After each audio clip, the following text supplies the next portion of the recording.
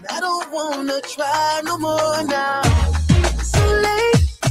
I don't wanna hear you say you're sorry. It's too late. I don't wanna hear no more excuses. It's alright. See, I'ma walk away 'cause I'd rather be alone now. It's alright. Do you better recognize? I got it. I got it. Girl. Keep your apologies. It's over, you and me. So say you're sorry. It's too late. I don't wanna hear you say you're sorry. It's too late. I don't wanna hear no more excuses. It's alright. See, I'ma walk away 'cause I'd rather be alone now. It's alright. Do you better recognize? I got it. I got it.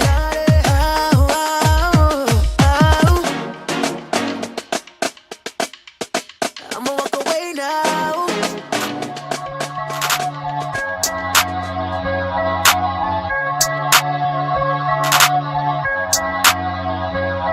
Hey, slide to the left, slide to the right. Rock with me, baby, we can do this all night. Slide to the left, slide to the right. Come on, come on, come on. Hey, slide to the left, slide to the right. Rock with me, baby, we can do this all night. Slide to the left, slide to the right. Come on, come on, come on. Hey, slide to the left, slide to the right. Rock with me, baby, we can do this all night. Slide to the left, slide to the right. Come on, come on, come on.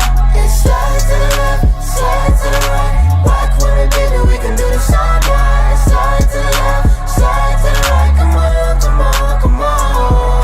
Yeah, right hand is wrapped around your waist. I love the way that you be twirling to the bass. Moving sideways on the front deck. DJ playing all of your favorites. I'm digging your flavor, yeah, yeah. 'Cause the vibe. Let this be real inside. Hey, slide to the left, slide to the right. Rock with me, baby, we can do this all night. Slide to the left, slide to the right. Come on, come on, come on. Yeah, slide to the left, slide to the right. Rock with me, baby, we can do this all night. Slide to the left, slide to the right. Come on, come on, come on. Hey, slide to the left, slide to the right. Rock with me, baby, we can do this all night. Slide to the left, slide to the right. Come on, come on, come on. Yeah, slide to the left, slide to the right. Rock with me, baby, we can do this all night. Slide to the left, slide to the right. Come on, come on, come on.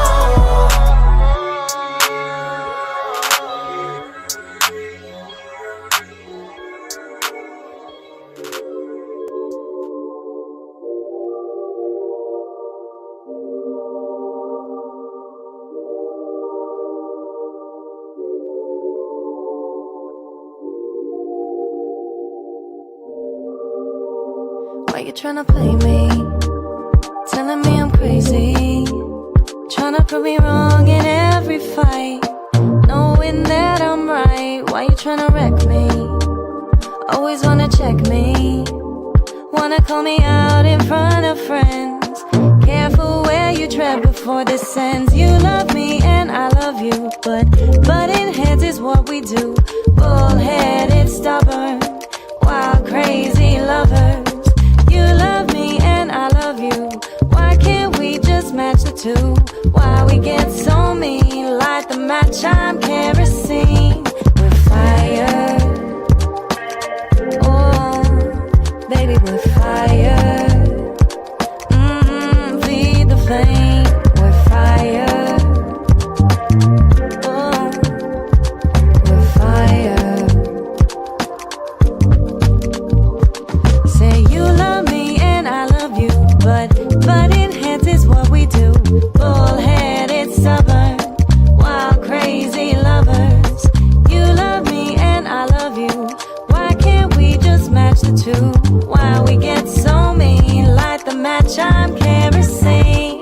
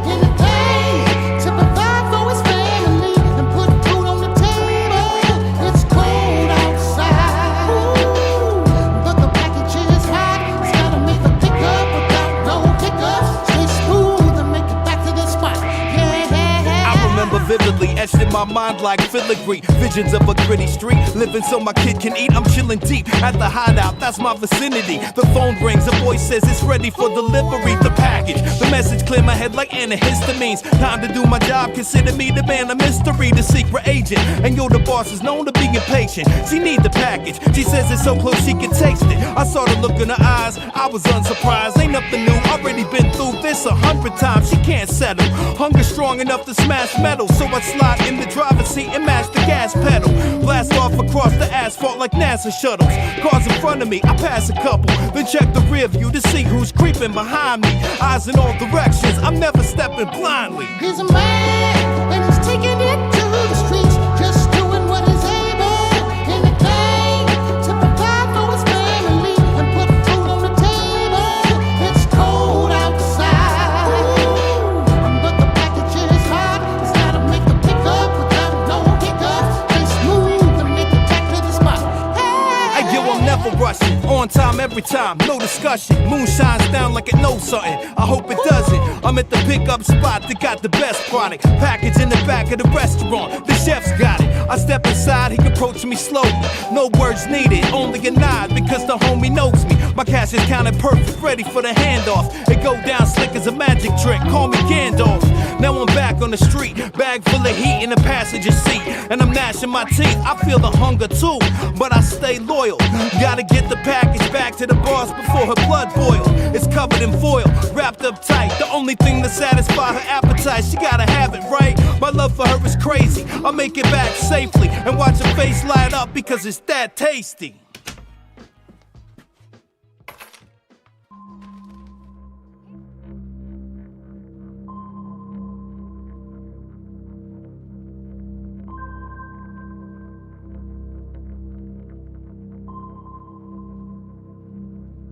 Audio Jungle.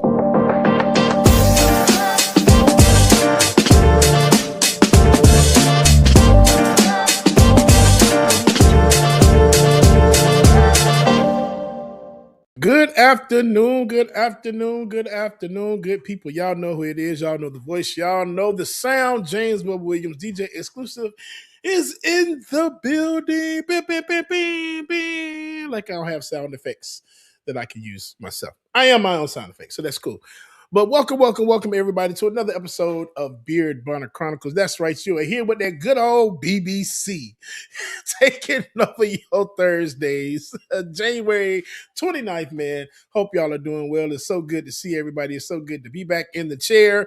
I know how I've been away doing everything under the sun, looking for a job, looking for a place to stay, looking for a job, DJing like crazy, trying to get my board fixed. It's a whole lot of stuff. It's a lot going on. It's so much. It really is. Oh, I didn't tell y'all. Yeah, that brand new board that I bought, that brand new, spectacular, funky ass board that just had all the bells and whistles. Yeah, so I was DJing a party. And, you know, part of the responsibility is on me. Okay, I do. I admit that. But DJing a party and leaned in and tried to hear what dude was saying. He leaned in, I leaned in, and my whole drink spilled all over the right side of my board. Okay, so that was tequila and pineapple juice. All right, and then water. So the board is completely kaput. It started working for a minute. I thought I'd let it dry out, and it did good. But then all of a sudden, it cut off like 20 minutes before the end of the party. So yeah, now I have to get that fixed. I don't know how. I took it apart as much as I could, and it's so sticky from the pineapple juice. I'm just like, yeah, the buttons have no resistance on it. It was just a lot. It was a lot. So yes, so now I'm back to using good old faithful. I'm glad that I did not get rid of her. But even for the simple fact that she's I miss my baby. That board cost so much money, man. It was. And just knowing I only got like a few uses out of it kind of ticked me off a little bit. I'm not going to lie to you. But now, boy, I'll tell you, I'll leave nothing. I don't want nothing. No liquids around my board at all. But that's that on that anyway, y'all. But how are y'all doing today? I hope y'all are being good, doing good, and surviving out here in these effed up streets because the streets is effed up all the way around. So I hope everybody is doing good, man. And that's why I said, hey, Bub, you got to make sure we are going to be consistent with our Thursdays as long as I'm not working, because I may be working soon. So as long as I'm not working, I'll be here in the chair, because there's a lot going on, man, in this world, and not even in this world, but in our country, that we got to have some kind of joy. And y'all know me, I like to be a joyous person, bring the joy as much as I possibly can, keep everybody laughing, tell y'all some corny ass dad jokes, and just indulge the people at least for a minute, man, to take your mind away from a lot of the bullshit that's going on. Because let's be honest, it's a lot of it, okay? So anyway, with that being said, y'all drop your rating in the chat, man. How are y'all feeling today? How are y'all doing? Drop that in the chat for me. And let's see. I would say myself, out of 1 out of 10, I'm going to say an 8. And I say an 8 because stuff might not be going the way I want it to, or how I think it should be going. But my God, I'm here. And that's all I can. I'm thankful just for that, because there's a lot of people that didn't wake up this morning. So for me to be alive and waking up to be in front of you on your screens gives me an 8. And actually that makes it a 10 because I'm alive. But the other stuff makes it a 6, 7, 6, 7. Oh shit. I did it. But yeah, man, I hope everybody else is doing good. Like I said, I say an 8 for myself. Let's see what y'all are saying in the comments here. Oh, you know what? Let me check in and say hey to everybody while I'm doing this as well, too. Oh, I got to scroll up a lot. Johnny Too Late, what's going on? HBX, good to see you. Real John Lithium, get merinting to you. Well, it's not merinting right now. It's afternoon. Had to turn this brightness up real quick. Lawrence, LA Lawrence, LA. That's what we just gotta say. What's going on? Janet Ben, good to see you. Early start today. Yeah, just wanted to come in a little bit early, play some music for y'all. You know how it goes. Johnny Too Late dropping the stuff for the beard buddy. Have to make sure we put that up as well. Carly Wynn, good to see you. Not your cat.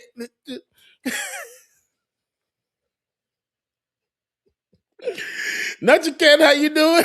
Good to see you. I know I butcher names, bro. I'm not gonna lie. Not your cat, good to see you. Shade Dragon, love you so much. Good to see you as well. Snickers B.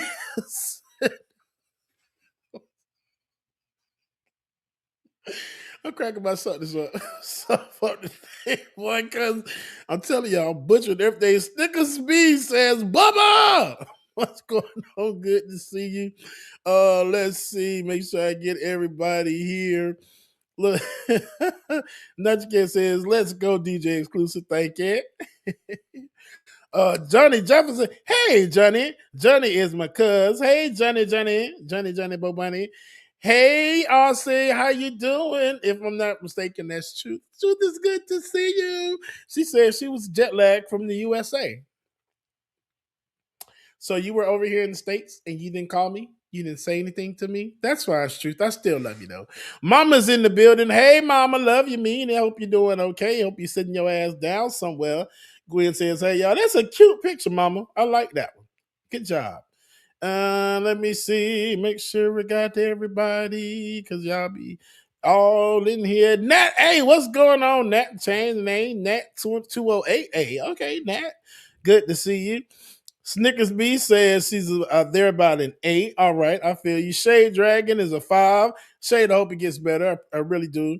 Nacha Cat says 7.5, a solid 7.5. Carly Wynn, 3-ish. Ooh, I hope it gets better for you. Just know that it will get better. Okay, I promise you it will. All right.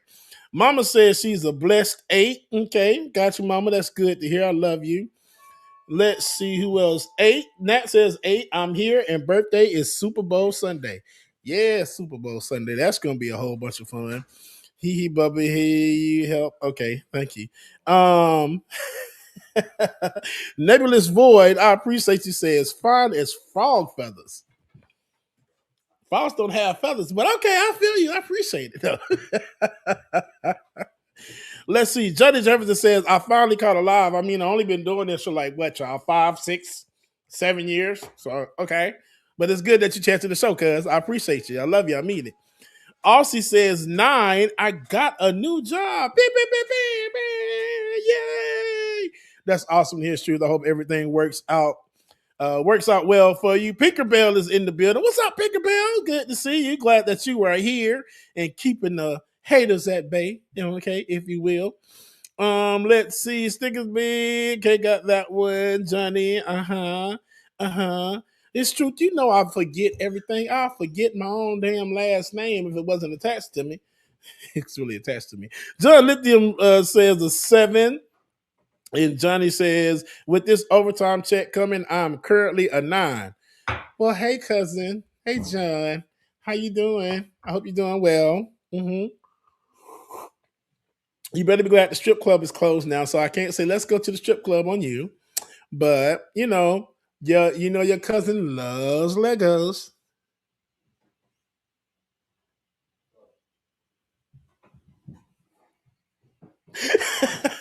Shout out to John. I appreciate you, John. I love you. I mean it. All right, y'all. I think that is everybody. Boom. So, y'all know how we like to get moving when we do this show. We like to get into some dad jokes, man. And of course, y'all know I have a few of them and a lot of them. So we're going to get into these dad jokes. Yeah, he over here. Little boy. Oh, he left? Oh, of course he did. Whiskey. Come here. This side. Whiskey. Let me show y'all whiskey real quick. Because Jesus. Come here. Come here. Right here. You just want me to pick you up like this, don't you? Whiskey. Oh, God. Oh, gosh, boy. Come here. Oh, Jesus. Oh, Whiskey, look at you on camera. You are so adorable. Look at the Whiskey. Oh, hey, yes, puppy. Look how big Whiskey has gotten, y'all. He started off as just a little old puppy pup. And y'all remember the first time I had him up here. And look at him now. Oh. Yeah, well, Nat, this is Q's dog, but Unky love take care of Whiskey, don't I? And you put my headphone out. Well, actually, I did it. But yeah, look at him. He's so adorable. He is a standard golden doodle, but like now he is a got doggone long snout golden doodle. He not giving what he's supposed to give, but it's okay though, because we love him all the same. Ain't that right, Whiskey? We did right. Okay. All right. I gotta go do a show. Okay. We gotta put you down. Your big self. Oh my gosh, she is huge. Go to your bed. Go to your bed. All right. Hold on, y'all. Okay. Boom. Now we're good to go.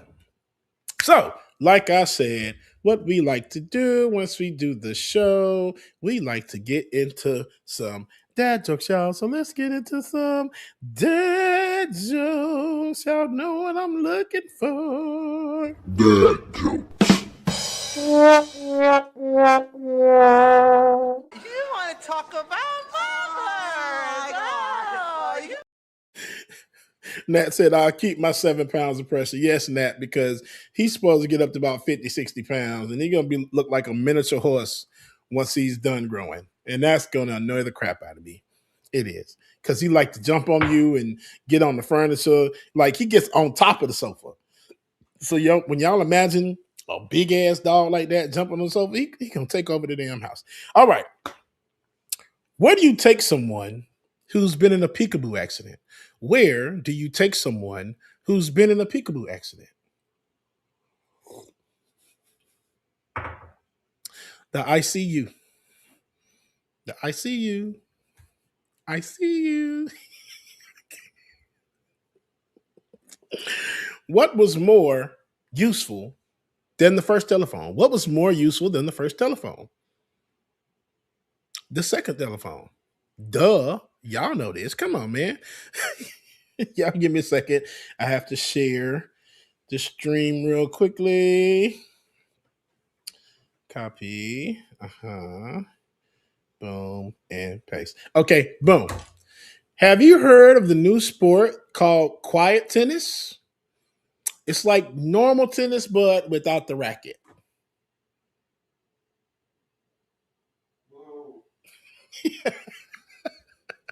Why did the God of Thunder need to stretch his legs? Why did the God of Thunder need to stretch his legs?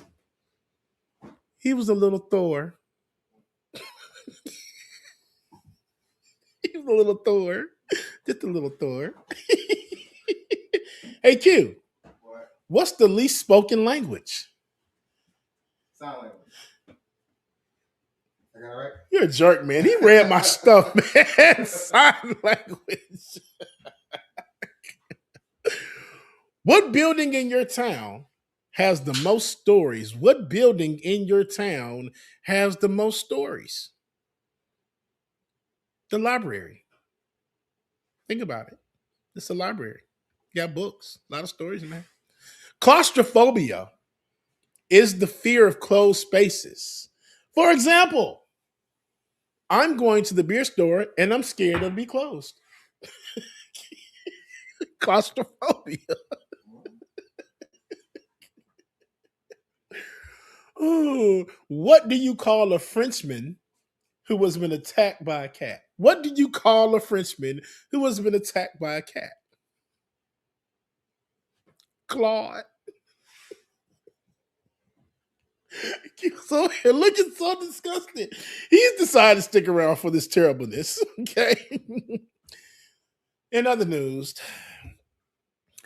RIP Boiling Water. You will be missed. Missed.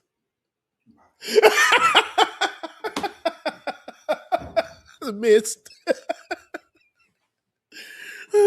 What's missed, bro? What's the difference between a poorly dressed man on a tricycle and a well-dressed man on a bicycle? What's the difference between a poorly dressed man on a tricycle and a well-dressed man on a bicycle? Attire. Attire. Attire. Attire. That was this week's dad jokes, y'all. Dad joke. You want to talk about mothers? Oh, you All right, y'all, moving right on along. This week, on the top 10, according to ChatGPT, we asked good old ChatGPT, of course, our top 10 list, of course, but the list that it came up with, I think, was a good one. It is the top 10. Wait, what was it? It's not on my list, y'all. Oh, wait, here we go. It is the top 10 you know your black win moments. Now, some of you may not know these things. The majority of you, though, you know, my melanated brothers and sisters that are here, y'all will understand. So, to my Caucasian friends, everybody else that's watching, here's a little peek into what a collective black experience looks like. Okay, so sit back, relax. Top 10 according to ChatGPT is top 10 you know your black win moments. Where's my graphic? Boom, there it is. Bubba be running this stuff just like that. Boom, I know where it is. Most times it's Nick, so shout out to Nick in the background. Appreciate you, Nick. All right, boom. What's up, family? Welcome back to Culture Vibes Unfiltered, where we celebrate the things nobody had to teach us. We just knew. Today's episode is for the culture. We're counting down the top 10 you know your black win moments. The experience that don't need explanation. If you know, you know. Let's get into it. FYI, the script is from ChatGPT as well, okay? I'm being real with y'all. I didn't write these things. They're not my words. They're from ChatGPT. So let's get it. Here we go. Number 10. You don't sit on furniture with plastic on it. You knew better. You didn't ask questions. You just sat on the edge and accepted your fate. That couch was not for comfort. It was for respect. Y'all know what the couch, the sofa looked like. with the stuff on it. You just didn't sit on it. And then if you did sit on it, especially in the summertime, you're going to stick to it and it's going to be terrible. Just the noises that came from that sofa was hilarious.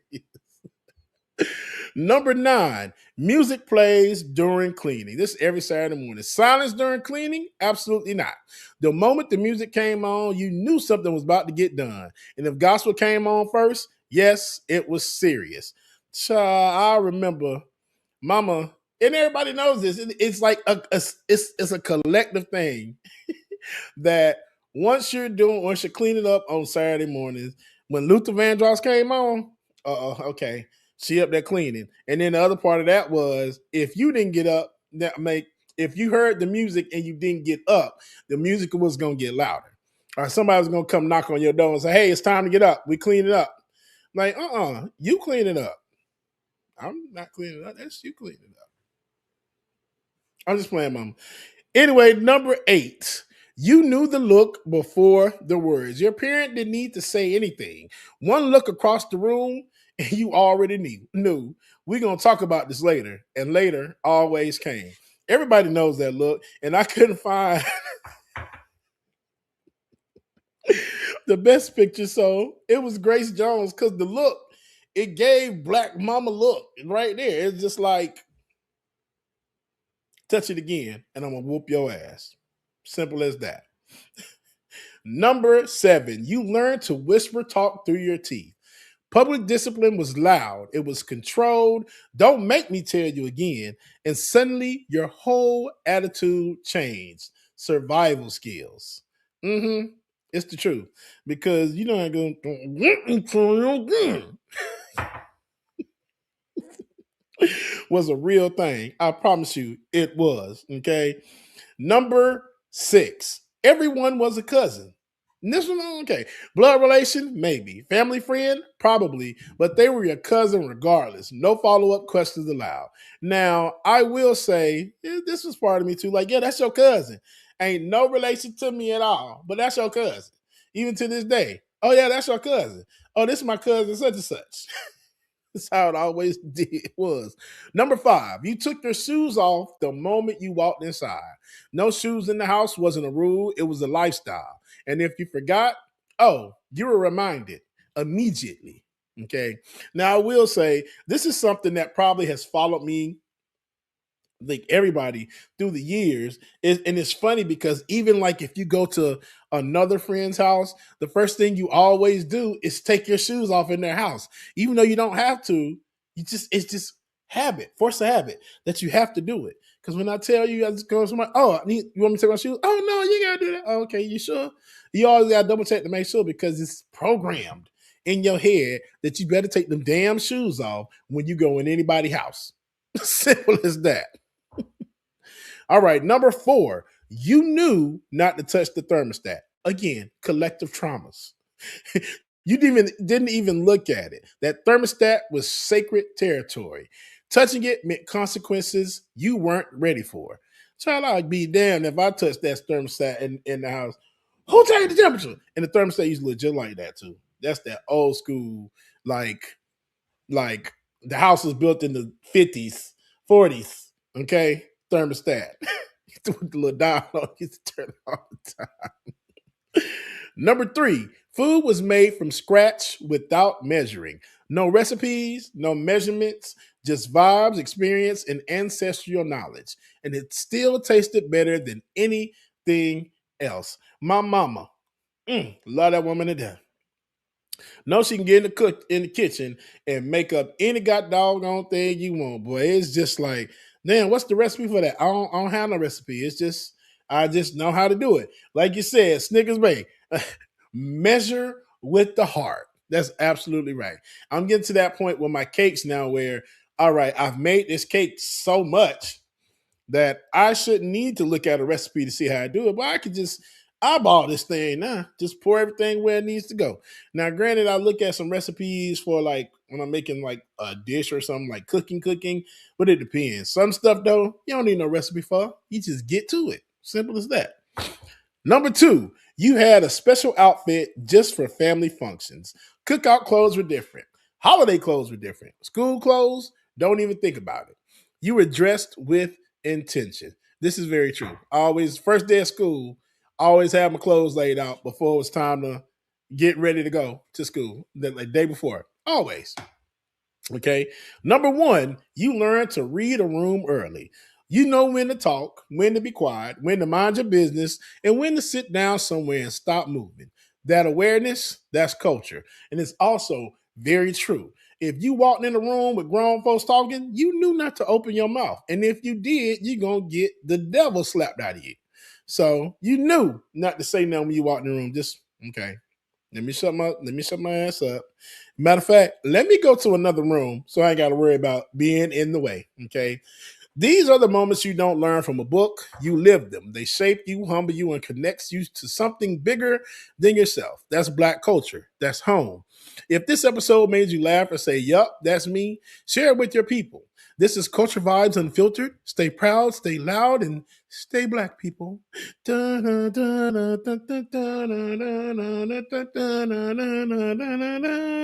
don't know why I did what theme song is that? Price is Right? Because I got no goddamn sense. That's what it is. All right, y'all. That was this week's top 10. I do think that it was a good one. I was like, all right. They had a few other lists on there, excuse me, that we'll get into next week and see how that works out. But I think it'll go good. So, with that being said, again, it's been a while since I've been on. And since I haven't been on, you're like wondering, Bubba, what have you been doing? Looking for work. Looking for somewhere to stay. I found somewhere to stay. So thank you, Jesus. I'm happy for that. What else? DJing like crazy. Solidified a Friday night gig now that every Friday night that I DJ from like 9 to 2. Excuse me, but when I tell you it's exploding. It is. It's actually becoming very, very popular. Excuse me, newer spot. And the vibe is excellent. Last week was amazing. Didn't finish until 3 a.m. because there were so many people still left in there. And tomorrow, kind of expecting the same thing. Hopefully not till 3. We can go till 2, but still a good outcome. Excuse me. What else? Oh yeah, Legos. Of course, y'all know me. Building Legos is my thing. So what I've done for you today is put together a video of my most recent Lego endeavors, or my most recent Lego haul, I'll say. It's been great. It's been amazing. And like, I'm so happy. And I can't wait to get in a new place and build all of this stuff. Still don't know where I'm going to put it at yet, but I'm ready for it. So let's take a look at the most recent Lego haul. It's a lot of shit. What is going on, y'all? We are back again with another AliExpress Lego haul. As you see, it is a lot of good stuff in here. You see it, the boxes, the bags. Yeah, so let's get into it. Let's start with the first one right here. And probably one of the ones that I've been waiting for a while. Let y'all see what it is. Coming in at a whopping 10,001 pieces. The Lego Eiffel Tower. Now, I don't know where the hell this gonna go, or when the hell I'm gonna have time to build it, but it's 3 feet tall already. Woo! So this is gonna be amazing to put together. Get to the last page here. Boom. I can't wait. Okay. So that's the Eiffel Tower. And this is the big ass bag for the Eiffel Tower. I don't know where I'm gonna put this stuff at, y'all. So y'all come help me. Ooh! Jesus. Boom, boom. Eiffel Tower. Up next, this beautiful pieces with all lavender and stuff. Let's see, make sure we got that tilted down. That's nice. There we go. I like that little stand. Building blocks. Okay. Open up this one. This will be. No. This one is the Lego Disney Princess Castle.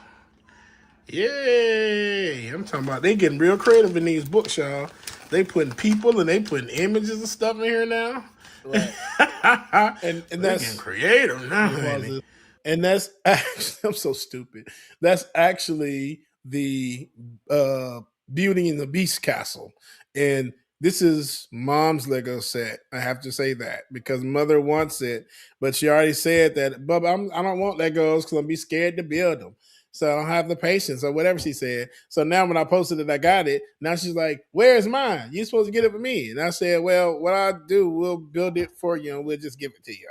Okay, there it is. So that's Beauty and the Beast castle. All right, and you see that's going to be that one. So I'm excited for that one. I already have the regular castle.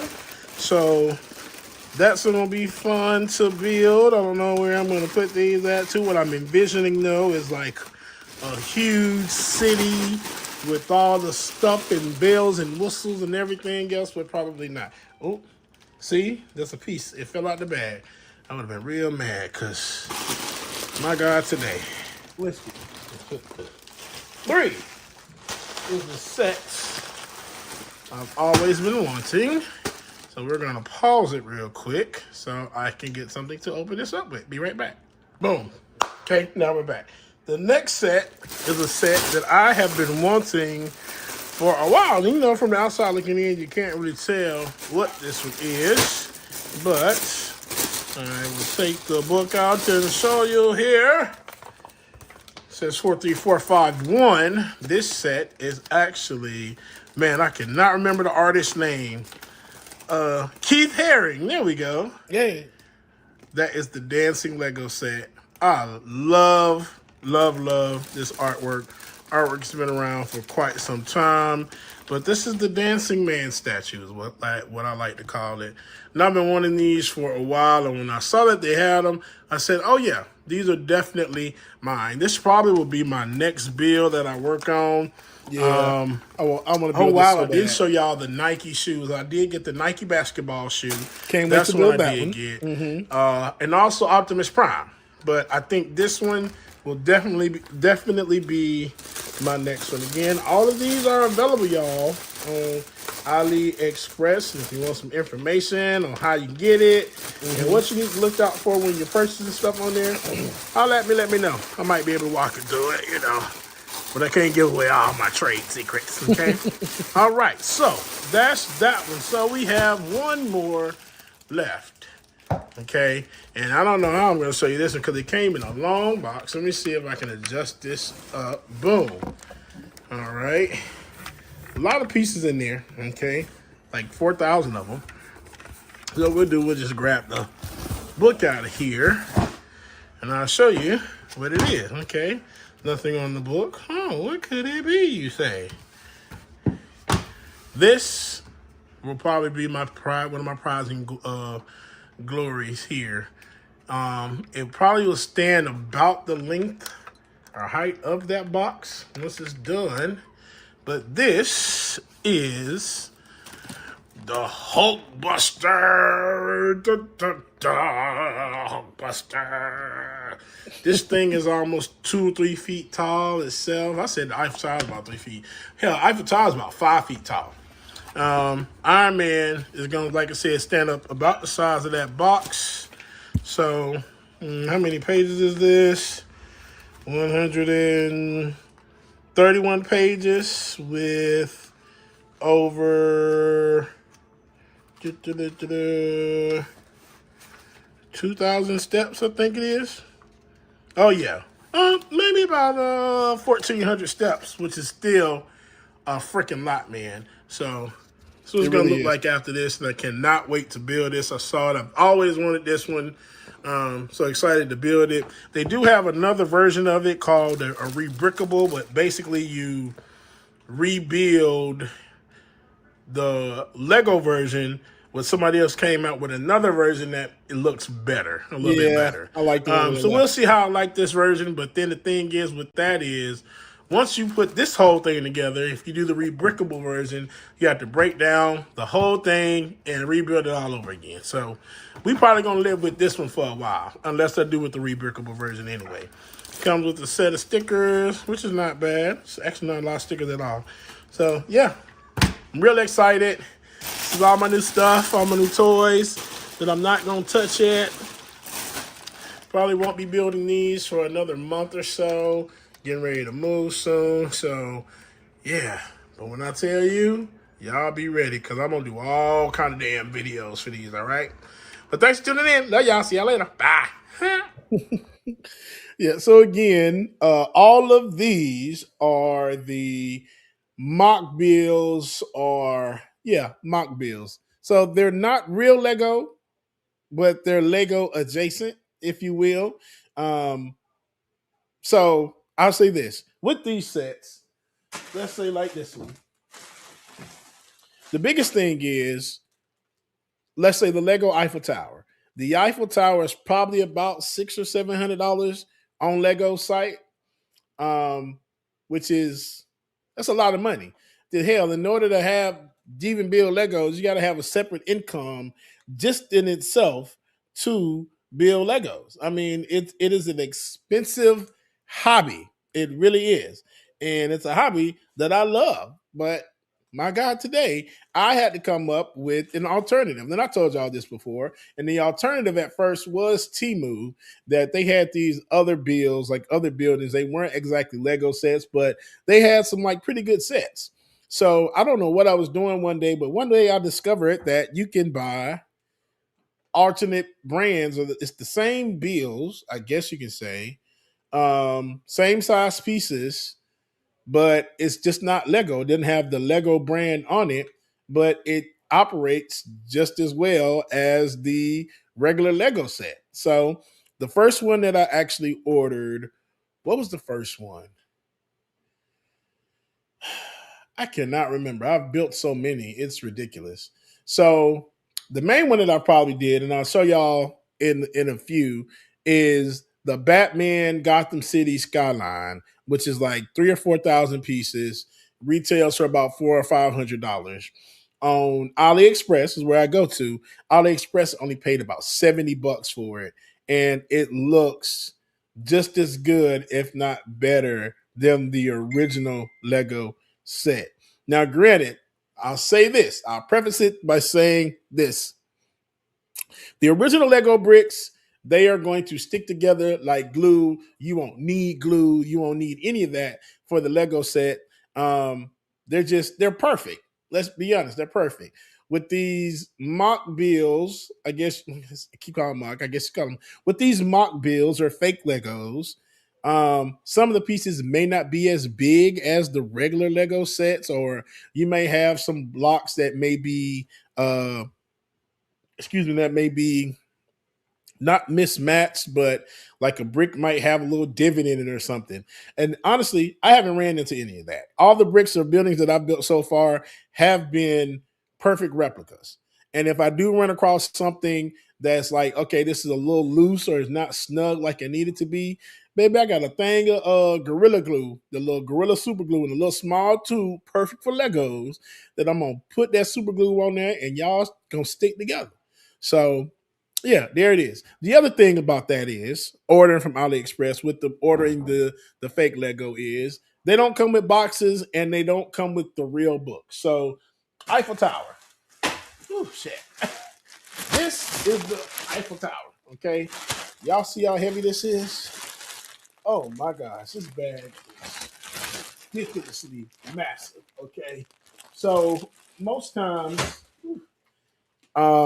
it would have just came in a big box that you could have did, but this one I see is packaged in the bag. The book, I don't think the real book looks like this one, but it has all the same build instructions and everything. There was even one point where I built Batman. Oh, the Millennium Falcon. That's the other one. The Millennium Falcon. I followed the actual Lego instructions, and they're to the T. The biggest thing that might be different is the Lego build may use like a piece that's together, like a 1x8 brick that's all together, versus in the fake Lego, they may use a two 1x4 pieces. Okay. So it just depends on what you're building. So the biggest thing, you don't have a box, you still get the booklet. That's it. That's the biggest thing. So honestly, with me, I probably prefer the AliExpress version of the fake Legos. Now, granted, if I had some really good income coming in where I can waste thousands of dollars building these, I definitely would. I definitely would. Lego is they're great quality. The quality is very superior. You can't beat it. So that's cool. But in the meantime, in between time, if I'm still going to get the same build, quality might be a little bit lower, but it works out for me. So I definitely stick with these for the time being until somebody either wants to sponsor me every Lego set that's ever been created. Then I get me some AliExpress that I can just pay $100 for. Eiffel Tower, again, $600, $700 on Lego. I paid $90 for these. Okay.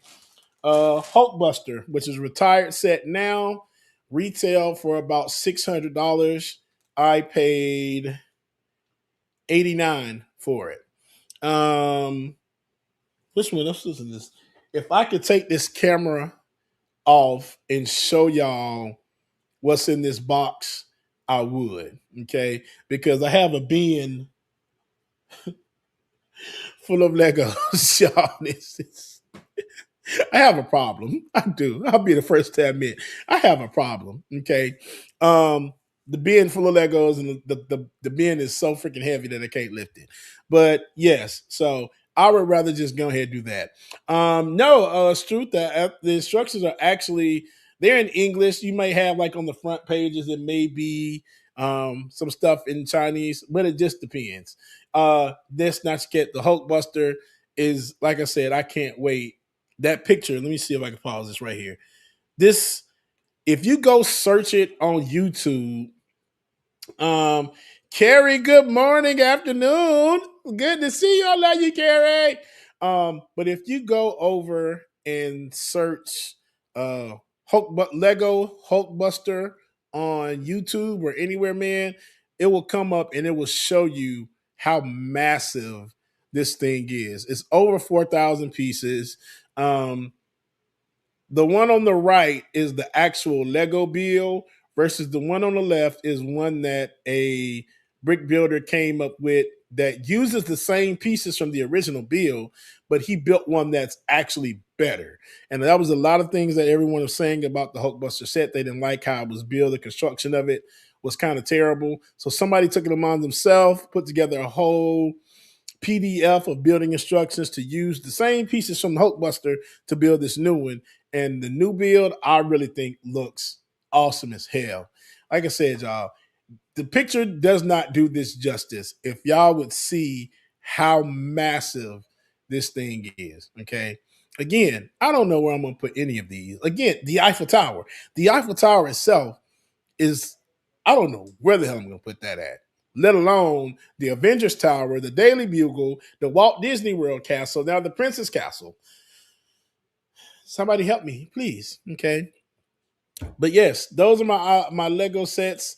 If you do get into them and they say, hey, I want to go get some Legos like Bubba got from AliExpress, just make sure that you do your research on them.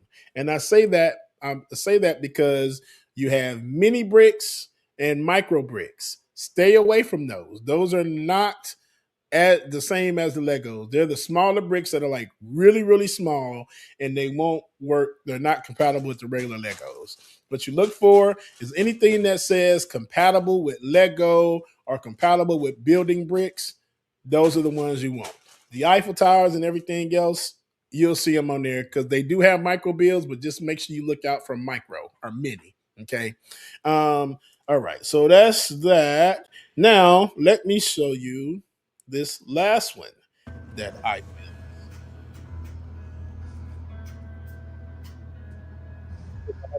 Background, look there.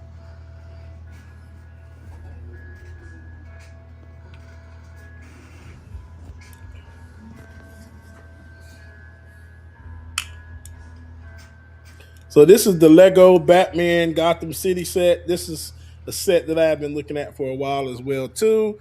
And I broke down and got it for like $70. But when I tell you this set, it was a thorn in my. It's not that it was a thorn in my side, but it was just like a lot of small pieces from my big ass fingers. So, but the detail of it is it's amazing. It is massive as hell, y'all. It's sitting on the mantle of the fireplace right now. So I think I back out a little bit so you can see it. This picture doesn't do it justice, but let me show you. Boom, remove from studio, and boom. So that lets you know how big it is. This dang on thing set is huge. And I love big ass Lego builds. I don't know why. Hence why just about everything that's in my collection down here is between 2,000 and 10,000 pieces. So yes. Bucket says, how much does that weigh? I want to say 10 pounds or so.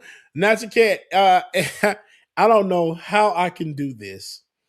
But on my Instagram page, y'all go follow my Instagram page. If you go look at it right now, DJXXXCLUISIVE, the first reel that's on there, you'll see the Batman. You'll see the video of the Lego haul, but the second one that's on there will be the Batman. And I have the theme song playing behind it, which I tried to download for this, but it wouldn't download. But yeah. But this one, if I'm not mistaken, I can actually tell y'all how big it is, what the weight of that is.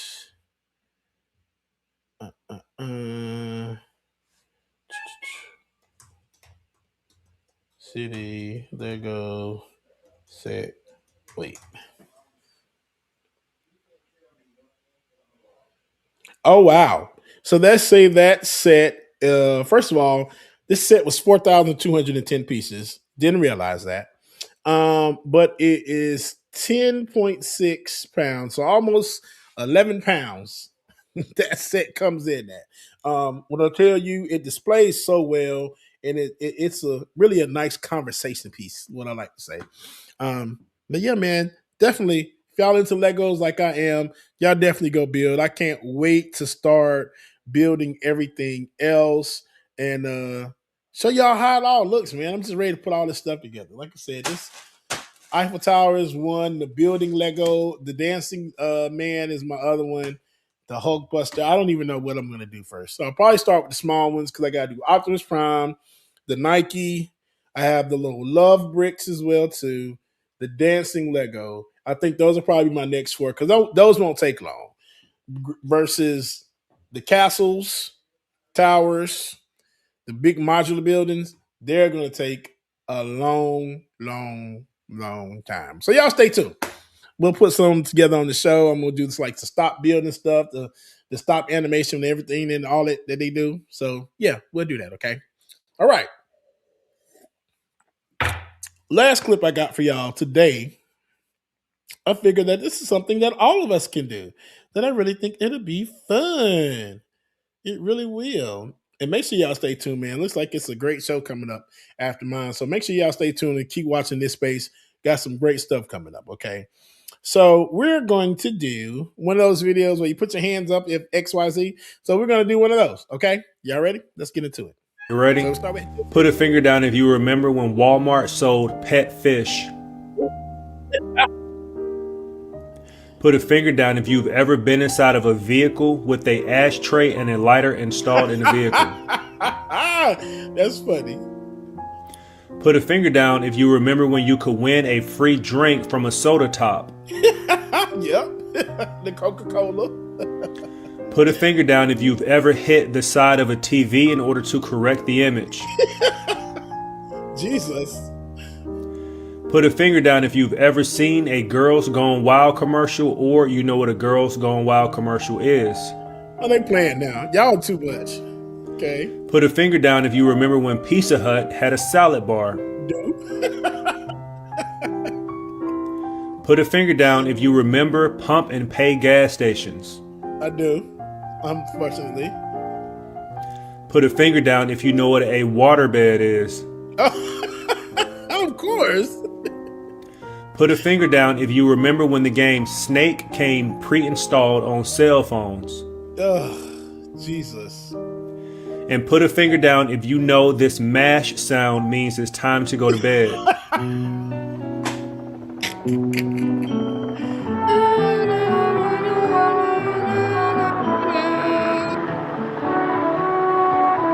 If you got your fist balled up, go ahead and throw me a punch. Y'all, we owe. So what's y'all's code? Because as y'all see, I'm 10 fingers down. It's got my fist up. When I saw this video, I'm like, damn, that made me feel old. Wow. Oh yes, they'll wait for y'all.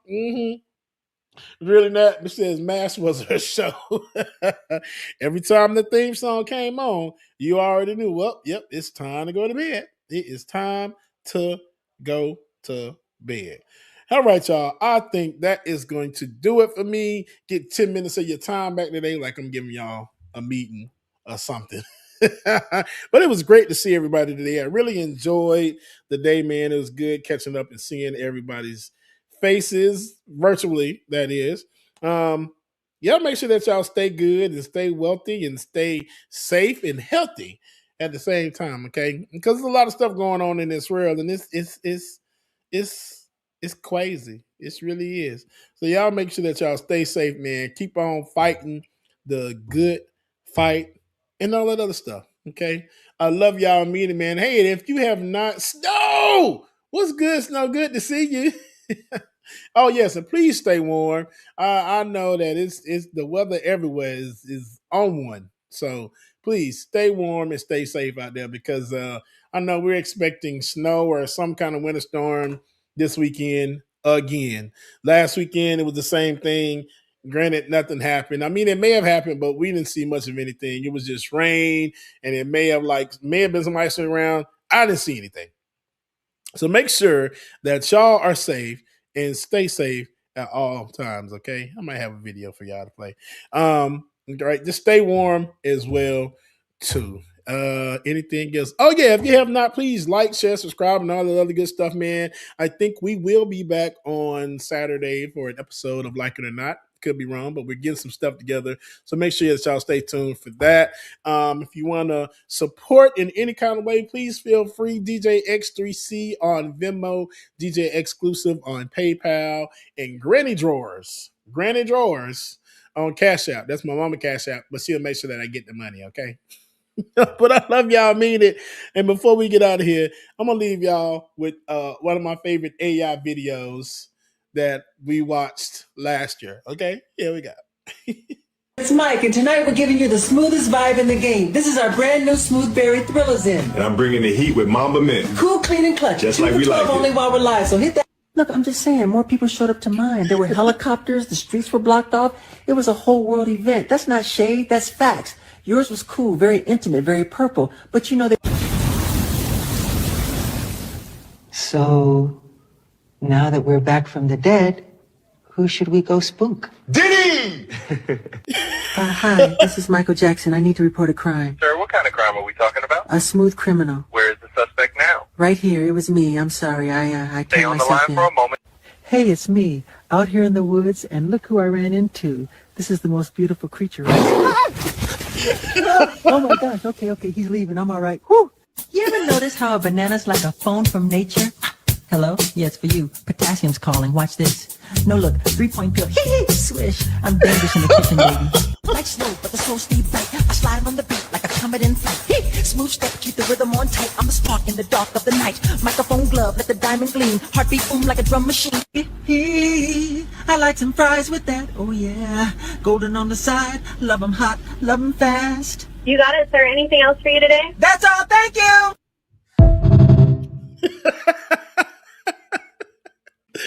Goddamn AI, y'all. Y'all watch out for it because the new models, that wasn't that long ago. And now the models now are much better and clearer So y'all watch out, right? Anyway, y'all, I'm out of here. Love y'all so much. Mean it. We will see y'all either Saturday or I'll see y'all next Thursday. Boom, boom, boom, boom. Love y'all. Mean it, man. Be safe. Enjoy. Love y'all. Mean it. Love each other. And I wish I could give you an affirmation for today. God did. God did. That's the affirmation. Love y'all. Mean it. I'll see y'all next week. Deuces. Audio Jungle.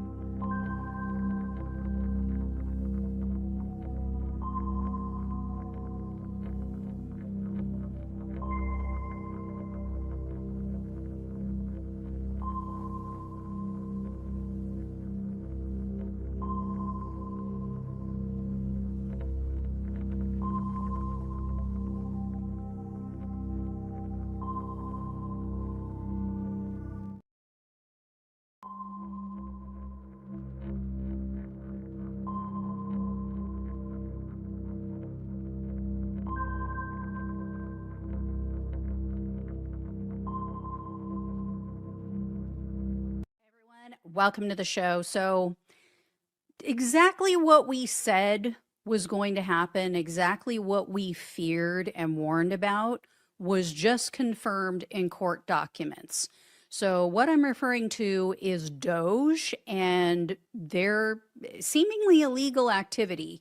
Last year, when Elon Musk and his Doge boy band were granted unfettered access to government records and databases, we all freaked out, right? We all warned this information is being given to people who we don't know who they are. They haven't had proper background checks. If they have, we're not being made aware of that.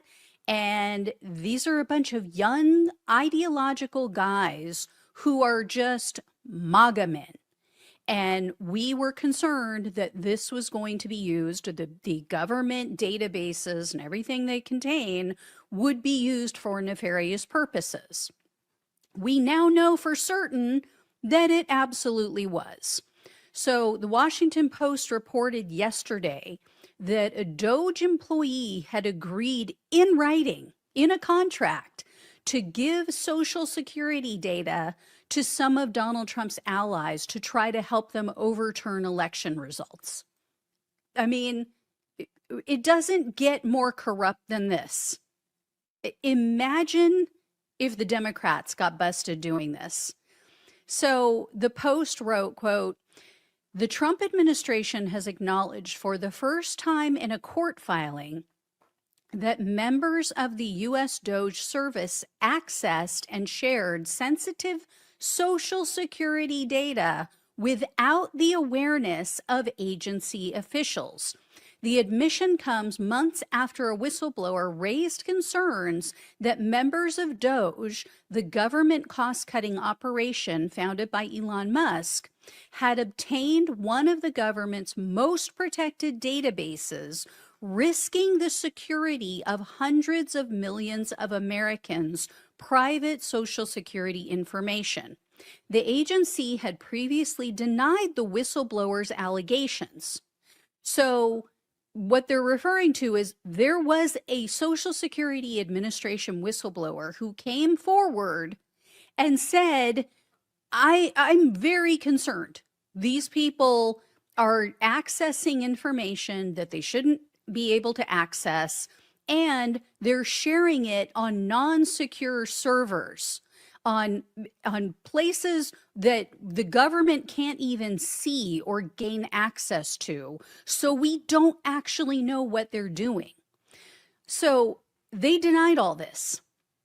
But this Washington Post story went on to say that Justice Department officials submitted a court filing last Friday, and in this court filing, they admitted it.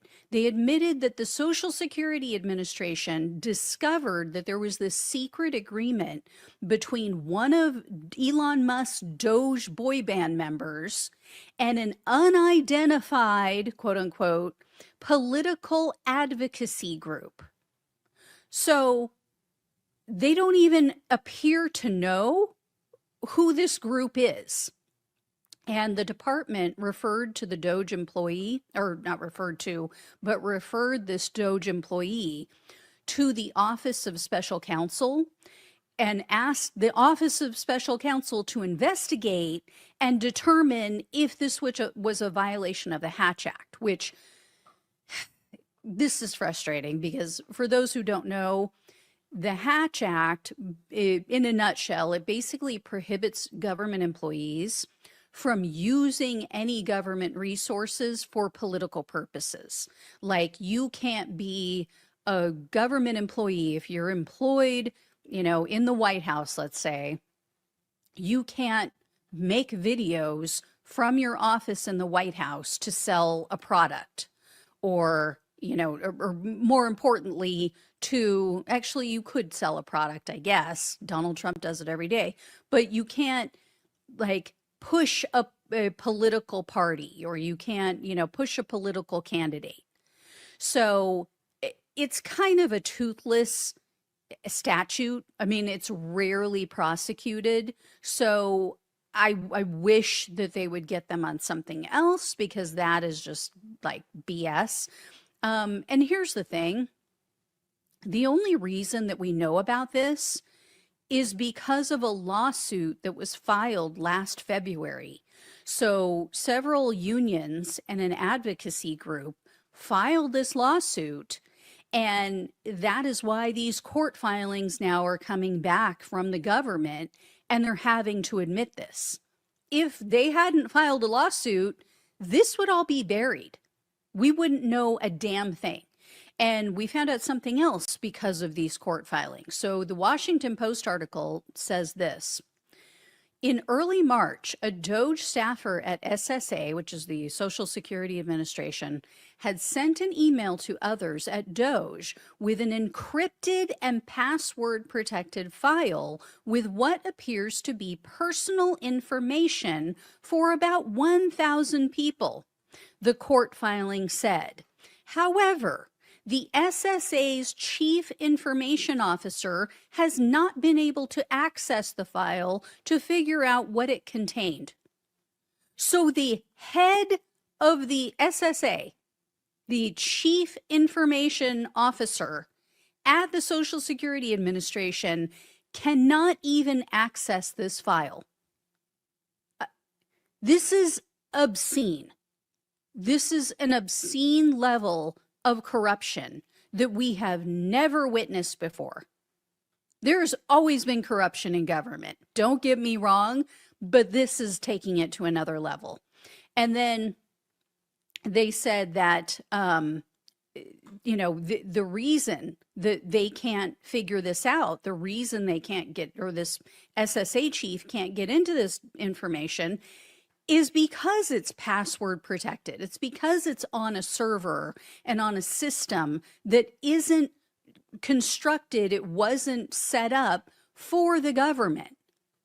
So they're purposely using these alternate systems so that people in the government can't keep an eye on them, so they don't know what they're doing. And then this article went on to say this. The agency also acknowledged for the first time that Doge members were using links to share data through a third-party server called Cloudflare, which is not approved for sharing Social Security data. SSA said it was unaware of the sharing until recently and doesn't know what was shared.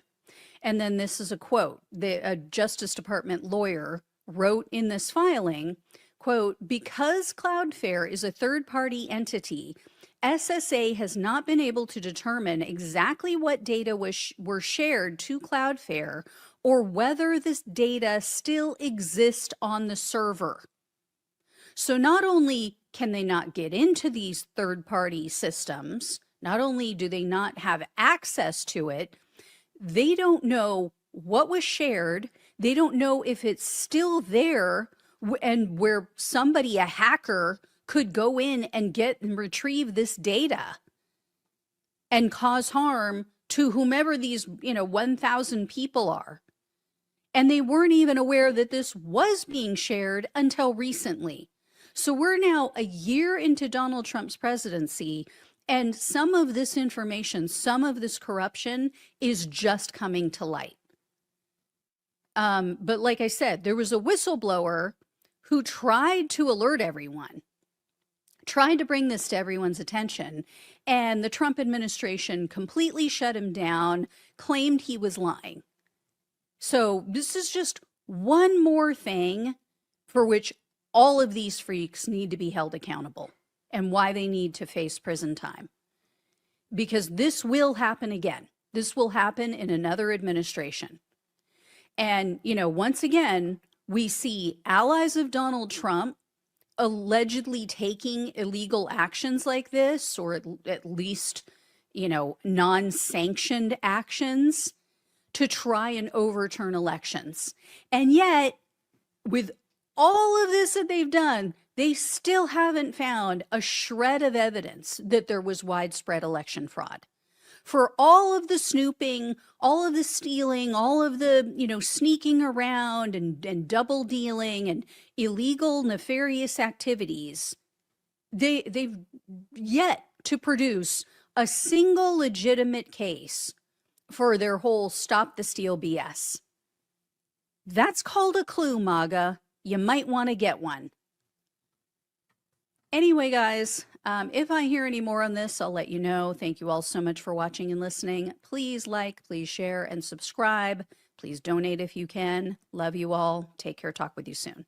Everyone, welcome to the show. So a Minnesota police chief held a press conference yesterday to inform the public that there is massive, widespread racial profiling going on, not only with members of the public, just random people on the street, at the hands of Trump's ICE Gestapo agents, but also non-white off-duty police officers. So minority police officers who are just in plain clothes, off-duty, driving around the city or, driving home, whatever, and they are experiencing this as well. So the chief that you're going to hear in this video clip I have for you, he started off by saying, hey, look, we support ICE. We've worked with them in the past. We've had a good relationship in the past, but this is beyond the pale. This is not what we signed up for. We disagree with their tactics for obvious reasons. So take a look at this video. As law enforcement community have been receiving endless complaints about civil rights violations in our streets from U.S. citizens. What we're hearing is they're being stopped in traffic stops or on the street with no cause and being forced to demand paperwork to determine if they are here legally. We started hearing from our police officers the same complaints as they fell victim to this while off duty. Every one of these individuals is a person of color who has had this happen to them. In Brooklyn Park, one particular officer that shared her story with me was stopped as she passed ICE going down the roadway. When they boxed her in, they demanded her paperwork, of which she's a U.S. citizen and clearly would not have any paperwork. When she became concerned about the rhetoric and the way she was being treated, she pulled out her phone. In an attempt to record the incident, the phone was knocked out of her hands, prevented her from recording it. The officer had their guns drawn during this interaction. And after the officer became so concerned, they were forced to identify themselves as a Brooklyn Park police officer in hopes of slowing the incident and de-escalating the incident down. The agents then immediately left after hearing this, making no other comments, no other apologies, just got in their vehicles and left. I wish I could tell you that this was an isolated incident. In fact, many of the chiefs standing behind me have similar incidents with their off-duty officers. We know that our officers know what the Constitution is, they know what right and wrong is, and they know when people are being targeted. If it is happening to our officers, it pains me to think of how many of our community members are falling victim to this every day. That is just beyond disturbing. So that was Brooklyn Park Police Chief. His name is Mark Bruley. This gives me hope. I know that's a strange thing to say at this point in time, but the fact that police officers are stepping forward, that they're willing to come forward and speak out against other officers of the law, and God, I use that term so loosely, considering that they're just willing to take any rando off the street, it seems, who is racist enough and willing to do this shit. So to call them officers of the law, meaning these ICE agents, which are, they're actually ISIS agents from now on because they are terrorizing people. They're terrorists.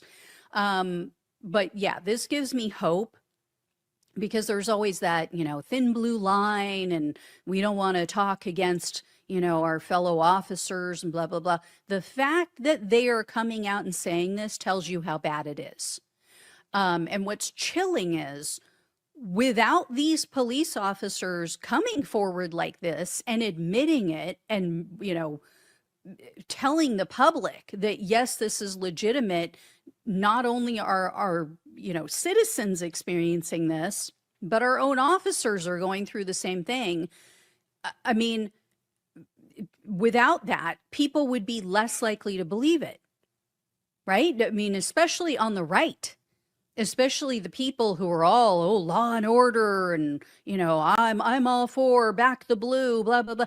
That group would never believe that this is what was going on, that people were being racially profiled and that they had done nothing wrong if they weren't hearing it from police officers.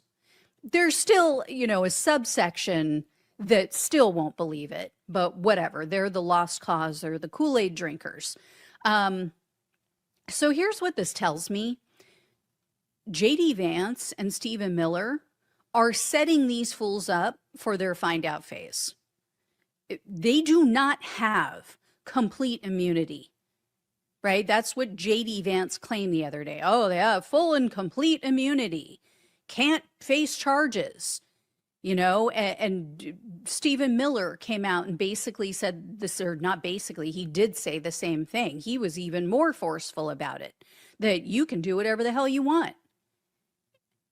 So, they're setting them up for failure because Trump cannot pardon state convictions. We know that because of Tina Peters. So if they get convicted, if they get charged and convicted in Minnesota or any other state with state crimes, they're screwed, just like Derek Chauvin found out after he murdered George Floyd. He's in prison still. There's civil lawsuits that can be filed by the families of victims or by the victims themselves. So, good luck to all of these Gestapo brown shirts when states like Minnesota start filing charges against them and citizens and legal immigrants start suing them for damages, because that's what they're facing. And Daddy Trump is not going to be around forever to help you. He will not be around to fix this and protect you. Not only does the guy have one massive cankle already in the grave, but he's not going to be the president forever. And people can say what they want about, oh, he's never going to leave and blah, blah, blah. I'm sorry, but first of all, I don't think he's going to make it through his entire second term, these next 3 years. If he does, I will be absolutely shocked. with his diet, the way he lives, who he is. I just don't believe that he's going to make it that long. And then second, I'm sorry, he will be out. He will be out. One way or another, come hell or high water, that man is not going to stay in office past this second term. So, all right, guys, if I hear any more, I'll let you know. Thank you all so much for watching and listening. Please like, please share, and subscribe. Please donate if you can. Love you all. Take care. Talk with you soon. Everyone, welcome to the show. I wanted to share something fun with you guys today. This is a really big sign of the times, and this should serve as another warning sign to the Republican Party that they might want to start reassessing their alignment with Donald Trump, because it was just reported that stores that are selling or were selling Donald Trump merchandise are now floundering and closing because of plummeting sales. So on Friday, the New York Times reported that numerous stores have been forced to shut down throughout the country, and the cope from one of the owners is pretty hysterical. So here's the article that was published. They spoke with a guy named Mike Domanico, I believe is how you pronounce it. Anyway, he is shutting down his Pennsylvania store on January 31st. He's been in business for 6 years, and he told them he was making initially like 200 to 300 sales per day when he first opened. So that was, he was a little late to the game, I will admit. He opened his store in February of 2020. And this Domanico guy said he initially had lines out the door. Well, now he's down to about 30 sales a day. So it's a fraction of what it once was. Well, Domanico explained that this drop in his estimation is from, you're not going to believe this, because Donald Trump isn't running again. I mean, this is just pure unadulterated cope. Okay. Here's what he said. He said, he's not running again. And he's, meaning Trump. When something's happening, like an election's coming up, or something in the news happens with Trump, the sales jump. But since there's no election coming up, things have slowed down. Sure, Jan. Okay, yeah, that's it. I mean, besides the obvious that Trump is the president right now, right? He's supposedly doing everything the base wants. Why wouldn't sales be through the roof if they're all Team Trump? Right? Yeah, but I'm sure, sales have cratered because he's not on the ballot in the upcoming election. I mean, we do have an election coming up. We have an election coming up at the end of this year, and then we have the 2028 election, of which Donald Trump has floated the idea of running a third time in violation of our Constitution. So what is this guy even saying? And the New York Times said there were 2 other Trump merch stores that are also closing. Why they're in these states, I don't know, but one is in Massachusetts and the other is in Connecticut. I mean, those are very blue states. Why would you open Trump merch stores? And how did they ever stay open? How did they ever sell anything? I don't know. I mean, I know there are still Trump fans, so maybe that's it. Like, oh, it's shooting fish in a barrel or whatever.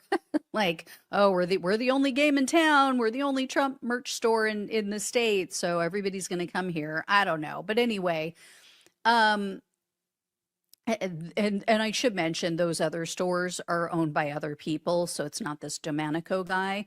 But anyway, like I said, this is clearly a sign of the times, and these people just don't want to admit it. Trump has been exposed as the incompetent businessman that we've all known he was, the incompetent person he's always been. He's shown also he's a total puppet for Israel. He is the farthest thing from a quote unquote peace president, as he claims.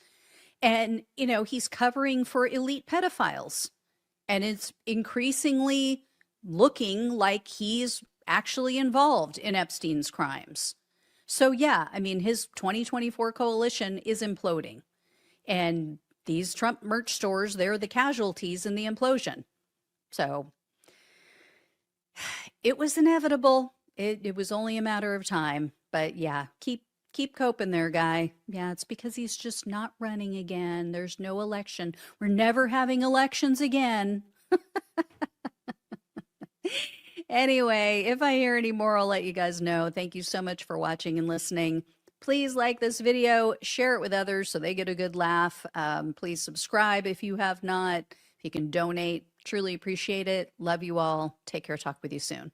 Everyone, welcome to the show. So yesterday night or around the evening time, we found out something that really explains a lot. It explains what has been going on and why these ICE agents think that they just can do whatever the hell they want.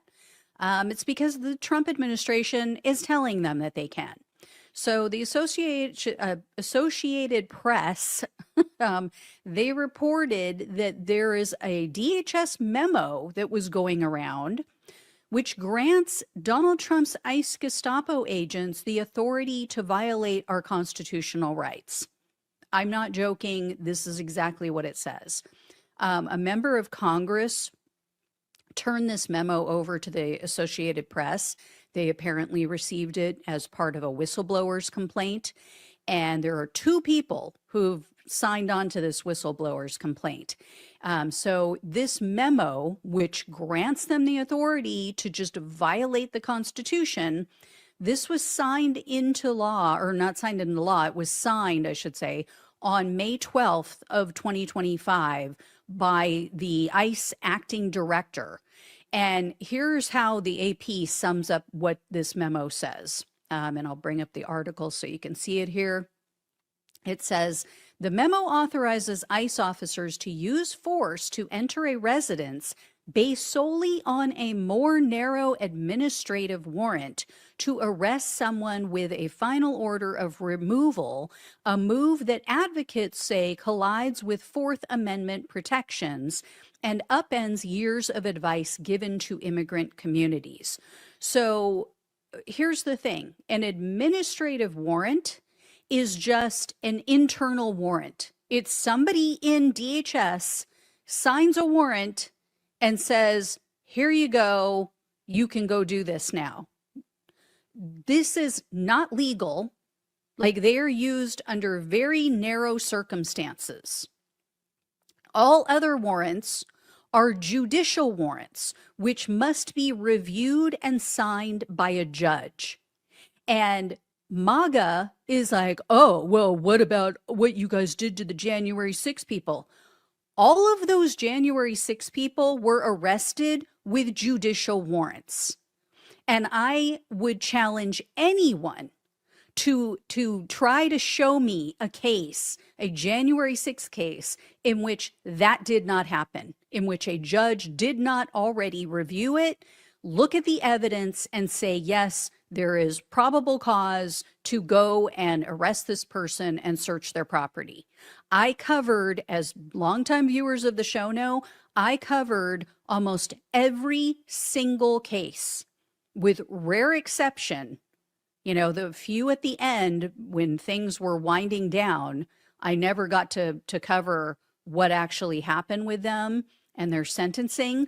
But with, you know, rare exception, I covered every single one of the January 6th arrests. I read their arrest affidavits. I read all the judicial documents, the full court records on file, the sentencing memos in full, and then reported on all of it. And every single one was reviewed by a judge and approved by a judge before they went and arrested these people. That is not happening here, because according to the whistleblower, this memo was shared in the department, although it wasn't shared throughout the department, is what they're saying. But they are using it to train their new ICE officers.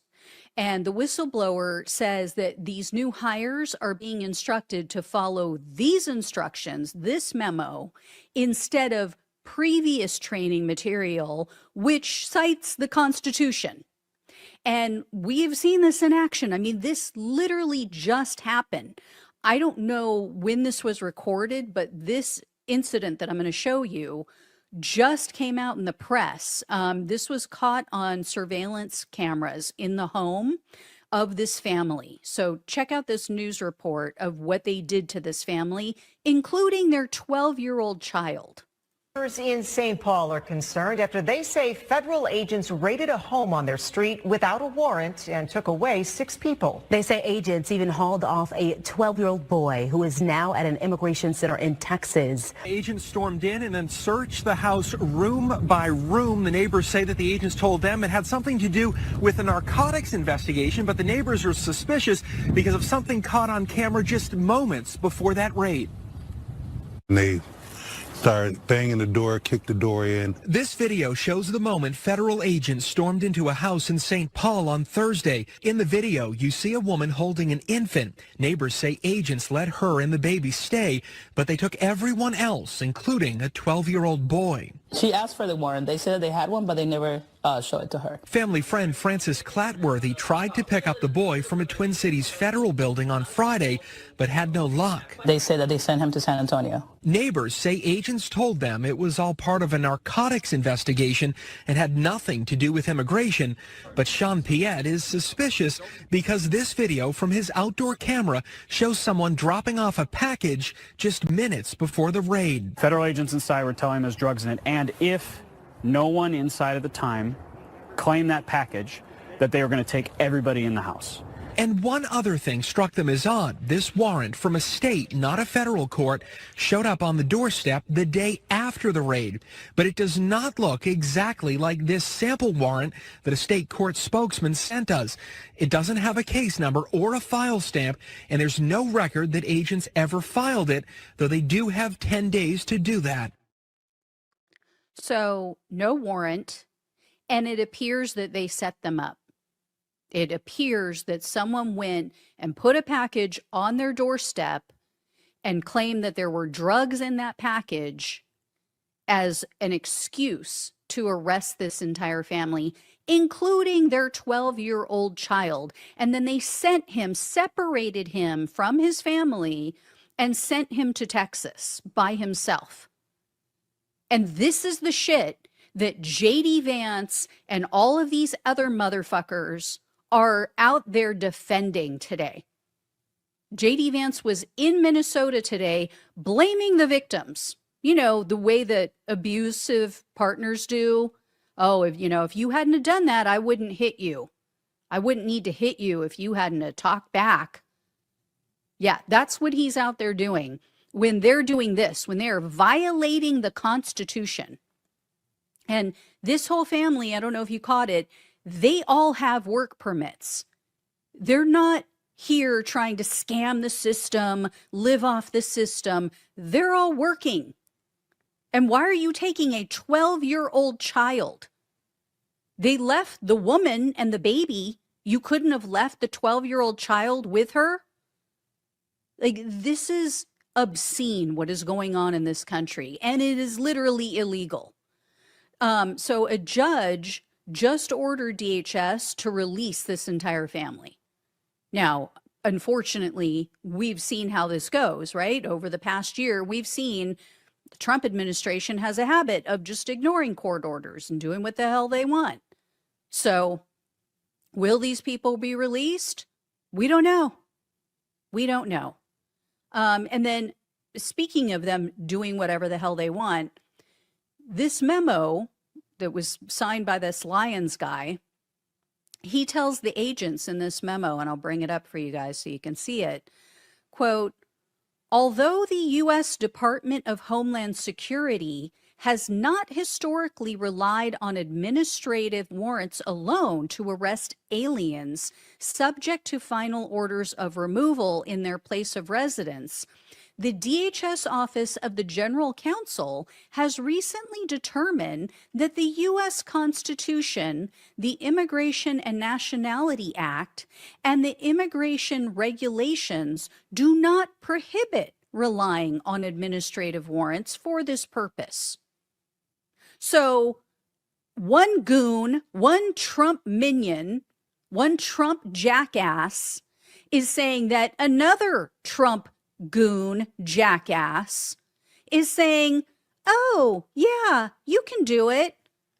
I'm going to twist the wording into a pretzel so that it makes sense and so that, you can do whatever the hell you want." And then the memo instructs them on how much force they can use as well. So they wrote this in this memo, quote, "Should the alien refuse admittance, ICE officers and agents should use only a necessary and reasonable amount of force to enter the alien's residence, following proper notification of the officer or agent's authority and intent to enter." So they're saying, this is what I read as cover your ass, only what's necessary and reasonable as force, which of course we've seen, no, they're going completely overboard and just busting in doors, pointing guns at people's heads. I mean, I don't know if you guys all saw the video the other day of that Asian man who was here legally, who he is a naturalized citizen, I believe. And an elderly man, they take him out in just his underwear and shoes in the middle of winter in freezing temperatures, and no warrant, no reason for it. And the family said they pointed a gun at his daughter-in-law's head. So that's not reasonable use of force. These people are out of control. They need a boot up their ass so bad. And so, of course, the AP reached out to Trump's DHS propagandist, Kim Jong-Laughlin, or McLaughlin, I guess, and she lies, as usual. She told the news outlet that everyone who served with one of these administrative warrants has already had full due process. This is a quote from her, full due process and a final order of removal. That is bullshit. Full due process means it has gone to court.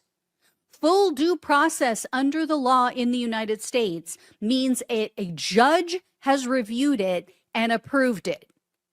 So by definition, no, you're a fucking liar, Trisha McLaughlin. You're either a liar or a moron who doesn't realize that you're working for somebody who's doing illegal things, who is violating the Constitution. I mean, as I just showed you guys, that is bullshit. That is total bullshit. This family whose home they just busted into, they didn't have an order of removal. They didn't go before a judge. They didn't know what this was about. This was just out of the blue. These people come busting in their door and take them away. So, I mean, that is why the judge just said you have to release them. And McLaughlin didn't bother to answer when the Associated Press asked her, hey, how often is this happening? How often are these unconstitutional violations taking place? No answer. And here's the thing. Here's how we know that they're aware that this is unlawful.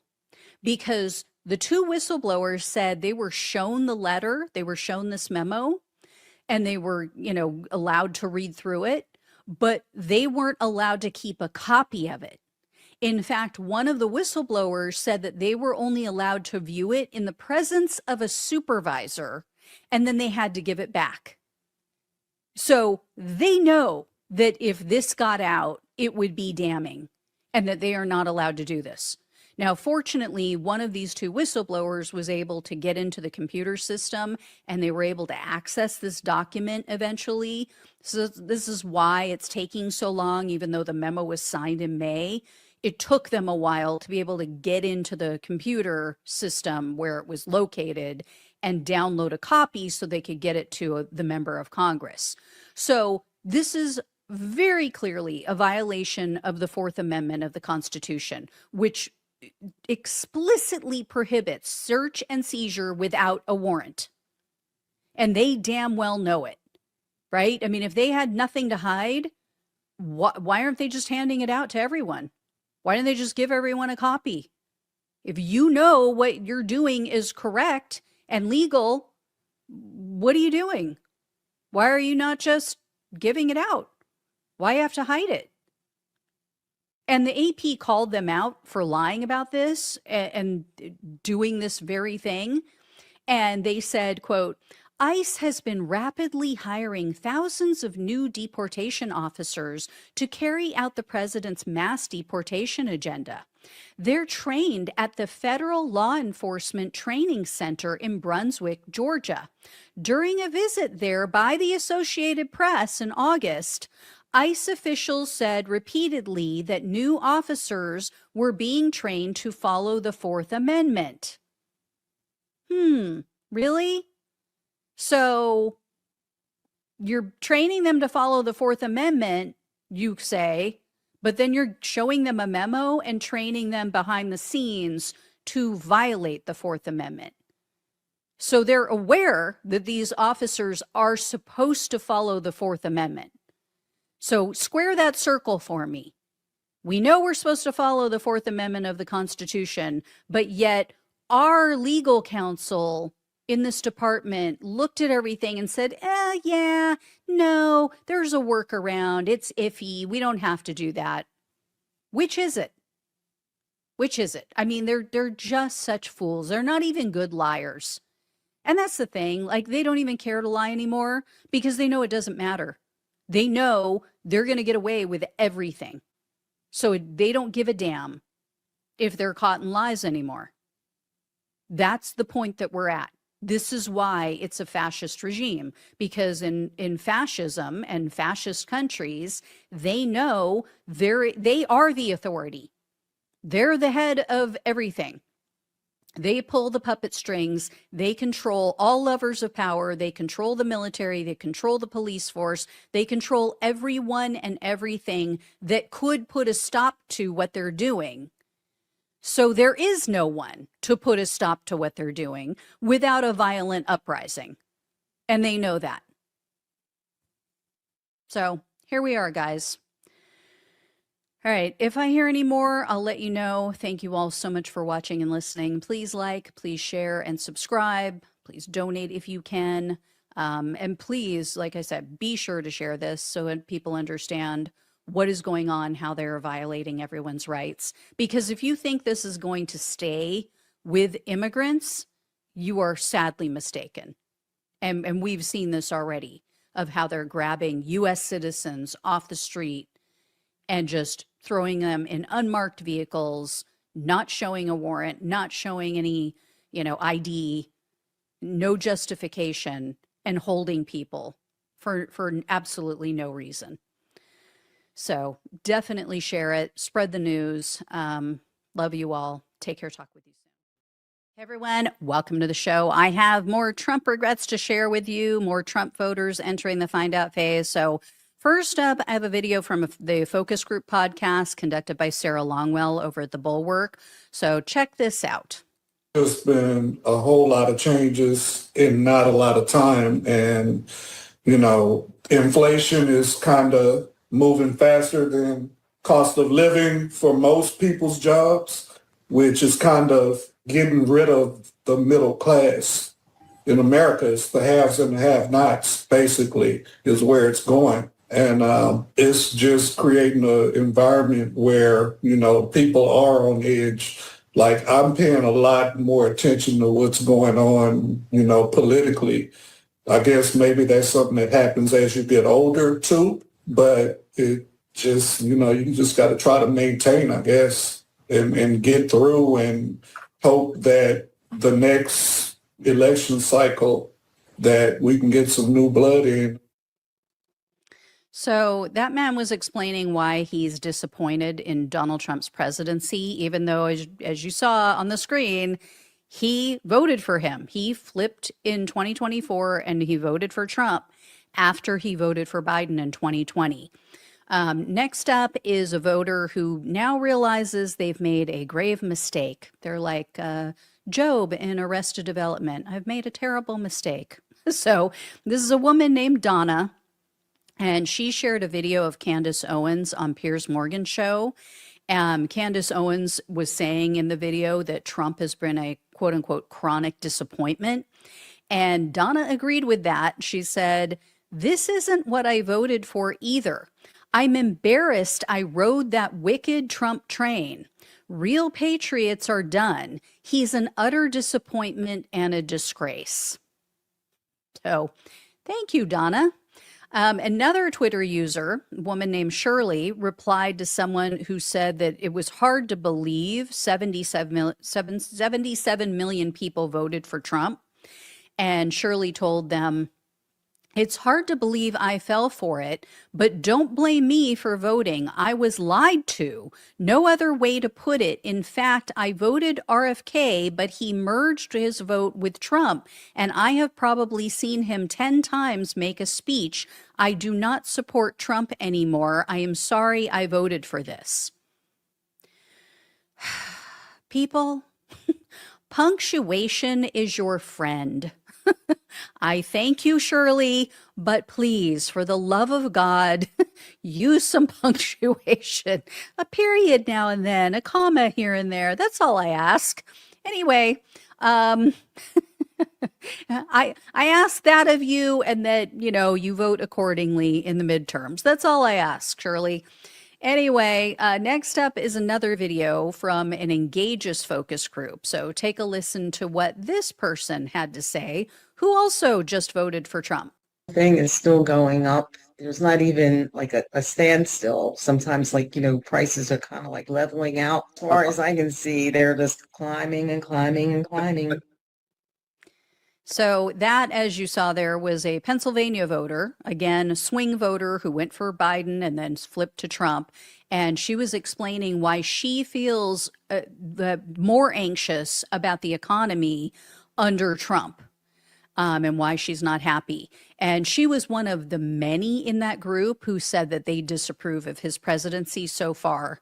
But she was one of only 2 or 3 in the focus group who said, if I could go back and do it over, I'd vote for Kamala Harris. Most of them say no. Most say I would sit it out, or I would just bite the bullet. I would vote for Trump again. Just telling you guys, I know it makes no sense. I know it's infuriating, but that's where it is. So things apparently have to get a lot worse before most of these people would, in 2028, vote for Kamala Harris maybe, or a different Democratic candidate. I don't know. Next, I have a story to share about a Florida man who's losing his business after 43 years as a direct result of voting for Donald Trump. This is just unbelievable. Or it is believable, I guess. So this is John Wong in the middle of your screen, and those are his brothers. They opened their store in Florida in 1983. Well, in an interview with Newsbreak news outlet, Wong said that he's now reconsidering his support for Trump because of his tariffs. Apparently, Chinese products make up half of all of Wong's inventory in his store. So he's on the verge of shutting down now because of the increased costs and the shrinking revenue. So let's just hope Mr. Wong and his brothers will also vote accordingly in the midterms, or at least sit it out. Next up, we have a very principled woman named Kim, and I'm not being facetious. She thanked on Twitter, I thanked her. I was going to say she thanked me on Twitter. I thanked her on Twitter because of her post. So she wrote this: "Yep, I'm a Republican who's sorry I voted for Trump. Huge mistake. I can admit, and all the rest of Republicans need to face the fact think she meant fact. She said face. He's horrific. Dictator. So, you know, I mean, she's at least admitting it, coming clean. So I replied to her and thanked her. And then Kim replied to me and said that Trump has run the country into the ground and she fears that America won't survive another 3 years. So I told her, you know, hang in there because I believe that things will improve after the Dems take the House in the midterms. You know, at the very least, they can block a lot of what he tries to do. I also found another post on Twitter. This is from a guy named Marco. And he said, yeah, I'm not part of any POTUS cult. I voted for this idiot 3 times thinking he was going to do what no other president in history would do, locking up corrupt senators and House representatives, pedophiles, thieves, and treasonous scum. This guy is paid puppet. That's his legacy. So, yeah, Trump's foreign intervention is really not going over well. It is going to play a big part in the midterms. A lot of non-MAGA voters cast their ballot for him, thinking, "Oh, he's going to stop wars. He would never start any new ones. He's the peace president. Blah blah blah." Now they just see him as more of the same. They see him as no different than George Bush. I see that comment constantly. This next person feels the same way. So he posted a video of a former police officer. The video of the police officer I shared with you guys last week. And this person wrote, quote, I voted for Trump and I'm beyond disappointed. This is not what we voted for. We've got nothing we were promised. Trump is a total failure and is only concerned about a tiny country in the Middle East. We're cooked. Next, I have another video for you. This is also from the most recent focus group podcast. So check out how this person is feeling. He specifically said, Epstein, are we still talking about this guy? That was the first set, that exact point when he said that. I was like, that's not cool. So this Epstein issue is not going away. This is not going to go away for Trump. This is absolutely also going to play a big part in the midterms, as it should not go away. And the last post I have for today comes from a guy named Mike. So he's pissed off about a lot of different issues. Mike wrote this. I voted for Trump. I voted for cheaper energy, not an electric bill that has almost doubled. I voted for deportation, not an armed militia with mask patrolling the streets. I voted for no new wars, not the bombs in Iran and regime change in Venezuela.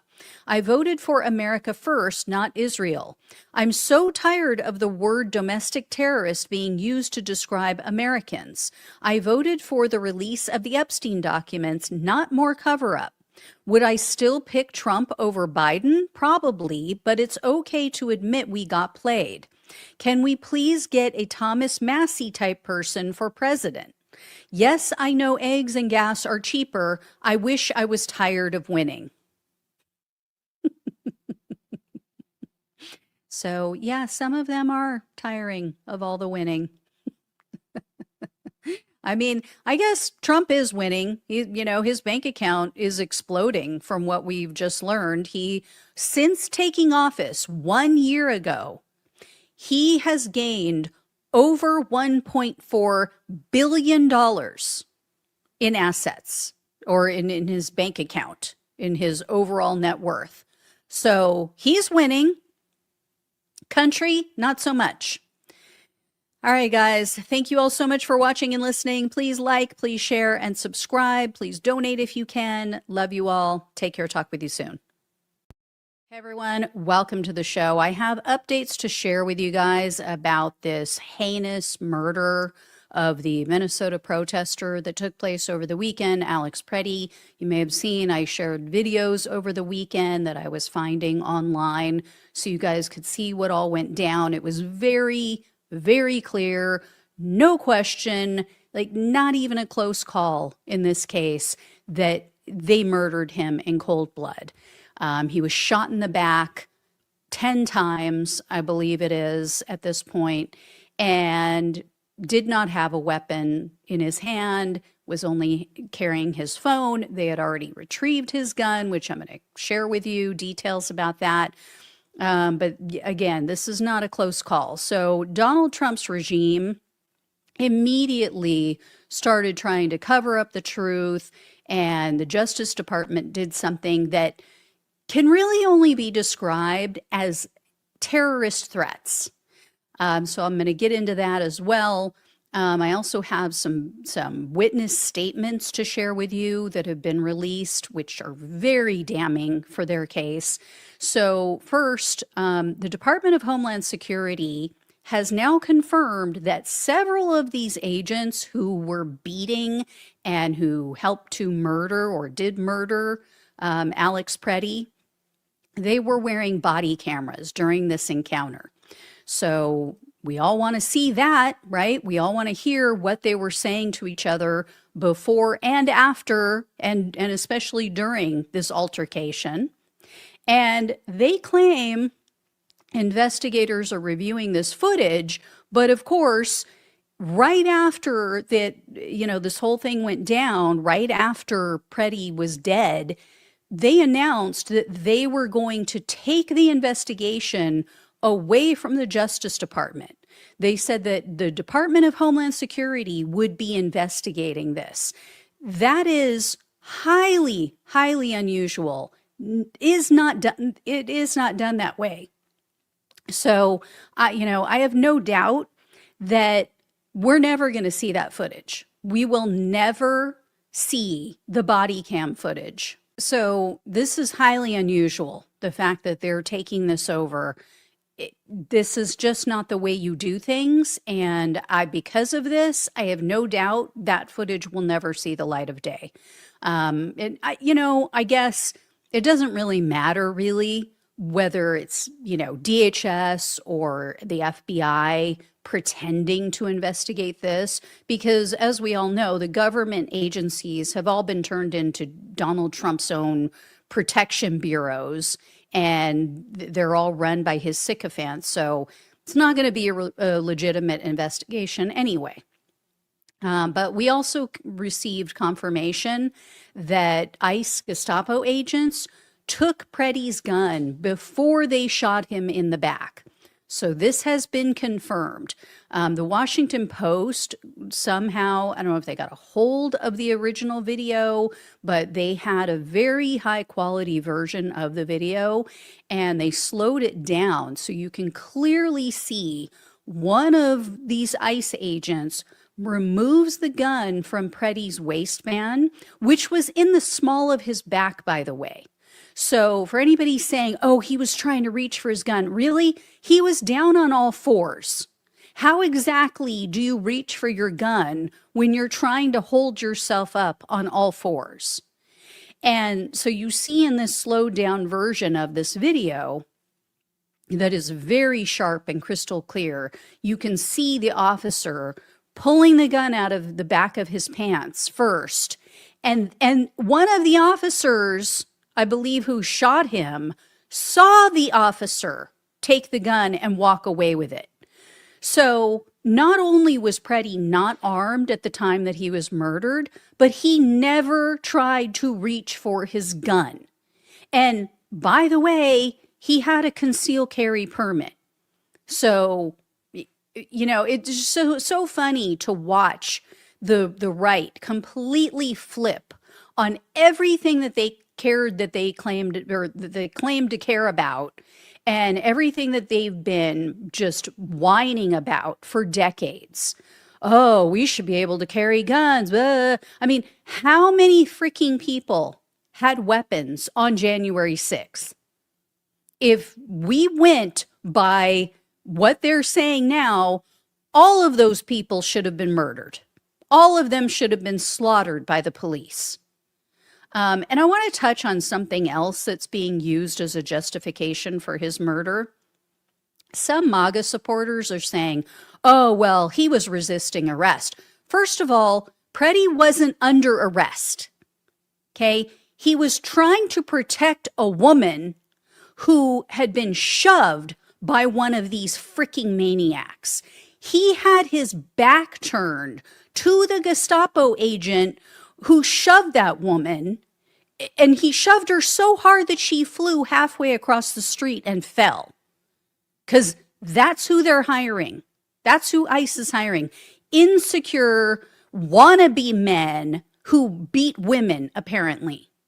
And that same piece of shit had just sprayed Preddy and the woman with chemicals at close range. So put yourself in his shoes. Imagine how confused he must have been, right? He's turning to help her and get her off the ground, and then he's grabbed from behind. He doesn't know who's grabbing him. He's shoved to the ground. He's probably in pain. He probably couldn't see very well from the pepper spray. And he hadn't committed any crimes. So you would be thinking, like, why am I being grabbed? Why are they jumping on me? And then he's slammed to the ground. He is beaten by almost half a dozen of Donald Trump's diaper, face diaper wearing cowards. I mean, anyone in that position would struggle because you have no idea what's going on. You can't see. You're in pain from the pepper spray. You're grabbed from behind, and now you're being pummeled. And I heard one person say they think that he was being beaten with a mag light. I mean, that would be excruciatingly painful. So his final moments had to be terrifying, very painful, and confusing. In any case, we did get a bit of positive news, if you can even call it that. So Minnesota authorities immediately filed a complaint over the weekend, right after this all went down. They filed this with the court to try to force ICE out of Minnesota. That's the ultimate goal with this. And they provided witness statements about what actually happened, not the bullshit that Trump's regime is trying to push. So the woman who we saw in pink in another video, she's the one who provided the best angle of the video footage, the one that clearly shows what all went down. And she said in her statement, and I'll bring it up for you guys. I know it's small, so you probably can't make it out, but it says in part, quote, "The agents pulled the man on the ground. I didn't see him touch any of them. He wasn't even turned towards them. The statement from DHS about what happened is wrong. The man did not approach the agents with a gun. He approached them with a camera." And then she went on to say that she feels afraid and she doesn't want to go home because, quote, "I heard agents were looking for me. And, quote, I've heard that other witnesses might have been arrested and taken to the Whipple building." So the Whipple building is where they're holding a lot of immigrants that they're arresting and apparently protesters. So some of you had asked, who was my source over the weekend saying that they were grabbing and taking off with witnesses. So it was Ed Krasenstein, which I believe he is part of the Midas Touch network, but he's always reporting on stuff online, and he seems to have a lot of connections in the media world. And he is the one who first reported it. But again, it's now being reiterated. It's being confirmed by this witness, or at least she is hearing the same thing. And then there was a physician who provided a sworn statement to the court. So evidently he lives in one of these buildings. He lives up above, I guess, the storefronts. And so after Preddy was shot, he went down to see if he could help, kind of like the physician who tried to help Renee Good. And here's what he had to say. Again, this is small, so I'm going to read part of it to you. It says, "At first, the ICE agents wouldn't let me through. None of the ICE agents who were near the victim were performing CPR. And I could tell that the victim was in critical condition." And then he went on to explain that they finally let him through after they patted him down for a weapon. And then he said, quote, I saw that the victim was lying on his side and was surrounded by several ICE agents. I was confused as to why the victim was on his side because that's not standard practice when a victim has been shot. Checking for a pulse and administering CPR is standard practice. Instead of doing either of those things, the ICE agents appear to be counting his bullet wounds. So these bastards lied about everything from start to finish. Remember, little Napoleon, Gregory Bavino, claimed, oh, the agents, and I think Kristi Noem said it too, oh, they started administering CPR right away. Full of shit. I also want to share another eyewitness account. This was filed by the court. I don't have the screenshot on this one, though, but this was reported by CNN this morning. So CNN wrote that the witness, quote, saw several federal agents and about 15 protesters gathered, including Preddy, whom the witness said was acting, quote, acting to help traffic move more smoothly. ICE agents were, quote, surrounding cars and punching car windows. This is who they're hiring. These so-called men, which I use that term loosely, who act more like toddlers. They act like freaking children throwing a tantrum. How is that within their purview? They're up there saying, oh, we were doing a targeted operation to go in and get this very violent, dangerous criminal. By the way, that has now been disproven as well. Apparently, the Minnesota officials looked up the name of the guy who they said they were there to arrest, this so-called illegal immigrant who was so violent and dangerous. And apparently the guy doesn't even have a criminal record. So they're full of shit in that way as well. And again, these toddlers are out in the street with body armor and guns, and you have the federal government telling them, oh, don't worry, you have complete and total immunity from prosecution for any crimes that you commit. I mean, you look at these guys, you look at what they're doing, you hear these witness statements, and it is so clear these are violent, unstable, rage-filled psychopaths who either need medication, counseling, to be locked in a padded cell, maybe all three. Okay? Now, luckily, a judge reviewed all of these witness statements, and the judge issued an order that prevents the Trump regime from trying to alter or destroy the evidence. So I have this article here that talks about it. Judge Eric Tostrud, I think is how you pronounce it, he issued a temporary restraining order, and there was a hearing on this morning. And check this out. You are not going to believe what the government is using as an excuse to try to keep all of the evidence under seal.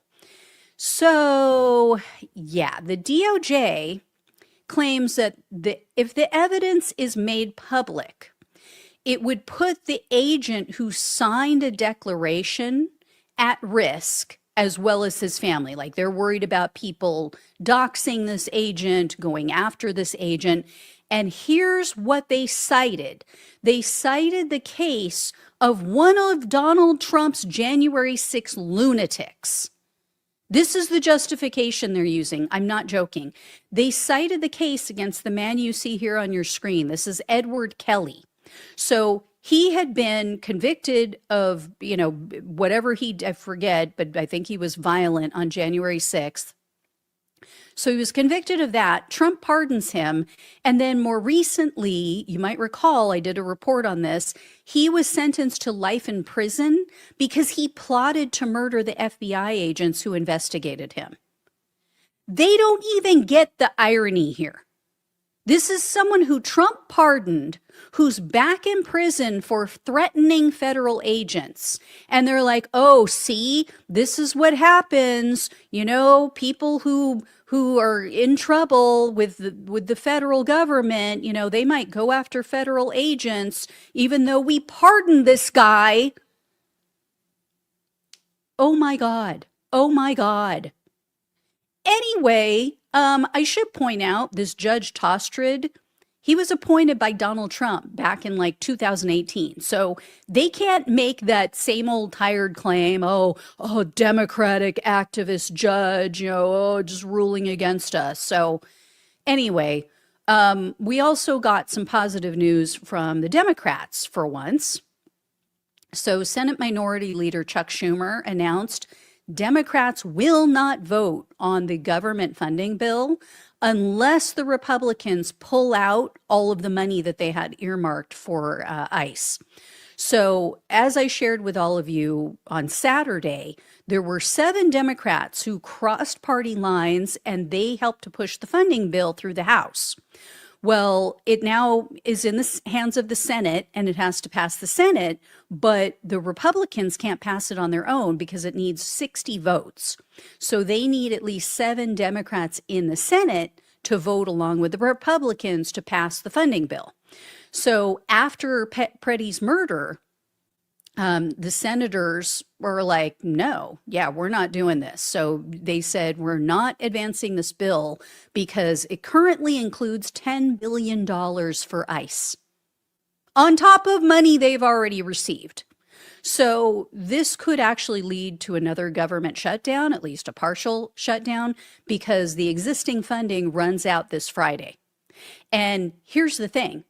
Even if the Senate Republicans were willing to make these changes, this would still have, like, even if they said, okay, we'll do what the Democrats want, we'll take that out of the bill and we'll just fund the rest of the government, there would still be a partial shutdown because it still has to go back to the House now that it's been changed. You know, then they get the new iteration of the bill that has to be voted on in the House. Well, the House is out on recess until February 2nd. So anyway, the MAGA base and MAGA influencers are now calling for Republicans to nuke the filibuster so that they can pass this without the Democrats. Personally, I say go for it, right? Don't threaten me with a good time. Get rid of the filibuster. Get rid of it. And here's why I don't think Republicans are going to do that. So first of all, they know they're at risk of losing the majority in the midterms, right? We now have, you know, some indication that the Senate is now in play because there was that Alaska House member, Patola is her last name. She's now running for the Senate and she has a pretty good chance at winning that seat. So that has put the Senate in play for Democrats. And so now they're very concerned about that. And they don't want Democrats to be able to pass whatever they want when they get back in charge. I mean, even if the Democrats don't take the Senate in 2026, at some point, Democrats are going to be back in control, right? So they need to worry about that. But beyond that, we also know there are a lot of Republican lawmakers who secretly loathe Trump. They hate what he's doing. They hate who he is. Maybe not everything he's doing. But anyway, they're too cowardly, of course, to stand up to him and his psycho base. So I think that they're going to be secretly cheering this on. I think they want to be able to rein in Trump and to rein in ICE because they know this is an electoral loser for them. They know this risks their jobs. And that's all they care about. Again, though, you know, they're unwilling to stop Trump themselves. So this gives them an out. And it's kind of a win-win for both sides because the Democrats get to show us, they get to show their voters, oh, look, we're being tough for once. And then the Republicans can play the victim and go, oh, well, you know, nothing we could do. I mean, Democrats shut it down. So that's my take. That's what I think. Anyway, the last thing I want to share with you guys is this letter, this obscene letter that Attorney General Pam Bondi sent to the Minnesota Governor, Tim Walz.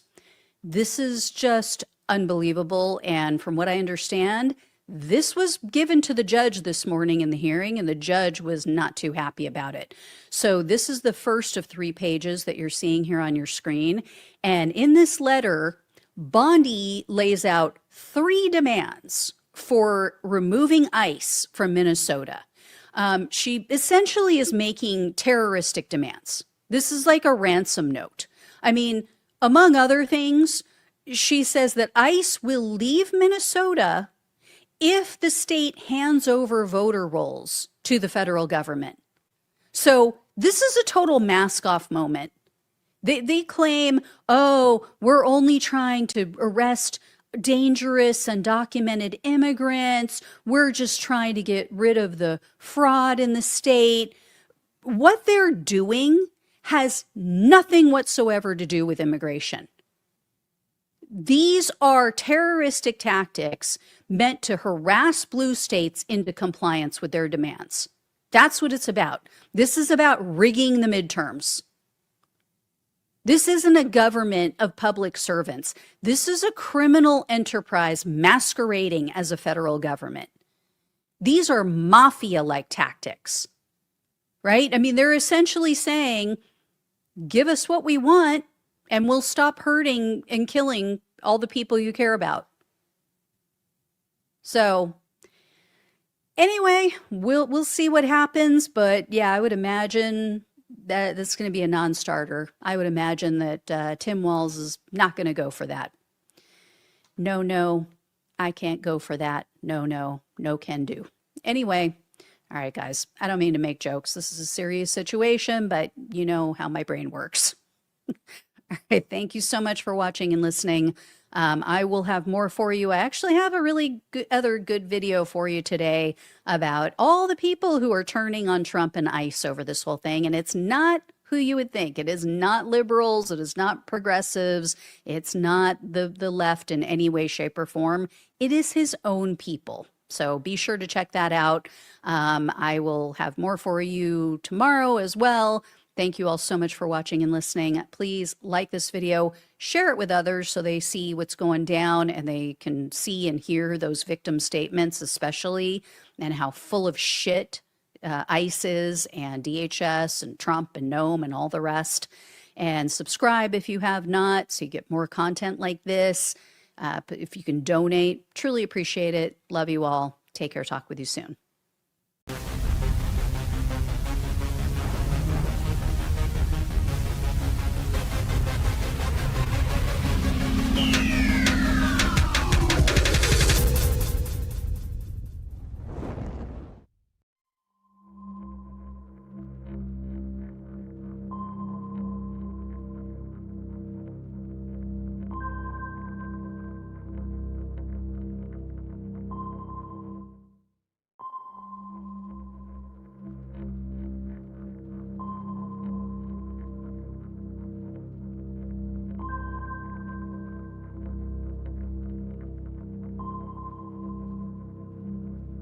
Work that we're doing here is not going to stop when it comes to these type of discussions. It's going to be for us and by us here on this platform when the media is telling us to look the other way. Your support is what helps us move forward. Join patreon.com/like it or not. Help us grow. Like It or Not starts now.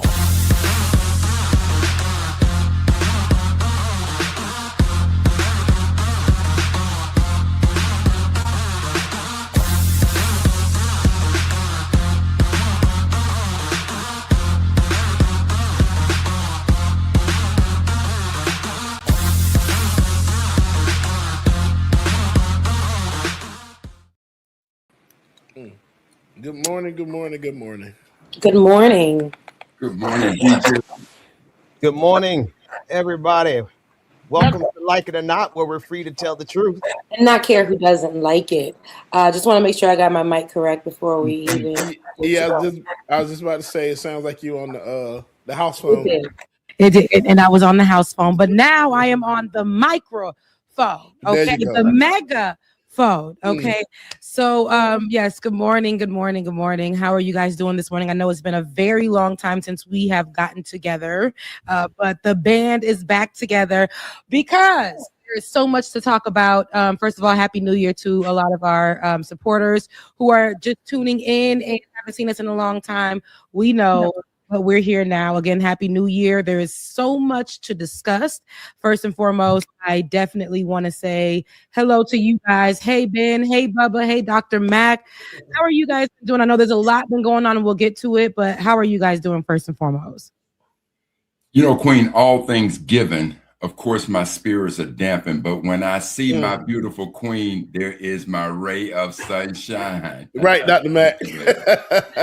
Listen, thank you so much. Dr. Mac is too early. Return up the Mac. Turn up the Mac. And let me say, brother DJ, I love you. I miss you. Happy New Year, man. I love you too, brother. It's so good to see you, Dr. Mac. I know Mama is probably somewhere in the background screaming her butt off right now this morning. But it's good to see you, brother. I love you so much, man. It's good to see you, Doc. Love you too, black man. Absolutely good to see you, Ben. I know that we ain't got you in, in full caricature, but we do have the baby picture. So how are you doing, Ben? I'm doing good in the background. It's where y'all need me. I'll keep the footage rolling. I'll be filling in for David. You all know David is the super producer extraordinaire.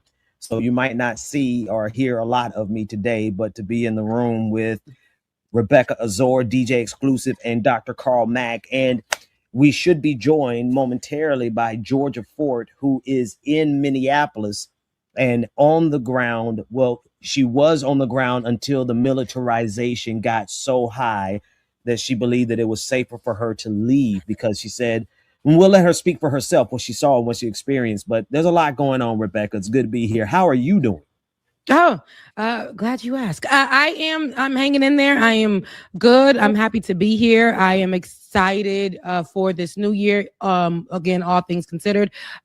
I'm excited because we get to be at the forefront of this conversation, to attack misinformation, to be able to stand on the front lines as best as we can, to be able to be in connection with people like Georgia Fort who are on the ground, to be able to be in connection like Kevin Ortega, who is constantly doing round the clock coverage of this, for us to be able to mobilize when we feel like things are hot, for us to get on the phone and be able to just go in and see if we need to pull up somewhere if need be. I think that is right. If ever there was a time, what they say, what the Bible said, for such a time as this is the one. I think right now, we've been discussing for over 10 years about misinformation, and we've been discussing since Joe Biden, became president. Donald Trump soared up and down that, he was the real president. We saw people scale the walls at the Capitol. We were covering that wall-to-wall coverage only for them to tell us not to believe our eyes at that time, right? And we preached about what would happen now. We said what would happen. We even covered it every day. And today it is happening. We are at war stateside because Donald Trump wants whatever he wants, whether that's for him to make sure that he steals the election, whether that's to make sure that America stands on the grounds of, anti-immigrants, anti-Black folks, or whether that is to make sure that no kids are fed, at all, whether that's to continue to push out misinformation about immigrants stealing jobs from Americans, or stealing programs from Americans, or Black people not being good enough, or, stealing taking away our exhibits from museums and from state parks, so that people do not know our history, to erase us, to eradicate every single thing that is not white, that isn't a lie in this country. The same thing that this country is built off of, that's what they want to continue on, instead of the work that we've done, right? They don't want us to remember what they did to Black Americans' ancestors, but they want us to remember people scaling the walls and the one lady that died that day. They don't want us to remember what we saw on camera just the other day with Renee Good. They don't want us to remember what we saw with Alex Preddy. They don't even want to mention Kevin Porter Jr. out of California. Okay. They don't want us to know what they're doing to these immigrants over there in the holding cells, right? That they hold them in, where they're not leaving alive, right? Where they're unaliving them there. They do not want us to know that these unalivings aren't just what we're seeing on camera. They've been happening. And the talks of Immunity. We've seen that conversation float around. And then by JD Vance, the vice president of the United States, immunity, not for us, immunity for ICE agents when they murder innocent people, right? But then he walks it back. We're going to go through all of those discussions, but this is what we're seeing here. And like I said, I am glad that we get to do this work so that we can go ahead and correct misinformation and push out or figure out together what we can do. Because just like everybody else, I too, when I watch these things, feel helpless sometimes. Every time I feel like we've gotten somewhere, it's the feeling of helplessness that comes in, because what next? Because now it's like they're given so much power. They're not even messing with the police officers themselves, them being ICE. They're not even respecting police officers. So what next? So yeah. I know I said a lot. No, Queen, let me chime in and say this. In the totality, in a much bigger picture, what we better understand is we are literally dealing with the most divisive president, certainly in our lifetime. But if you went back generations, and the only other president that I think was more divisive than Trump would have been Abraham Lincoln, unfortunately. And I say divisive because ultimately we went into civil war because of his election. But it was simply, but the difference between a Lincoln and a Trump is Lincoln's mere election caused this country to divide over the issue of slavery, and we went to civil war. In the case of Donald Trump, there has not been a more divisive president, and I'm going to exclude Lincoln. I just needed to mention him for that historical reference, but I'm going to exclude him. There has never been a more divisive president in the history of this country. Now, I don't want to stay subjective with it, so let me be objective. Under Trump, you've had the largest one-day protests in the history of this country, and if I'm not mistaken, that was the Women's March, where women came out in January of 2017. Then you came back and you had the largest protests in the history of this country, which was George Floyd that started it in Minneapolis, May 26th, and went on for a period of time where you had anywhere from 15 to 26 million. And in the Women's March, I think you had somewhere like 3.5 to 4.5 million. And that was the largest at the time. And then you had the largest same day protest in the history of this country, the No Kings protest, which I think it got up to almost 7 million people that participated in that. So in addition to these protests, you also got this going on around the country. He just went to Davos, Switzerland. Outside of Davos, Switzerland, at the World Economic Forum, you got protesters holding up No King signs. You got them, Europe, you got folks in Europe with the iconic red MAGA hat on, except it says, "Make America Go Away." So when you look at the divisiveness of it, and I'm talking about not only the divisiveness that we've seen in America, the man has pissed on Canada, slapped the shit out of Mexico, told EU they don't give a damn about them. You know what he's doing to Russia. He's on his knees with Russia, mouth wide open for Putin. What has he done to the folks, to the Palestinians? There is not a group. Yeah. There's not a group. As a matter of fact, and let us not forget Greenland. Oh, Lord, let us not forget Greenland. Let us not forget Venezuela. Now, he goes to the World Economic Forum in Davos and starts this whole "we taking Greenland" kind of thing, like it or not, excuse the pun, the easy way or the hard way. Europe then bowed their back up to the point now that all around the world, you're beginning to watch other countries sell their U.S. treasuries. In effect, family, if enough of them do it, the debt that'll hit that'll hit America is going to be insane. As a matter of fact, China at any point could spank that ass with immunity, if you will. So you're watching countries like Denmark, you're watching countries in the EU, you're watching Japan, China sell off their U.S. treasuries because people are so put off with this fool. He is literally the most divisive president in the history of this country. And to your point, Queen, He says that administration says one thing but does another, and it is Every time. incumbent upon us to remember our history. We need to remember who's the little white boy, Queen. Was it Rittenhouse? Yeah, Kyle Rittenhouse, who came up to the protest with his guns. But now I want us to just go back, family, and just slow down just a second. Think about what they said about Alex. Their justification is this man, in the words of Trump, it's not a good deal when you come to the protest with a gun, so things happen. Something to that effect. But now Rittenhouse, go ahead, Queen, goes to was it Kennesaw, Wisconsin? Mm-hmm. Gun in hand, AR in hand. And so with Pretty, they says he went there looking for a fight when the man never brandished his gun, never did anything. Whereas this white boy is walking down the street like I'm ready to instigate, and ultimately kills two people, shoots and wounds another person, and then they describe him as a hero. So to your point, Queen and DJ, I heard you earlier. Don't you dare believe your lying eyes. And if I had to go back in history, which I always do, this ain't the first time, not for Black folks, because again, the first time we ever saw this nonsense with law enforcement on video, not the first time we ever saw it, but the first time that I can remember, we captured it on video, Rodney King. Right. And we sitting right there. We watching with our own lying eyes. And they came back and said, no, justifiable. And we had to burn this bitch down. That's what we had to do.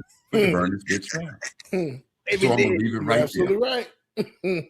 But we have, somebody to help who's on the ground right now, who making sure that we know what we're seeing. She's one of the best who are doing it. One of the ones who've been covering it for a very long time. And our girl, Georgia Ford, we have her on the show. I know that she's in the house right now. Hey, Georgia. Georgia. Hey. Georgia. Good morning. Georgia, you know you on our mind, baby. Yeah, absolutely. I hope Georgia I'm is in on your our mind. prayers. I hope I'm And in prayers, baby, and in prayers. Lord, we need it. Absolutely. So first of all, we thank you for the work that you are doing out there. I know that you're putting your life on the line out there to actually cover these stories, and you live out there. So you've been out there from day one. Yeah.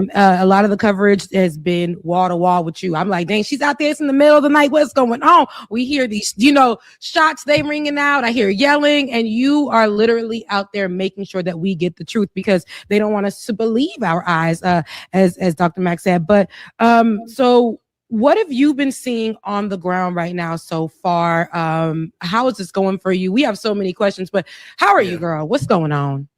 I am beyond exhausted. It has been a 3-week nightmare, to be honest.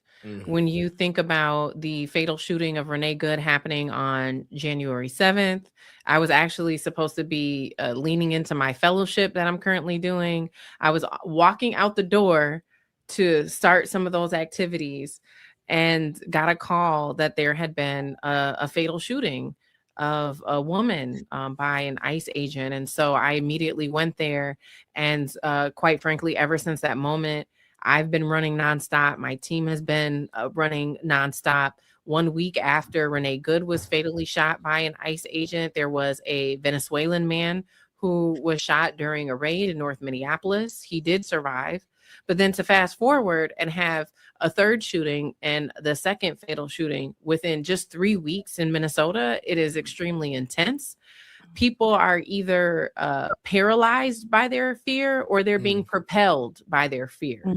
And so we're seeing a lot of families keep their students home. A lot of schools are now offering virtual learning like we saw in the pandemic because they're realizing some of these activities have spilled over into school grounds, right? Right after Renee Good was fatally shot, there was a huge violent incident outside of a high school during the let out. An educator was arrested. And although the person that they were trying to detain at the time did not go to the school, it definitely ended up spilling over onto school property. And so I think that was extremely alarming to educators and our local superintendents who realized what is our safety plan? How can we ensure that if we're asking students to come to school, that we can keep them safe? Right. And they don't really have a way to ensure the safety of anyone in Minnesota. We are seeing the ACLU here locally file a class action lawsuit because so many U.S. citizens have been wrongfully detained by ICE. We have seen the violation of due process for people who are not U.S. citizens. Hell, you can look at these investigations for the fatal shootings where our local state investigators have been prohibited from even investigating or collecting evidence at the scenes. So much so that Renee Good, the fatal shooting of Renee Good, in my opinion, was almost like practice in terms of the attorney general and the Hennepin County attorney and local authorities asking themselves, like, well, what authority, what jurisdiction do we have to try a federal agent, right? And so they had to do a lot of studying, and they ended up putting up a public a URL, a website where they are urging the public to upload evidence. Like this is a precedent. We've never seen investigators urge the public to submit evidence through their website, right? But now it's that same strategy that's being deployed for the fatal shooting of Alex Preddy, the ICU nurse who worked at the VA's hospital. And in fact, now that they have this knowledge, they were able to deploy it more quickly. And so the Hennepin County attorney and the local BCA went to the scene. They were denied access to the scene after he was fatally shot. And so then they went to a judge and they asked the judge to sign a search warrant. The judge signed the search warrant, which then should have given them jurisdiction to be able to access the scene to collect evidence. And the federal agents did not comply with this judicial order. Wow. And so we're just seeing an erosion of our constitutional rights, our civil rights. We're seeing that judicial orders are not being complied with. And I think that what is happening in Minnesota has to be a code red for America, or we are going to be in serious trouble. Absolutely. Now, George, a quick question.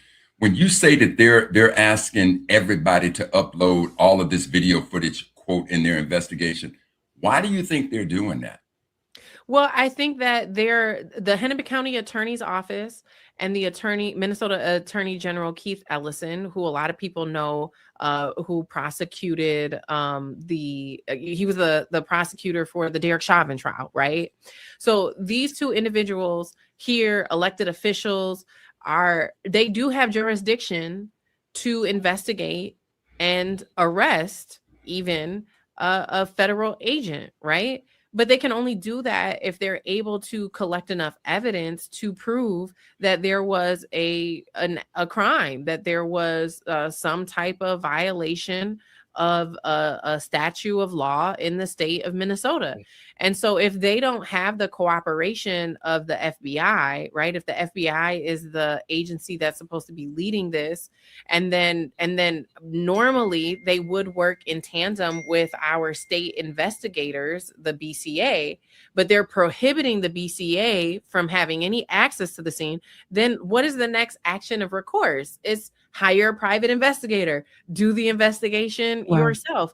And so they're asking for the public to submit evidence, from my understanding, so that they can start to compile their own case. But Queen, George, I'm sorry, but the feds are not asking for folks to upload videos, are they? This is the state. This is state and county officials. The Minnesota Attorney General Keith Ellison, who many people know from the Derek Chauvin trial and the Kimberly Potter trial. And then the Hennepin County Attorney Mary Moriarty, who is here, who represents on a county level. So they're using their state and their county authority and jurisdiction to try to launch an investigation in a case of their own. Got it.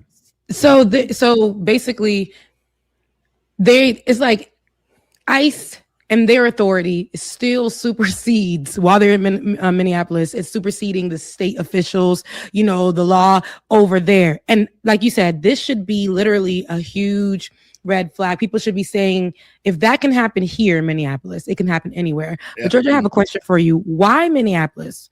We know that with the George Floyd, we remember what happened in 2020, the Black Revolution happening. People were protesting. You were there as well. You got to cover that. But why is Minneapolis the target, especially for Donald Trump? I think that is somewhat to be determined. I could throw out a few things as kind of speculation. We know that our governor ran as the vice president on the ticket with Kamala, right? We also know that this state primarily voted blue. We also know that George Floyd happened here, and Minnesota at that time became the epicenter of a global movement that in much regard is still very well alive today. We know that in Minnesota, Prince probably predicted it. He said that the revolution would start here. And so I think that there's a number of different factors. What to me in the last 48 hours has been the most revealing. Our governor has set his political ego aside, and he has begged and pleaded this administration to turn down the temperature in Minnesota.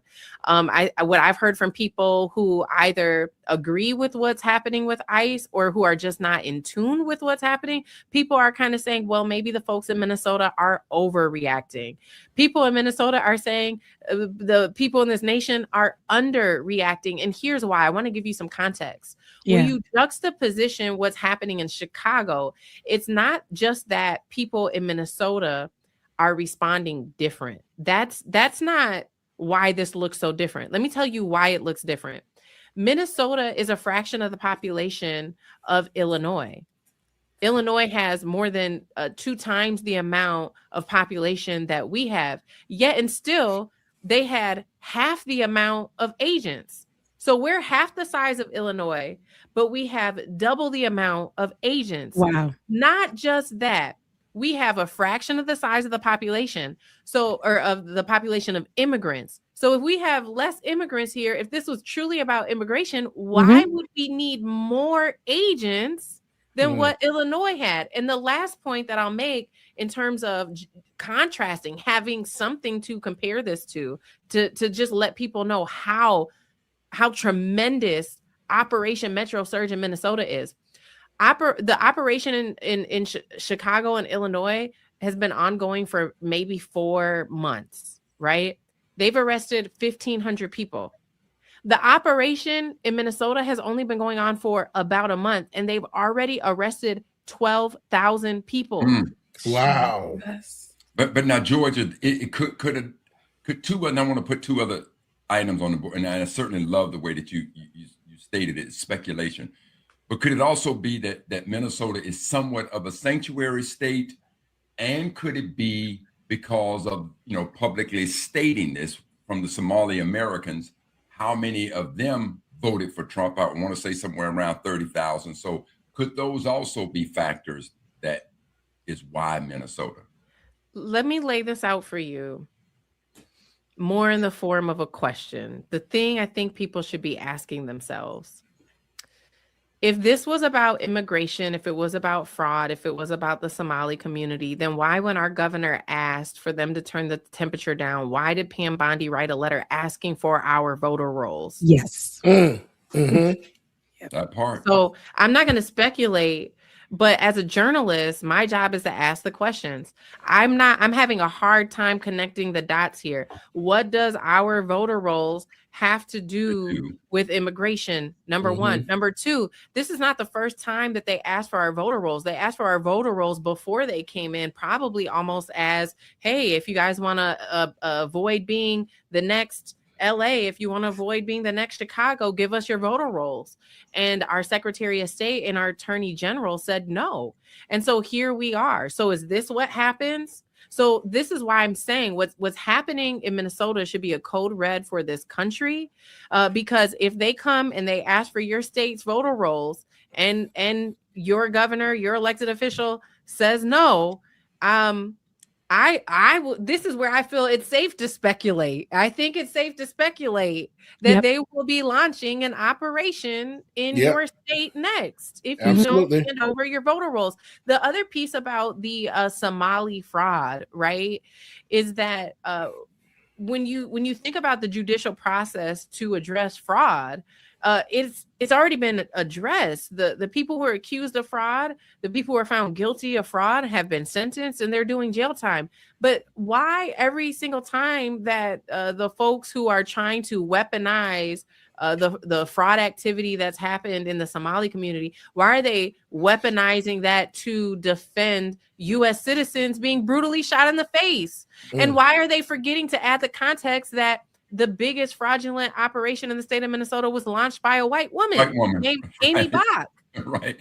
So, Georgia, I'll say the same.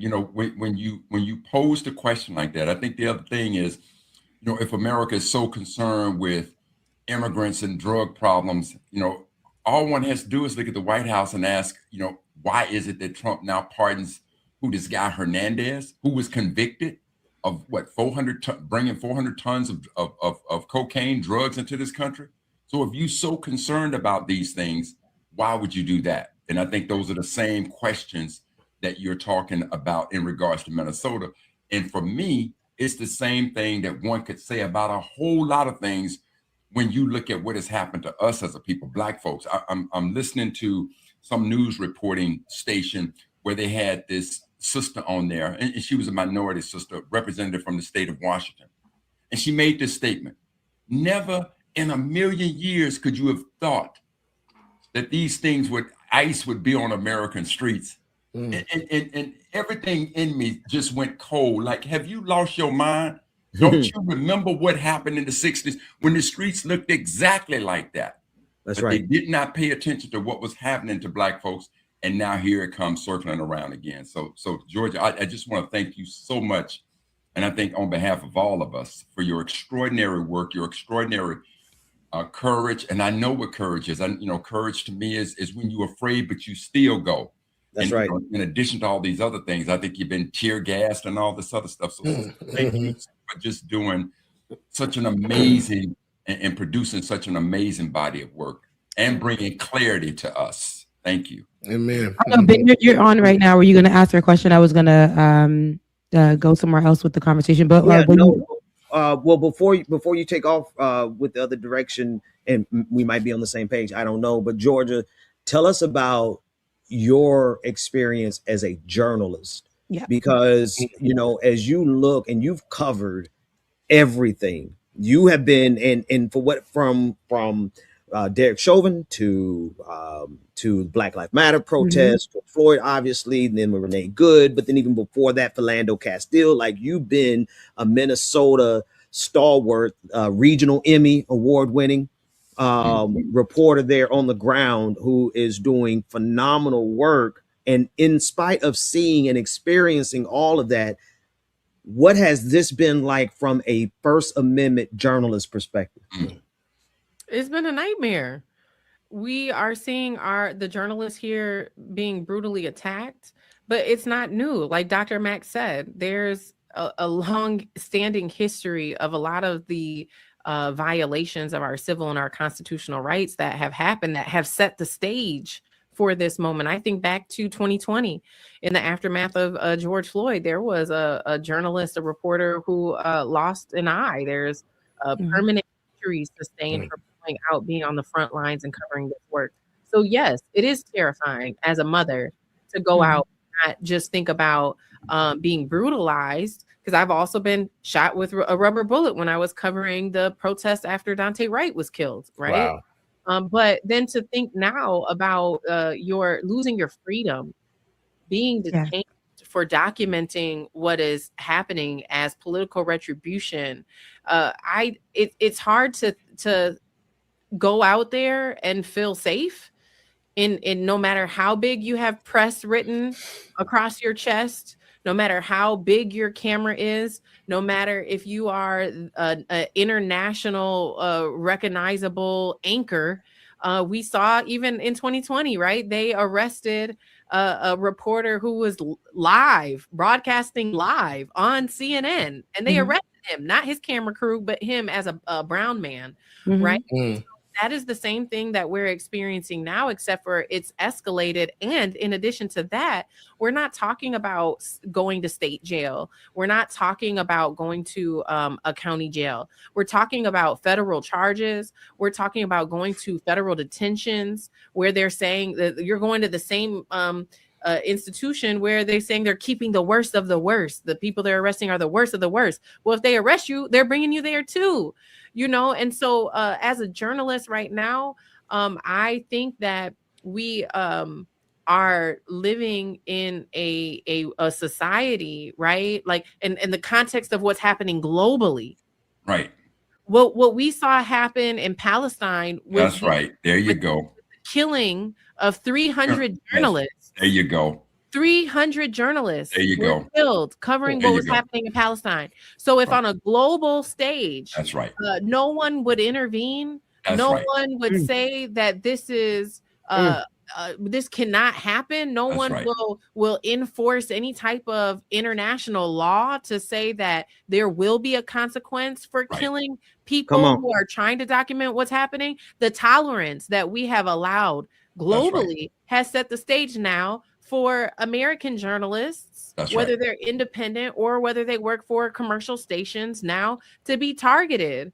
And so it's Georgia, let me say it the way I want to. America has its head so far up Israel's ass via AIPAC and everything else. And now Trump is taking a page from Netanyahu to the point that they will, without impunity, murder journalists and then lay claim, your so-called patriots. You want to lay claim to patriotism in America and you violate freedom of press, man, get the fuck out of here with all that. That's America with its head of apex ass and taking a page right from Israel. Because as you were talking, that's exactly what was coming to mind about the amount of journalists that have been killed there, and the world sits quiet about it. And now they're bringing it right here to these shores. Absolutely. I think like when I seen the coverage, which is a big deal, when a lot of journalists, and activists went over to that church, how the media tried to spin it like they've been doing with the murders that they're doing, but how they tried to spin it immediately. The first thing that our producer David sent out, he's like, hey, that's Georgia Fort's mic. She's somewhere out there, within the church. We got to make sure she's good. We got to make sure she's okay, because the way that they're coming at the journalists, but immediately the way that they started to attack the journalists, to me, even when you presented it, because I've been following you closely, and you came the next day and you're like, they're so focused on us journalists, but they're not focused on the bigger story here. We came here to cover the story, to uncover. We're exposing that this pastor is the director for for ICE here, right? He's a field director for ICE here, and he ain't at the service because he's over there recruiting or organizing. And to know that the law, this administration, they immediately, like you said, wanted to make this a federal crime, and now there's no more free press, and we don't have the protections as journalists, and to criminalize and call the journalists, just like they're calling everybody else that they're murdering, domestic terrorists, to go ahead and label them domestic terrorists as well. The goal is to criminalize everyone that is against whatever they're doing right now, whether you're a journalist, a baby with a backpack, a protester, whatever. It is to criminalize you. So in watching how they handled that at the church, you were there. I know that you were even, they jailed or they two activists. And I know that you were there to cover that as well.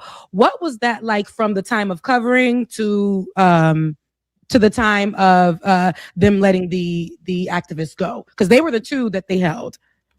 That's a great question. And until things develop further, there's not a lot that I can say about that right now. Understood. Got you.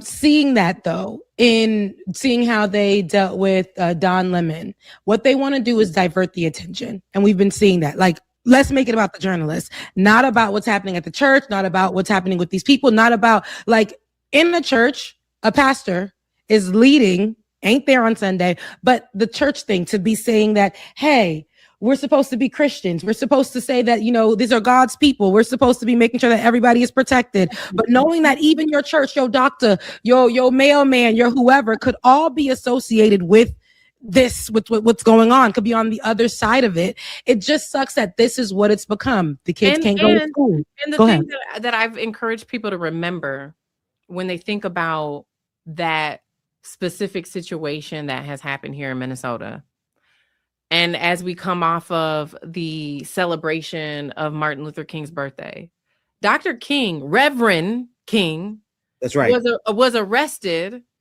29 times. John Lewis was arrested multiple times, including as recent as October 2013, when he was protesting immigration issues, right? Rosa Parks was arrested. So many people who are at the core of a controversial change in their time, they were arrested. Why? Because their moral conviction, their spiritual conviction superseded whatever was set by law, right? And so we have to remember, we live in a country where slavery was legal. And so the people who are screaming to abolish slavery were actually breaking the law. They were criminals. But they had a moral conviction that what had been happening in America with slavery was morally or spiritually wrong. And so they didn't care that, based on the times, that their actions and their beliefs and their spiritual convictions were deemed illegal. And so they made a sacrifice. And so the other side of that, Rebecca, and what I think you were trying to touch on, that I'll say here, right, is, as a journalist, it is not our job to agree or disagree with what we are filming. It is our job to document. And so when you think about the horrific attack that Don Lemon has been at the center of, and it's because he is a household name. He's been at the center of this, all for what? Documenting what happened, telling both sides of the story. People have been outraged. That specific story has sparked so much debate in the religious community, in the First Amendment, right? The First Amendment covers the freedom to protest, the freedom to be a journalist, and the freedom to practice religion. So you're seeing this intersection, all these issues intersecting and colliding from this one thing, and people are having all these different feelings about it. But you know why you're able to feel that way? Because there were brave journalists who were there to document not one side, but both sides. And so if we want to be aware of what's happening in our world, whether we agree with it or we don't agree it, we do have to stand up and honor and protect the rights of the free press. And that's go ahead, Queen. But that's the whole reason why we have these stories. You had people out there who were recording, and then you had journalists immediately follow through to be able to get you these stories, to be able to get you what's happening on the ground. I see just many other different journalists who have been out there who have had to call out that, like you were saying, that they're the press, but that does nothing, because you too can get shot with tear gas. You too can get arrested. You too can be unalived by ICE. It doesn't matter. And because these conversations are only happening because we have journalists out there who are willing to cover it, willing to risk their lives, but get you the story as is. We need to be able to see it. And that's how we're developing these conversations. But what's interesting is this administration is trying to do essentially the same thing. Oh, let's put out the camera footage and the body cam footage, which is giving us more of saying like, hey, well, what we saw from this journalist or whoever, this is literally what we're seeing. But they're saying if we just do what they're doing,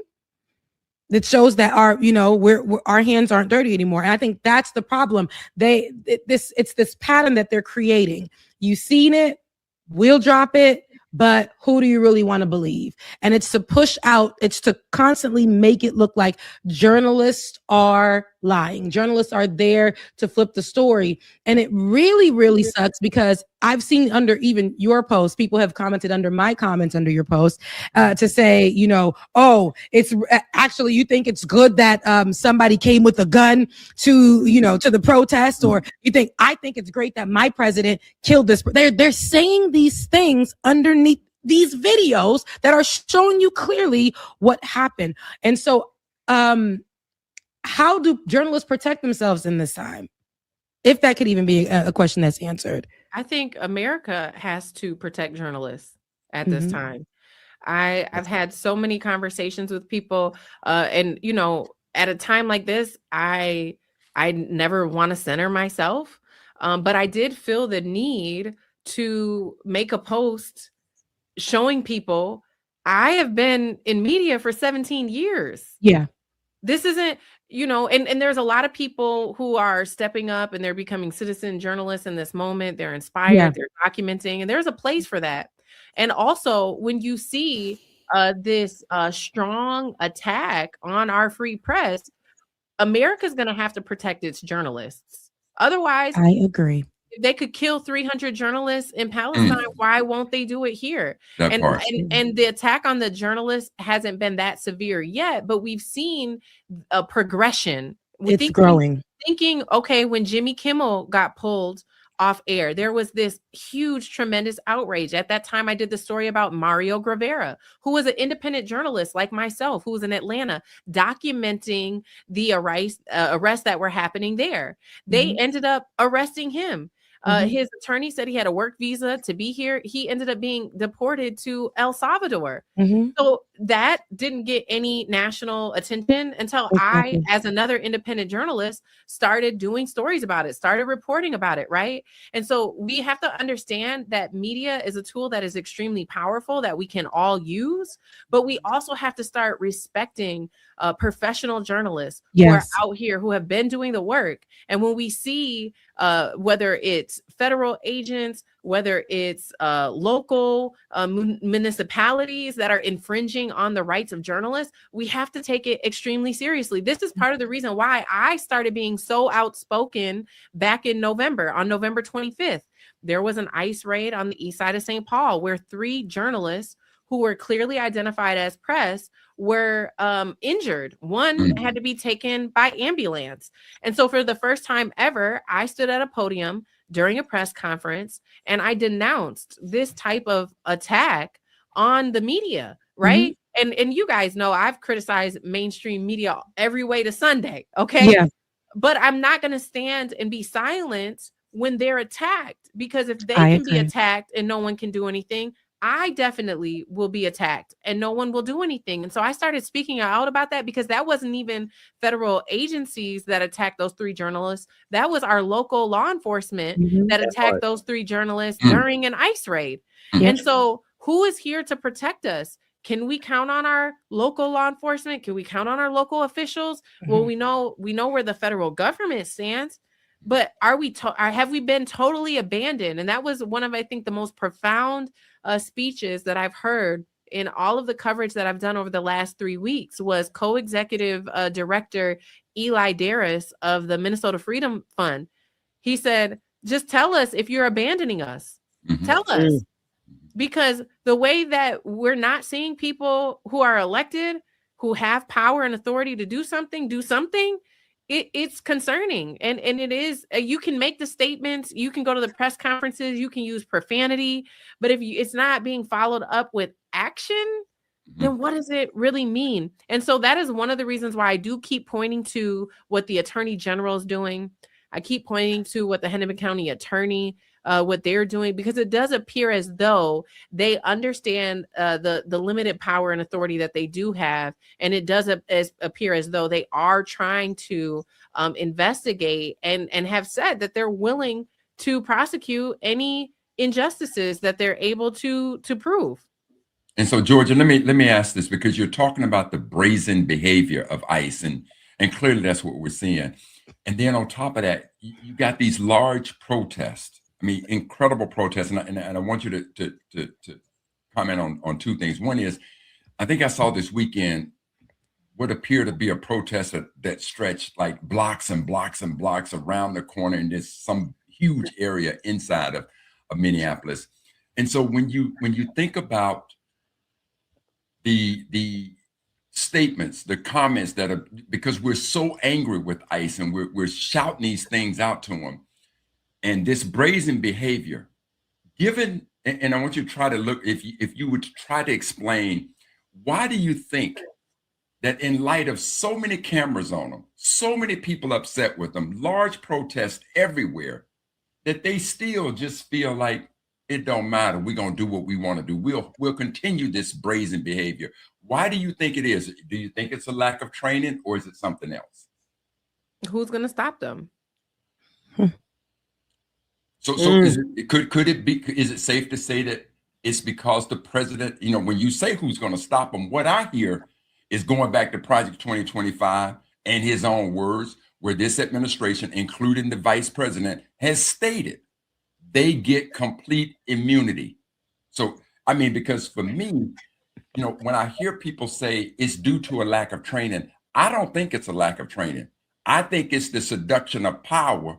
And when the president, to your point, says to them, you can do whatever you want to do, because ain't nobody gonna stop you. Is it a lack of training, or are they doing exactly what they were trained to do? That's what I was going to get to. I think that so one, JD Vance did put out that they have immunity, walked it back a couple of days later and said, sometimes you got some basically bad murders, sometimes you got some good murders. Like, well, if they're bad ones, then we'll figure it out, we'll investigate, which clearly we're not seeing any of that due process at all. But they're doing what they've been trained to do. They're doing what they literally are told to do. That's why they're going to get away with all of this until something happens, which, I'm not sure, because this whole administration is making sure that they're putting ICE on the pedestal. They're making ICE they're giving them immunity right before our eyes. They're going out here and they're murdering people and nothing is happening. They're immediately making sure 5 minutes while that body is cold on the ground,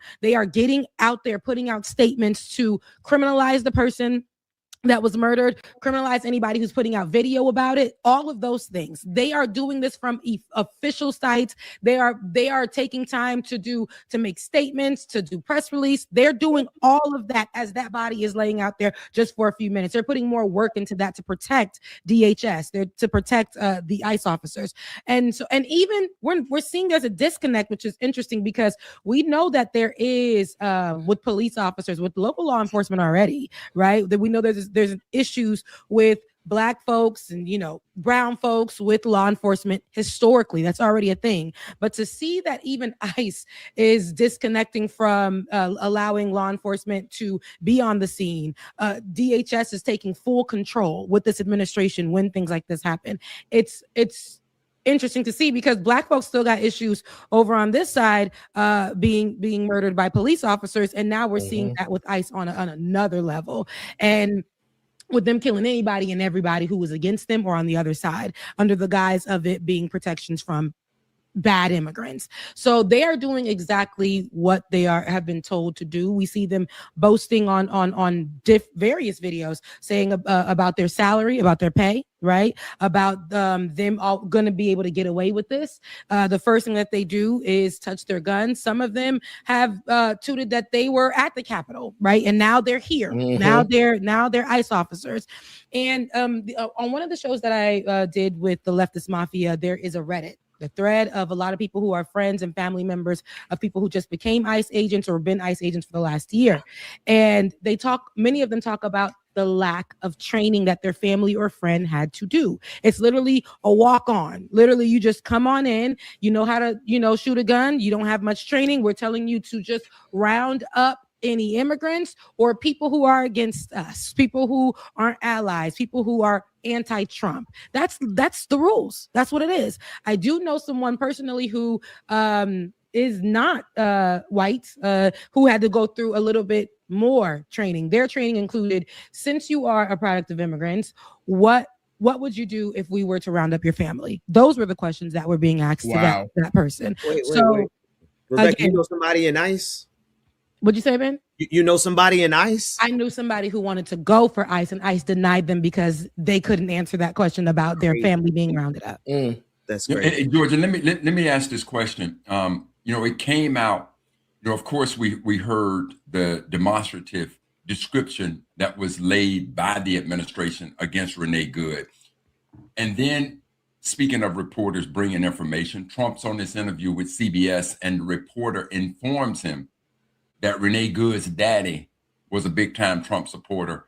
Now Trump walks that back saying, the most insensitive thing, which is, you know, I hope that he's still a big fan of mine, despite the tragedy. And of course, the father speaks out at the loss of his baby girl. So how are folks taking that type of, you know, as a journalist, how do you view that whole situation, the insensitive nature of it? This father having his daughter demonized, and knowing that he supported this type of nonsense. We have to depoliticize humanity. Wow. When did being human become political? Political. My word. I think that for me, as a parent, as a mother who has actually lost a child, part of the reason why I wanted to continue in my career of journalism is because in some ways we are first responders. There are so many experiences I've had interfacing with parents on the day that their child was killed. And so to not be that reporter that just shoves a camera and a microphone in their face to get a statement for the 5 o'clock news, but to be a human first and tell them, regardless of what the circumstance was, there is a way for God to use this. There is a way for God to use you through this, right? And to just give them some semblance of hope to get through. And so it's so hard for me to understand whether you're a journalist, whether you are a law enforcement member, whether you are an elected official, how you could show up in a conversation about a human being who is grappling with the loss of a child. Our children are supposed to bury us. And so when did our humanity become so politicized? Like there is nothing that is off grounds here. You know, there's no human decency for people who don't agree with you. I mean, it reminds me of when our elected official here, Melissa Hortman, was assassinated. And I don't even think that the flag was flown at half staff. It wasn't. It wasn't. Yeah. And so these traditions that America had across party lines, the tradition to recognize one's humanity, the tradition to honor those who were in a position of service. These traditions are out the window, and what they're being replaced with is racist and violent rhetoric.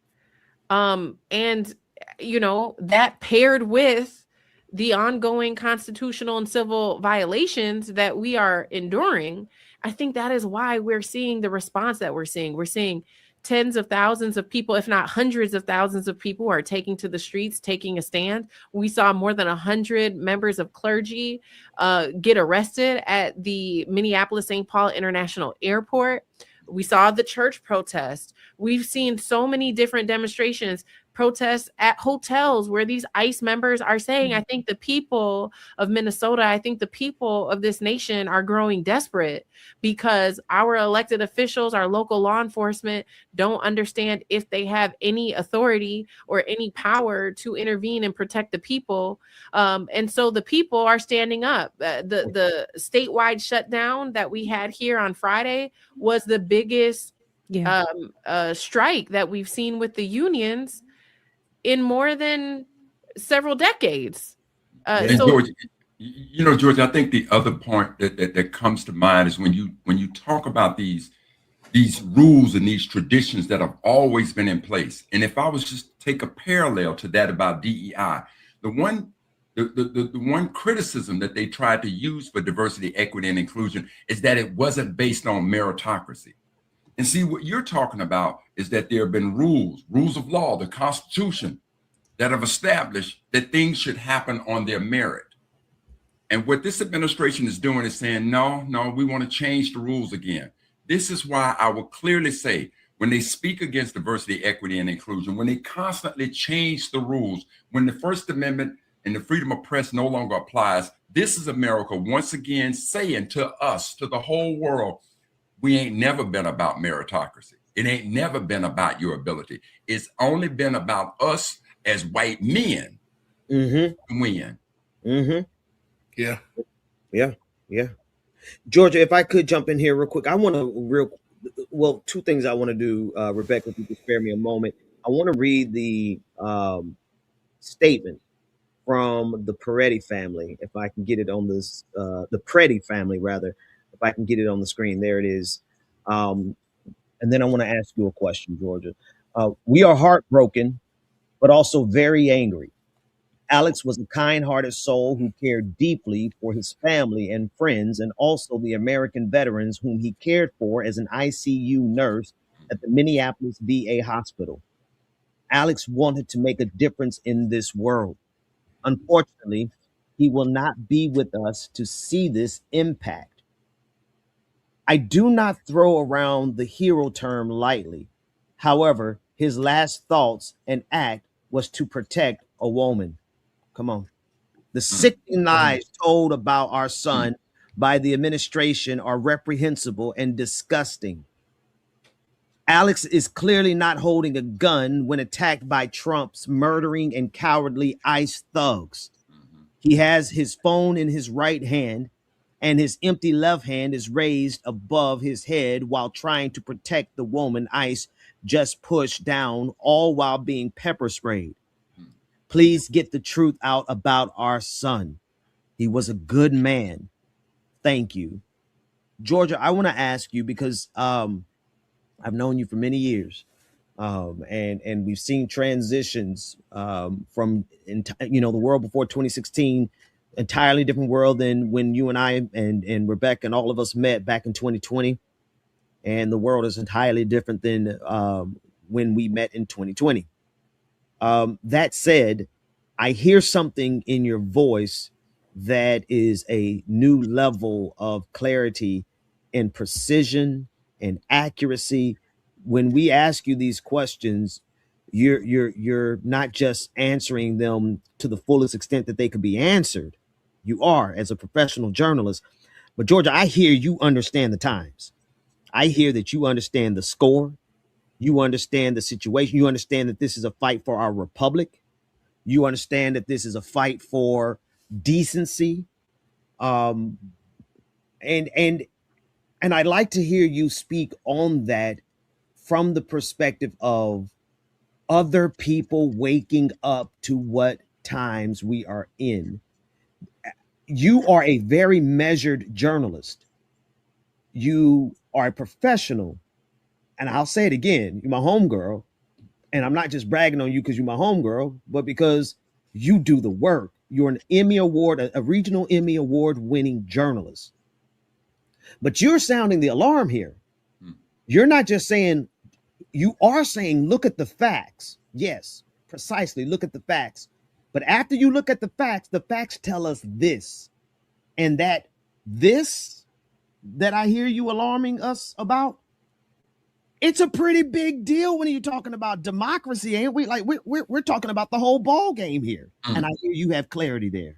Yeah. What's happening in Minnesota should be a code red for this country. How do we justify, how do we renormalize after this, right? Like our constitutional rights have been violated, no consequence, nothing's being done. And so how do we get back to it being normal that when your rights are violated, there's a consequence for it? And the only way that we get back to that is if people say we're not going to tolerate this. It's not right.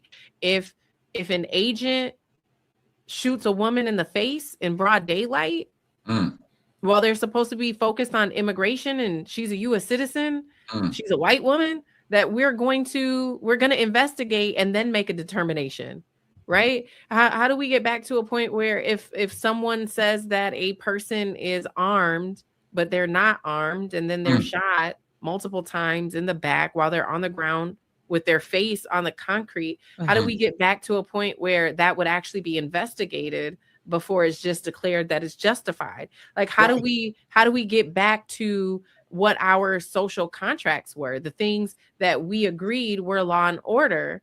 How do we get back to that when we're seeing federal agents who have jurisdiction across this whole country? This isn't a Minnesota issue. This isn't a Minnesota agency. This is a national agency that can come to a city near you. Yes. So if we're just going to stand by and just, okay, the first U.S. citizen wrongfully, unconstitutionally arrested, that's too bad. Oh, it's probably just a mistake. The second one, the third one, now we have a class action lawsuit. Now a woman is killed. Then a man is shot. And then now a man is killed. And let's talk about Alex Peretti. You're talking about an ICU nurse at the Veterans Hospital. I mean, this man, he's a model citizen. That's right. And so how do we justify, oh, well, he had a gun. Yeah, that's also a constitutional right. And so it is very difficult to stick to the facts when you keep telling people the facts and they act as though it's advocacy. They act as though there's exceptions to there cannot be exceptions to our Constitution. Our Constitution is the bedrock of our democracy. And if we're saying that it's negotiable, then essentially we're saying that we're at a turning point in our country where we are ready to rewrite the rules. That's right. But what is being forced on us then is who gets to rewrite those rules. That's right. Meritocracy. There is none. Georgia, I'm convinced that if Jesus was at that protest, you fill in the blank. If Jesus was at that protest, they would have crucified him. That part. Georgia, so even in how you're discussing it now, I think even what Ben was trying to touch on, hey, you have been doing this for years. You're a journalist, and you even mentioned this earlier. There's a different level of professionalism on how you cover the stories, how you follow up with the stories, what angles you're trying to take. And this time it's like, I'm getting everything because the people do need to see, especially with this administration trying to rewrite what happened and put that out there as Bible. And so just hearing in you when you're talking right now, we know usually as journalists, we're trained to be unbiased, not to have any emotion or those things. And I would say the best thing I ever did was go independent as well, because I'm like, these stories, I can't say, like, just to imagine as you are covering it right now, and you to be over there in Minneapolis, and for you to be at the sites where these people were shot. Right. Yeah. And, lifeless bodies and people around you running in chaos or being a part of the protest and being shot at with gas and all the things.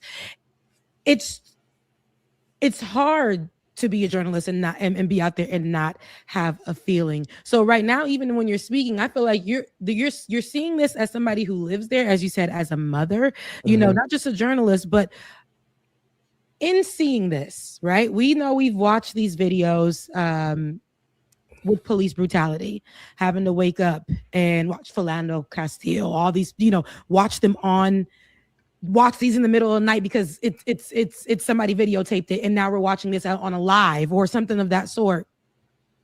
Doing this all over again, but with ICE, and still haven't fully dealt with police brutality, and now adding ICE onto it and covering this.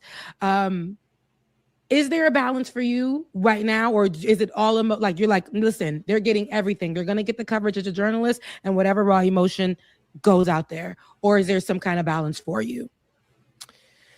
Not much balance right now, because I really believe we're at code red. Yeah. And so I feel like I have to do everything personally and everything professionally. And that's part of the reason why I'm using that language. Like, what's happening in Minnesota has to be code red for our country. Think about this. The government could mandate a shutdown, right? The government could tell us during the pandemic, hey, it's not safe, you guys got to go home. When do we as responsible adults say what's happening right now is not safe for our children, it's not safe for our bodies, it's not safe for our countries? And when do we start to prioritize our own strategy, our own organization to do something, whether it's in resistance or in response or to a reply, like just anything.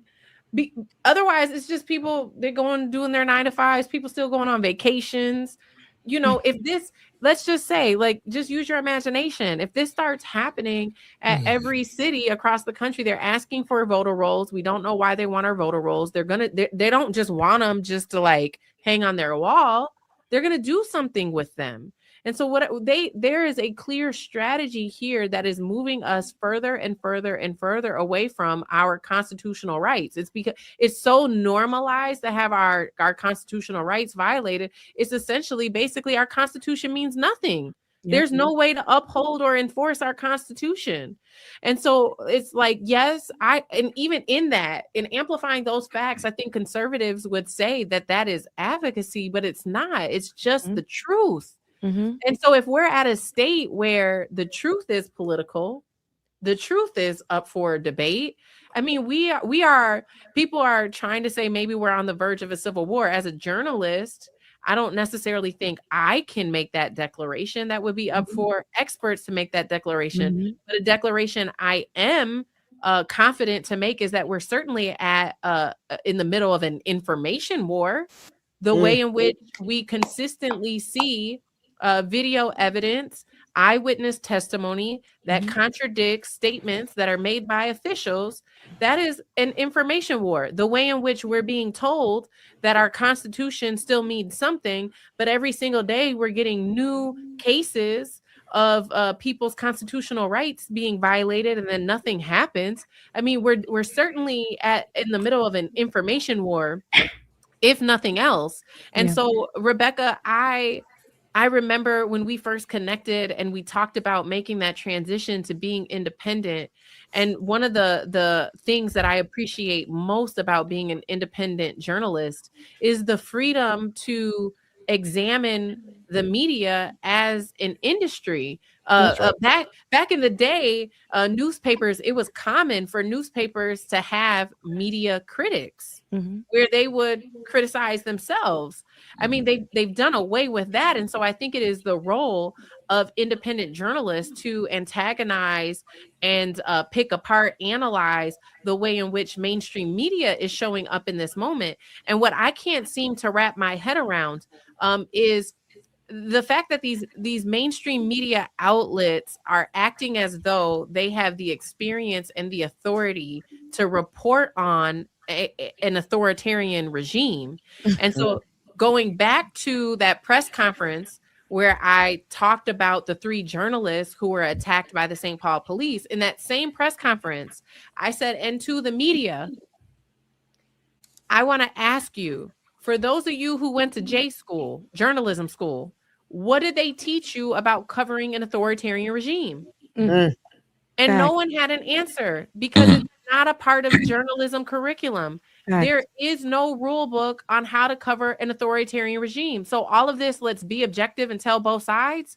How can you tell both sides when you're covering an authoritarian regime? The old rules are out the window. They're gone. And so even the media, I mean, they're still cutting to the weather when our Constitution is being dismantled. My plea to them was, how can you be neutral about the dismantling of our democracy and still expect to be protected by it? You want to sit here and show up and say, oh my God, they're shooting our journalists. This is a violation of our First Amendment Constitution right. But then when a U.S. citizen has their door knocked in, you're like, okay, well, we're not really sure why this person had their door knocked in. We're being told that they're a U.S. citizen. You want to sit here and act like it's okay for members of the community to have their constitutional rights violated over and over and over. But oh no, when your journalists are attacked, then it's, the First Amendment. But the First Amendment, if it doesn't apply to everybody, it can't apply to you. That's right. If Alex Preddy can't exercise his constitutional right to have the legal right to bear arms, you can't have the legal right to the freedom of the press. And so that is the thing, is like, we cannot have selective outrage about our Constitution. We either have to stand up for our Constitution in its entirety or tear it up so that it can protect us, And so this is where I think the media plays a very critical role.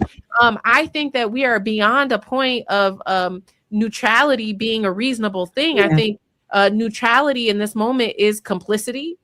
And I understand the desire to want to tell both sides, but at some point, the other side of the truth is a lie. Yeah. And if you're spreading lies, you're a part of the problem. Sometimes when you talk about the morality of something, the other side of right is just flat out wrong. And so who do you want to be? When we talk about being on the right side of history, who do you want to be? You want to be the person who sat here as like, a robot saying this is what was right and this was what was wrong. And so back to you. Here's the truth and here's a lie. Back to you. You figure it out for yourself. That's not helping anybody in this moment. And so I think that there is a deep reform that is needed in media. I think these media outlets need to break their format. I'm sorry, I don't really care about the traffic right now when U.S. citizens are having their doors kicked in, when 37-year-old mothers are being shot in the face and there's not even an investigation to find out if it's justified, where ICU nurses are being shot in their back in the middle of broad daylight. I'm sorry, I don't really care about the traffic right now. Do we have a constitution? Do we still have a country? Are we a free country? Do we still have civil liberties? Those are the things that I think that we should be prioritizing. We should be amplifying people who can answer those questions, who contextualize. Are we on the brink of a civil war? And not just these YouTubers who are just saying inflammatory things for clickbait, but people who actually are studied from academia, who have experience, who are nonpartisan, who can really help unite our country and move us forward. Otherwise, quite frankly, I'm sorry, I don't think that we're going to be here to see what's on the other side of whatever their agenda is. Yeah. So, Georgia, let me ask this. Again, when we talk about history, there was a prelude to the Civil War in 1854. That little thing called Bloody Kansas, where they were literally fighting over free land or free soil. So that was the prelude. It went from 1854 to 1861, then the Civil War hit. But the point is that you talked about a code red, and I just want to ask if this is because when you placed the question in there so brilliantly about why are they asking for the voters roll and code red, if we're not paying attention to what's going on in Minnesota.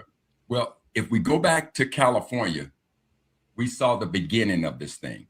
Then we watched them roll into Texas on the whole political side to go for redistricting. Now they're coming into Minnesota. And so, yes, we're watching all of these constitutional privileges or rights, not privileges, rights being violated. But then you talked about that voters roll. And so from a solution standpoint, is it that they know what's really at stake here is that if they lose the midterms, it could be game over. But on the other hand, if they do win, if for whatever reason they get through the midterms, we are really, really in trouble. So when you talk about that whole code red thing and something we better be prepared for, do you even think in this moment of darkness that the outcome of the midterm election could be a solution? But it can only be a solution if we do not give, if for whatever reason the Democrats were to win it. All this nonsense of go along to get along, that nonsense has to stop for us. So, but is that a possibility of a solution to this problem, the midterms, from your perspective? I'm concerned about the integrity of our elections. I think that there's evidence that is out there. I think that you could go back and look. There was some demonstrations that were done with different ballot boxes that have documented how some of the ballot boxes could be hacked. And some of that information is protected by whatever IP classification has been, whatever IP protections have been given to the technology itself. And so the midterms, I think, are almost kind of like a symptom or a byproduct to the bigger problem. And I'm not quite sure that it is fully the solution. And so I know that there has been a lot of organizing around making sure, you know, that people are caucusing and people are voting. And I think people should do that if we survive to the midterms. If we're still here for the midterms, you should go vote. You should. But the reason I'm asking it, Georgia, is because of what you said. They're asking for your voter rolls. Yeah. Here we see what they did in Texas. And now look at the law that they just passed that used to be mail-in ballots that the Democrats were so strong in. Now, but here, let me ask you this though. Let me ask you this, and part of the reason why my response to your question is what it is. If they don't recognize a signed judicial order from a judge, right? If they don't care about your constitutional rights, right? Correct. Why would they? Do you think the buck stops with fair elections? Georgia. But I hear that. But what I do understand is this. I also believe that if there is a semblance of hope in this situation, it better be that we better win that, and we better find a way. Let me tell you where my hope is right now, Dr. Mack, and I want to know what Rebecca has to say. But I'll just say this quick before she jumps in. If you said a semblance of hope, I'm getting my hope from the Lord. Amen. Come on. I think it is appalling to me. Faith without works is dead. That's true. That is true. But it is appalling to me how many people assume because I'm a biracial Black woman who unapologetically tells the stories of the Black community that ends up being at the crux of so many political issues. I emphasize on civil rights and constitutional violations and police brutality because these have been the issues of our time, that there is an assumption that somehow I am left wing, that I'm some, just radical Democrat supporter. The truth about Georgia Ford, I am extremely spiritual. I think it is very concerning for people to put so much faith in political parties, especially at a time when we're seeing moral corrosion on both sides of the aisle. We're seeing a lack of courage. We're seeing a lack of humanity. People just staying silent in the face of just indecency, right? And so for me, I have been honestly encouraging people to fast and pray. Come on. Because my faith is in God. As a Christian woman, I do believe that is where we're going to find more answers than in any worldly things or any fleshly things. There's just so much corruption. There's so much just indecency. Our humanity has been politicized. And so how can we put faith in the institutions that have gotten us to this point? How do we put faith in the elected officials? I promise you, I hear that. And even though I'm a self-proclaimed Sunday school dropout, when I hear people say that I'm gonna put my faith in the Lord, they forget that other part about faith without works without dead. Faith. I agree. And so I know that that's why you see me out here working every day. Exactly. I'm working every day. I'm barely getting any sleep. I'm without doubt that I can see your work. We all see that body of work. But I promise you this, as a Sunday school dropout, unapologetically, I say this. I've seen so many so-called Christians just sit there and sit out and prayed about it and don't do a damn thing to go work for it. And so again, that faith without, that works without faith, faith without works, dead. So somewhere, no doubt, as spiritual folks, we're going to put our faith in the Lord, no doubt, but it still has to be work. And I'm going to say this to you. When that Passover was coming, I done told Ben and the Queen, when that Passover comes, I need to be that angel with the sword. I got some work to do with that. Now, I ain't, not that I'm advocating, but I'm advocating. You know what I'm saying? But somewhere we have to put that work in, and we have to look for a solution. I don't think God just gonna come down and say, okay, I know you all got faith in me, so let it be. Somewhere we got to get out there and do some work. But we have to understand the chess game that these fools are playing. And I think that you certainly alarmed me to it, of them asking for the voter rolls. You see what's going on around redistricting. You seeing what they're doing to stop the voting process. And I don't think that there's a panacea for this insatiable, inhumane disease that is going on. Somewhere we got to attack on all fronts. You from a journalist, somebody else from a historical perspective, somebody from the civil rights, the Queen, both of y'all is independent media of alarming and educating us on all fronts. We have to continue to put this work in.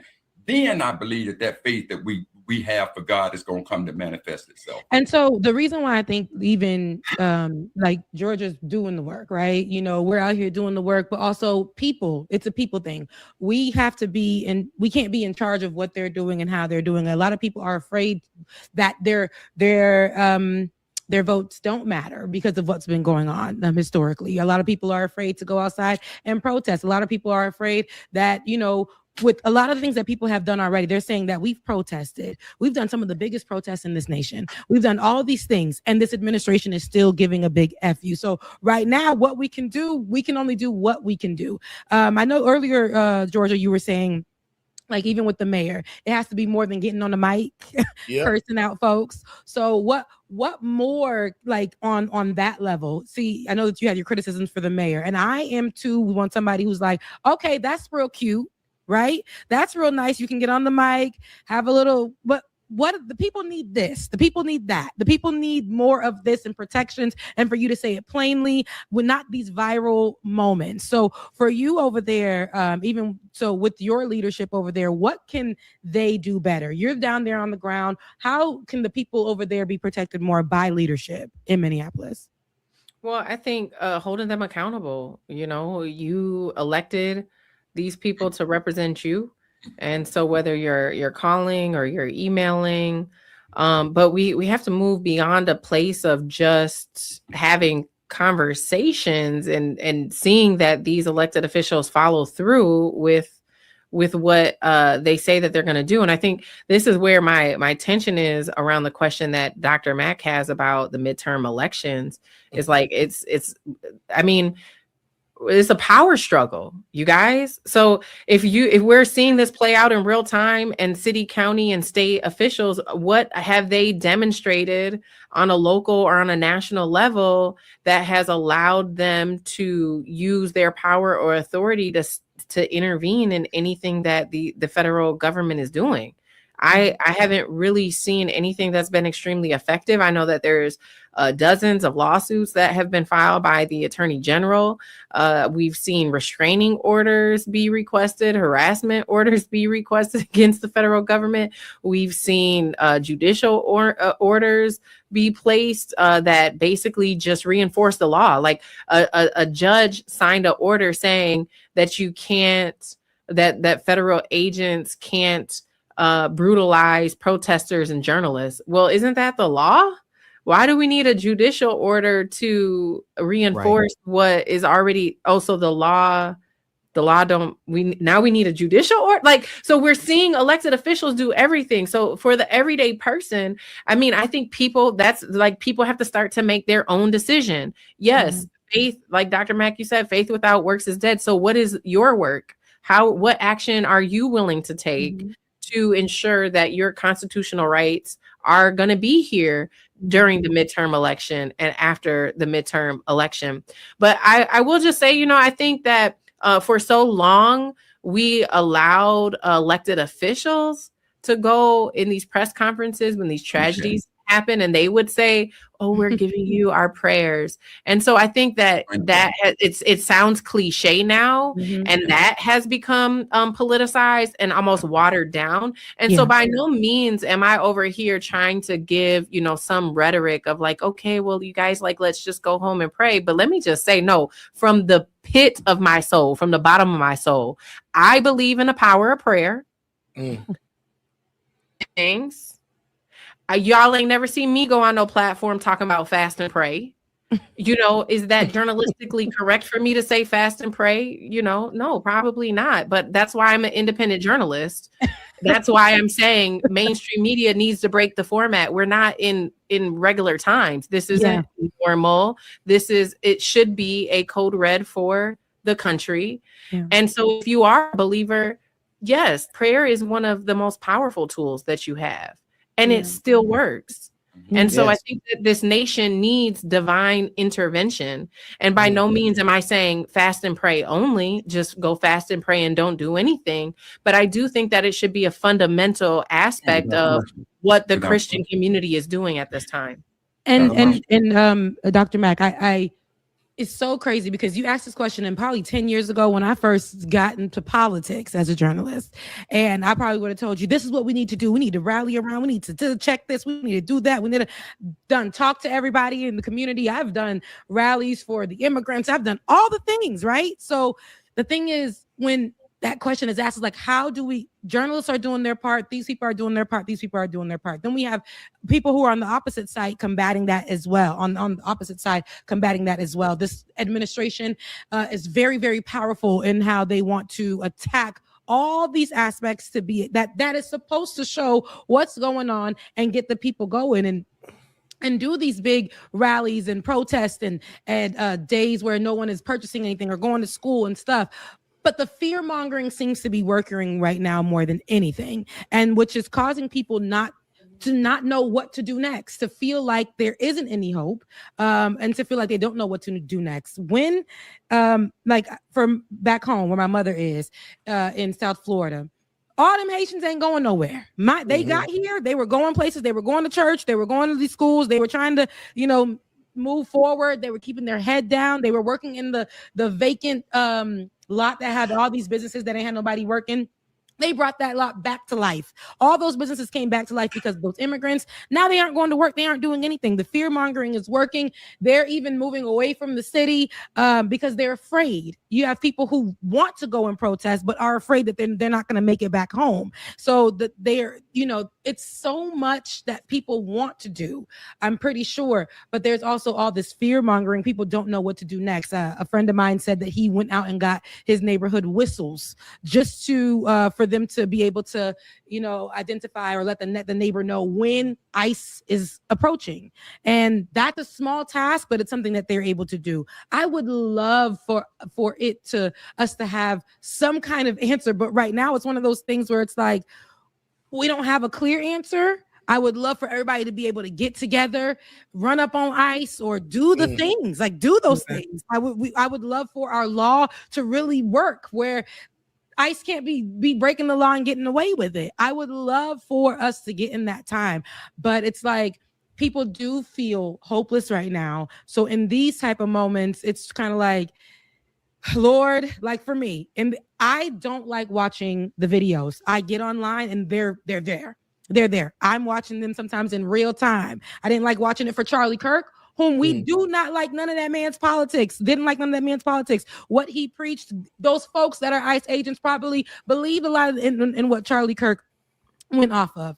But I didn't like that we have to see those things. But we're seeing these things because, like you said, Georgia, we are not living in normal times. These people are allowing all these things to be okay. Watching somebody be murdered and for them to be able to do it again in a few days. And what is really mind-boggling is when they did it to Renee Good. That was the only reason why we found out about Keith Porter, right? And that was because it wasn't on it wasn't, no one videotaped it. We weren't able to see it anywhere. It was just an ICE officer who was off duty, and to me, an ICE officer who was off duty is still an ICE agent. They're still an ICE agent at the end of the day. That's right. It's had the protections of an ICE agent. And so but I said to myself, this is not going to be the last murder. There's going to be one soon. And soon enough there were. And in between Renee and Alex, they were shooting other people, right? The people were being shot, and those things were just being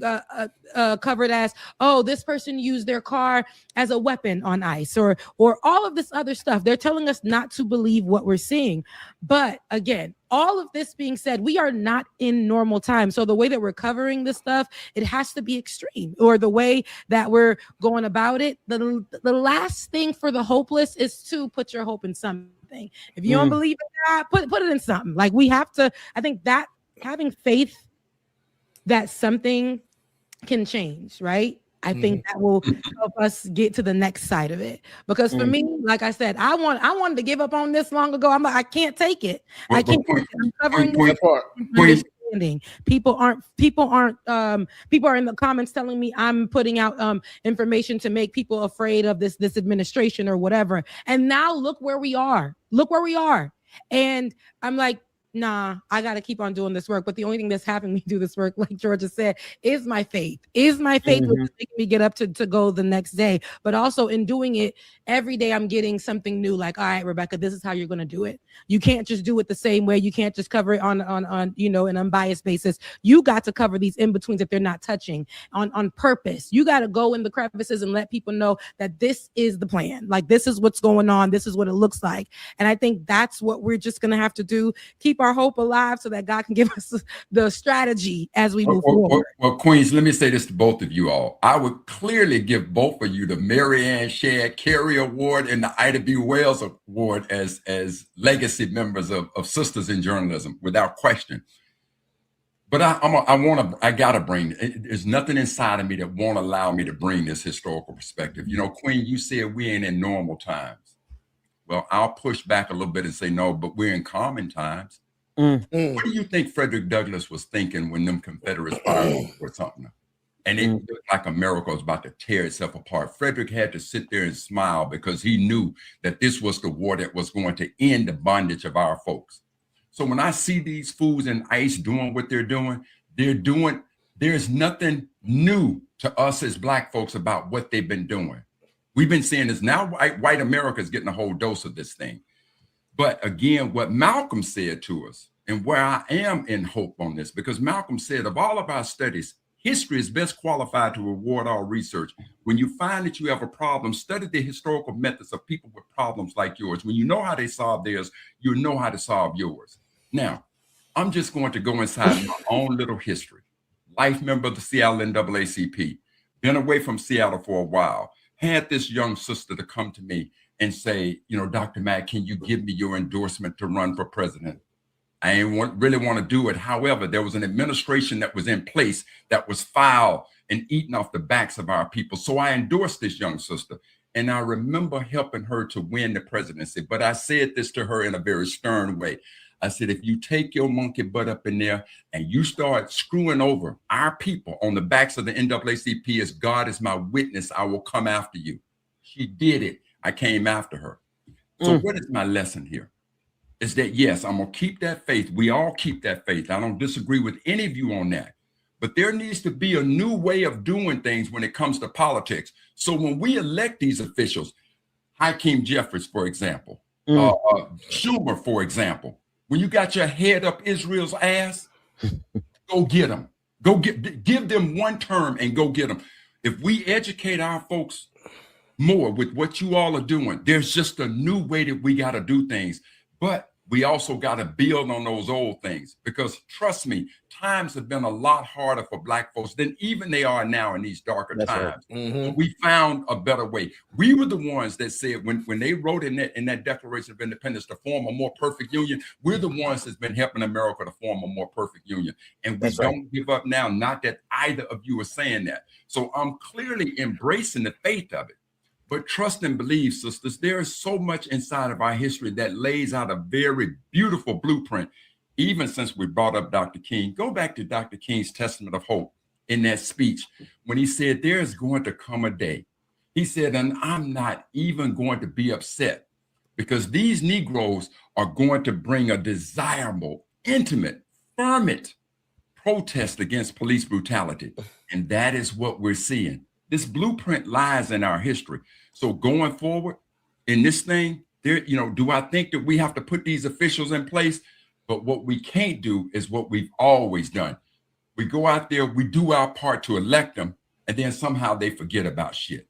No, 2 days is over. I don't care who they are. The mayor of Minneapolis, yeah, brother, I do appreciate you telling them to get the fuck out. But if you don't do right, we'll get you the fuck out. And everybody else will get them the fuck out. That's it. That's it. Listen, let me jump in real quick, because we only have a few minutes. We only have a few minutes before the end of the hour, and we want to get everyone out to the rest of their day. When you all start talking about God and faith and everything else, I was just sitting back.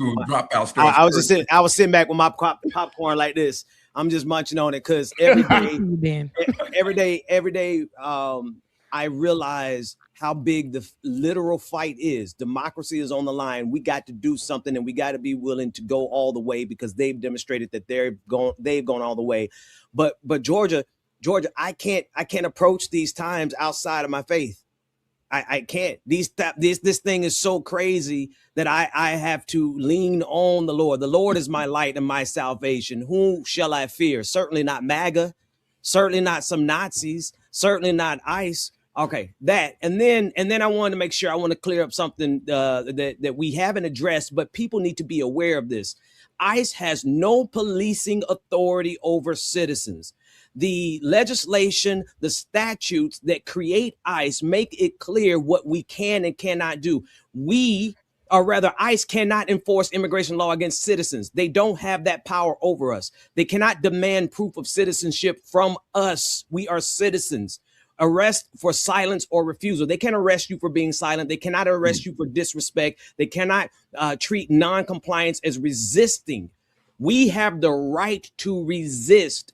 We saw these in documents that were released by ICE themselves. They know in their own documentation that they do not have policing authority over American citizens, only over immigrants. And so what we're doing is authorized by law, and we absolutely have to keep doing it.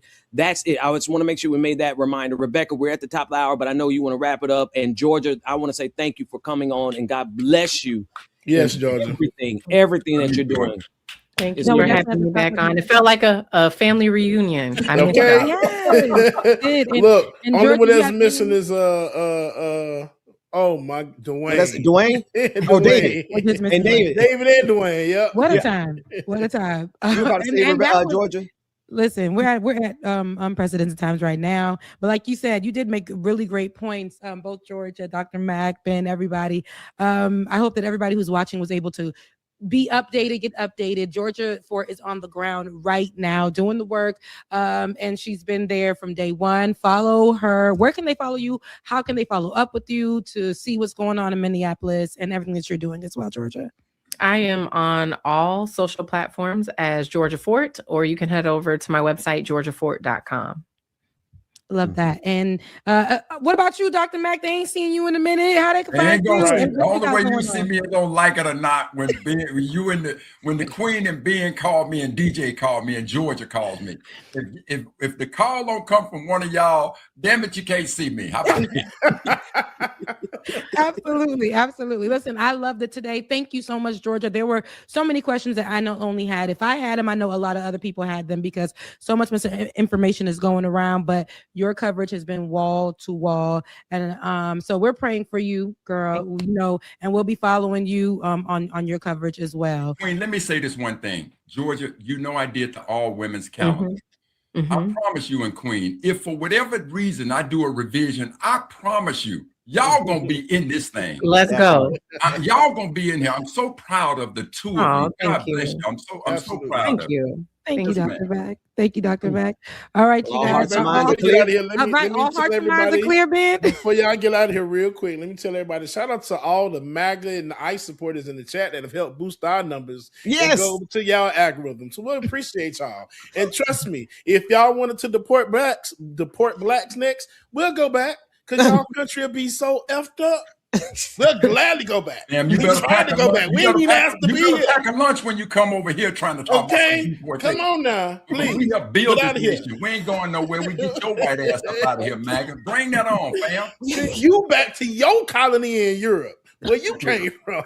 And they don't even Jordan, you and Queen, y'all step aside. Bring your punk ass on, MAGA. We ain't worry about that, fam. Look. Hey, look, Rebecca and Georgia, I believe they can throw some hands. Listen, real quick. Don't never get it twisted. This girl from South Florida and she Asian. So don't play. No, my husband owns a boxing club. That part. Her husband is a prize-winning boxer. Okay, and Dr. Mac built like a damn, tank already. So no, Dr. Mac built like he worked for the CIA. I know he does not work for the CIA, but he built like an assassin. Hey, look, all I'm asking is when you come over, don't bring your sheet. Just come on out here naturally. Let's everybody see who we're dealing with right here. Oh man, listen real quick. I know we gotta go. Schism, thank you for the $20 super chat. Max left Q, thank you for the $5 super chat. The Doc Sanchez FMF went through several super chats. Thank you for each of them. Sent 3 super chats, actually more. Ben Riley, thank you for the super chat.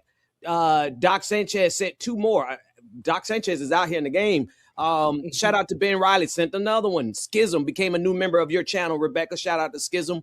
Ben Riley again sent another $5. And all this is going to your channel, Rebecca. God bless As it you. should. Hit the love. And Sheila Bletson, thank you for the super chat. That's everybody. Rebecca, it's in your hands. All right, y'all. Thank you so much for everybody who was supporting. Listen, support everybody that you see on the show right now. You guys, listen, support independent media. We're out here doing what we need to do when the media isn't. All right. We're going in the in-betweens and the crevices, and we're having the conversations, nuanced one with the experts. So please be sure to support everybody that you see here now. Listen, I will see you guys on the next special edition of Like It or Not. Hopefully we have more Georgia for it. Georgia, they also want you on my other show, which is Leftist Mafia. We'll talk about that. I'll reach out to you if you're available for that as well. All right, y'all. I love you. Mean it. Enjoy the rest of your week. Deuces, y'all. Let me bring you up, DJ, so you can play something on our way out. All right, y'all.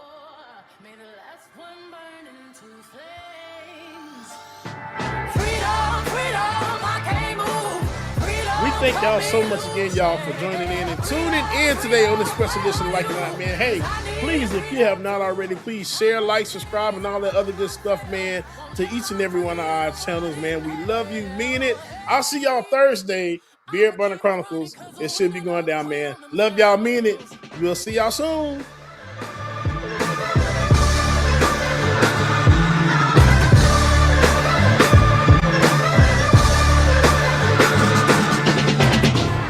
Ten Hail Marys, I meditate for practice. Channel 9 News tell me I'm moving backwards. 8 blacks left, death is around the corner. 7 misleading statements by my persona. 6 headlights waving in my direction. Come on. 5-0 asking me what's in my possession. Yeah, I keep running, jumping the aqueducts, fire hydrants and hazardous smoke alarms on the back of us. But mama, don't cry for me, rap for me, try for me, live for me, breathe for me, sing for me. Honestly, guiding me, I can be more than I gotta be. Stole from me, lied to me, nation hypocrisy, code on me, driving me wicked. My spirit inspired me like yeah. Open correctional gates in high desert. Yeah. Open our mind as we cast away oppression. Open the streets and watch our beliefs. And when they carve my name inside the concrete, I pray it forever reads. Freedom, freedom, I can't move. Freedom, cut me loose. Freedom, freedom, where are you? 'Cause I need freedom too. I break chains up on myself. Won't let my freedom rot in hell. Hey, I'ma keep on running 'cause a winner don't quit on themselves.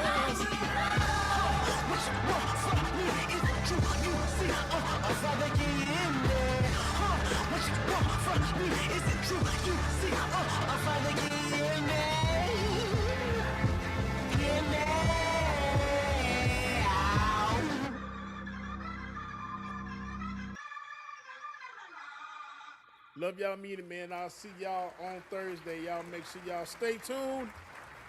Like it or not, it's about to go down. Love y'all. Peace. Peace. Ain't talk today. Work that we're doing here is not going to stop when it comes to these type of discussions. It's going to be for us and by us here on this platform when the media is telling us to look the other way. Your support is what helps us move forward. Join patreon.com/like it or not. Help us grow. Like it or not, y'all. Y'all know what time it is.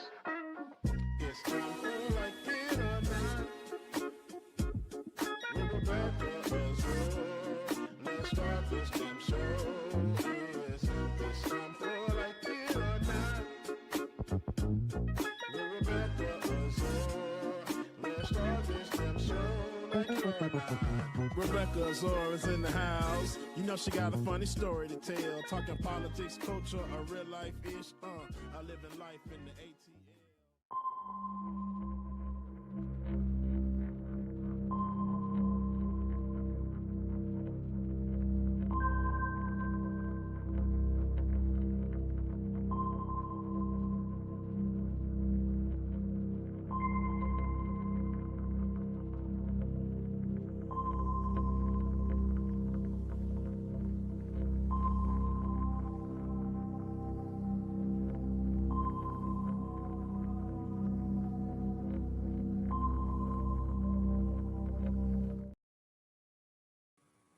All right, we are recording. Hey ho, let's go. This is Resistance Radio. My name is Dr. Mark Calendari.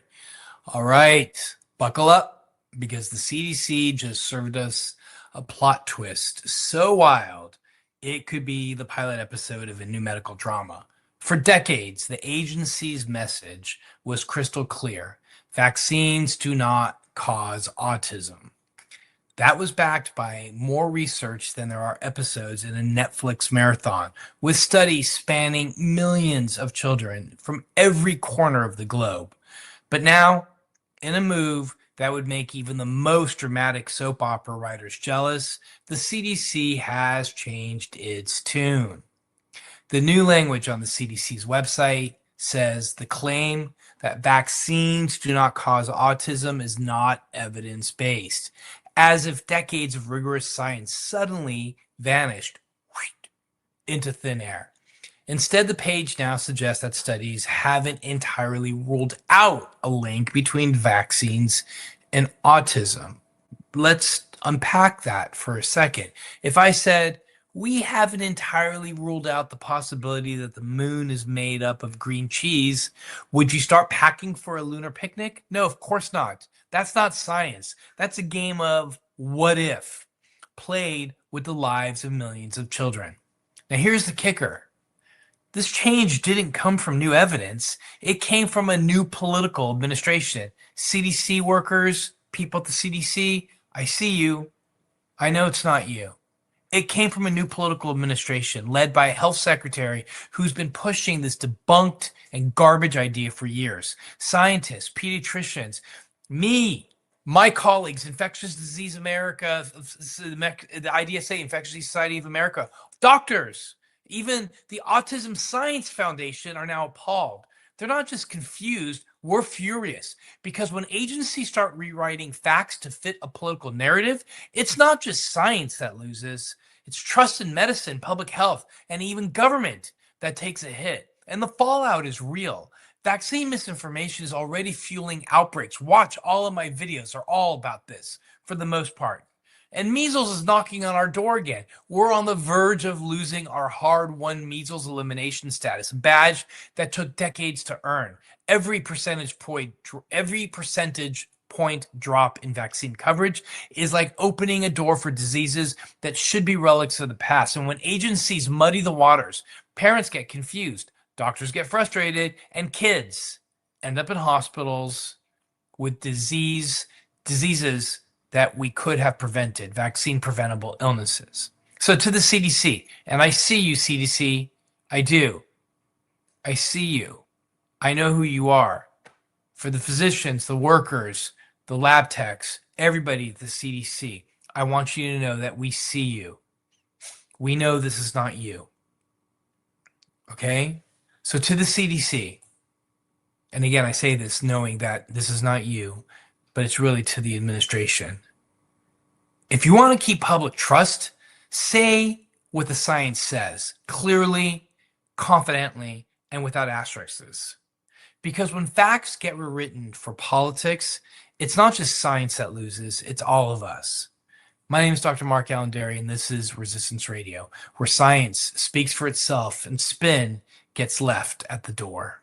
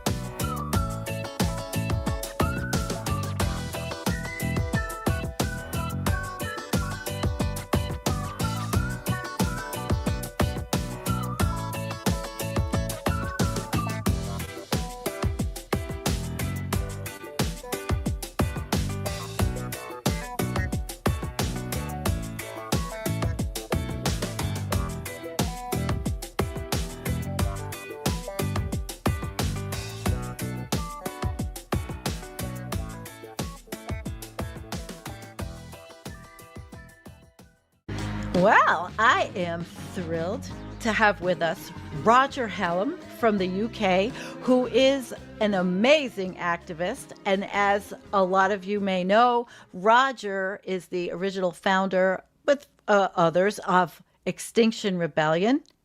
And I even knew people in the United States that were involved with Extinction Rebellion. Several years ago, I drive around with a sticker, an Extinction Rebellion sticker on my vehicle. So it is my great honor, Roger, to welcome you to Environmental Coffeehouse.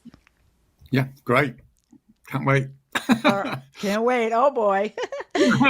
All right. So I guess I want to start with let's go with, maybe for those who don't know you, a little bit about you, about civil disobedience, about your experiences that led to you being imprisoned, and then where we go. How do we create a revolution here in the United States where we are in the precipice of falling off the cliff? So let's start with you. Who are you, Raj?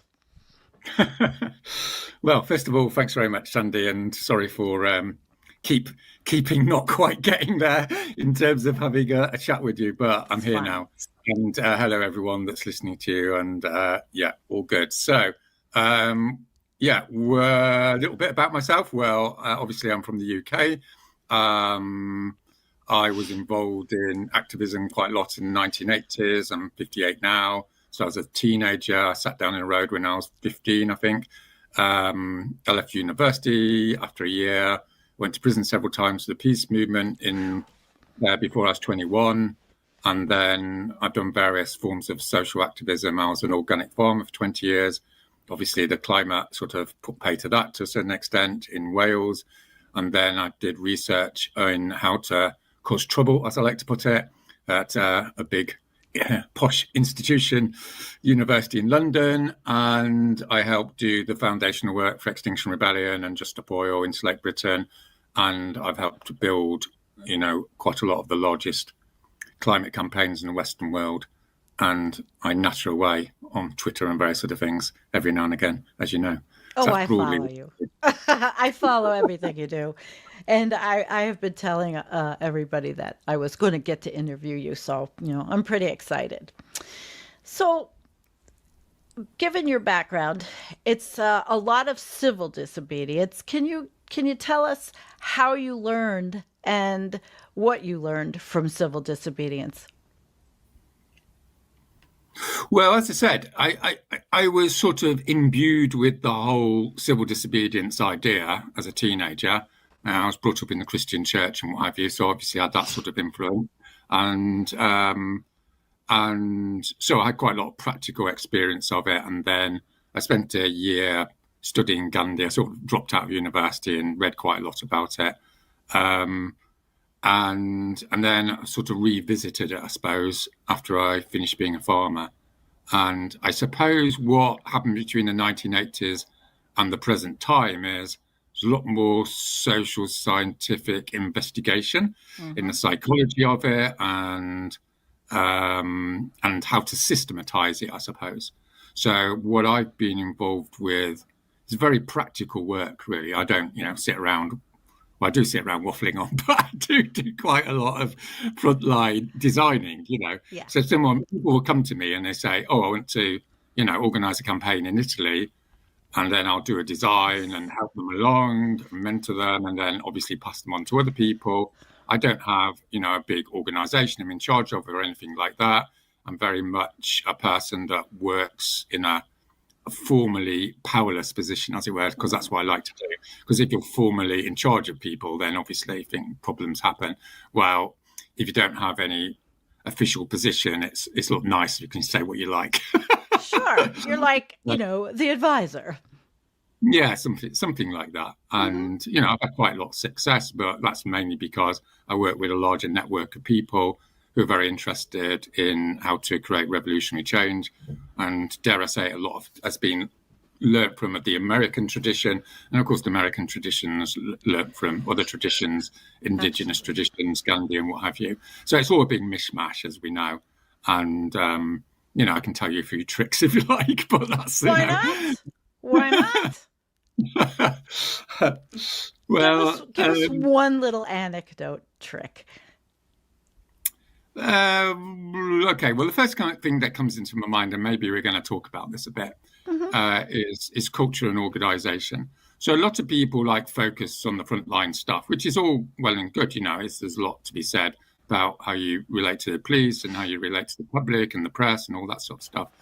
But what I found, from doing empirical research, as it were, it's not like I'm ideologically attached to this proposition, but the basic proposition is you need a central organization, and you need to trust that organization, and it needs to be competent and responsive and humane, and it needs to be in charge. Unlike government. Yes, well, I'm not a utopian. I'm not saying that therefore this is going to bring forward some utopian future. It certainly isn't. However, we're not, as I'm sure your listeners know, we're not in the luxurious position of being able to choose between lots of options. We basically have to choose the best worst option, and the best worst option, in my view, on the basis of starting up a lot of campaigns, is the first step is to get a bunch of people who are going to basically run the show, not permanently, obviously. They're going to bring other people in, and they need to know how to run things well. And that's a lot about culture and relationships. Obviously, it's about strategy as well. You need to be doing something that works, but it's all about how you treat each other and how you induct people and the culture you create. So, for instance, in Just Stop Oil, which has been probably the biggest climate campaign in the UK. It's got 95% name recognition and what have you. There's always people running around doing antisocial things, as you might say. But behind all that, a few hundred people who work part-time and full-time, and they have a culture, right, of trust and service and respect. And unless you've got that, you're basically just going to be going round in circles, which is one of, with all due respect, and it is a lot of respect. That's one of the biggest problems in the States, and not just in the States, but generally the tradition of Western individualism, as I would call it, which is, even though a lot of people who say they're on the left, sort of display behavior which is really at the center of the capitalistic relationship, transactional relationships, which is a big problem. Let's put it like that. Transactional relationships. Well, having lived my whole life in the United States, I completely concur with you on your assessment of our country and its hegemony and what's happening here. It's just not sustainable. But let's talk about, before we go any further, the campaign started because of our climate crisis and overshoot. So where's a little philosophy behind how you feel about where we're going, headed as a species, and the predicament we're in? Yeah, well, I think the first thing to say is, the phrase climate change and climate crisis is the wrong phrase, right? The phrase is the murder of, the murder of common people by the elites. And it's, as I'm sure you know, the phrase climate change was created by the corporate PR departments to focus on the tool of murder rather than the murderer. Okay. And it's the murderer we need to focus on, which is the people who run the government and the large corporations. In other words, we need to frame this as a crime of humans against other humans and, of course, nature. And once we frame it like that, then we can start to analyze it in terms of strategy and ethics and all the rest of it and what our responsibilities are. So, I'm on the verge of writing something saying, everyone needs to stop using the phrase climate change, right? I had said that a while back in my shows, and I said, we need global warming. That's what it is. We need overshoot. But I used it today because that's the framing that so many people use. So I'm glad that you brought that up to reframe it. Yeah. Good. Yeah. I mean, all of that is just the mechanism, right? You don't say, concentration camps killed the inmates. The Nazis killed the inmates, right? It wasn't the concentration camp. You see what I mean? So we need to focus on the origin of the originators of the crime, and then we're clearer. We're clearer what we're dealing with, because then we can situate it in the 5,000 to 10,000 year story of, you know, humans killing humans for an extractive, you know, for life philosophy and all the rest of it, right? So that's really step one. Okay. Step two is obviously to analyze what the physics is and what have you. And, you know, I'm not particularly interested in the debate of whether, you know, we're completely done for, or we're 90% done for, or 80% done for. Because, and this is the other thing I really want to try and communicate, I suppose, is we need to release ourselves from what I would call the mental slavery of deciding what to do on the basis of the world around us. We should decide what to do on the basis of how we want to live our lives. So it doesn't actually matter whether we're doomed or not. It doesn't matter whether it's 90%, 80%, 70%. What matters is, how do you want to live your life? And the question, how you want to live your life, is an ancient question that sort of went out of fashion, you know, with the whole extractive instrumentalist philosophy that came out of, you know, the Enlightenment and all this stuff. And of course, this is like massively embedded in the secular left, as well as the secular right. It's this notion that we need to be successful, we need to work out what to do, and then we'll decide whether we're going to do it. So, you know, I've done like several hundred public meetings, and you'll be familiar with this. You go to a public meeting and you'll say, right, you know, we're fucked. You know, we're going over 1.5, we're going to cover, you know, 2 degrees. You go through it all, and then you split into small groups, and you know what happens. People will go, well, you know, I'm not going to do something unless it works. And that's the most revolutionary orientation, right? The first thing we need to understand about the revolutionary tradition is it's a virtue ethics orientation. What I mean by that is people do stuff because it's right. And they also do stuff because it's exciting, because you're 70 years on this planet, 60, 50, 80, whatever it is. And you just want to have an exciting life, right? And having an exciting life is not being a slave to yourself or to state. So it doesn't matter whether you win or not, right? And as it happens, you know, as a social researcher, I'm of the opinion, and I think this is a robust proposition, is it's those people that just want to live their lives and want to do the right thing and just want to go for it, who actually are the most effective change makers, because they don't suffer from what's called a collective action problem. So a collective action problem is an American invention, right? From American rational people. No disrespect intended, of course. Oh, but don't worry. We can handle it. But you know, the notion is unless you're going to get somewhere, you don't do it. And of course, there's no point doing anything rationally, because the ruling class is always going to win, right? You know, because they're more powerful. So what a lot of people on the left do is they basically do the work of the ruling class by creating a sort of deterministic, negative message. And everyone sort of competes on how fucked they think we are, as if that's radical. That's reactionary. What's revolutionary is to say, fuck where we're up to. We're just going to go and have a fucking good time. You see what I mean? So I'll just give you a little historical example of this. You know, there's loads, and this is a bit provocative. But, you know, there was a revolutionary called Danton, right? He was a French revolutionary. He was done in by Robespierre. I'm not saying he was great or not great, right? But the upshot of it is he did the business, as you might say. Did the business. Right? For better or worse. And then when he was on the way to get guillotined, you know, by Robespierre, you know, I don't know whether it's actually true, but, you know, it doesn't really matter, really.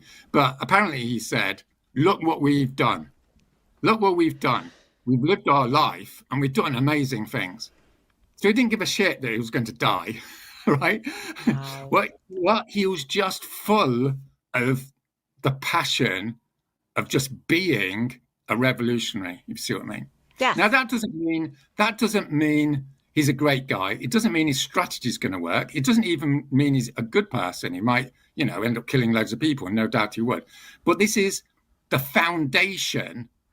Unless you get the foundations right, you're going to be fucked, within 6 months. And the problem with the whole ideology that is promoted by the left and the right to young people is the ideology of instrumental logic, which is don't do it unless it's going to work. Yes. Right. And I've been guilty of that as well, because, at the beginning of XR, I was going, hey, if 10,000 people commit civil disobedience, you're going to get somewhere. But I was sort of misunderstood, because I was sort of assuming that you've already got that philosophical, sort of almost religious basis of, I don't care whether we're going to win or not, I'm going to go and do this. So a lot of the burnout that, Western individualists suffer from is because they have a sort of slave mentality. They have this extractive mentality, which of course is externalized into the physical world, right? Mm-hmm. Digging stuff up and destroying nature. But they have the same attitude towards themselves, which is they're going to extract from themselves. You see what I mean? They don't have a notion of just enjoying it, I might say. And for me, I've been to prison lots of times, blah, blah, blah. I can be nice and self-pitying. But the classic revolutionaries didn't have self-pity. That's the point. They just went for it. And we can talk about how you build on that foundation in a minute, right? But for me, that's a really good starting point. It is a good starting point.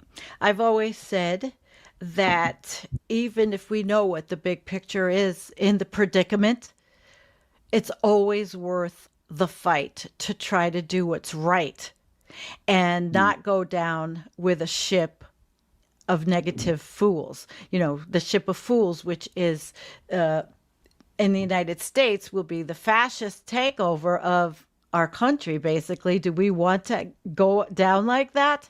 No, we don't.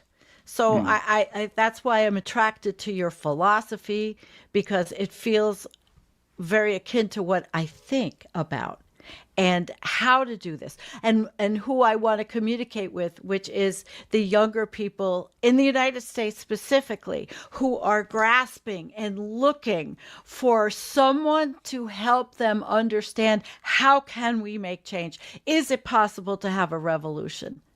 Is it? The last time they felt anything exciting was Bernie Sanders.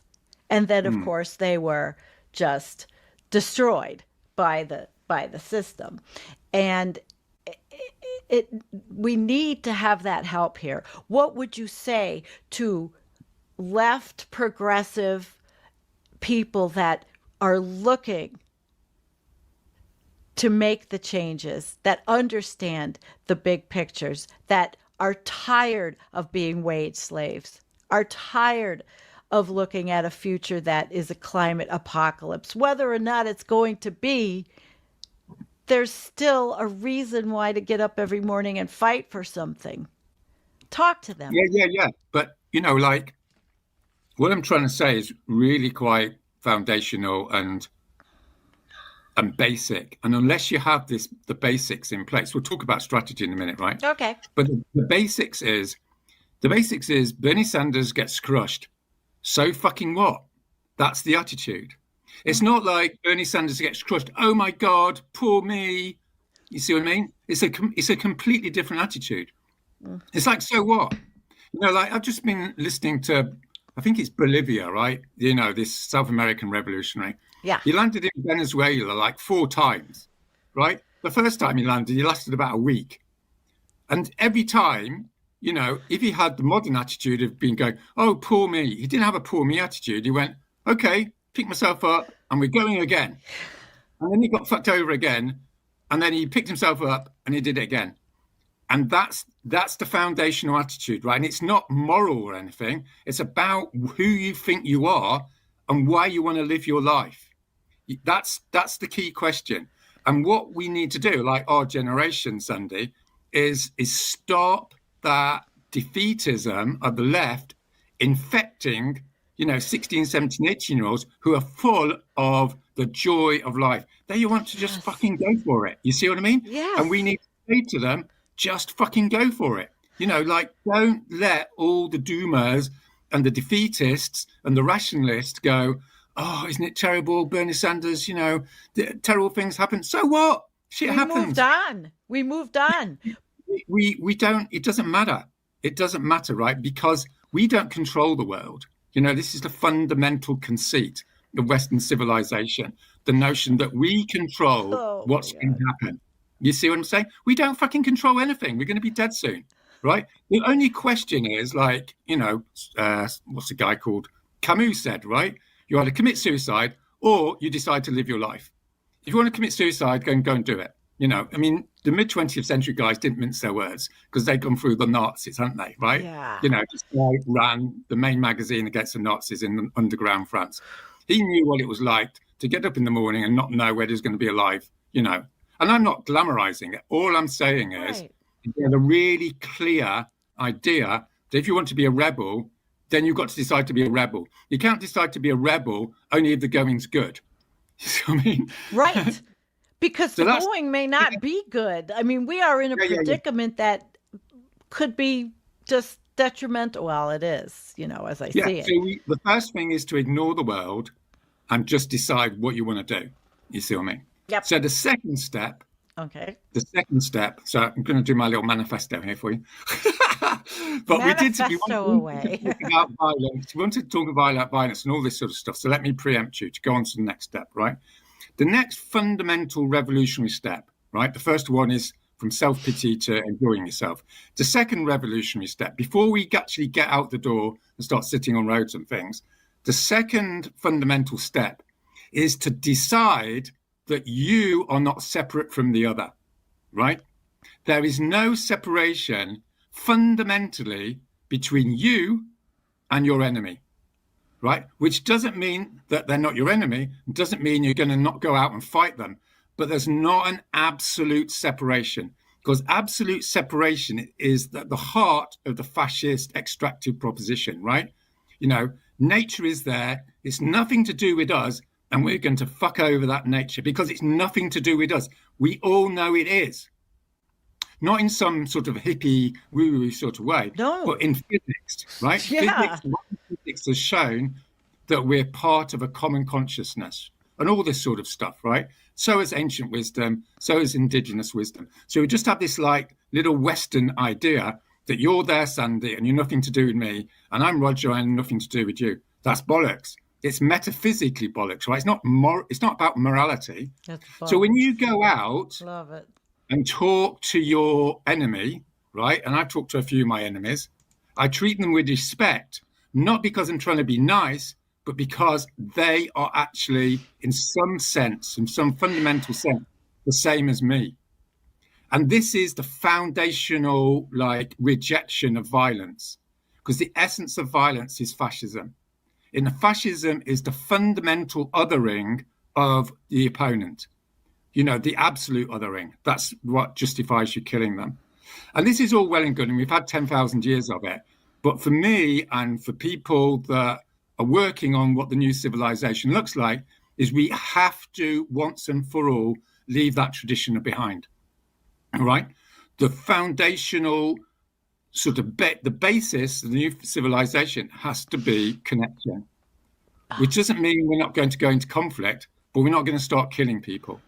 As soon as you start killing people, it's the same as the capitalist. You're the same as the fascist, fundamentally, right? But what I'm trying to say here is, like, you know, in these big debates, people like to make it, you know, violence, it's a tool.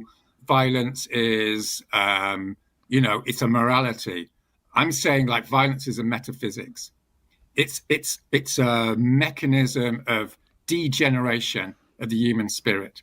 And there's overwhelming empirical evidence, in so much as you want to talk about that, that as soon as you introduce the violent proposition into a social space, it degenerates towards hierarchy, secrecy, abuse, corruption. Right? Especially when the side you are being violent against has a hell of a lot more firepower than you do. So the key point here you know, and I talk to a lot of Americans about this. They say, oh, these fuckers, you know, they've done this to us, they've done that to us. So we need to go and get them. When you go and get them, you're getting yourself. That's the point. It's not a moral point. It's you're corrupting yourself. So, you know, after World War II, when people, you know, started killing the Nazis as a revenge, they had this revelation that they didn't want to lower themselves to the level of Nazis by killing Nazis. You see what I'm saying? What they want to do is go and create what they decided to do. Not all of them, of course, but a lot of them, they followed that argument and said, we're going to create the new world. We're not going to lower ourselves into bitter, violent, revolutionary, you know, macho, fuck you sort of stuff, right? Because it doesn't make any sense. It doesn't work, right? And also, you're just going to end up excluding, you know, over time, you exclude everyone who's not a young man. Yeah. You exclude women, you exclude old people, you exclude weak people, you exclude kids. The essence of revolution is the participation of everyone in the new social project. You do not exclude people. And the essence of violence is exclusion of people within your own side, and of course, the denigration and death of your opponent. So, you know, these are two foundational things. You've got to get your ducks in a row, metaphysically, philosophically, spiritually, before you can go out and do the business. And if you don't, then you'll replicate the patterns of the opponent, and you become your opponent, and you collapse into a mess, right? And so many young people, as we know, to do 6 months of activism, and then they burn out, right? I mean, I've been working 12 hours a day for 40 years, right? I never burn out. Why do I never burn out? Because I'm not attached. You see what I mean? And you're passionate. I'm passionate, but I'm not attached. To the outcome. You're not attached to the outcome. And I'm not attached to my and I'm not attached to my bitterness. You know, like the police could come round tonight. They come round every 2 months. You know, they come into my flat. They'll nick my stuff. They go through my room. They'll take my computer and stuff. They'll stick me in a cell for 24 hours. They'll threaten me with prison, whatever it is. And I'm going like, part of me's going, what fuckers, right? Right. And another part of me's going, Roger, don't give in to that shit. Yeah. You need to be strong, because you need to come out and go, what the fuck? I don't care. Why you do are what you, you like. and why are you such a threat to them? Well, that comes on to the third element, right? Which is what actually to do. So you can, you know, the big problem is loads of spiritual people who are saying they're super detached, and loads of, you know, hippie type people going, oh, I love my enemy. But that's all fucked unless you're in resistance, right? So this is where the left-wing people are perfectly right, is you have to go out and challenge the injustice of the world, right? But you're going out on a firm basis. When you go out and challenge the injustice of the world, the fundamental principle is to create disruption. That's what I'm well known for. You see what I mean? That's my day job, right? I go around the world, and there's some, you know, young guys in Argentina, and they're going, it's all fucked here. And I go, well, here's the basis of it. I go through the basis. If you're cool with the foundational stuff, then let's look at how we're going to create a movement in Argentina, right? And then we're going, okay, you need a central core, you need a demand, you need a mobilization strategy, and you need to go and call shit, right? You need to go, you know, you need to go to some big ceremony where the leader's, you know, having an ice cream with his wife or something, and you go up and, you know, you throw something over them. Let's put it like that, right? You see, like, and that'll get you in the national news, and then 1,000 kids in Argentina are going to contact you on social media and go, what the fuck, that was great, you know, and off you go. Then you're going to integrate them, and there's a whole load of, you know, technicalities about how you induct them and how you train them and how you're nice to people and how you go, right, next time we're going to block the motorways or whatever you're going to do. But you're doing it as a disciplined army. You see, this is the point. Yeah, a It's like, disciplined army without violence, which was one of the questions I had posed to my Discord group, and I read it to you, and you already answered it without me having to read it about how are we going to abandon the doctrine of white liberal nonviolence and take up arms? But you answered that, and so I thought you did a very good job of that. yes, because the disease of the world is a disease of the spirit, right? That's the problem. So the problem with our culture is it's totally materialistic. When you're going up against the opponent, it's not fundamentally a material struggle. It is to a certain extent because you want to go on strike and make sure, the capitalists can't produce goods. So that's a material side. But the real battle is for the hearts and souls of the social space. Your own side, you're speaking to your own side, you're speaking to the public, and you're speaking to the opponent. And through the persistence and discipline and disruption of your campaign, you're going to break through. Not always, of course. This is not a car engine. It's a complex system, as they say. So you might do all the right things and you're still fucked. Or you might just push through and everyone thinks you're great. But again, it doesn't matter because you're going to carry on. And obviously, if some things aren't in place, you go away for the weekend and you rejig the bits and then you go again, right? Yeah. Because you're just going to go over and over again. And this is what the revolutions did, right? For decades, over the last 200 years. You read about them. Spent half their life in prison, half of them got shot, and a few of them got through and took over the state. And our project is to take over the state.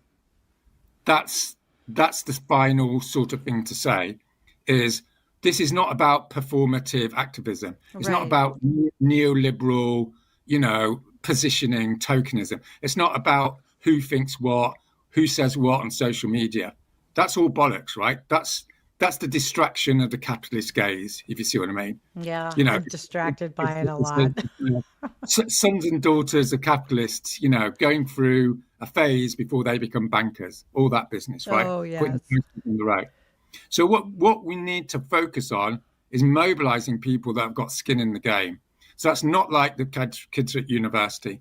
It's about going out to the suburbs of the cities, to the working class areas, and holding assemblies and listening to people that do all the essential work in society and being in service to them. That's the critical message for the young people of the Western world, right? Is to leave university. There's no point saying you're radical and staying at university because university is a mechanism of creating privilege. I left university after a year because I sussed it out, right? I went to India and I saw, I was in this civil rights movement in India when I was 18, people getting shot, people getting raped. And the main guy there said, Roger, fuck off back to the first world and have a revolution. I don't want you pissing around in India, pretending to get some brownie points. Get back and do the job. So I went back, I was one of the top students at LSE, so I had a nice career in front of me. And I just left.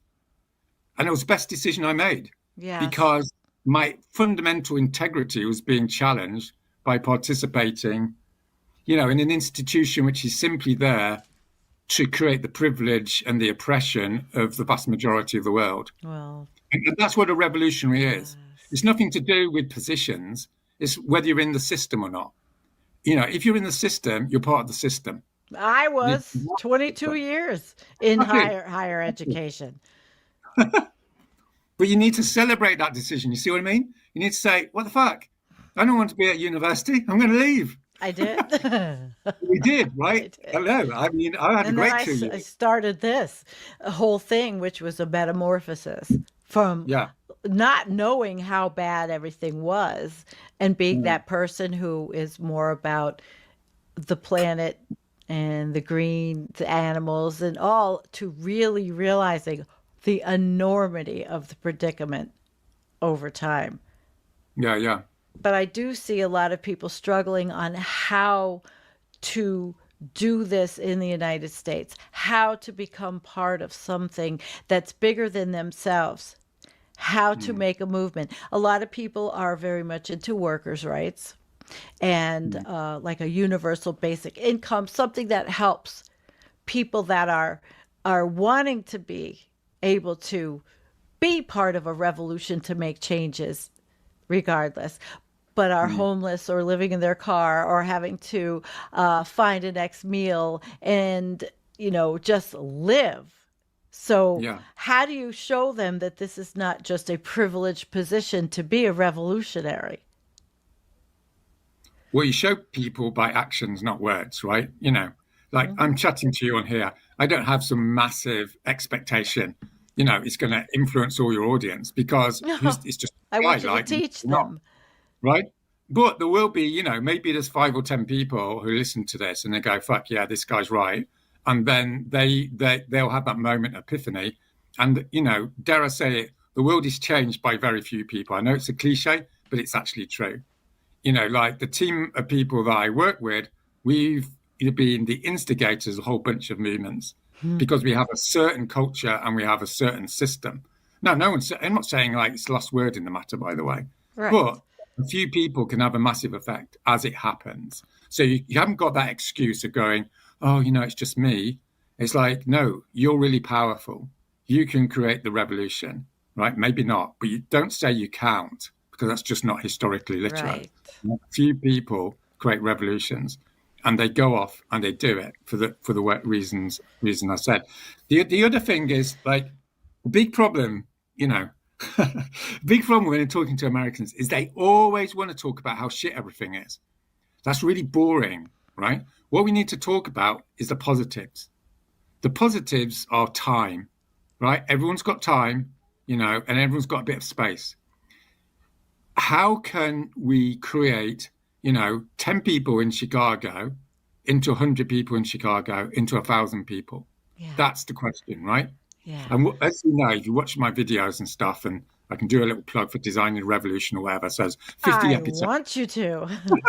There's 50 episodes, so you can, there's a lot to all this, right? Yes. The upshot of it is you start where you are. Now, there is a certain sort of spiritual wisdom, which, I'm sure you're aware of, which is the only thing that exists is the here and now. The future doesn't exist and the past doesn't exist. Where you have agency, Sandy, is in the next 10 minutes. You see what I mean? That's all you have. And that's all you ever have. Everything else is some projection of your mind. So when I'm talking to young people, I'm saying like, without sounding like some self-help guru or something, I'm basically saying, what are you going to do in the next 7 days? Focus on that, right? What are you going to do in the next 7 days? Yeah, what are you going to do? Well, you're going to talk to 2 or 3 of your mates. You're going to get them to watch 1 or 2 of my videos. You're going to have a chat, and then you're going to make a plan. And that plan's going to fail, and then you're going to learn from the failure of that plan, and then you're going to make another plan. And then about the 5th or 6th plan, something's going to, something may happen or may not, right? Who knows? But it doesn't matter because you're actually planning. You're using the resources you have to build more resources, right? So that's what I always do. Like I was in Germany and, I was talking to 4 or 5, dare I say, miserable 20-year-old German students, right? And they said, everything's fucked, Germany is a terrible place. Still, everyone thinks their place is the worst place. You know what I mean? Everyone has that excuse. No, it wouldn't happen here, Roger. I'm going, whatever. Well, not the right wing in the United States. They all have American flags. They think the United States is the be all and end all of everything. Yeah. So that's not what we're thinking about. What we think when I talk to these Germans, right? Those 5 Germans, I said, okay, we're going to make a plan. We're going to do an action. And we're going to get like 20 German guys together. And we're going to do an action, right? We're going to sit on the motorway, whatever it was, can't remember. So they went and did that. And then he came back to me. And then I said, okay, where are you up to? And then I gave them a more general plan, co-designed it with them. Other people got involved. And then they created the biggest climate campaign in Germany, right? In about 9 months, right? Millions of pounds, hundreds of thousands of people on their database, brought the country to a standstill. It happens, and there's a method to it. And, I'm not going to go through all the bits and pieces because it would just be really boring for your listeners. What I'm saying is you don't have an excuse, right, to sit there thinking nothing can happen. And we know this from American history, right? I mean, the big paradox here is everyone's inspired by America, the good side of America. What happened in the 60s, right? Yes. What happened with the Jets? What happened in the Revolution? What happened with the black struggles, the gay struggles? What's he called? Kramer. What's his own? The HIV. The activist. He was amazing. Yeah, what's his first name? Larry. Was it Larry? Larry Kramer. He's fucking great. Yeah. He told me to swear. You know what I mean? Larry. He's like, I let it all hang remember out. him. Yeah. He was great, wasn't he? And why was he great? Because he just got up and he said, what the fuck? He said, if you don't get onto the streets, you're going to fucking die. Stop being miserable and get on with the job. They did. And they did. And they saved like thousands of lives, right? Mm-hmm. And that's the message to the young people today, right? Yeah. Get out on the street. Otherwise, you're going to die, you fuckers. Yeah, you hear? Get out on the street, guys. No, but really, that is inspirational. And if that hadn't happened, who knows? Because more people would have died, wouldn't they? But I now, had friends that died. I mean, it was horrible. But now the whole problem is global, isn't it? Right? Global. It's like global HIV, right? So this is it. This is the final challenge in some big, spiritual sense. I think so. I do. I think that your thinking and your processes could be just the last real big effort before everything just tanks. But if we don't make the effort, what have we got to lose? What have we got to lose but everything we've already lost, or we're going to lose it anyway? But there's a little wrinkle I want to point to in what you've just said, right? Okay. So this is one of the problem with the Duma position, right? They say, oh, it's too late, everything's going to collapse, right? That's not a very sophisticated position. What happens historically is things collapse, the system collapses, and then there's a reaction. It's not the end of the society. You need to separate between the regime and the society. So what we can say with absolute certainty is all the fuckers that run the show, they're done, right? Capitalism's going to destroy itself. All the people that run the companies, they're done. The whole system's done. Okay, what happens after that? What happens after that is two things: a national democratic revival or fascism. Yeah. So there's two steps to it. You see what I'm saying? There's the collapse of the system, and then there's the collapse of the whole society. Mm-hmm. And when you have the collapse of the system, you'll have millions of people wanting something else. And that's where the revolution comes in. What the revolutionaries say is, we don't want fucking fascism. Let's have democratic revolution. Let's have a revolution in the human spirit, a foundational revolution in human consciousness. And this is what it looks like. And you have a concrete plan, right? What's going to happen next Wednesday? Can't just be waffling on. And what we need to do as revolutionaries and people listening to this is we're waiting for that moment. So it's a positive interpretation of the doomsday story. See what I mean? Yeah, the system's going to collapse and no one's pretending that's going to be pretty. And it opened up this super exciting possibility to reconstruct the human spirit for the first time in 10,000 years, to actually get beyond that extractivist, poor me, materialistic, the foundations of the capitalistic proposition, and it goes deeper than capitalism, as we all know, right? Capitalism's been around for 500 years. And right? my life is steeped in it. Yeah. So that again, that gives a more positive frame. You see what I mean? It's not like everything's going to collapse and everyone's going to die tomorrow. It's no, like everything's absolutely not. And when people say that's not. There's going to be 3 million people in Washington, whether you like it or not, going, we want a new society. You see, like, this is what the Vietnam War did, right? To the 60s generation, right? They're all faffing around, not doing very much. And then as soon as there was dead bodies, to be blunt about it, then everyone got serious. And there will be lots of dead bodies, if the truth be known, right? Because that's what the climate is. It's a death, it's mass death.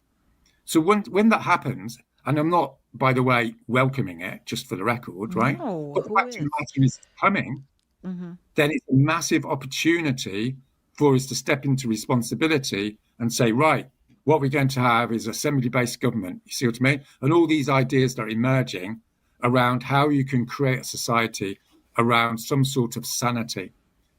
And we need to have the faith that we can do that, right? We may not, but to say we definitely can is just bollocks, right? Yeah. It's just not historically literate. People go through so much pain historically, and they come out the end of it and they create something better. And they create something better, not despite of that pain, but because of it, right? Because it matures you, as we all know, right? Suffering matures you. It can fuck you up, but it also can mature you. And that's the humility that's going to come, right? Because at the moment we have this big humanist arrogance, don't we? Oh, we're Americans. Oh, we're Europeans. We can sort the world out. We're in charge. We're not fucking in charge, are we? No. Right? We're not. Just Absolutely get the program. It's very difficult to live your life. Nothing is easy, but and we also have to be very careful that we don't take in the victim role and always put ourselves as a victim. I'm not a victim, and I don't want anybody to feel like they're a victim. Take that victim mentality and turn it into activism. Turn it into something much better than, like you said, I'd say the poor me's or whatever. There's so much to do. So much to do. And you have given us guidance. I don't want to give the impression, just for to be clear, that shit doesn't happen and it's really upsetting. And there is such a thing as being victimized, right? Horrible things happen to people. Yes. The point is people are not ever just a victim. That's the point. Right. Because if you say someone's just a victim, you're dehumanizing people. Mm-hmm. There's always the spirit there which can say, yes, I'm a victim and I'm a human being and I can choose to get up tomorrow and continue to live my life. You see what I mean? Yes. Because I have an irrepressible spirit about myself, whether I like it or not. So I'm deceiving myself if I get into this sort of structural self-pity. I think you're very inspirational, Roger. And I think you have a lot more potential to be inspirational, but you need people to know who you are. The talkers that get 1 million views are just losers, grifters. It's like, why are people falling for these people what do they give them? The paranoia that's really prevalent, especially in the United States, by the talkers. How do you feel about that? And maybe reaching some of those people there's twofold. Reaching let's say the university students and all the protesters that are protesting passionately against the war in Gaza and what Israel's doing. And then those people that also are just floundering, not happy, but looking for something to place. How do we capture them?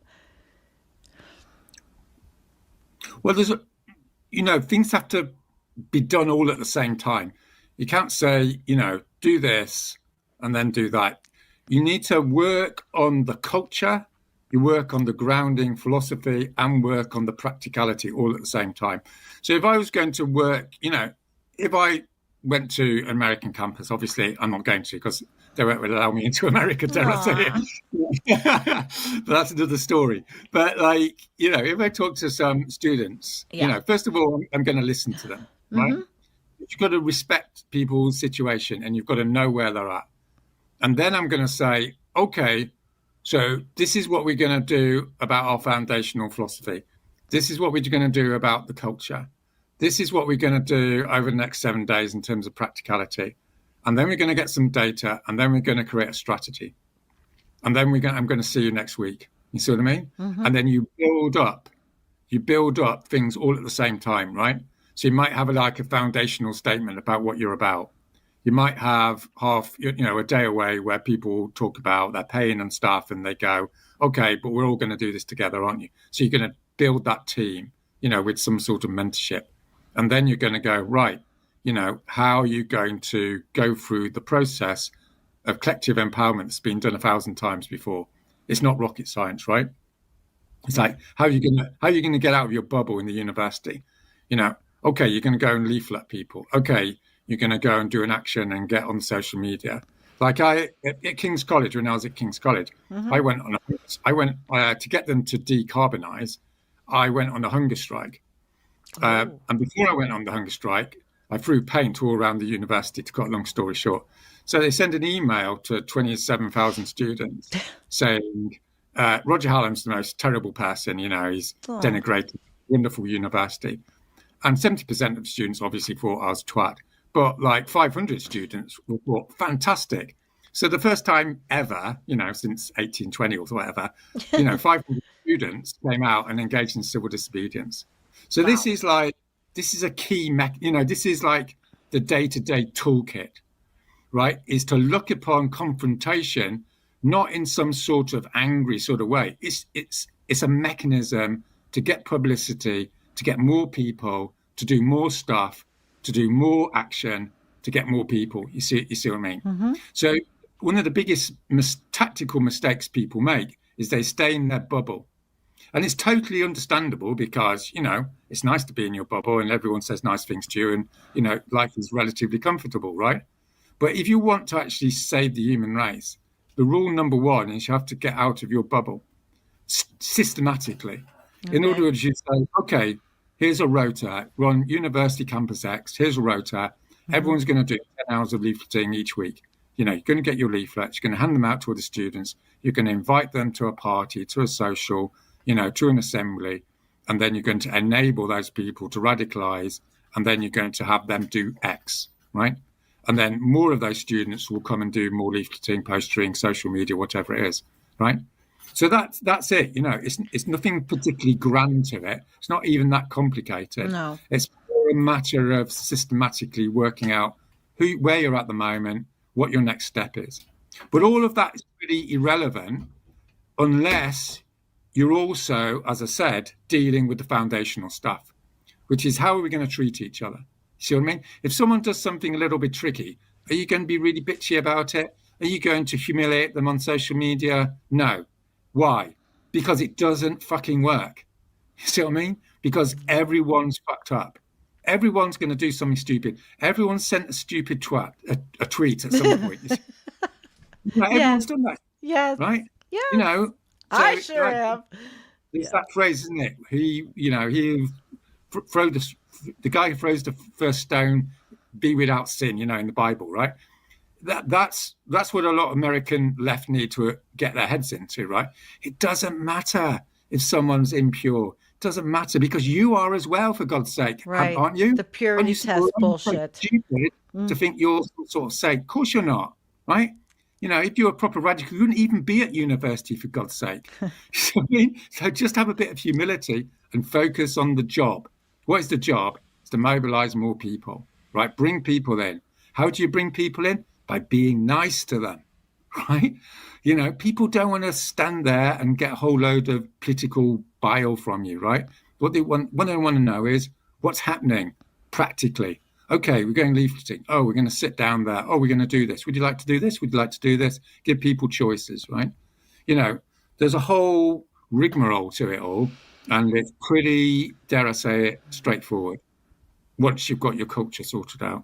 In the United States, there is an attractiveness to this, but on both sides of the aisle, actually. It's just that I think that the right side of the aisle, the younger people, may not be as exposed to the necessity of joining this kind of movement versus becoming a Nazi, you know. Yeah, well, you're right. People will go with what opportunities they're provided for. So that's why the race is on in America to get out into the communities. And this is my main message to Western, like, liberal progressive publics, is if you turn away from the white working class, if you turn away from the people who feel really bitter about where the society's gone, then you're going to have fascism. And you only have yourself to blame, dare I say it. Because we know about fascism. It's not like the 1930s. We know how it works, right? It works because people get bitter and alienated and separated because capitalism does terrible things to them. Yes. And the solution to that is not to be shitty to them, right? The solution to that is to engage with those communities and even engage with those people. You know, not the 1% who are psychopaths, obviously, but 80% of, 80% of Republicans, this is my challenge to you, right? 80% of Republicans, they just need like listening to. That's my challenge. You know, Well, like I talk to my neighbors who are staunch dyed-in-the-wool, and I do talk to them, and I don't feel fear, and I do tell them about what's happening with the science of climate, and don't they notice on their farms that everything's changed here? I sure should do. I've been working my land for 10 years now, and so do and the Amish even understand that things are changing. So you find that bit of commonality, and you're able to have an inroad. I do it all the time. Yeah. But it comes from listening, doesn't it? Right? It Well, doesn't I come listen to them. Yeah, exactly. Great. And what we need to do is systematize that, you see. This is why the assembly mechanism is going to be like the social institution that saves civilization. It's bringing people together, and there's a really simple mechanism, which is you get into small groups, everyone speaks for 2 minutes, and everyone shuts up and listens to them. And then you do it again, and then you do it again. And everyone starts to relax because they see each other's humanity, right? And then you can start creating a common program of resistance. Because at the bottom, everyone's fucked off, because objectively we're being done in by the rich, right? Everyone sort of knows. Well, I guess, right? yeah. So We talk that's about the that all the universal. time. So this is what happens in assemblies all around the world. You bring people together and they come together, but you have to give them the space to speak, and listen to them and be respectful. And this is what's missing from politics, right? Wherever this thing called politics is. And this is the big problem in the US, in my humble opinion, right? Is, the people on the left they do two things. They're so obsessed with how bad things are, and then they're so obsessed with how bad the opposition is. That's all fine, but that's not going to save America. I know, but I fall into it.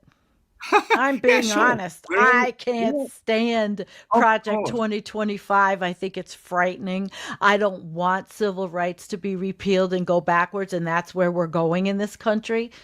Yeah. It's very distressing. I'm the same. Don't get me wrong, right? I'm not not getting you wrong. What I'm saying is when you've, had your little rant in your head, don't think that's all there is to it. There's another Sandy in there who's going, okay, so what am I going to do with my life? What am I doing? Rebuilding my garden beds. Your garden bed. You're going to get this weird guy Roger on, and you're going to do 2 or 3 other things, and you're just going to go, that's what I'm doing. You see what I mean? But you need to get together with other people and strategize. It's not like, hey, this is what I'm doing. You need to get together with other people and then collectively work out what you're going to do.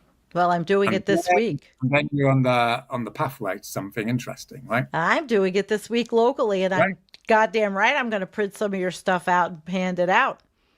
I just want people to understand who you are and maybe get interested. And I do have enough people that want to hear what I have to say, even around here. So why not? I have nothing to lose because I have a lot to gain. I just get a little worried about where I live and the environment of people's minds that even I have a 1970s ecology flag flying off my house, and I know people think I'm weird anyway around here, but they probably all think they have no idea what it is. So everybody that comes over, I have to explain to them. But then I use that as a teaching opportunity as why that came about and why we should care about the environment and why we should cultivate and stop mowing everything and stop, killing everything. Yeah, well, that's good. People have no idea what overshoot is either. And I do like to talk about overshoot and to put it preface it in a way they understand it. There's a lot of hunters here, and you know, they complain because there's not enough game, and that gives me an in to say, well, do you know what overshoot is, and how many people are coming down here now to hunt and kill the very ever dwindling amount of game? You know, you have to communicate on their level, like you said, and listen to them. Yeah. And you're doing that not because you're trying to be like cool or good or ethical. You do it because that's who you are, right? That's who I am. You exist to connect. That's what your life is here to do, is to connect with the other. You know, and that's how you're going to fulfill yourself. So it's fundamental. That's my final thing to say, because I'm going to have to go. Okay.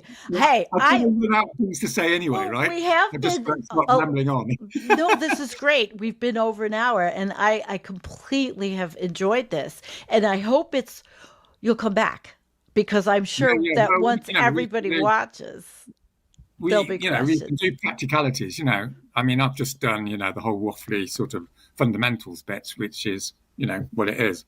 But, my day job is, how to produce a good leaflet, and all that sort of thing. All right. Okay.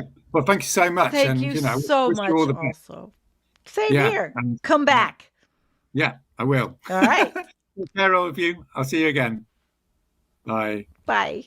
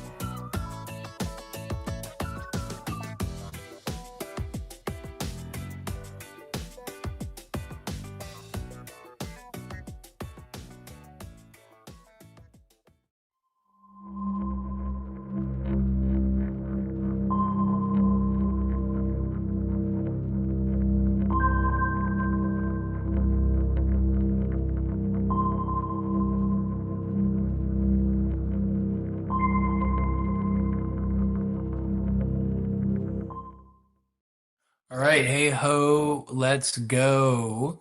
This is Resistance Radio, and let's get started. Today, my cat may be joining us because he's been all over the place. All right, let's get started. Sometimes the most dramatic public health stories start in the most ordinary places, like a backyard chicken coop, right? Last week, Washington state health officials delivered news that's both rare and sobering. An older adult from Grays Harbor County, about 78 miles southwest of Seattle, has become the first known person in the world to die from a rare strain of bird flu called H5N5. We've had other deaths from the avian influenza bird flu that was H5N1. That's a very notable distinction to make. So just so that you know that this is H5N5, what does that mean? The proteins on the surface of the virus are numbered, and we're able to classify the different viruses according to the various proteins on there. And so in this case, what you've probably heard in the past was H5N1. I certainly have talked about it a lot on this channel, but what we're talking about here is H5N5. Okay. And here's the rest of the script saying just the same thing. This isn't the usual bird flu we hear about. H5N5 is a new variant. So new that until now, it has not been seen in humans. The person who had underlying health conditions was being treated for the virus after exposure to their backyard flock, which had contact with wild birds. Think of it like a viral relay race. Wild birds pass the virus to domestic birds, and sometimes a human in the right, or in this case, wrong place at the right time gets caught in the chain. Now, here's the good news. The risk to the general public is still very low. No other person exposed to the flock or the patient have tested positive, and there's no evidence that the virus is spreading from person to person. Health officials are monitoring anyone who's had close contact, but for now, it's not pandemic level threat. Thank goodness. It's more like a single sad exception to a sea of normalcy. Still, this case is a reminder of how viruses can surprise us. Over the past year and a half, there's been about 70 human cases of bird flu in the U.S., and this is that H5N1 strain I was talking about. Now, that's about the number of people in a small lecture hall. Most of those cases come from direct contact with sick birds, not from other people. And while H5N5 is a new player, it's not spreading like wildfire. It's more like a cautious visitor, not a party crasher. But for the family and the community of Grays Harbor, this is a loss. And for the rest of us, it's an important moment for us to pause and remember that even rare diseases matter. They remind us to pay attention to our health, to our animals, and to the subtle connections between us and the world between us. My name is Dr. Mark Allen Derry, and this is Resistance Radio, where we keep an eye on the rare, the real, and all things that matter. Thanks for tuning in, and peace out.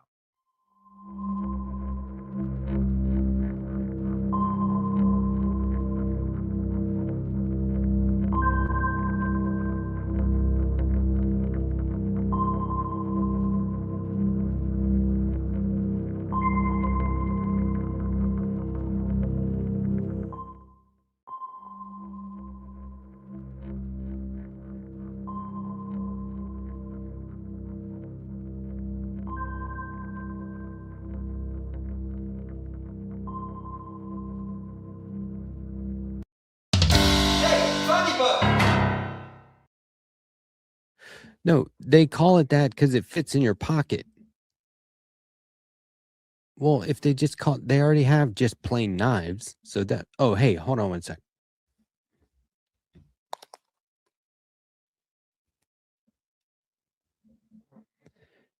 You know, people say that memes are the new comic strip or the new political cartoon. And I say, well, what does that make political comics and cartoons, which are still very much a thing? Memes are just memes, and they really don't need to be anything else. As a comic creator myself and a cartoonist, I ask that you please don't conflate the two. But look, it's fine. I can see why you'd be confused. You've identified the unconventional yet accessible form of storytelling that comics provide with a meme. But there's a difference. While a meme may imply the same style of a comic in order to communicate a message, it is, one more time, still just a meme. This is because a lot more goes into making comics than the functionality of quickly conveying a message. The speed in which a message is received is the result of the positive nature of comic making. But the speed in which it is delivered has less to do with comics and is exactly why memes exist. If you want to say something quickly, use a meme. But there is no guarantee it will be received as quickly. It usually is. But myself, being a Gen Xer, memes confuse me. It's easier to understand when they're, constructed like a comic. And I want to explain with the visual. I came across some recently that I thought were exceptionally well done. Check these out. Maybe you've seen these too. They are making the rounds. So here, I don't know what this is from. I'm guessing like some sort of reality TV show or Real Housewives or something. I don't know. It says, we care about the environment. Be honest. I am being honest. How many years would the average person need to live to match your annual emissions? 77 million years. Thank you. And so then it does this. There are several. They swap out the logo. The panels are the exact same. The message is about the same, but it's just different facts, different questions, right? Maybe you've seen these. Here's H&M. We recycle our garments. Be honest. I am being honest. What did investigation find? Most of them end up in overseas landfills. Thank you. So you see what I'm saying?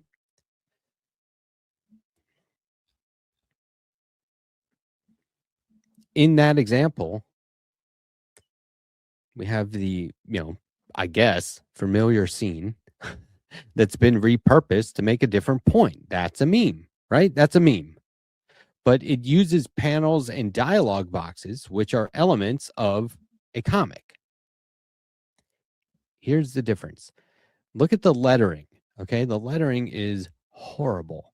And the images don't account for lettering of equal size from panel to panel, or at least they haven't been adjusted for, like, what's being shown in the panel isn't to scale with the amount of dialogue on it. Like, you wouldn't put the most dialogue on a zoomed in close-up. But anyway, that's one huge tell. Now, here's the other one. The panels are slapped together without space in between. Now, that happens in comics, but this, when you have, 6 on a page, you almost need to number them if you didn't immediately realize that comics, like books, are left to right, top to bottom. I mean, I think a lot of people get that. My mother would disagree. But see, in comics, what happens between panels is as valuable as what's in panels.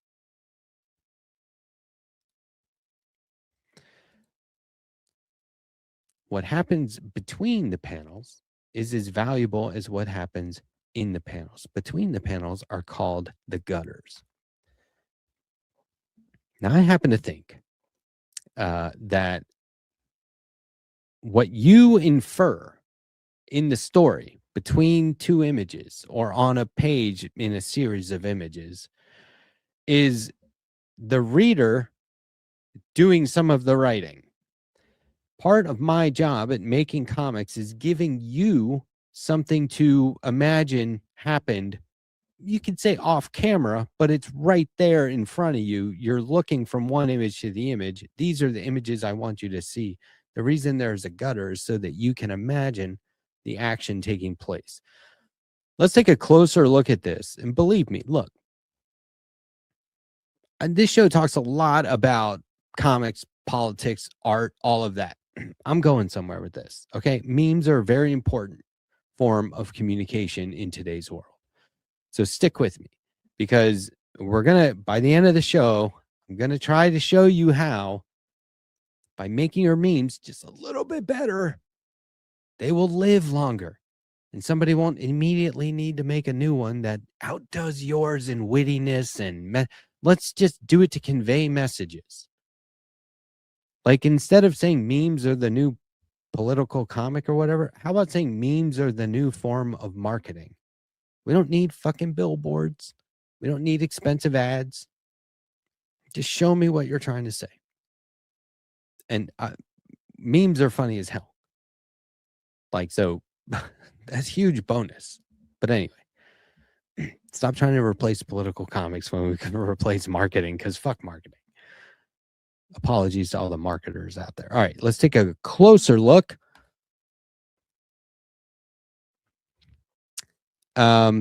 C. Merritt Houghton.substack.com.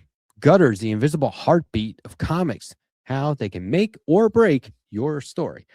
So what we're going to do is just scroll on down to this highlighted portion, which I'll read for you now. Why gutters are critical. So why are gutters so vital? Because they embody the co-created process of comics. Unlike film, where the transitions are shown frame by frame, or prose, where the action is spelled out in detail, comics rely on the reader to fill in the blanks. The gutter is where the reader becomes a participant, bridging the gaps between panels with their imagination. This collaborative act, what Scott McCloud, it's comic book historian and educator Scott McCloud, what he calls closure, makes comics unique and powerful. By leaving space for the reader to engage with the story, gutters create a more immersive and personal experience. They tap into the reader's imagination, inviting them to fill in the gaps and become an active part of the storytelling process. This unique power of comics to engage the reader's imagination is what makes them so intriguing. Just real quick, I talk a lot about process. I talk a lot about how the artistic process can be applied in our own personal everyday lives. Your day-to-day routine can be an artful process. This will enrich your life and have a more positive effect on the rest of the world. Whole cultures out there already do this. So it's nothing new. It's not my original idea. I'm just expressing it all the time. But now if your process allows for someone else to become a part of your process, and in a way where my work is done and you do your part separate, what a beautiful thing. It's a more harmonious world. Maybe that's why I love comics. Maybe that's why so many people immediately fall in love with comics, because they have a part to play. They get to be part of it. Oh, I love this thing. And I'm telling the story. Like, I've heard people talk about comics before, and I'm like, I did not catch that. And I'm like, where did that happen? Oh, it fucking didn't. That's just the majority of people out there inferred the same thing. And here I am being like, what happened? But then when you go back and read it, you're like, yes, okay, I get it. The gutters. Additionally, gutters convey the passage of time. A single page of a comic can cover years, moments, or simultaneous events, depending on how the gutters are used. For instance, wide gutters can indicate a long stretch of time between panels. Narrow gutters suggest rapid fire action or quick cuts between scenes. Irregular gutters can create disorientation, reflecting chaotic or fragmented moments in the story. And no gutters at all means the events are happening at the same moment. Split screen in old movie or TV, which has the same effect. And we know that from those memes where the gutters are non-existent, that in theory, this should be happening at the same time, but they're not. Okay, so moving on. It's more like a movie where they're showing you what they want you to see.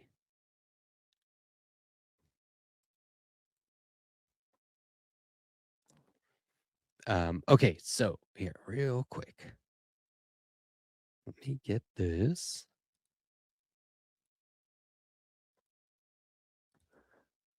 Here we go. Cue that up. Okay, so yeah, I know I get corny and passionate about it, and I know I'm redundant, but you got to trust me. Like, I was raised Catholic. They say the same shit all the time in there in church. It was the same shit. I was like, how many times are we going to read this Bible? How many times are we going to listen to that guy or maybe the other guy say the same shit after they read from it? So, like, there's something to that in cultures and societies where people repeat the shit that matters. So that's all I'm doing. So, but anyway, thanks for bearing with me. And I'm forever trying to explain people why I think that the comics as a storytelling mechanism is far superior to anything else. I always fall back on the funny little, oh, it's about budget. Like, you can blow up a comic or have people talk face to face over coffee for the same budget. But like in a movie, you'd have to be like, well, are we going to blow that planet up? Because that's expensive. You know what I mean? And we're already blowing this thing up. So maybe we just do that. Anyway, but the real point is that, you know, just the way comics operate, the juxtaposition of words and images, two totally different elements to convey a single thought, is amazing, especially when you realize that there's room for the reader to engage. Okay, so that's why I happen to think that it's a magical thing in terms of storytelling, but, you know, not the same with memes. Instead, you're told what to see. But I would never make this point in order to tell you not to make memes like comics. Go ahead. That meme is, I shared that shit. There it is. There's the message. Could have been, a little bit better quality, would have gone a long way. Good enough. But I don't want to live in a world where everyone's doing good enough. You see, it's easy. Find a process. Find an artistic way to accomplish your goals. Then that way, if it looks like it's just good enough, we can be pretty sure that you're still trying to do it better next time. See what I'm saying? Process. It's not like you figure out your process and go, nope, this is it. That's being like obsessive. That's being like a little too, OCD or whatever. And it's not healthy. So you just want to have a process where you, like, I sit down here and get ready for this show. It all happens here. That's pretty much how my process works. It could vary from episode to episode, but you see what I'm saying? So anyway, make memes like comics. By all means, just do it. I'm here for it. Use the aspect of comics that help convey messages appropriately while using the aspects of memes to convey them as quickly as possible. There is no need to draw this when you can bang it out, as we saw in that example. But I do love comics, and I often encourage folks to make comics. So if you want to make memes like comics, fine, but please just make comics. They're so rewarding. Comics, zines.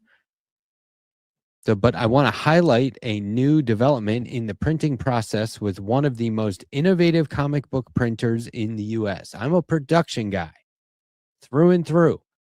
I do design. I can make comic books whole cloth, soup to nuts, just me, one guy, start to finish, no problem.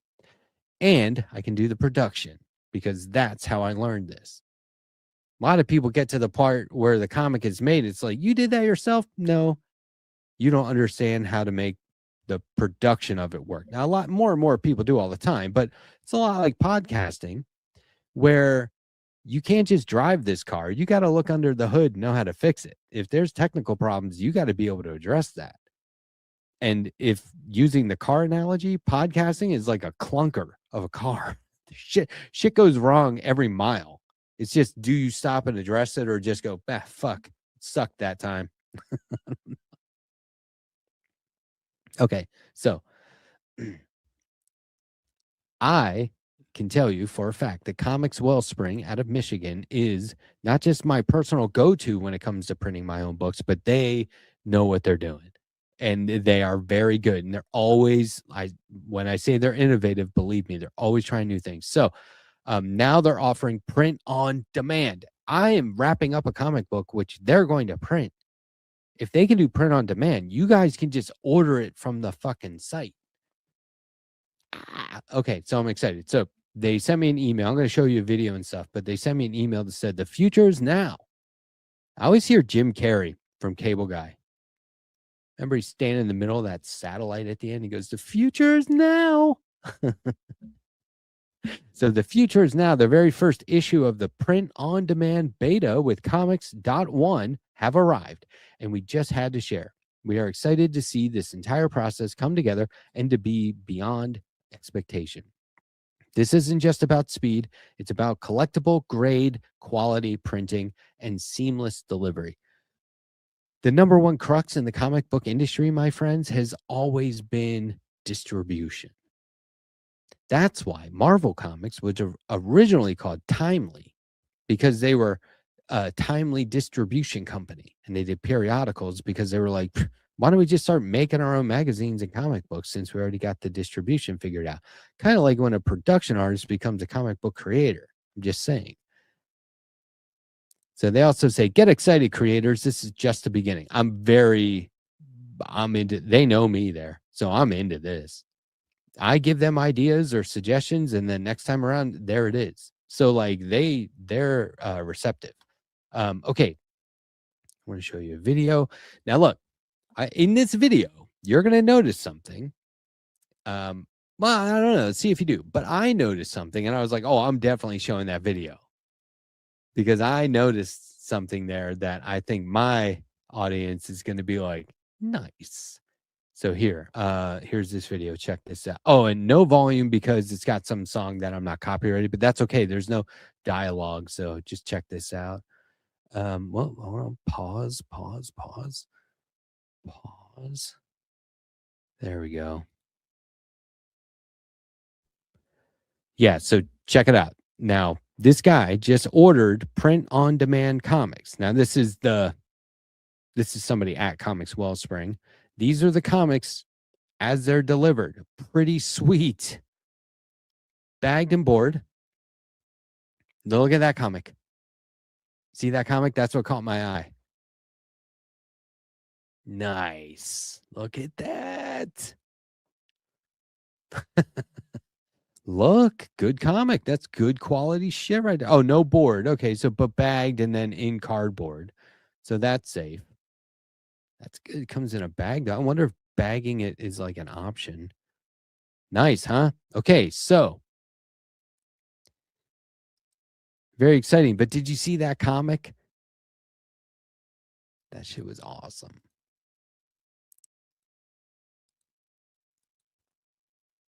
This comic kills fascist. This is an anthology with, I think, like 10 creators. I think they'll pop up here. This is all like, this is some good shit. Look at the back. This is from Apollo City Comics. Pretty sure. Yeah, it's $10. Yeah, and here's all the creators. 28 pages. Came out in 2025. Okay, so last year. Black and white. It's recommended for 18 plus. The synopsis is standing up to save our future. 10 creators have voiced their hopes, thoughts, fears, and knowledge to inspire the next generation to vote and stand against the tyranny of government. So cool.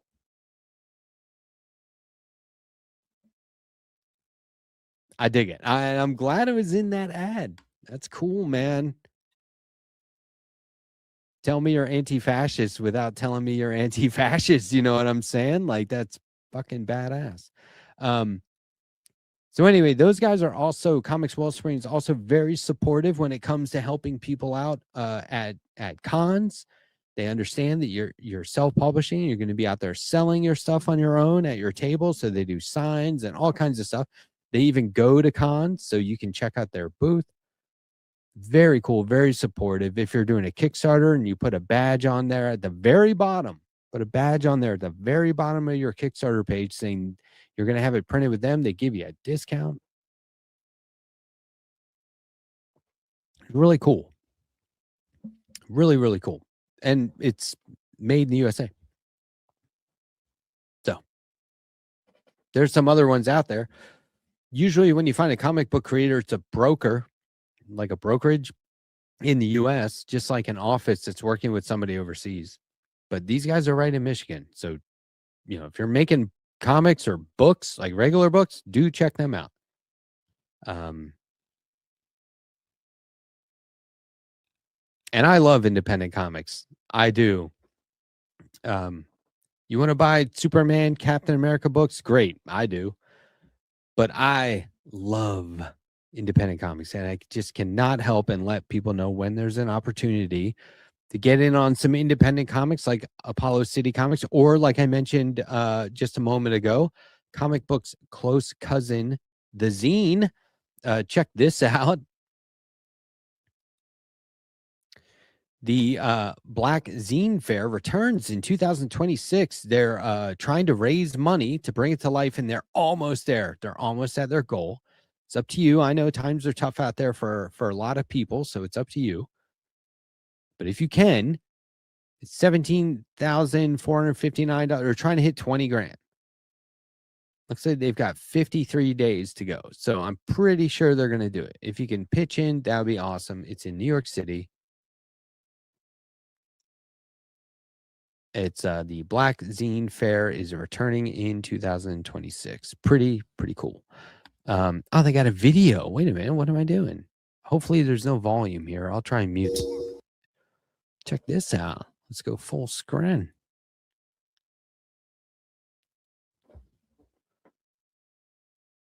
Why wouldn't you support this? You know what I mean? Beautiful. Do everything you can to help things like this exist. And they only need 20 grand, which is pretty decent. That's not bad.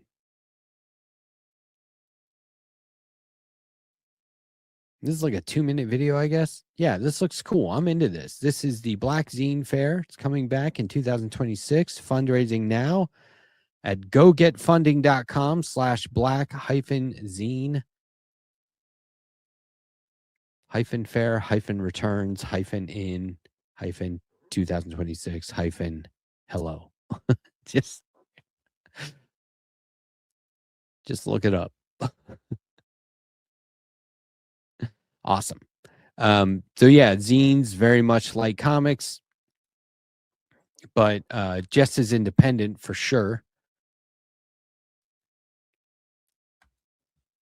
All right. For a good cause. And then some.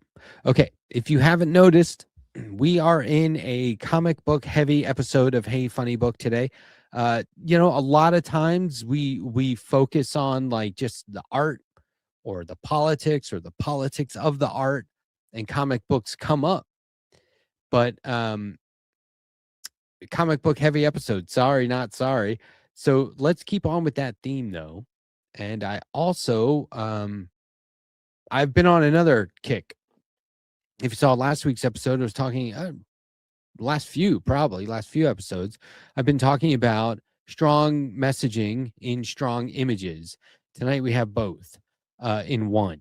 So I wanted to show you the original post. I can't remember who it was, either Galfar or Latino Mufuni put this up. Who put this up?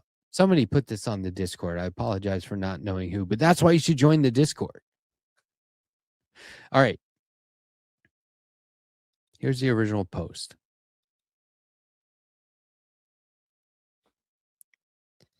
Now, the art is by Daniel Warren Johnson. And actually, you know what? I don't know if that is the original post.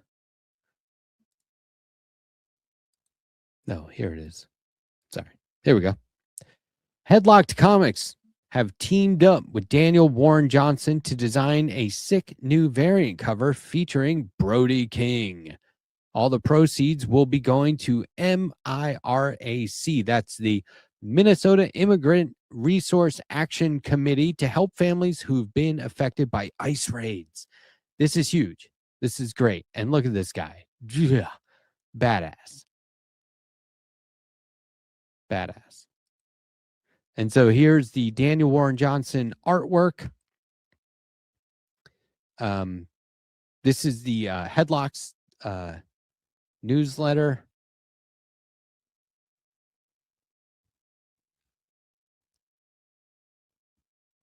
So look, there's all kinds of stuff you can order here. Actually, by the time you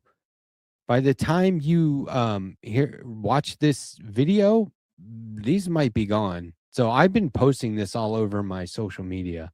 And so if you're hearing this now and these aren't available and you don't follow me on social media, kind of see what I'm saying? Maybe you should. Okay, that doesn't get much larger. So these are individual covers using the same theme and art. Ooh, there's like the blood one. It's a black and white cover, and then there's like the black and white cover. What are they calling this? Limited to 100 pieces. These the chain pops nicely on these. That's what they say. So anyway, yeah, there we go. So anyway, look, there's variant covers and there's all kinds of different cons that they're going to be selling these at and attending. All the proceeds, like I was saying, or like they were saying, go to MIRAC, MIRAC, which is an all-volunteer grassroots, multiracial, and multinational immigrant rights mass movement organization. I mean, perfect timing. I assume they've been around for a while, but like it's so good to know things like this exist. They fight for legalization for all, an end to immigration raids and deportations, an end to all anti-immigrant laws, full equality in all areas of life. I mean, they're just like, let's just do it. Let's just do it and say we did. That's what's going on there. They're not like, well, we can begin taking steps to have a pathway to citizen. They're like, let's just end all this shit and just be done with it. Right. So that's powerful stuff, powerful images, powerful message, powerful action, powerful activism, powerful organization. This artists fucking show up every time. This is, people are like, what can I do? I'm an artist. And then when they say, what can I, if you don't know, Daniel Warren Johnson is a very famous writer and artist in the comics business. He has done some of the coolest stories. Murder Falcon, Do a Power Bomb.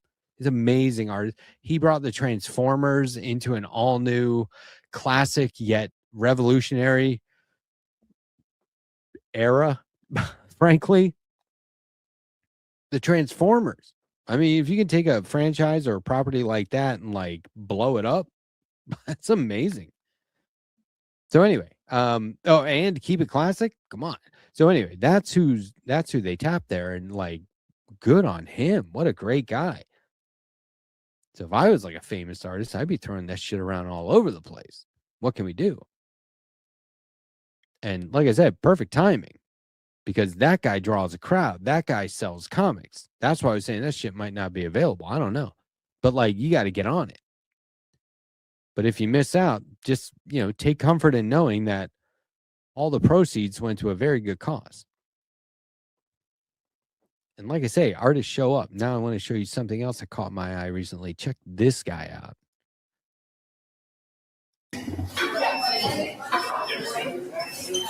I'm Art Price, and I am putting free prints on the shirts and other fabric that anyone brings us to print on. I decided to start doing this because I have this cooperative screen printing studio space that I run, and I didn't have a lot of shirts, but I had a lot of equipment and ink, and I was very, very angry. The response from the community has been absolutely incredible. I've had a group chat of volunteers more than 50 people deep. I have been able to arrange for people who don't feel safe coming to get a shirt to have a shirt taken to them. I've had folks donating time, money, food, everything. I've had people coming and bringing whistles. We've had people bring by red cards to distribute to people as well. We've got cookies that had sprayed on them ice, just on the cookies. I have had some people show up in ways that I have never experienced before in my life. I have felt more in community in the last week than I have in the last 5 years. If someone wants to get plugged in and doesn't know where they fit, they should find a place where people are already doing something and talk to the people who are doing that. Just because you haven't done anything before doesn't mean you can't do anything. As Jake the dog once said, being really bad at something is the first step to being kind of good at something. And if you show up, they will put you to work. There's work to be done, and we will show up.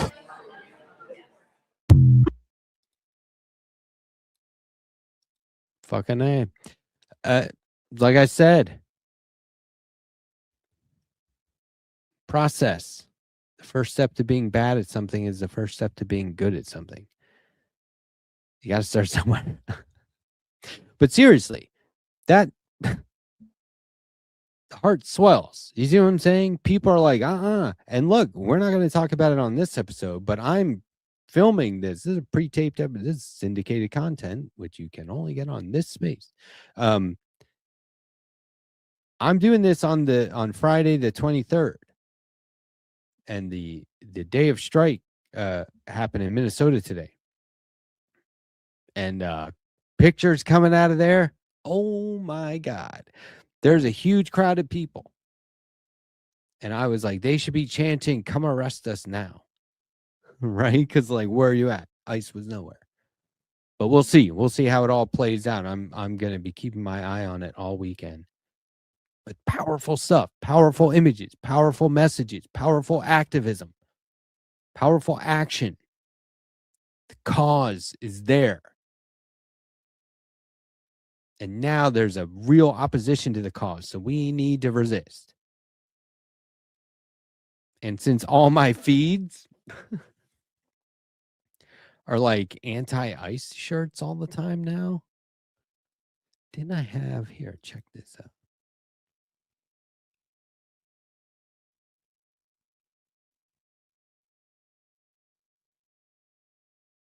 All my feeds are anti-ice and anti-ice t-shirts and all this stuff to the point where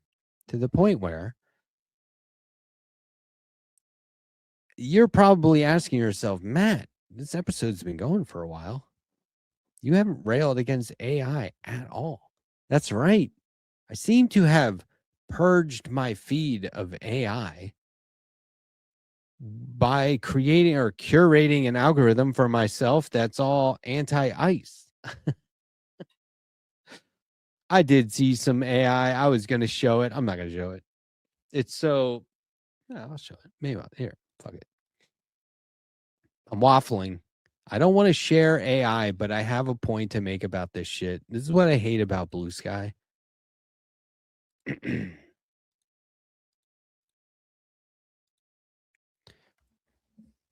Now, first of all, there's no reason to use AI slop for these images. You can find pictures of the fucking presidents online. Okay? You don't have to do this. This doesn't have to be AI. And it's killing me that they included gutters in this one when you don't need them. There's no action. There's nothing to infer except that one president moved and the other one got in position. But like somebody put this up here to make the point that you can do mass deportations without protests and riots. Mass deportations is not good. That's not something to fucking brag about. Other presidents have done mass deportations without protests and riots. Okay. But like the first thing I see when these four are up here is they're all war criminals. They all went to war without congressional approval at some point.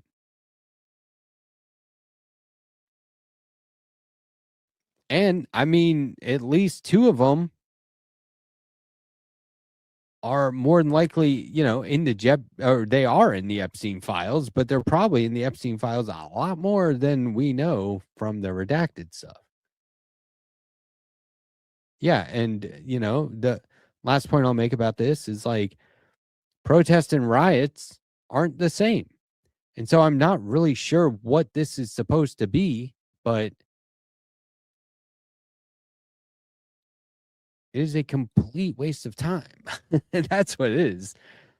Anyway, that's the sort of like blue no matter who shit you see on Blue Sky these days where people are just like doing whatever. And so anyway, yes. Okay. So now we're firmly in the category of railing against AI. Check this out. Now, every time I mention this story to people casually, they say, oh yeah, I saw that. So it's very likely you saw that, but I have a take on this. And it's going to be more about going in on the artist than the AI. This fucking guy. This is unreal. This is unreal hilarious. There's an article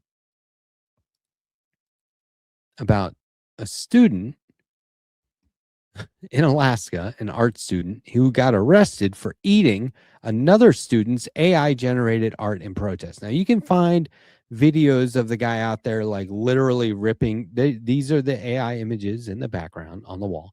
You can see him like ripping them off and eating them. And they're like, you know, he's spitting them out. They're all over the floor. No, I just thought that was like weird and his face is blurred and he's been arrested. And I don't know who put those out there. So I was like, okay, whatever. But it's a form of protest in an art school where this guy, look, for all I know, he makes other art, but they don't bring that up. He's an AI artist in an art school. What the fuck? And somebody ate his so-called art. First of all, who fucking cares? But then he gets arrested for it? For what? The guy, why not just make him pay for whatever it costs to print that shit out? Because it's a virtual image that it is unreal to me. So, okay, look, I could talk about this story. I could go on. Let me just tell you what I noticed first. Why has the so-called artist put himself in the forefront like this? He's the main focus. You can't see the art at all. So what, asshole? You put some fucking Polaroids up on the wall in a row? Oh, I'm sorry, in 5 rows? Who fucking cares? Like, show me the art, dude. Why are you in the picture? And what is with that look? You're like, oh, what would an artist from Central Casting look like? What would an art school student from, Central Casting look like? I gotta be serious. I gotta look I'm an artist now. No, you're not. You typed in a fucking prompt, and I just hope he's not there on a free ride. I hope he's paying for that to go to that school. But like, oh my God, can you imagine this?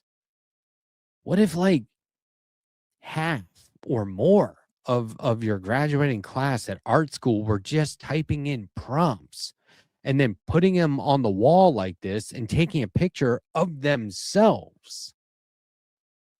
If this were part of the lesson, I wouldn't do it. I just did an interview for Canvas Rebel magazine. Maybe you've heard of that, where they said, show us pictures of you and your art. So I was looking at all the other, and they say, look around our site and see how other people did it. Other people are putting professional headshots of themselves. And I'm like, I'm sorry, good picture. I don't care. I'm here for the art. Where's your art? And so I emailed back and was like, do I have to include pictures of myself and not my art? And they were like, yeah. And I was like, okay, well then if I'm going to show pictures of myself, I'm going to talk about how I do podcasting, how like that's my thing. And so I put pictures of myself that I've used from podcasting side by side with my art. And I gave them one image of both, which I actually thought was pretty sneaky. Nobody else had done that. They say give us 6 to 8. 6 to 8. I'm going to try and look it up real quick.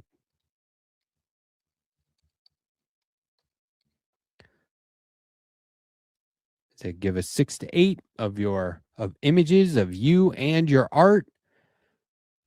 And I was like, okay, that feels weird, but whatever, I'll do it. And if you go to their website, it's just a bunch of pictures of people's faces. Occasionally you'll see somebody standing in front of a gallery of their art. But I was just so determined. Yeah, so look how I did it. And so I was like, oh man, when people see this, they're going to love it. They're going to know, they're going to be like, that motherfucker, he's dumb. Look at this. Okay, so here's the first picture, right? So instead of giving them a picture of me and then another picture of my art, I gave them a picture of me with my art. All right, so this is me kind of being difficult, but they did not push back. So then, you get into the interview. Here's another picture of me with my art. There's another one. There's another. That's a great one. See what I mean? Look at this. The Max Left hat, but also the Majority Report Live poster. So anyway, that's me kind of like, that is as close as I get to showcasing myself. Like, yeah, okay, I podcast, I live stream. I mean, okay, this is how it's done. Yeah, I want you to know I'm a real person. I want you to know I'm a human, flaws and all. I want you to see me sneeze. You know what I mean? Like, that's why we do a camera, not because I'm up here like fucking Brian Taylor Cohen is going to get it just right. And every single time I'm going to go back and edit it, make sure it's right. I'm not doing that. I guess it's fine if people want to, but I'm not doing that. And so I'm certainly not doing what this guy's doing, where I'm the focal point and the art is way back there on the wall. And so anyway, another student ate that shit. Look, when he's taking a picture of what went wrong, the evidence, it's still a selfie. Why is he still taking fucking selfies? Why couldn't he just take a picture of before and after? Why is he in it? Why is he in it? It's crazy. So anyway, look what he says at the end. It's how they end the article.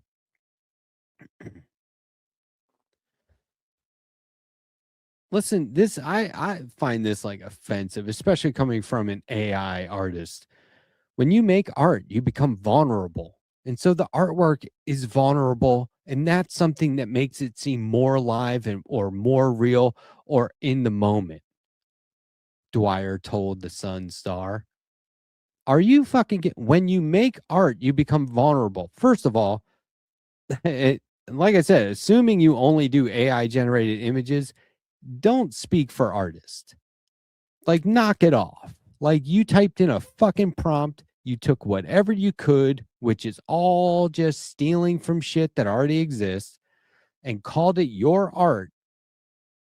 And you're saying that makes you vulnerable? And so the artwork is vulnerable? No. The artwork, look, there's a million ways to say it. You can say, I birthed the art, I created it, and then I let it go.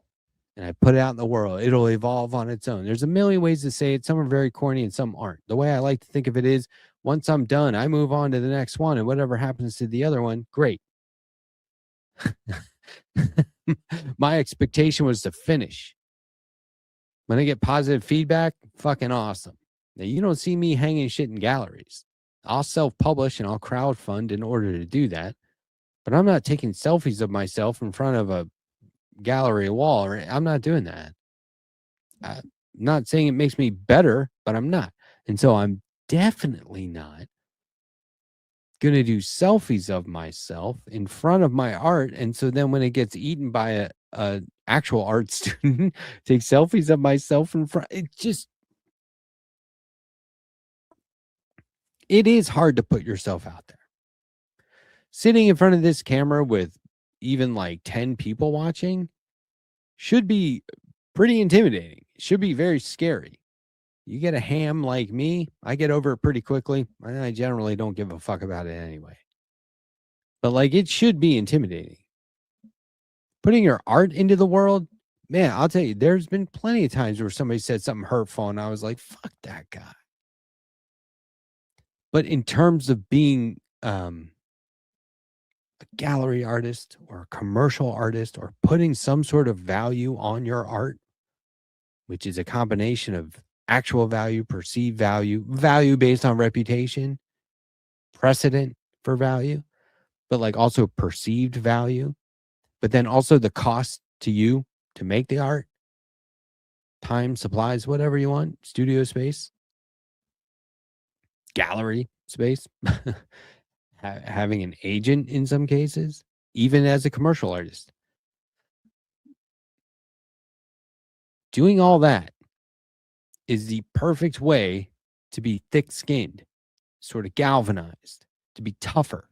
You're gonna see rejection in your life. You're gonna see no sales, low sales, spikes, dips. Shit happens. Your style isn't the thing or whatever. Or everyone's looking for one style at the moment. Whatever it is. Making art doesn't make me vulnerable. And if it did, it wouldn't make the art vulnerable.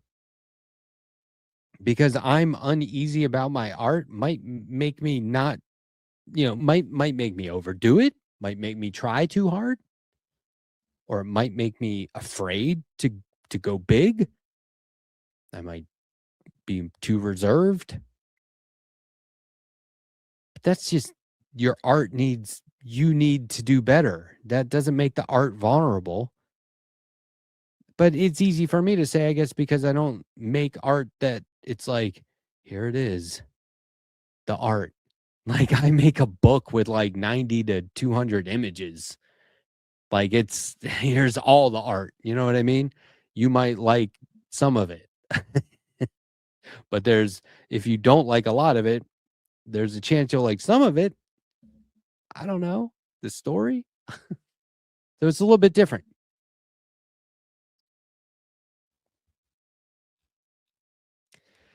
But I want to bring this full circle, okay?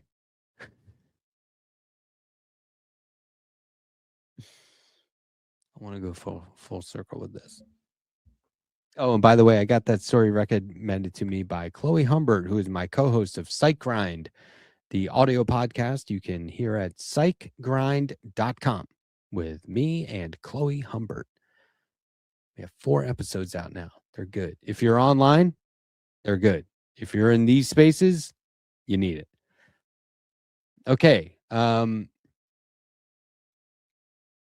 Okay. I'll bring it full circle, and then I want to show you one. I'll end on one cool note. So I took a shot at making my own memes. And while I did not go back and add gutters, I did try to work on the word balloons a little better. And look, I don't know what this original thing is, the TV show or the movie or whatever this is. So I might have the characters taking the wrong position here.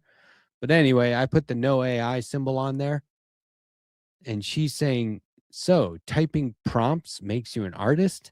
And he says, yes and no. And she goes, but you do call yourself an AI artist, quote unquote. Yes, that's right. So typing prompts makes you an artist. No, it makes me vulnerable. Now, look, I think that's funny. I know people aren't going to see that and get it, or they'll be like, okay. And I know even though we just went over that whole story about art making you vulnerable and then seeing, I get it, right? Like,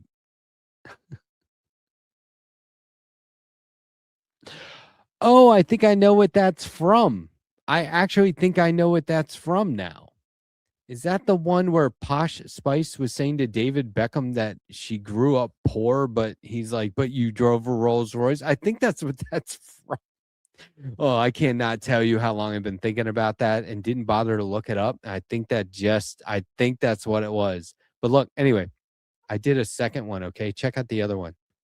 This might be a little bit more straightforward. And I think I nailed this one.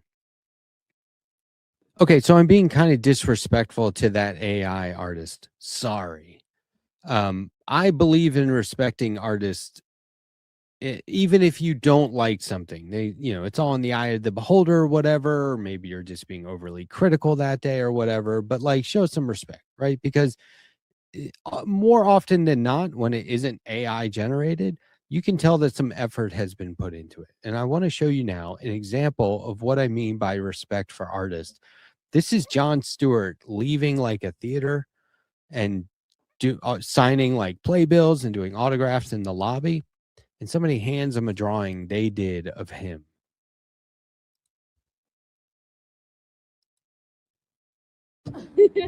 That's unbelievable. Thank you. Gee, is it okay if I sign on it? Please sign on it. Oh my goodness.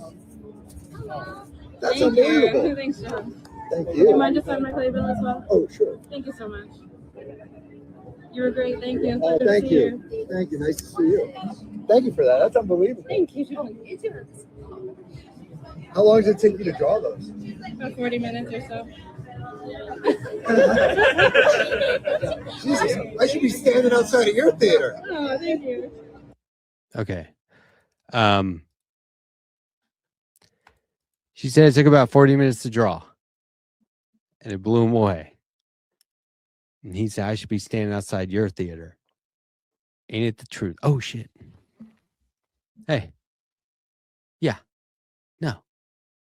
No, that's more just like no, it's like they make those in Switzerland.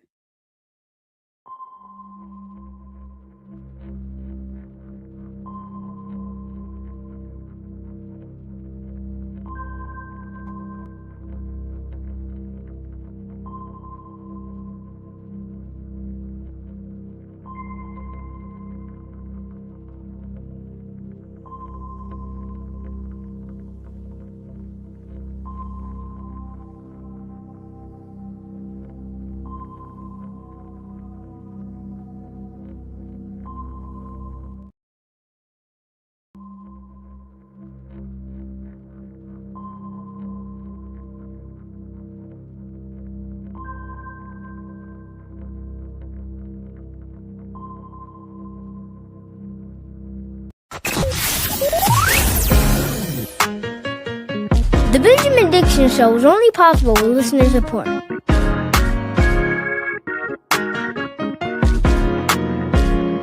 Go to patreon.com/VPD show and support the Benjamin Dixon Show. Welcome, ladies, gentlemen, and gender non-conforming individuals. I feel like when I say that, I feel more like friends, Romans, and countrymen. Lend me your ear. This is the Benjamin Dixon Show. Today is Thursday, January 29th, 2029, and I am streaming live on This Space TV. It has been a very eventful set of weeks since last we met together.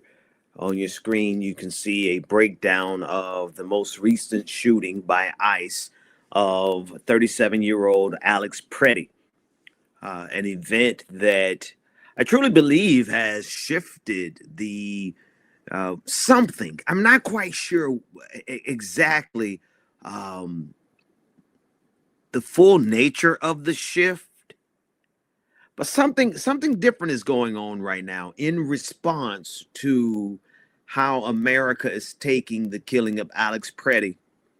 And we won't forget Renee Good, 37-year-old as well in Minneapolis, along with Keith Porter, who was killed on New Year's Eve by an ICE officer, along with several other individuals who have died in custody or as a result of ICE agents. And not Dan Bongino, Gregory Bovino, the commander at large, or a former commander at large for ICE. He has been removed. He has been demoted, removed, back on the border, no longer in Minneapolis. He is back in California. And Tom Homan, who is now in charge of it. Well, not just Tom Homan. Let me be sure. It seems like everyone is throwing this guy, small as he is, under the bus. Let's take a listen into this clip that just dropped today, showing that Dan, or rather, we're going to forget his name after a while. So I might as well not even try. But this guy, the guy that's taken the fall for all of Minneapolis, let's take a listen to what he said prior to not the Minneapolis raid, but prior to another raid. And you can assure yourself that this is the type of thinking that he took to Minneapolis. Let's take a listen in. That touch you. Arrest as many people that touch you as you want to. Those are the general orders all the way that everybody fucking gets it if they touch you. You hear what I'm saying? Less legals.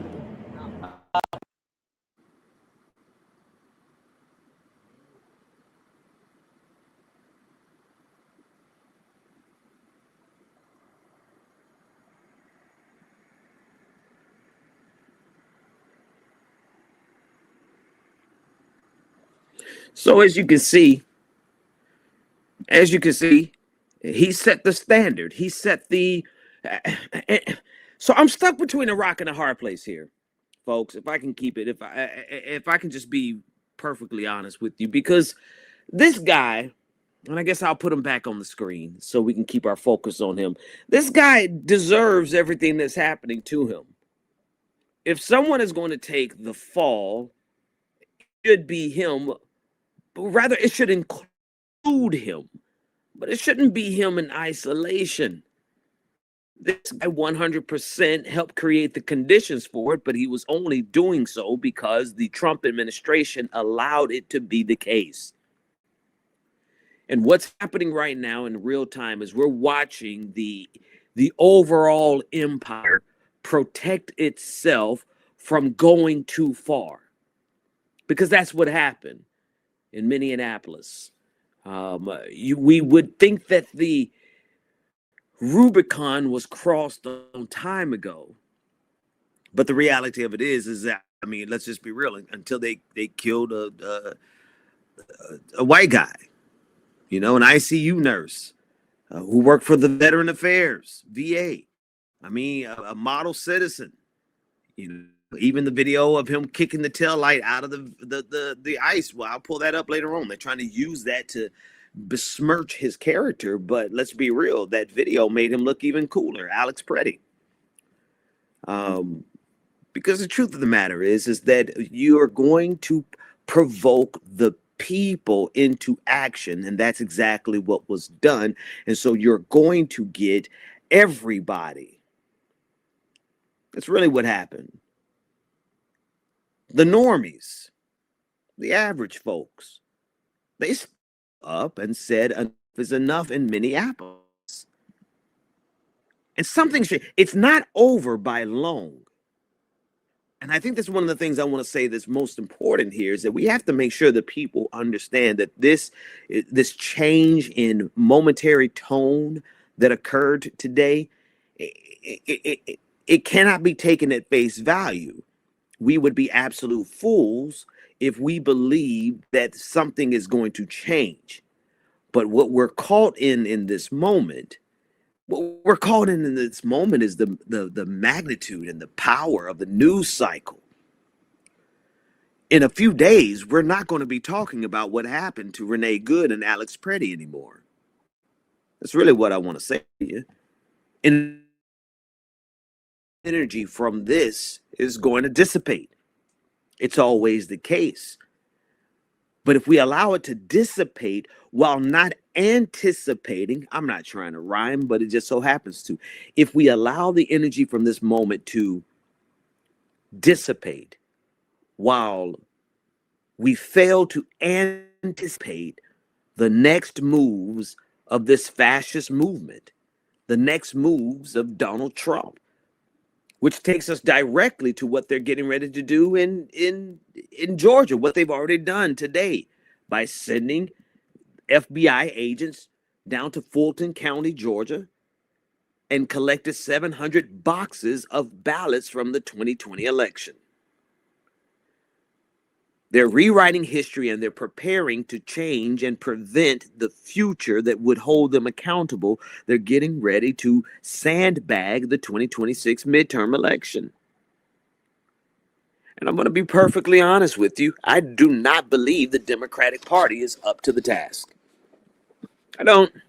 Shocking news, breaking news. Pastor Ben does not believe that the Democratic Party is up to the task of holding the line and undoing and unraveling all of the fascism that has been instituted as a result of Donald Trump acting on the very imperial structure that the United States has been headed towards anyway. I said a lot in that sentence, and I hope that you're picking up on what I'm putting down. We're in a fight that, truthfully, unless you are viewing this through the lens of how the Democratic Party is complicit in this fight, unless we really pause and consider at this specific juncture and the power of the news media to just move along to the next story, we're creating the conditions for Donald Trump to go even further at the midterms, not even after the midterms, right now, before the midterms. Before the midterm, what he's doing right now is preparing to seize power at another. Here's another thing.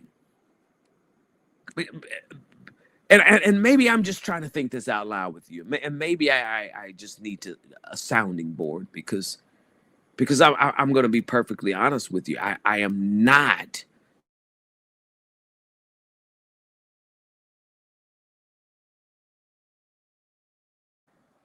I feel there it is. Michael Signorelli. I don't know. Many of you may not know him. He's a writer, author, journalist, commentator. He's on Sirius XM.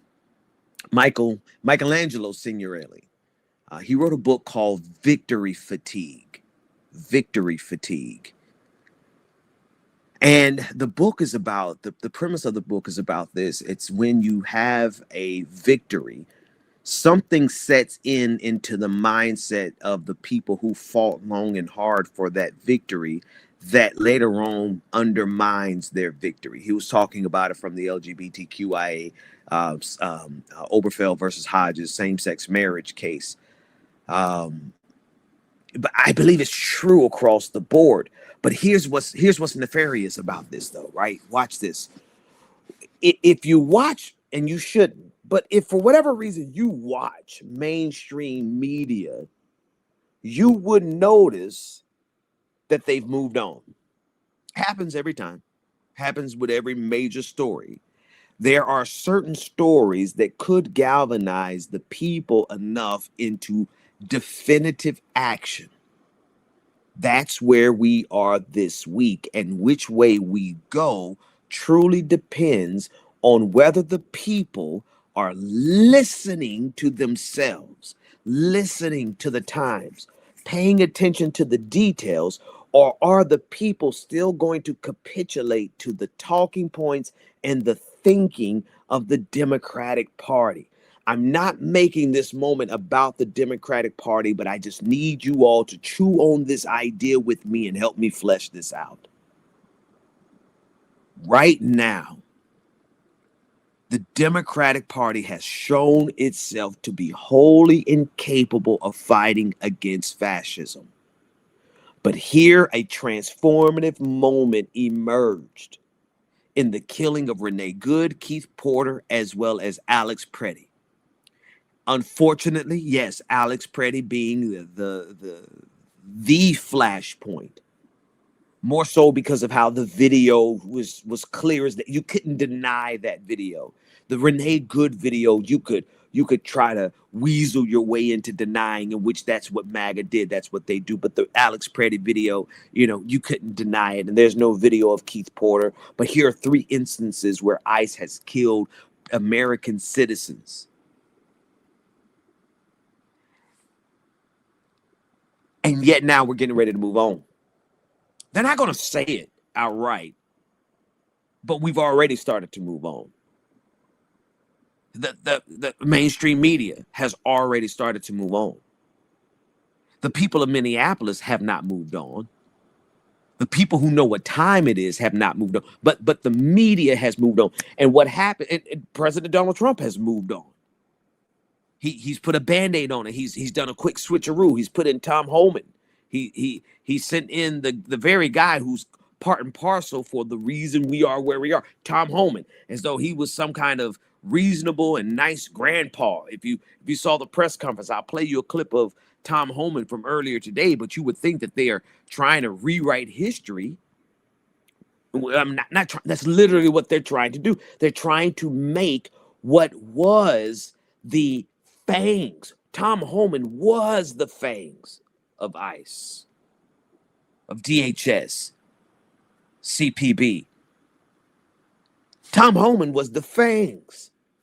And it's like they've thrown Commander at Large Greg Bovino under the bus, and now everybody's looking at Tom Homan like, oh, he's an okay guy, huh? What? No. Absolutely not. If you look at all of the variables on the table, I have a sneaky suspicion of what's getting ready to happen over the next few weeks heading into the midterm election is that the clarity that the American people have right now in response to fascist ICE agents killing American citizens is going to be drained away by a complicit Democratic Party who does not want America focused like we have been focused over the last few weeks, because that level of focus is as dangerous to the Democratic Party establishment as it is to the Republican Party. I don't think that they want to fight. Somebody has to convince me. I don't think that they want to win. I do not think that Hakeem Jeffries wants to fight. I do not think that Hakeem Jeffries wants to win. I do not believe that Chuck Schumer actually wants to stop this imperial presidency from taking root. Why? Because what are they doing to stop it? Huh? Can anybody tell me what they're doing besides sending out, powerful tweets, cussing on Maine? What are the Democrats actually doing? Well, one thing they did today. Okay. I'm going to play a clip. And here's why I'm so hesitant about it, because here's the thing about the government shutdown that's happening today, tomorrow. This is what Democrats are saying they're doing. We're going to shut down the government. We're not voting for funding for ICE. Well, you already voted for ICE funding. You already gave them more funding than they would need for almost a decade. They have enough funding already to carry out their operations, regardless of whether or not you strip DHS funding from this continuing resolution, which is heading up towards the shutdown of the government tomorrow. In other words, even the shutdown is performative. Well, shutdowns are always performative, but this shutdown, in the immediate, they've got enough funding to last them for years. ICE will be funded for years because of what they've already voted on, but now they get a chance to say, oh, we're standing up against ICE because we're not going to fund DHS because of what's going on in Minneapolis. Who cares? They've already got enough funding from you because you voted for it last year. Do you all see the game? Do you all see the game? And I am, if anybody's followed my work over the years, I am not a vote blue no matter who guy. I've never been that. But I'm very sober about the difference between what MAGA wants to do and what the rest of American Democrats want to do. But when you sniff out and you suss out and you realize that the Democratic Party is intentionally not doing anything of substance to stop ICE, to stop this imperial presidency, we've already absorbed into the American body politic the fact that President Trump just overthrew the president of Venezuela, just sent in the operations. That was just a few weeks ago. Now it's just like, okay, it's part of what we do now. What did the Democratic Party do to stop that? To hold him accountable for that? What did they do to hold him accountable? So now we have an imperial presidency on the international stage that is far beyond what we've already done.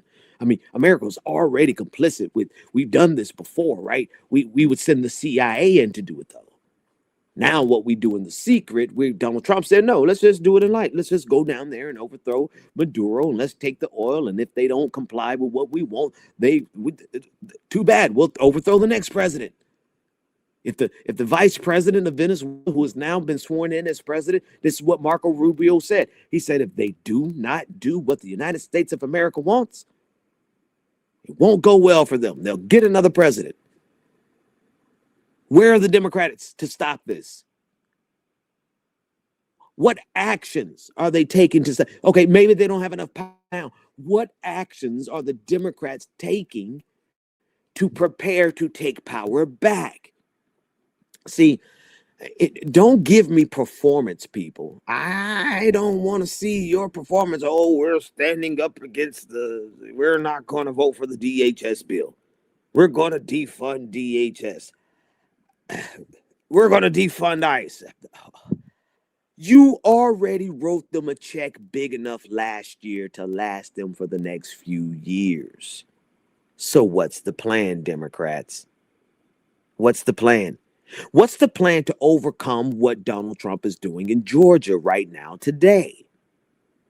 He seized voter rolls, part of the pressure that he was applying to Minneapolis. The letter from Kristi Noem, the Department of Homeland Security, sent over to Governor Walz, said that we will withdraw ICE agents if you give us your voter rolls, your voter rolls. They are getting all of our granular data from the state level feeding it into the AI machine of the federal government, the AI being driven by Elon Musk, Grok, XAI. They're taking all of our granular data, voting records at the state level, and they're making models with it now. And they're going state by state and collecting that data and forcing people to give them that data. Democrats, what are you doing about that? What are you doing to hold them accountable? What are you doing to circumvent that? What are you doing to overcome that? If you're not talking about that, then I feel in this moment in American history, I feel you are complicit. If you've got power to hold someone accountable, if you've got power to not only hold somebody accountable, but to overcome what they have done to this country, and you are not wielding it, you are not using it, you're not galvanizing the people, you're not organizing the people, I'm sorry, you're complicit. And I know that might be extreme. I know you might be like, well, Pastor Ben, it may not be fair for you to say that if Democrats are not using their power to stop fascism, that they're complicit with fascism. Well, then what else should I say? How else should I describe it? Have you had a knock on your door? Have you had an email? Have you had a text message from any Democratic organization with a plan of how we overcome this moment? Do we have anybody who's even identifying the seriousness of this moment from the Democratic Party in a structured fashion? I get it. Y'all sending out tweets. Everybody is sending out videos of them talking about how dangerous these times are. Okay. What are we going to do about it? If I see one more tweet from someone with actual power who can help us do something about it, talking, and it's almost like they're all getting their prompts written by their speeches written by AI. They all are so compassionate. This isn't democracy. This is fascism. Okay, we get that. We get that, chairman of the committee. We get that, speaker. House Leader Jeffries, you're not speaker. I hope you never become speaker. We get that, Senate Minority Leader. I'm calling them by their titles because their titles include power. Their titles include power. And if they're not using their power to actually go all out, and I mean all out, all out. What? See, this is the victory fatigue. I'm painting a pretty big picture. I haven't thought this out through. I'm thinking it out with you. The reason I brought up Victory Fatigue by Michelangelo Signorelli is because something happens, even if it's not a declared victory. There's nobody on the left. There's nobody in the Democratic circles, nobody in progressive circles, nobody in liberal circles who are saying we declare victory. But something different happened. What happened was Donald Trump retreated just enough. And I think that's what's bothering me and getting under my skin. And I got to really think this out loud because here's what happens when you watch mainstream media. Folks, I watched Joe this week. I normally don't watch Morning Joe ever.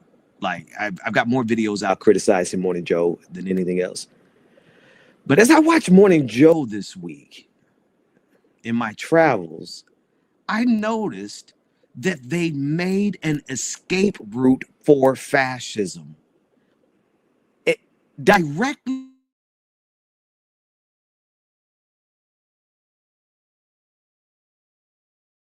establishments. They have made room for Donald Trump's fascism in the name of Alex Preddy by saying what? Just back off, Donald Trump. Declare victory, Donald Trump. Let's moderate, Donald Trump. Let's get them more training. Let's get ICE more training, Donald Trump. Let's get them body cams. Make sure the body cams are on, Donald Trump. You see what I'm saying? Like at this moment in American history, when the collective body politic and the consciousness of the American people, and we the people have concluded very clearly that the threat that ICE poses to democracy, I mean, you got mainstream liberals who are actually genuinely becoming woke because pieces of the puzzle just finally clicked in their heads. Right? You got more people in this country who are in intellectual good faith alignment when it comes to the fundamental problems that we're facing. Imperialism and fascism. This is what the body politic is grappling with. This is what these thousands upon thousands of videos, the people are getting the picture. But the powerful are saying, no, no, no, no, no. Let's get ICE better training. No, we don't need to abolish ICE. We just need to make sure that they follow proper procedure. Do you all see? You all see what I'm saying here? And it came as a result of Donald Trump simply saying, we're gonna change the tone a little bit. It's a horrible thing that happened to those two people. He apologized or he was sad about Renee Good because Renee Good's father was a Trump supporter. And just that little bit of change. Liberals like Morning Joe, Mika Brzezinski, and Democratic establishment and different Democratic leaders are now like, okay, now let's adopt, let's incorporate. Here's the next move. Here's what I'm seeing. And maybe if I share this with you, you can understand my pain and why I'm trying to think this out loud. To me, I believe that even in the aftermath of the killing of Alex Preddy, that the next move is that we're going to find the full integration of ICE agents with local police now. Donald Trump and Stephen Miller and all of them at DHS, Christy Nome and Tom Homan and poor Greg Bovino. He's not going to be there anymore. He's gone.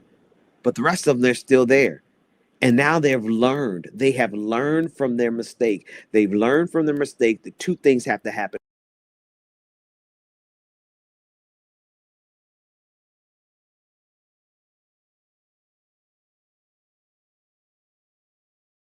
Have to integrate themselves with local police so that they don't have the fighting and the tension between ICE agents and local police. What does that create for us? A more efficient Gestapo, a more accepted Gestapo that has the backing of the local police versus the Gestapo that ran into the local police, like the ICE Gestapo ran into the Minneapolis local police department. That's where we're headed. And we're going to see everything get calm and settle down. And all of a sudden, we're going to have 50,000 or rather 20,000 ICE agents.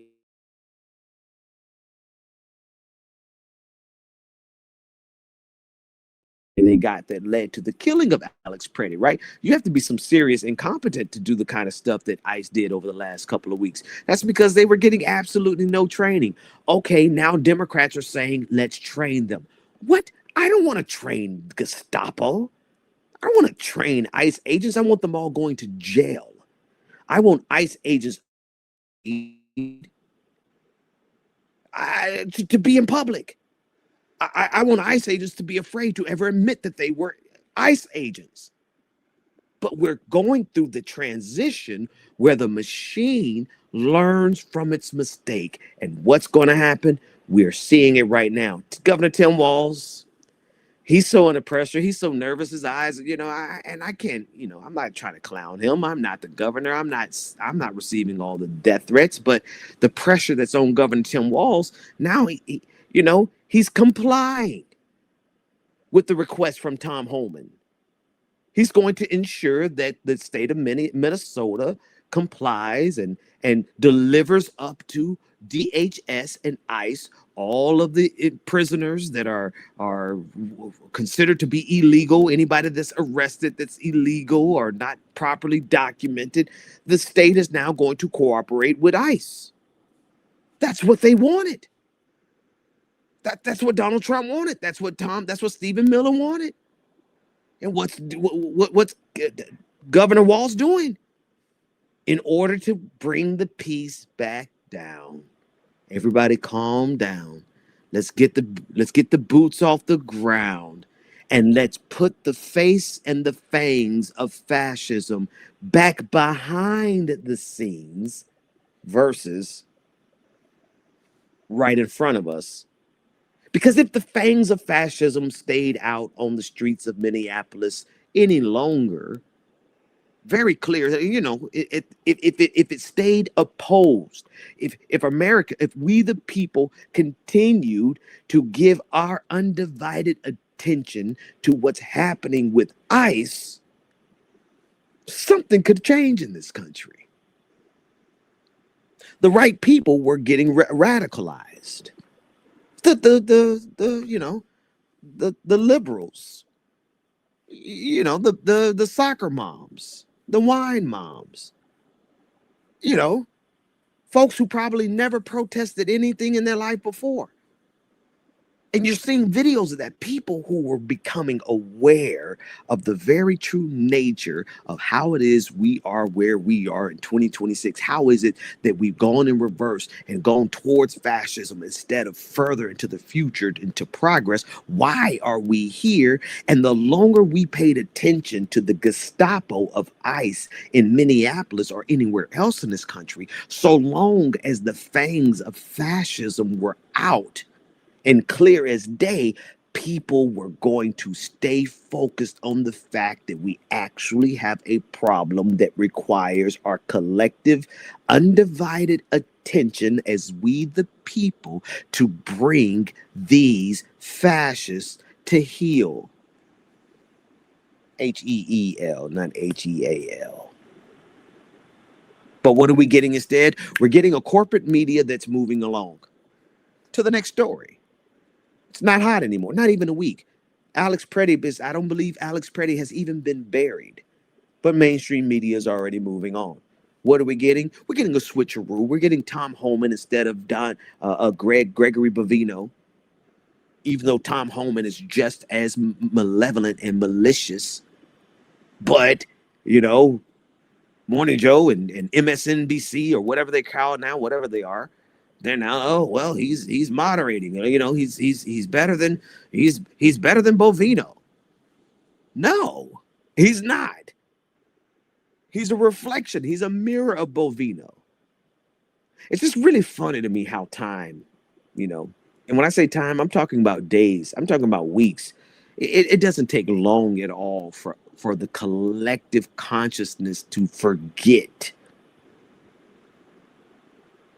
And the corporate media, oh my goodness, they are so complicit in that, because they know as they change the dial, as they change the narrative, as they move on to the next story, they know that there is a huge portion of America that goes right along with them. Activists may not watch mainstream media. You know, you who are listening to this space, watching this space, you don't watch mainstream media,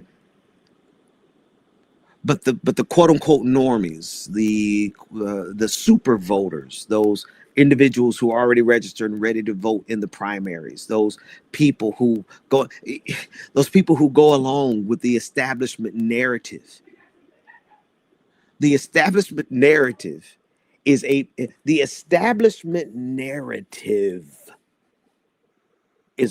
powerful thing. It is partially controlled by the mainstream media. It is partially controlled by the Democratic Party. Of course, there's the Republican side over there, and the MAGA side. We've analyzed them to pieces, and they've jumped the shark. They have jumped the shark. Yeah, so I'm putting them to the side. I'm talking about the portion of the national dialogue, the national discourse, the establishment narrative, that thing that we talk about collectively as we the people on any given day to day, week to week, that is as much determined by the news cycle as it is politically powerful people.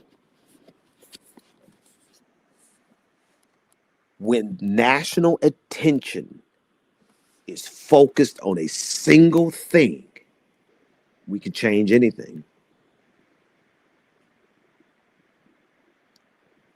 And they know that.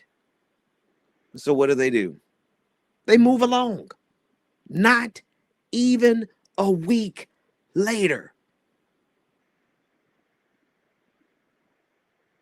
Not even a week later. And then you're like, okay, Ben, I still see articles, people still talking about Alex. Yeah. No, we are still doing it. Journalists from independent journalist outlets, the public, the people, we're still focused because we understand what's happening. Those in power, those who control the narrative, those who control the national discourse, watch them, clock it. We won't even be talking about this story by next week. I want you to we will not even be collectively as the nation talking about this story next week. And what does that do? It gives Donald Trump and MAGA time to recalibrate, to adjust, to let ICE agents get more training, to make the integration between DHS and local police even more seamless. That's where we are right now. We're in the in-between, between now and midterms. Between now and midterms, we are in this space where if we can collectively keep our focus on what MAGA did over the last 3-4 weeks in Minneapolis alone, we would be compelled to change everything. Not just something, but everything. We would be compelled, if we collectively, as the American people, focused on the fact that Donald Trump has turned the American empire into a cash cow for himself. If we would focus on the fact now the American military is being used very directly to tell nations, we'll come and take whatever we want from you. We'll take your oil, we'll take your people, we'll kidnap your president. You can't. And Donald Trump literally said, nobody can stop us. See, if the stories of the last month of this new year, bump it, let's just narrow it down. If we simply focus on what was done since January 1, 2026, we would be forced as a collective, we the people, to do everything in our power to stop this right now. But the algorithm has needs. The headline story wants to change.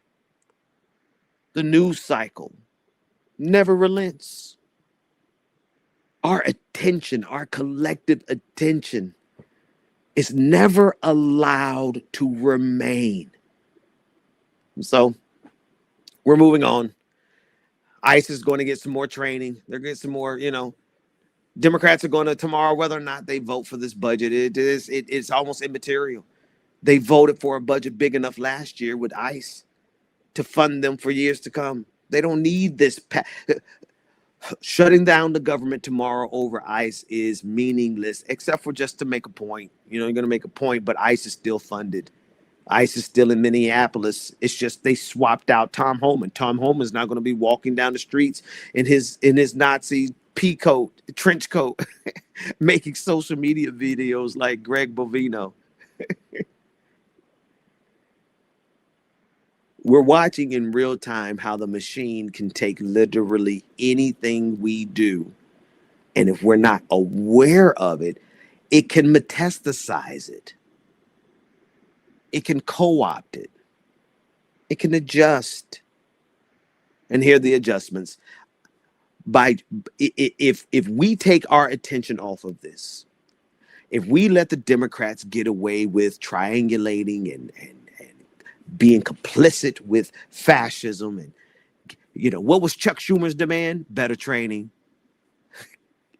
for ICE. Chuck Schumer's demands better training and body cams.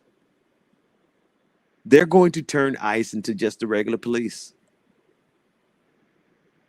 In terms of like qualified immunity, in terms of what they can get away with. We are at the stage where Donald Trump and MAGA can flip this on us, and what should be a true victory for democracy, which would be the abolishment of ICE, which would be to hold every one of them accountable, not just Gregory Bovino.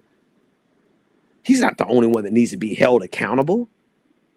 Greg Bovino is a clown, a wee tiny little clown.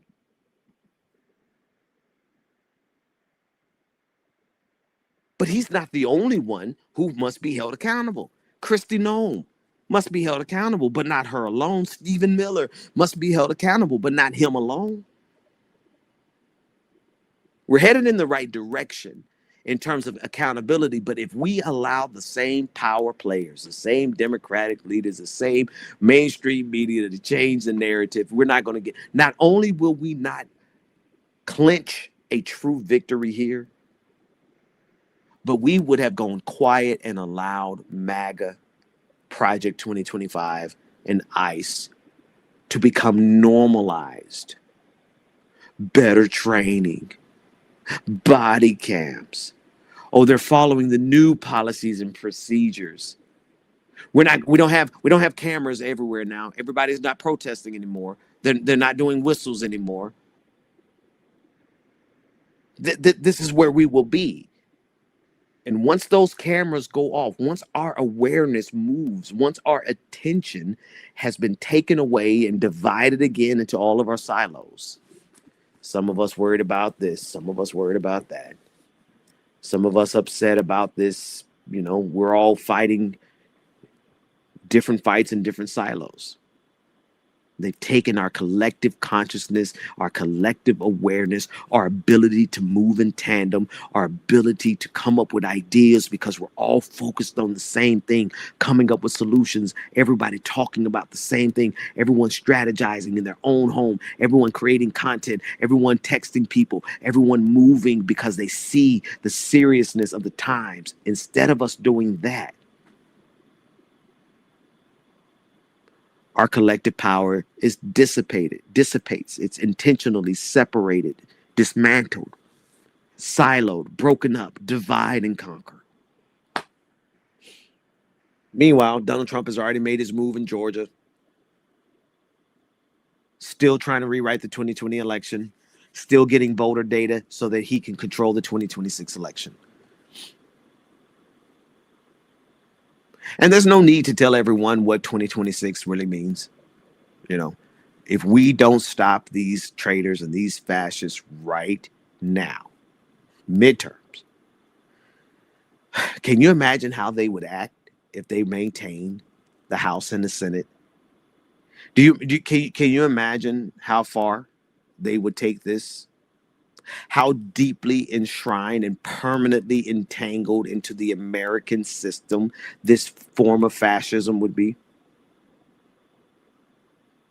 And the only difference would be, ICE agents will be better trained now because the Democrats want to make sure that, we give them better training. ICE agents will have body cams, but nobody will be looking anymore because our collective attention has moved. Attention is all we need to be able to change anything. That's what I'll leave you with as I get ready to go. I needed to talk this out. I need to think this through. It is the ability of powerful people to distract our attention, to direct our attention away from critical flashpoints in American history. I would tell you this week has been a critical flashpoint in American history, but they can't let our attention stay there. They will never again allow the American people to have our attention focused like a laser on a single matter of justice, the way we were focused like a laser on George Floyd in 2020. And at the hint and the flash and the potential and possibility of this moment with Alex Preddy, Renee Good, Keith Porter, and so many more, this moment where Donald Trump is making his move with his ICE Gestapo, instead of us responding to this moment in a sustained fashion, with sustained attention that can make a difference, our politicians and our mainstream media are doing what they always do. Normalizing it. Move along. Let's get them training.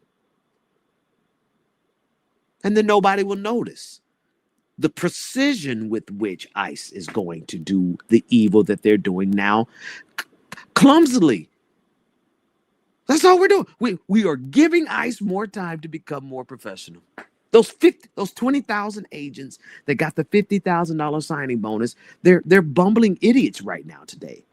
But thanks to the Democratic Party and their lack of true demands, thanks to mainstream media and their desire to always just move with the algorithm, move with the news cycle, they're not there to be activists. They're not there to be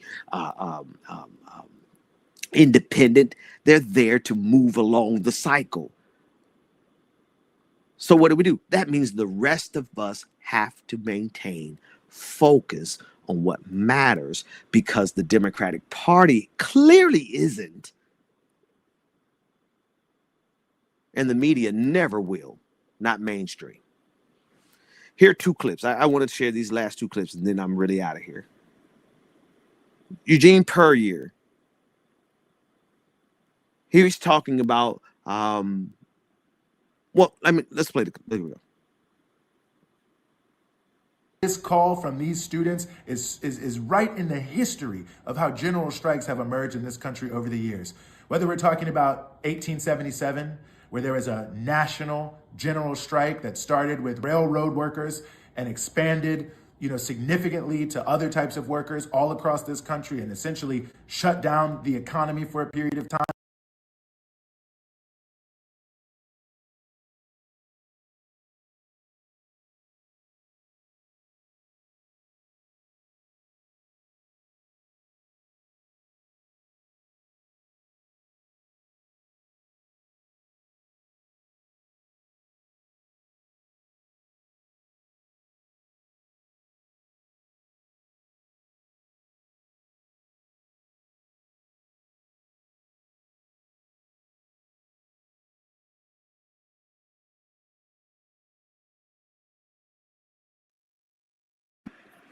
Okay, so we're having a little problem with that audio. Apologies on that, but you get the point. As much as you were able to hear, we need a general strike. We need concerted, sustained action. And that includes a general strike. This is the only power that we truly have as a collective people beyond the vote, is a general strike. Everything else that we've done is important. Everything else that we've done is good, and we need to continue to do it. The organizing, the brilliance of the organizing in Minneapolis has been absolutely spectacular, but we need a general strike, and we need to expand from what was done last Friday.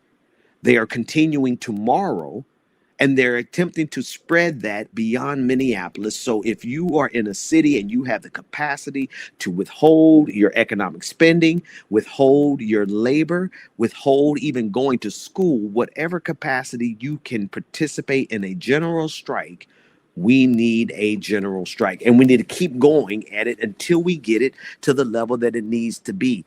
But if we cannot sustain our attention, if we cannot stay focused, then we're going to, really quickly find out that they are.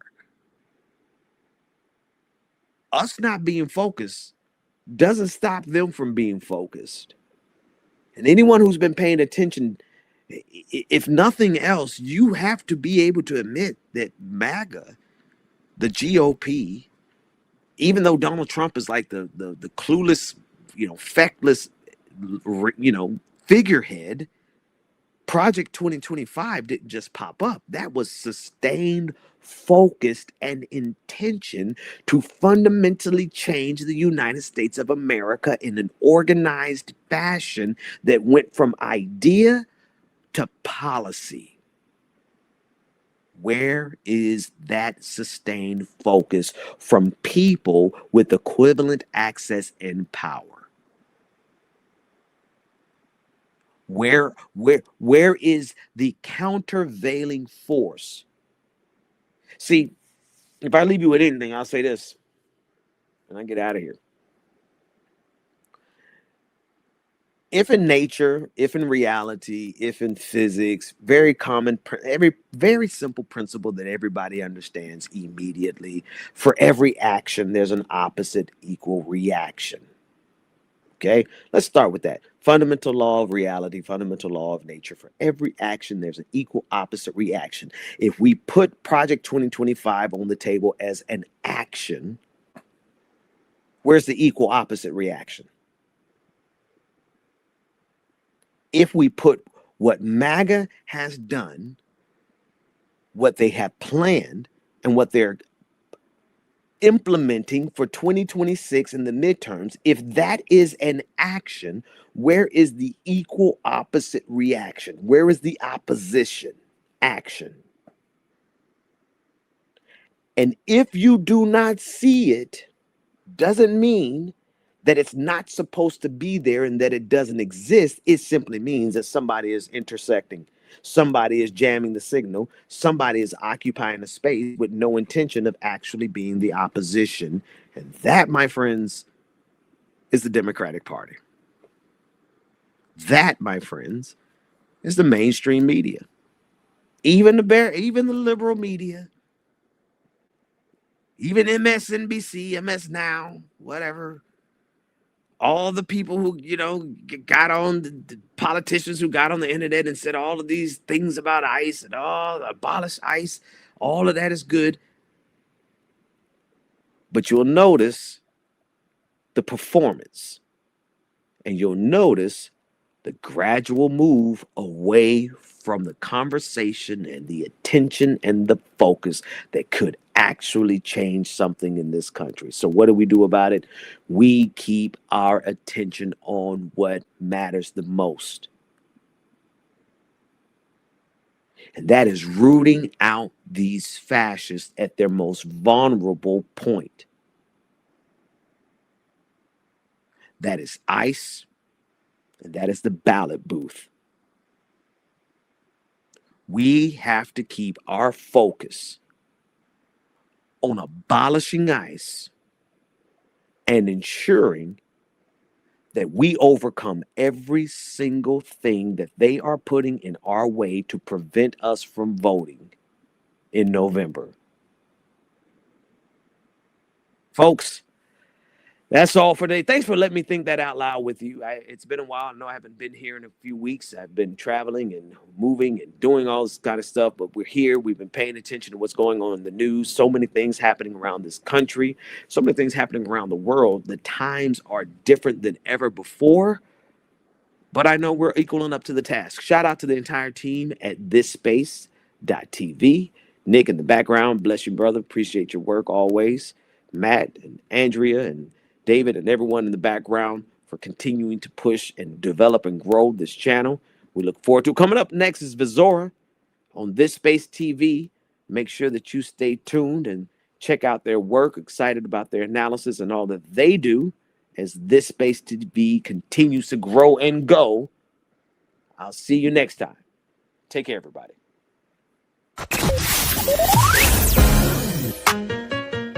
The Benjamin Dixon Show is only possible with listener support.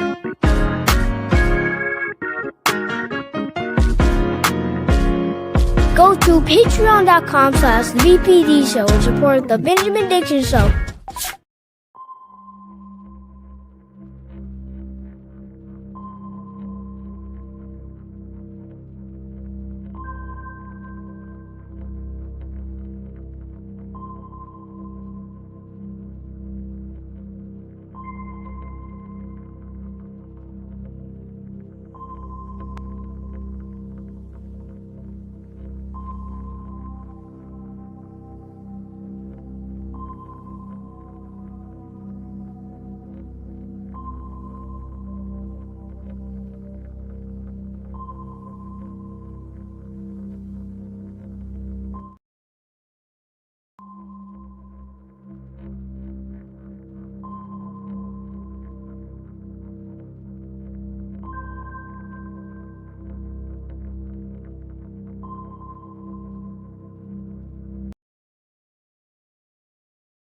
Hello, everybody. Good morning, good evening. At Visora coming live from a walk-in freezer. God, no, I wish. I am coming to you live from the inside of an oven. It is 106 degrees Fahrenheit right now, which is actually kind of the coolest it's been all week. It's been pretty bad. In fact, like, to the point where, like, we're barely going to talk about Australia today. I still do have a video lined up just to show you how hot it's been in my state, particularly in Australia. And then we're going to go into some of the other stuff. But I just wanted to say thank you to Pastor Ben Dixon. Fantastic show. And, like, obviously I agree with everything that you've been saying. We have no need for ICE to exist. Most of you in this chat are older than ICE, are older than DHS.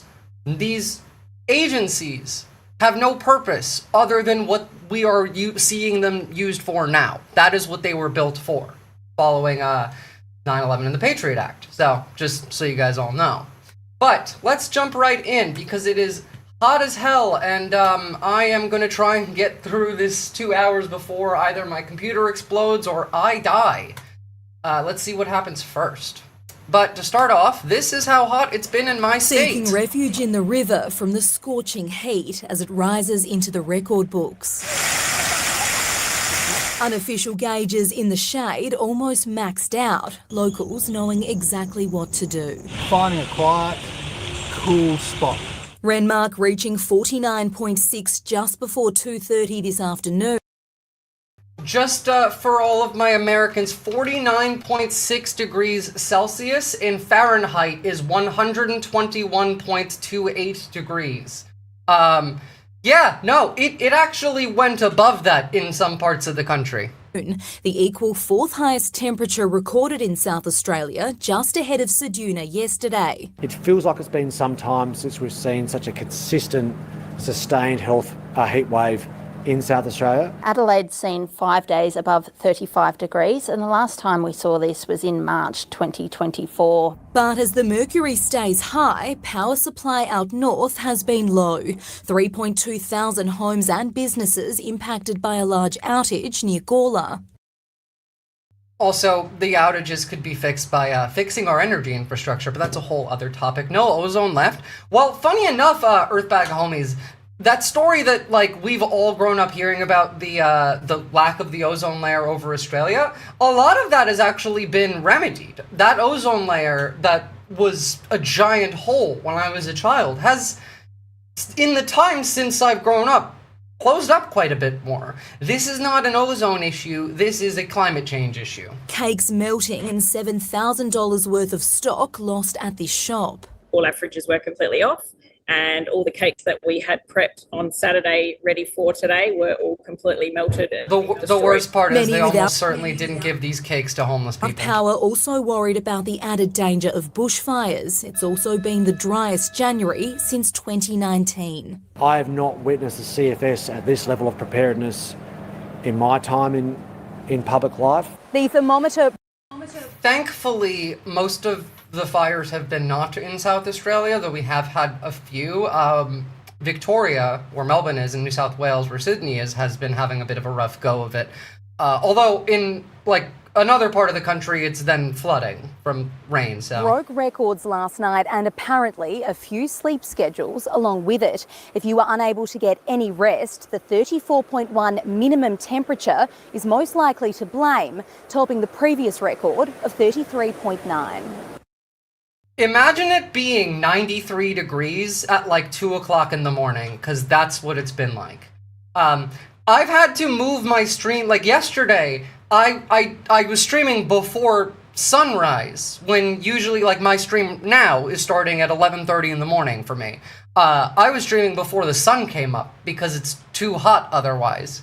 But just for you guys, because I love this space, I'm actually here on time. It took a while to get to sleep, it's pretty hot. Had the fan going, but it wasn't doing enough, really. That uncomfortable night, caused by a large volume of heat built up over several scorching days, lingering around. And if you are feeling a little slow and sluggish today, in this heat, it's important to remember we can all use a helping hand. I do like that people have been helping the koalas and, like, animals and stuff. But yeah, no, it's really fucking hot. And it is not sustainable. It's not sustainable. All right, now speaking of America, because somebody did say, I'm pretty sure that Trump wants to make the hole in the ozone layer great again. It seems like the Australian government is conceding to that. We, somehow, in the current climate, Australia, as a country, decided, no, let's make a visa deal with the United States. You know, while countries like Germany are telling their citizens to avoid traveling to the United States because of, you know, danger, Australia, nah. Aussies, your journey to the US just became significantly smoother. Global Entry is now accepting applications from all eligible Australian citizens. This program allows pre-approved travelers to use automated kiosks upon arrival in the United States, leading to faster processing and less paperwork. Enjoy a smoother, more efficient entry into the US. I wonder what it cost us to make this deal. Well, for one, it definitely cost us some of our national dignity, because it seems like Australia has submitted to being part of the what is it? The Council of Peace? I don't know. The Council of Demons. The Council of Doom, rather, that Trump has compiled of all of the global war criminals and shit. We are gonna help them. Also, we are investing more money into Palantir. Wait till they hear how diverse we are. Yeah, we are quite diverse. It's very funny to see just how little the actual March for Australia rallies are getting, like, population and numbers-wise in comparison to any of the counter rallies. I covered this on my stream yesterday, but during Australia Day or Invasion Day, depending on who you ask, we had several protests happening simultaneously. And first off, the March for Australia protests, the one organized by the NSN and the neo-Nazis, were having very small turnout, like 200 to 300 people. And not to mention the fact that, like, there was an arrest at one of these neo-Nazi rallies for them doing a Nazi like symbol, which is now illegal under the law. However, what's not being reported on in the news pretty much at all, really, is the fact that there was a bomb threat at the Invasion Day rally in Perth. One of the right-wingers attempted to create, like, a IED and blow it up in Perth at their rally. Also, what's up, Zachap? Everyone, if you watch streamers on Twitch, go check out Zachap. They're a fantastic educator on Twitch and a good friend of the channel. But continuing back in, the Albanese government has seen increases in the futures funds investments in Palantir since the G&G started. Sorry, I can get the feds to raid my house for reading that sentence right there alone, but, you know, America too is doing G&G. I can still say that. Yeah, no, not great. Putting all of this money into surveillance giants and right abuser Palantir, how on earth can they think that this is an appropriate investment of public funds on behalf of the Australian public? Well, let's see what their justification is. Even prior to its work with ICE, the US-based tech company has been criticized for its reported supply of AI tools used by the Israeli army in its war on Gaza. Palantir sells digital tools used to help organizations analyze and understand huge swaths of data. The most recent disclosure of investments held by Australia's future funds includes 339 shares of Palantir technology as of June 30th, 2025, valued over $100 million. The fund's stake in Palantir has significantly grown in the past few years, increasing 100-fold since February 2023, when it held shares worth of $1.6 million. So, yeah, no, we are cucked in our entirety to the United States. It's pretty disgusting. And I just want you to understand that this is happening at a time where neo-Nazis are plotting to kidnap the Prime Minister. This was 5 days ago. This is from 7 News. This is a right-wing news outlet talking about neo-Nazis trying to kidnap the Prime Minister days after the Bondi massacre. And I've already done videos on how these people are funded by the United States. I talked about this yesterday, in how Gina Reinhardt and fucking Elmo Hitler are going on giant cruises and going to Mar-a-Lago to meet with Trump donors. Just appeal harder to them. I mean, they had to disband because of the hate group laws. And now they're underground and more dangerous. And yet still, they get to hold March for Australia rallies that they organize, and only one of them got arrested for their hate speech. None of the symbols that I saw at the March for Australia rallies, you know, the racist signs like from the outback to the sea, make Australia Islam free, is a sign that I saw. That is illegal under the law, but nope, no consequences for them. But if you say any specific slogan associated with left-leaning protests, well, you'll have ASIO at your door. And Europe is diverting financially from the United States. Oh, don't worry, we're going to talk about the financial shit that's happening today as well. Back home now, and there are reports this morning that neo-Nazis plan to kidnap our Prime Minister in the hours after the Bondi shooting. Let's go live to Emily Francis at Lakemba Mosque. And Emily, they also plan to attack Muslim sites of worship. So, right off the bat, sounds like terrorism, you know, a plot to kidnap the Prime Minister and to blow up sites of worship from neo-Nazis. That sounds like terrorism. Yeah, David, it's believed neo-Nazis used encrypted chat services to discuss abducting the Prime Minister and make threats towards mosques, including references here at Lakemba. The Sydney Morning Herald reports that this was not a formed or operational plan, rather a series of violent threats and ideas exchanged online. It's believed police have uncovered this, but have not commented on what action has been taken or whether any charges have been laid.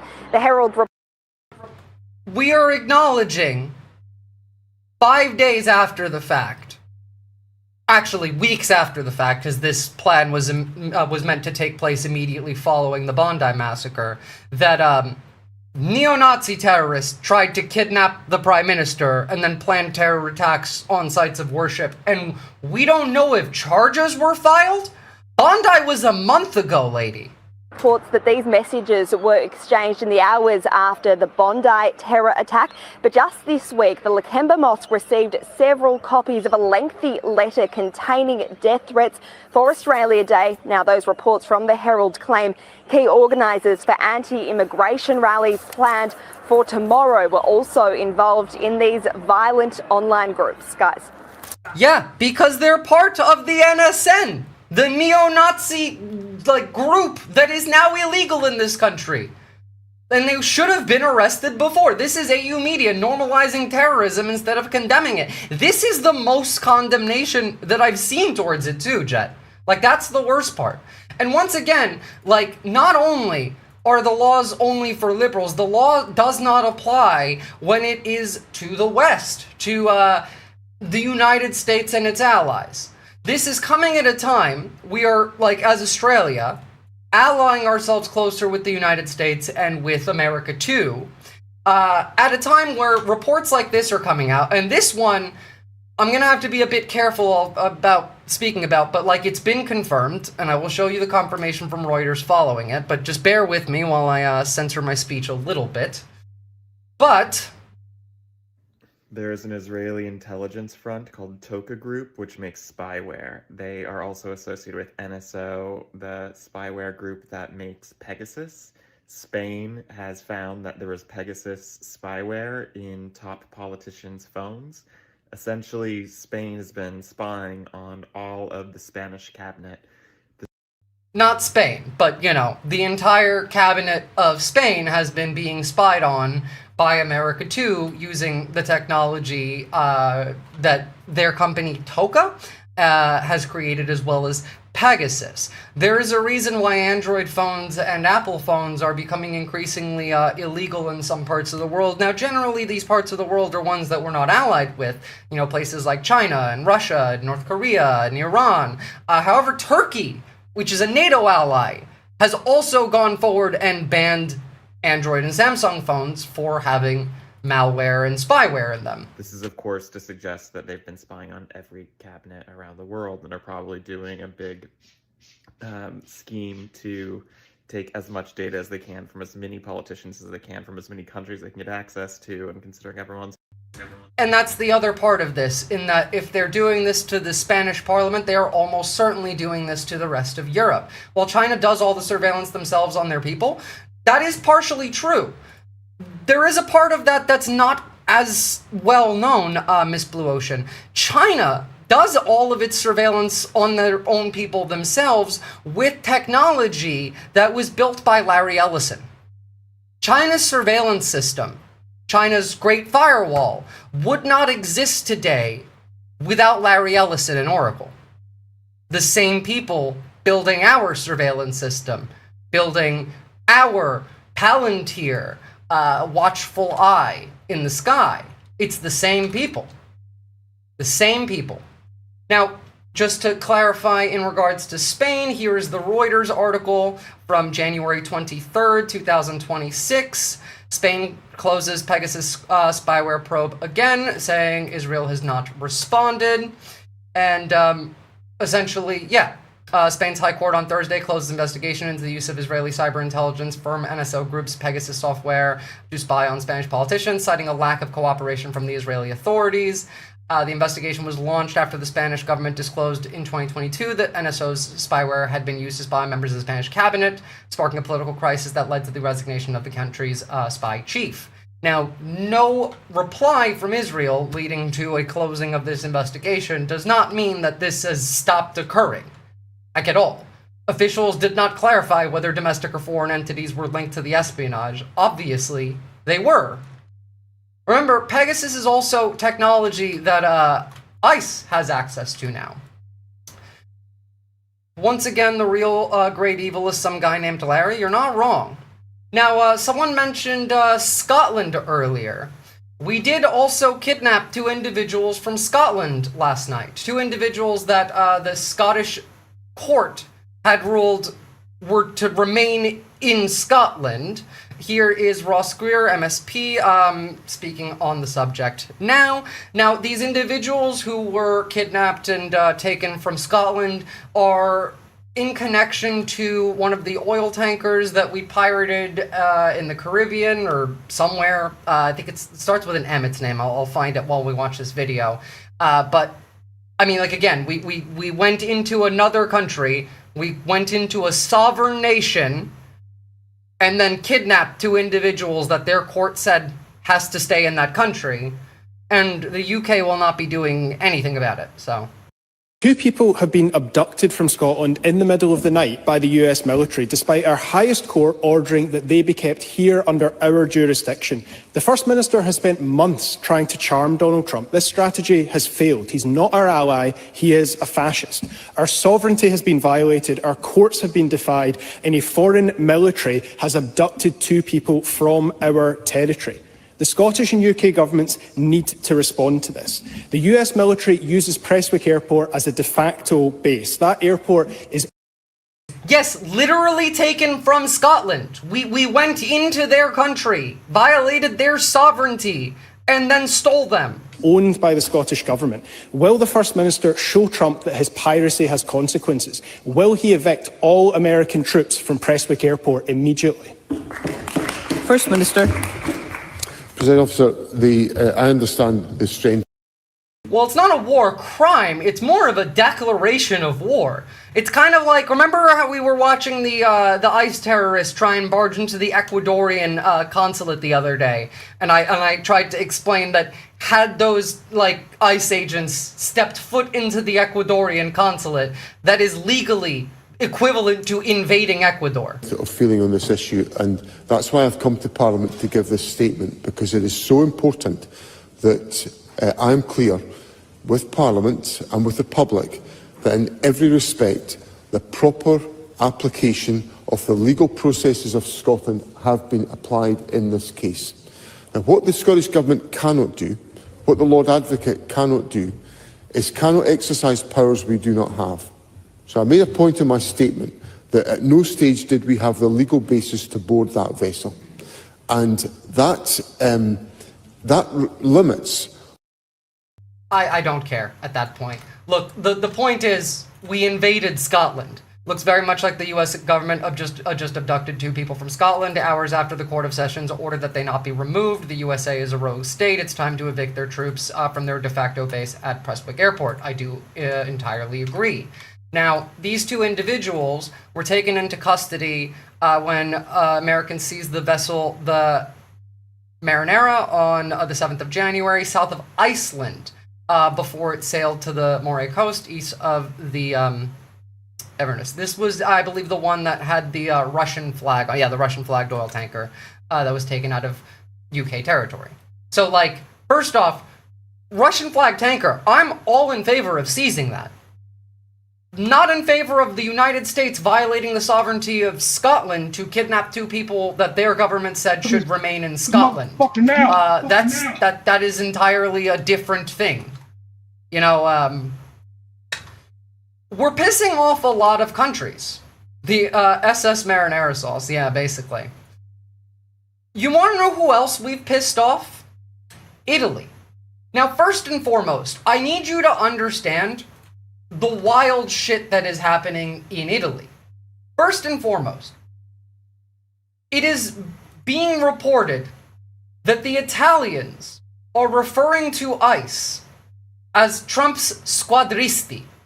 Now, I might want to remind you guys that the current leader of the country of Italy is Giorgia Meloni.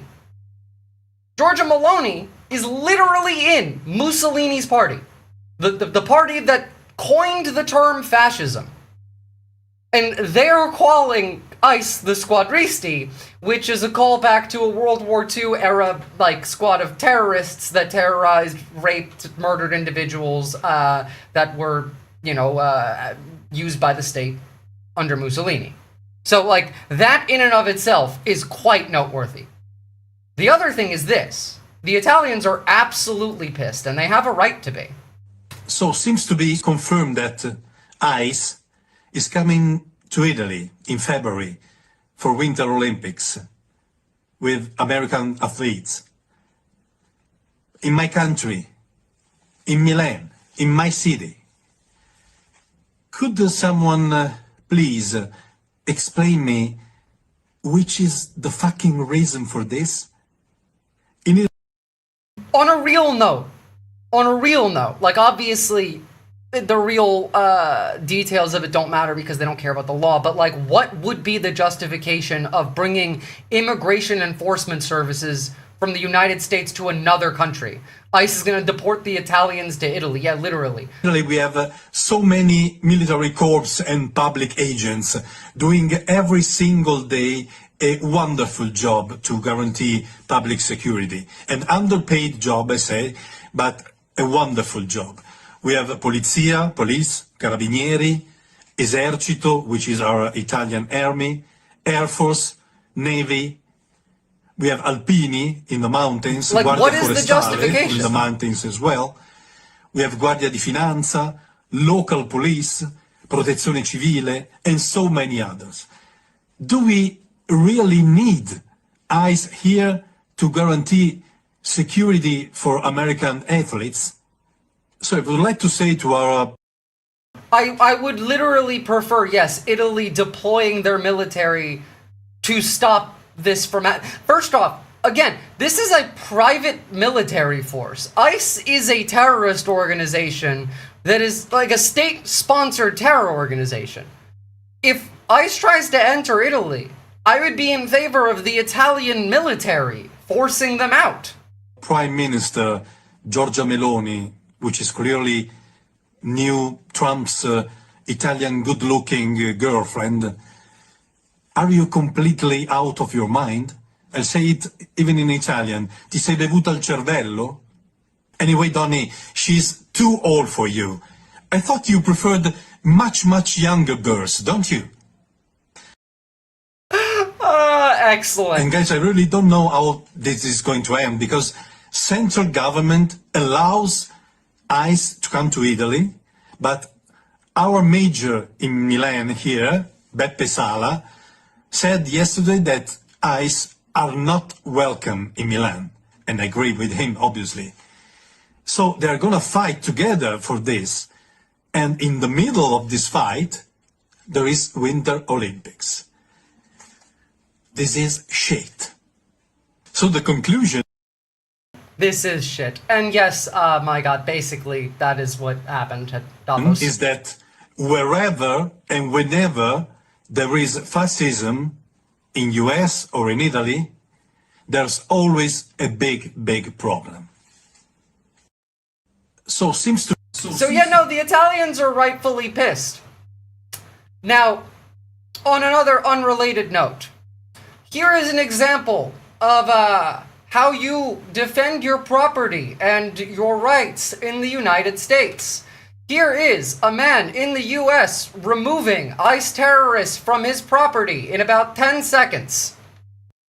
Get the fuck out of this motherfucker now! Don't be coming up on me. Stay right there. You're my property, right there. I'm telling you now. Get the fuck out of my property. You're violating my Fourth Amendment. Get the fuck out of my fucking house. I'm not fucking with you. Both, all three of you. Get the fuck. Yeah, it's good. Get the fuck out of my property now. Now. No, we're just looking for someone. No, that's fine. Get the fuck out of my fucking house. All of y'all. You too. Now. You better back up. I better not do shit. You're my fucking property. What the fuck you gonna do? You gonna violate my court? Back up. You violate my court? I got my second. Okay. You violated my fourth? I've still got my second. Get the fuck off of my property. Fuck out of my property. Get the fuck out of my property. I will shoot you the fuck down out of my property. Get the fuck out now. Now. Get the fuck out of my fucking property. Back the fuck up. Now, granted, you can really only do this if you're white, but if you're white, I think you should do this. I don't give a fuck about it. Run, let me the fuck go now. And they leave, because fascists, historically, are pussies. All of them. Every time. You violated my fourth, I've still got my second. Get the fuck off my property. And they do. That is how you defend your property. I cast Honky Be Gone with the gat. Not 20.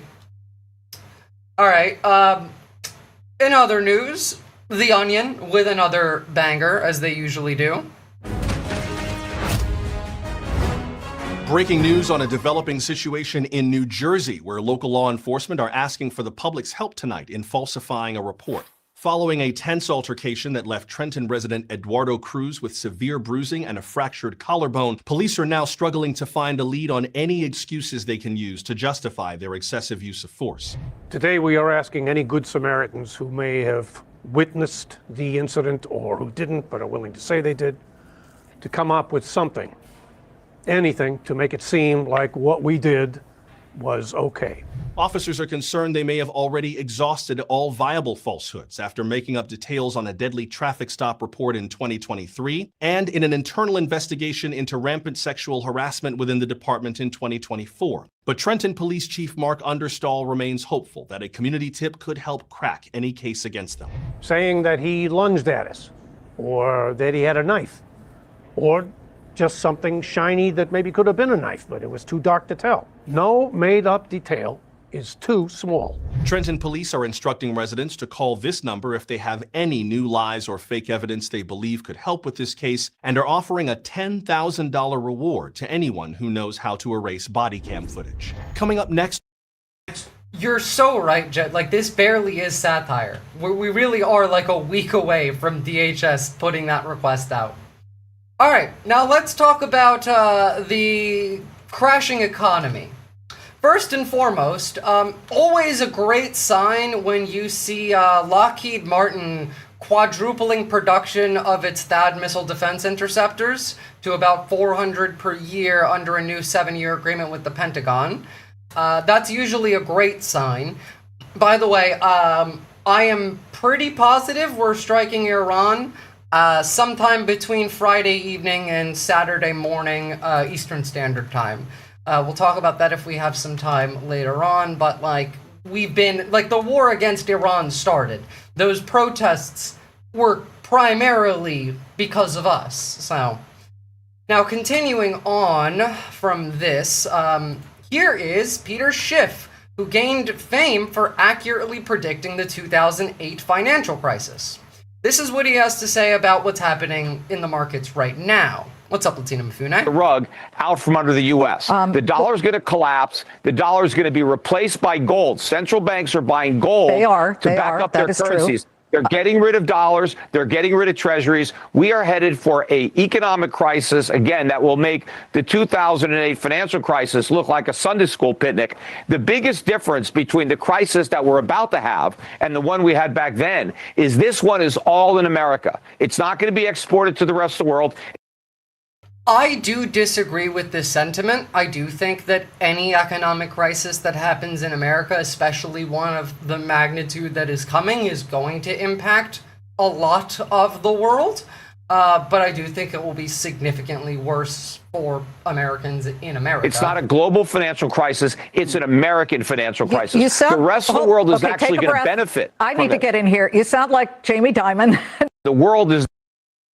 Now, continuing, you can look at the new jobless claims coming in higher than expected. Now, remember, first off, all of these job numbers are made up. So these numbers are far, far less extreme than the real numbers. We haven't been getting real job numbers for a while now. About 209,000 people filed for unemployment benefits last week, topping forecasts and signaling more layoffs than economists predicted. Granted, this comes at the time of UPS laying off 30,000 and Amazon laying about 16,000. So I guess Chicken Little is right this time. I don't know what that reference is about. New jobless claim numbers are out. They are higher than expected. About 209,000 people filed for unemployment benefits last week, which is a small drop. Again, I expect this number to be significantly higher. New jobless claim numbers are out. If you look at the actual layoffs, it's pretty bad. The sky is falling. Even TPUSA did a layoff. That's very funny.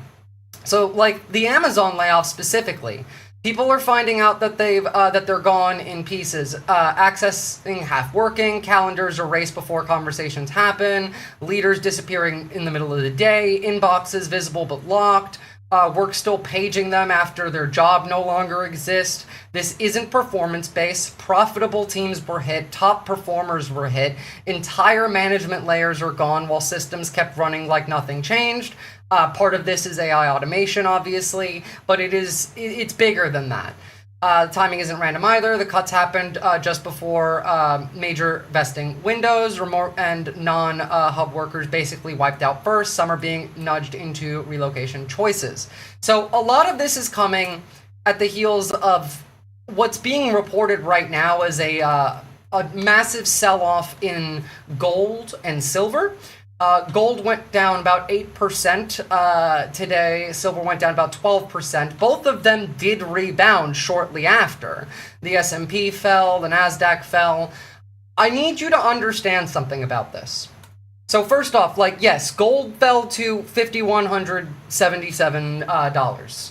It then rebounded within 3 hours, back up to $5,421.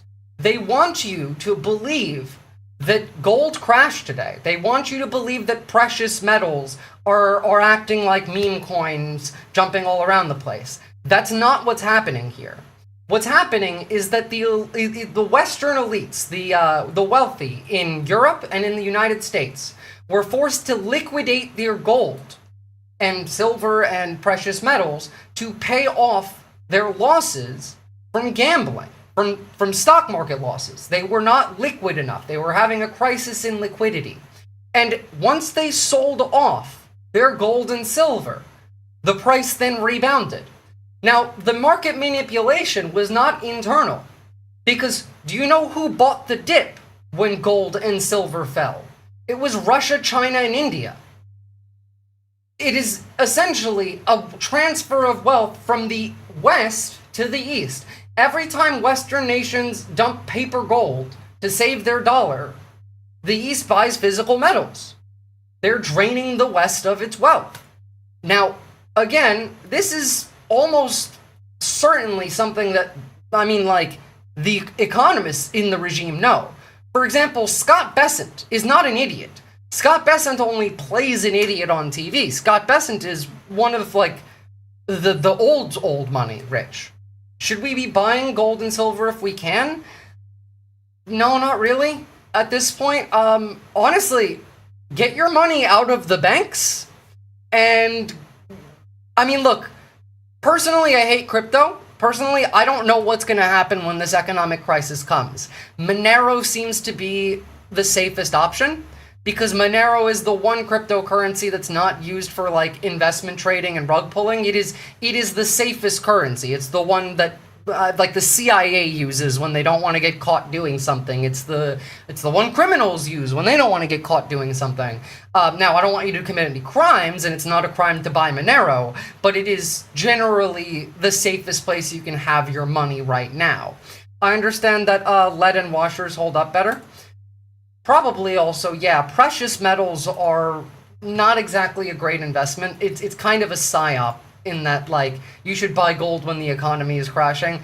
You're gonna get robbed. Like, at your best case scenario, the world collapses and you have a bunch of gold and silver, you're just gonna get robbed. Now, beyond just gold and silver, we also saw Microsoft drop 11 points, losing $440 billion in its market cap today, the second largest drop ever for its stock, and that's pretty weird. Oh, sorry, actually, I had the wrong graphic up on the screen. This is U.S. stocks measured in gold hitting a 12-year low, which is also pretty bad. This is the Microsoft chart. But we've also talked about the fact that foreclosures, both for businesses and for homeowners, are up over 10, 12%. Like, we are over-leveraged in every way, and the collapse is coming. Now, one of the things that is good news economically that I like is a general strike is planned from Business Insider. No work, no school, no shopping, a general strike to protest ICE is attempting to go national. This is tomorrow. I highly, highly, highly would suggest you guys continue, like, not only engage with it, not only should you strike, but I think you should keep this going. Don't let it last a day. Keep it going. The longer that goes on, the more it hurts.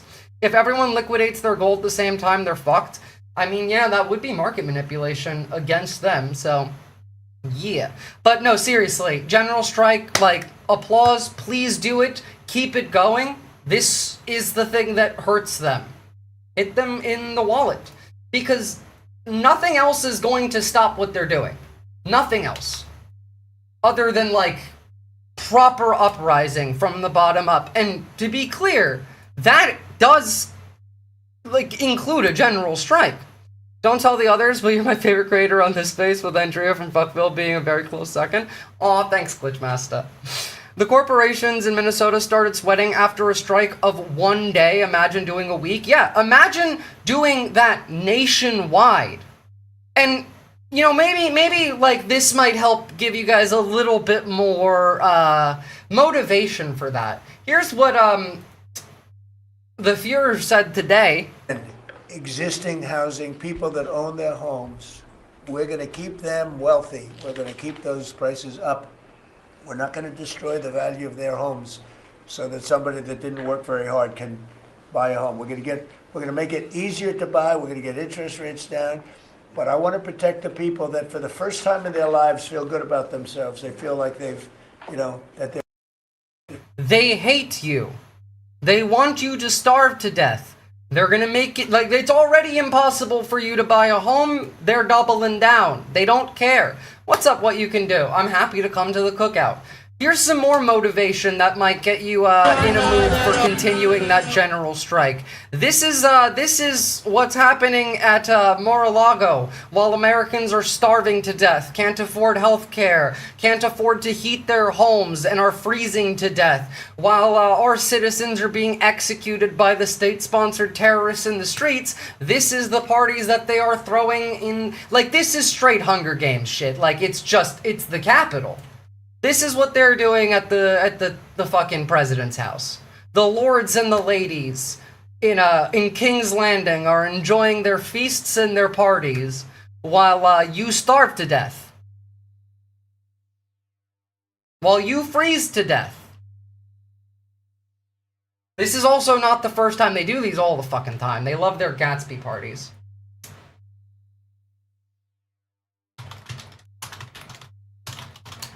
I mean, yeah, of course it's gross, but like it's just a show of how little they give a shit about you.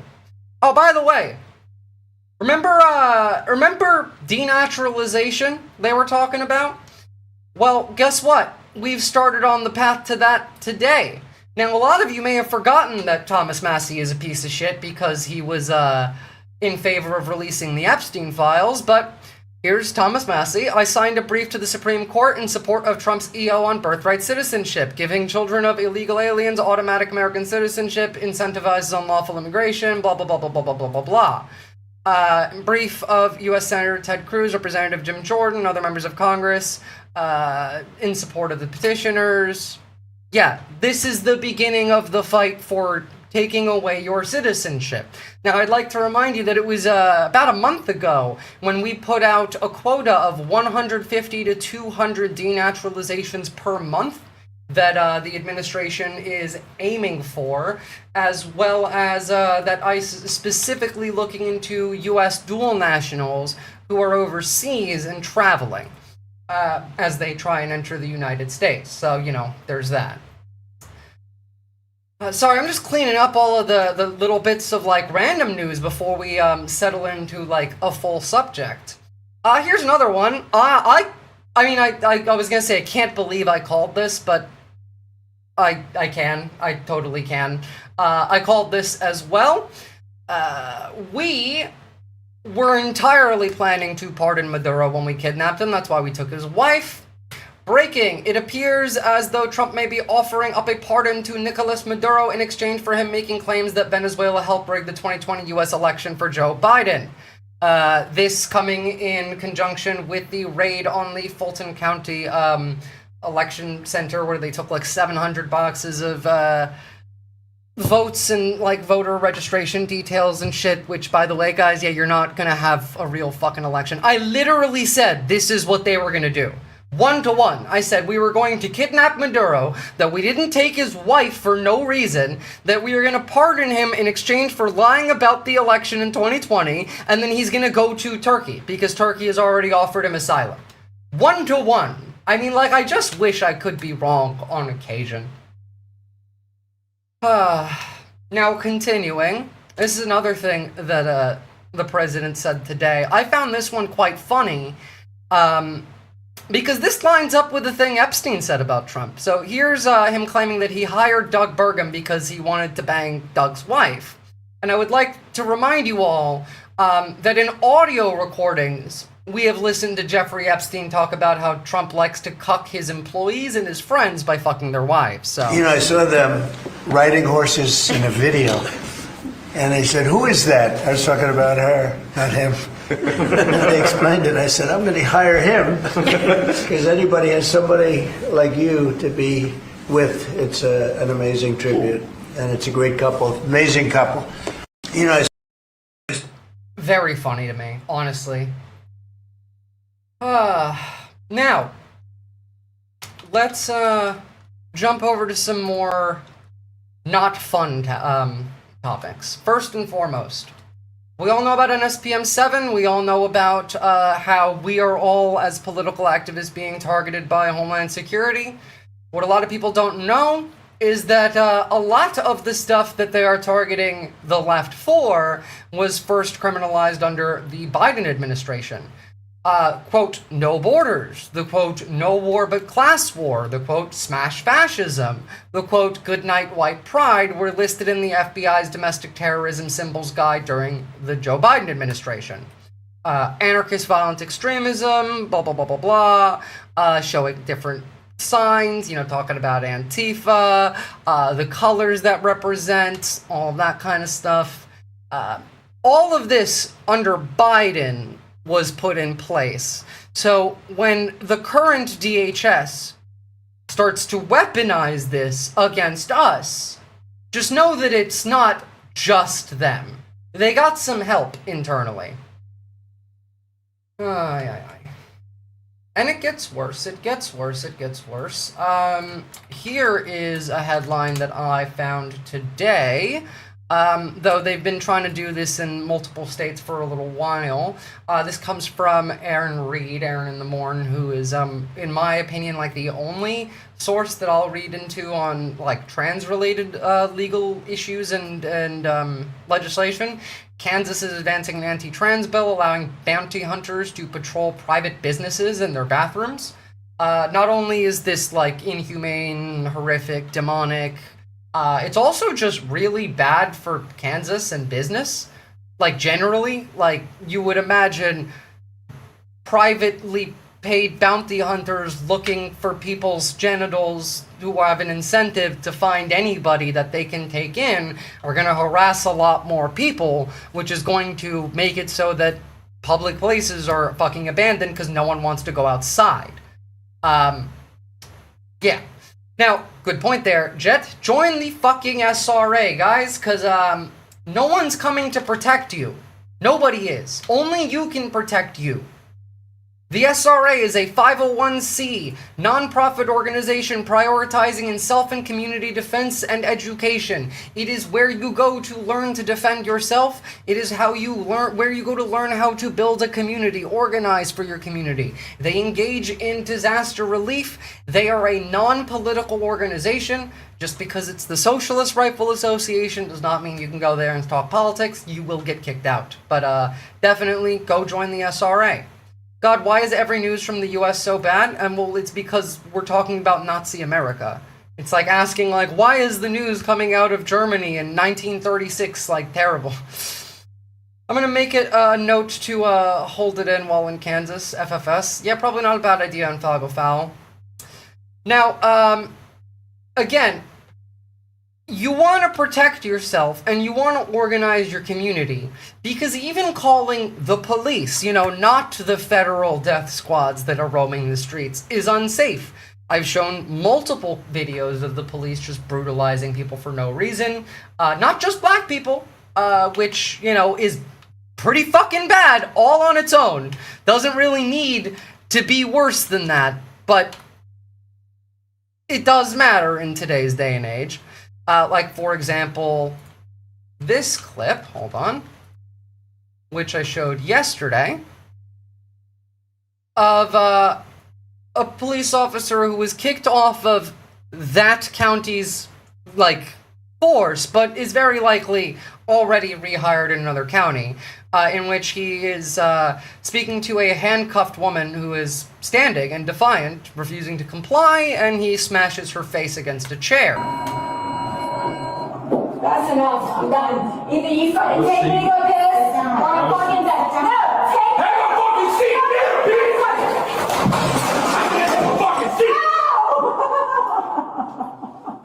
seat! These are the people who are meant to protect you.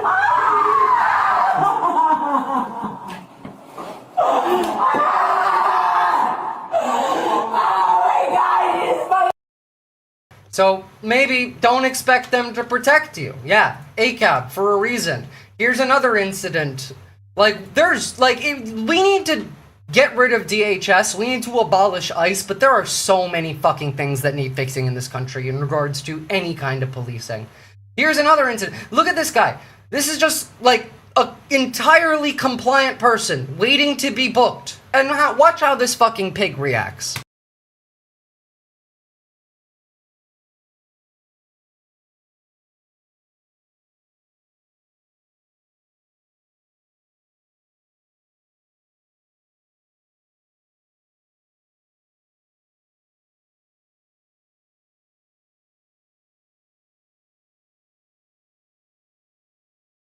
Literal thumb phrenology, you're not wrong. How about this one? This one went viral. Stop fucking resisting.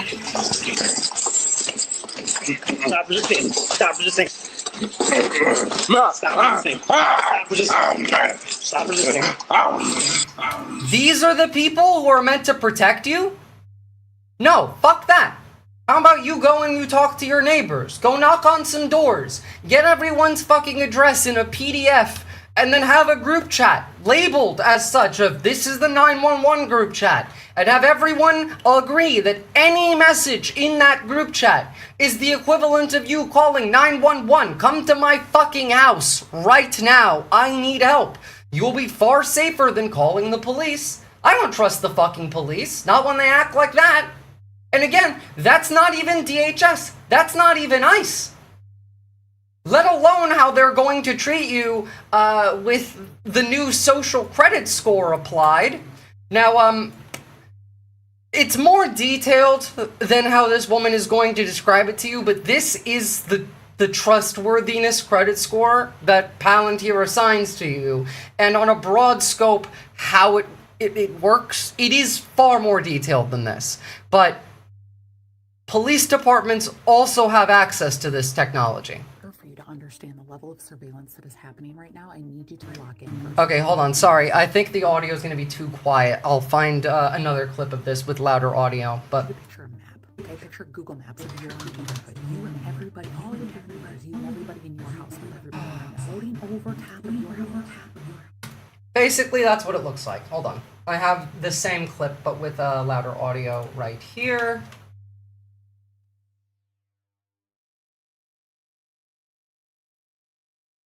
This should be better. Level of surveillance that is happening right now. There we go. Lock in for a second. I need you to picture a map. Okay, picture Google Maps of your neighborhood. You and everybody, all of your neighbors, you and everybody in your household, everybody you know. Floating over top of your house like Sims, there's a little arrow, and that arrow contains a trust score. Dependent upon what that trust score is, you could be labeled as a domestic terrorist. So what does that number mean? How do they gather that information? And how do you get a good versus bad score?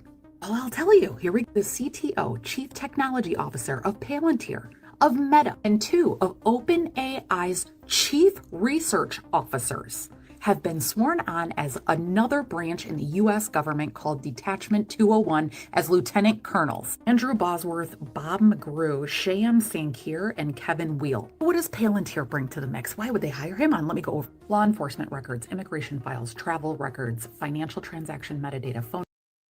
Remember how I've shown you that map that I made of how all of your data goes all the way up from the bottom, from your payment processors in your phone, all the way up to the fucking satellites in space? Yeah, this is that. Metadata and all call records, utility usage, license plate reader data, facial recognition, social graphs, social network graphs built from existing records. What existing records? That's where Meta comes. Meta brings identity data, social graphs, friends, followers, interactions, messages, metadata, behavioral data, like, shares, comments, dwell time, scroll speed, content data, and your sleep schedule is in there.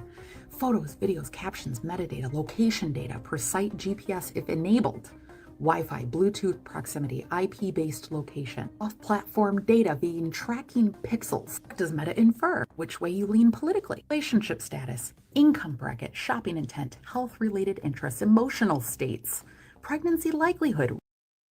All of it. Everything you do. Everything that they can find on you. Hell, in Australia, my voice is my identity.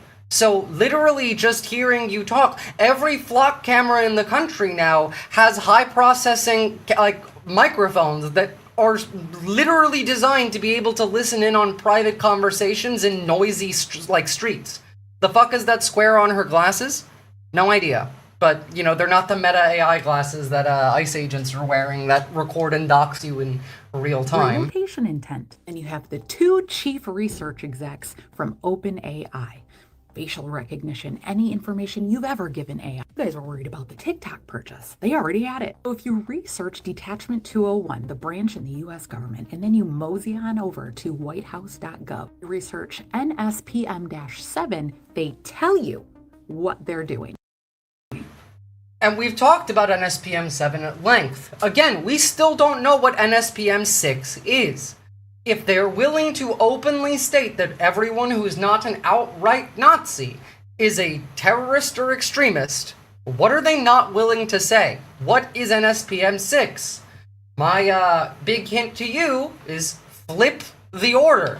Make NSPM-7 come before NSPM-6, and then NSPM-6 will make a lot more sense. It's never been more important to absolutely do everything in your power to lock down your data.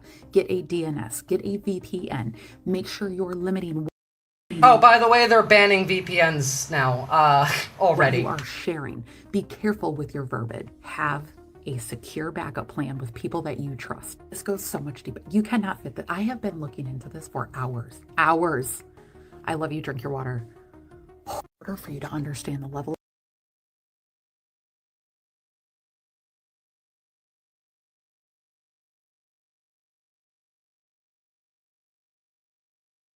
Oopsie. Sorry, I didn't realize it was banned. I was muted. They're coming for everyone's rights, and that's why they can be so comfortable in saying shit like this. I will tell you this, brother. What? You know?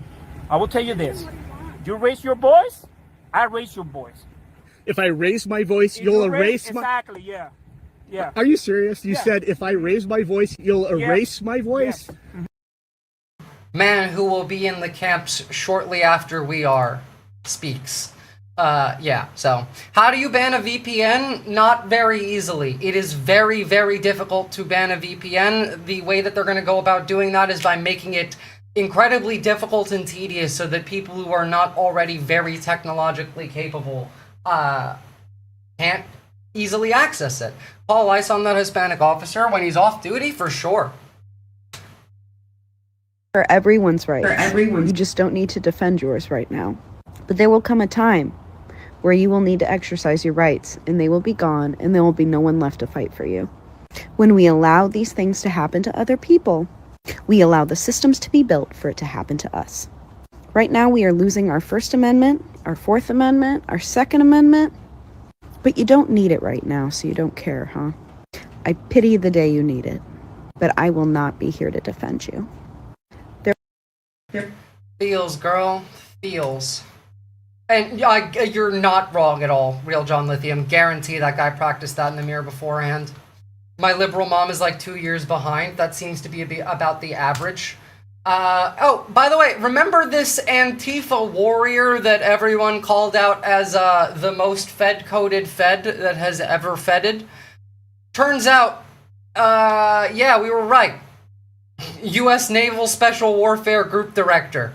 This was the Antifa fucking leader who was on the ground in Minneapolis talking about how we need to fight. We need to like get down there and throw hands. And everyone was like, that's a Fed. Yeah, it was a Fed. We deserve better psyops than this. We genuinely do. I mean, to be fair, they are pathetic, so. Now, just this week, we witnessed our first officially designated deployment of an LRAD on American protesters, a la Jank. Of course! That was a good callback. It's been so long since I've been able to remember that with a positive feeling. Now, an LRAD is a long-range acoustic device. We have seen this deployed against protesters in places like Serbia. In fact, I'm going to pull up the video of it being used in Serbia last year because it demonstrates just how much worse it is than it appears in the video of it being used, in this case, in Minnesota. Now, first, let's take a look, but there is an actual really funny way to defend against these, and I have an idea. And all we need is like 3 people who are good at building shit in Minnesota, and we can make this happen. But first, let's take a look. So this is an LRAD. Test of a long-range acoustic device, LRAD. 1, 2, 3.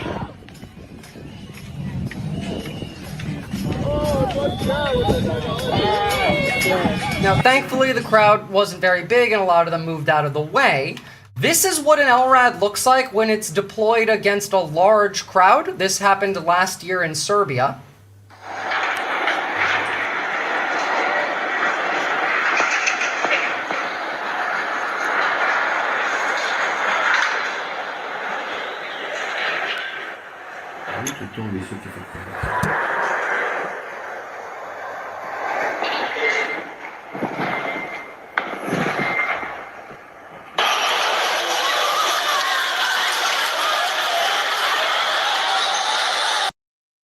It made them part like the sea. These sonic cannons can emit up to 160 decibels, a sound roughly equivalent to that of standing next to a rocket as it launches. It feels like your brain is exploding in your head. It can cause permanent damage such as hearing loss. It can give you a fucking seizure, a heart attack, a stroke. It can do a lot of real damage. Now, LRADs have a very specific and funny weakness. The sound waves can be redirected. And here's my proposal. I need 5 dudes, or women, or non-binaries, I don't care, 5 people in Minnesota who have building skills to go and make shields. You're to make curved shields, but I want you to make them backwards. You know, usually when you have a shield, you have like the grip on the inside and then it's curved this way, so that, you know, something that hits bounces off against you and protects your surroundings. I need you to make 5 of those reversed, where it's a U shape pointing towards them.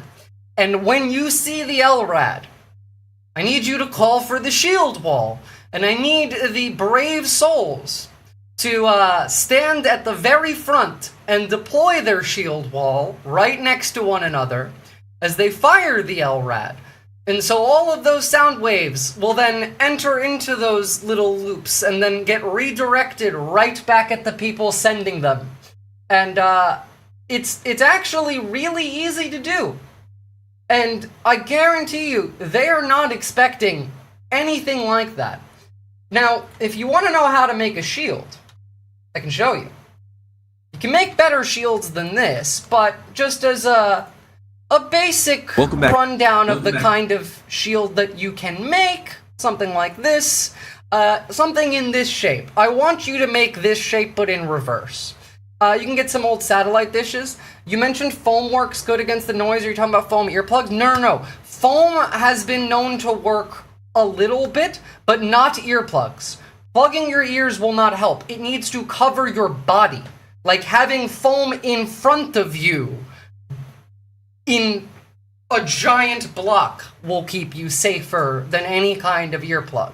There is nothing, like, it's the sound waves penetrate through the skin, so it's not about your ears. Now, they can shatter your eardrums, but like, they don't, you can have noise canceling headphones, that won't help you. It penetrates through your skin. The resistance by building shit for cheap. A few months back, I showed you guys how to make a lightweight self-defense shield, but I knew I could do better, so today we're going to improve on our design. This old rain barrel was 20 bucks on Marketplace, and I can get 3 shields out of it. I've had this jigsaw for about 10 years, and it finally died during this project, but all good things must come to an end, and we're going to finish it with the Sawzall. I'm using one of these drums because they're impact resistant and lightweight, so you can remain fairly mobile while protecting yourself from non-lethal projectiles. Although it does seem more and more these days that the lethal ones are what we really need to start preparing for. You might notice that I'm not sounding as gleeful and haha jokey as I usually am in these videos. Frank? You're going to want some metal coating on the outside of this, especially if you're going to use barrels like this to make from. However, like, that's easy, and you don't really need that much. Like, you can use aluminum foil, like, that will be fine still. You just need to coat it on the outside and make sure that it's not creased so that the sound waves don't get fucked around with if you're going to use aluminum foil. But ideally, better metals. You can scavenge most of this stuff pretty easily. I'm just not feeling it right now. I have this old shitty tarp that's got a bunch of holes in it anyway, so I'm going to use it to reinforce the shield's durability. I'm layering it with this fiberglass resin, which is what they use to repair boats and cars and shit, and it's pretty fucking strong stuff. My dad has a sick Mustang that's been wrecked probably a dozen times from various whoopsie-doos, but the man is an artiste with the Bondo, and every time they crash it, he's got that car looking good as new. You can see after 24 hours, this stuff dries rock hard, unlike the micropenes of these fucking insecure Gestapo terrorizing the country. But the edges are kind of sharp, so I covered them with some heavy-duty duct tape. The last detail I gotta figure out is how to get some handles on this thing. I like the idea of Velcro because it can be ripped away freely when you are inevitably assaulted for exercising your right to peaceful assembly, so I'm attaching some of it to this old leather belt and the surface of the shield. Unfortunately, I didn't think ahead and use. Now again, like, make this shield the opposite shape, make like 5 of them. That will be a very, very, very useful tactic against an LRAD. I'm pretty sure that's not even illegal because it's not a weapon, and like, it is legitimate, like, it's legitimately a shield. There's, like, I don't know how you can argue the use of a shield as a weapon when it's deployed like that. Even at that point, like, it doesn't matter. It is inhumane. What they're doing is inhumane. And so I don't really care at this point. Industrial Velcro, so this stuff isn't very strong, and as you can see, it absolutely did not work. That's okay, I'm already pissed off today, so why not just add some fuel to the fire? My next idea was to attempt to plastic weld on these old table legs that I have from the solar dehydrator. These are the perfect size and shape for handles, and I was pretty psyched when I found them in one of my junk bins. Next time your family or friends try to have an It does also make it dangerous because someone opposing you can come grab the handle of the shield from the other side. If you're going to make handles that are dual purpose shields, I would make the handles something that you can latch on and off. You're probably going to need to use like a layer of wood on the inner working of like the shield, maybe like wood in between the plastic and then metal layer on the outside. But like, yeah, cops use shields as weapons all the time. Yeah, but those are cops. And again, I don't really care. intervention on all the shit you keep, just show them this video. I wasn't confident that the plastic weld would be enough to support the shield, so I layered up a bunch of fiberglass resin, hoping that would be good enough. 24 hours later, I was met with surprise and demise as my handle quickly busted off when met with some leverage. After that, Jake was duly pissed, but don't worry, dirt babies, we're not done here. If anybody has any ideas, let me know in the comments. There are ways. Just be a little creative. Because what the other, like, option is you can submit to this.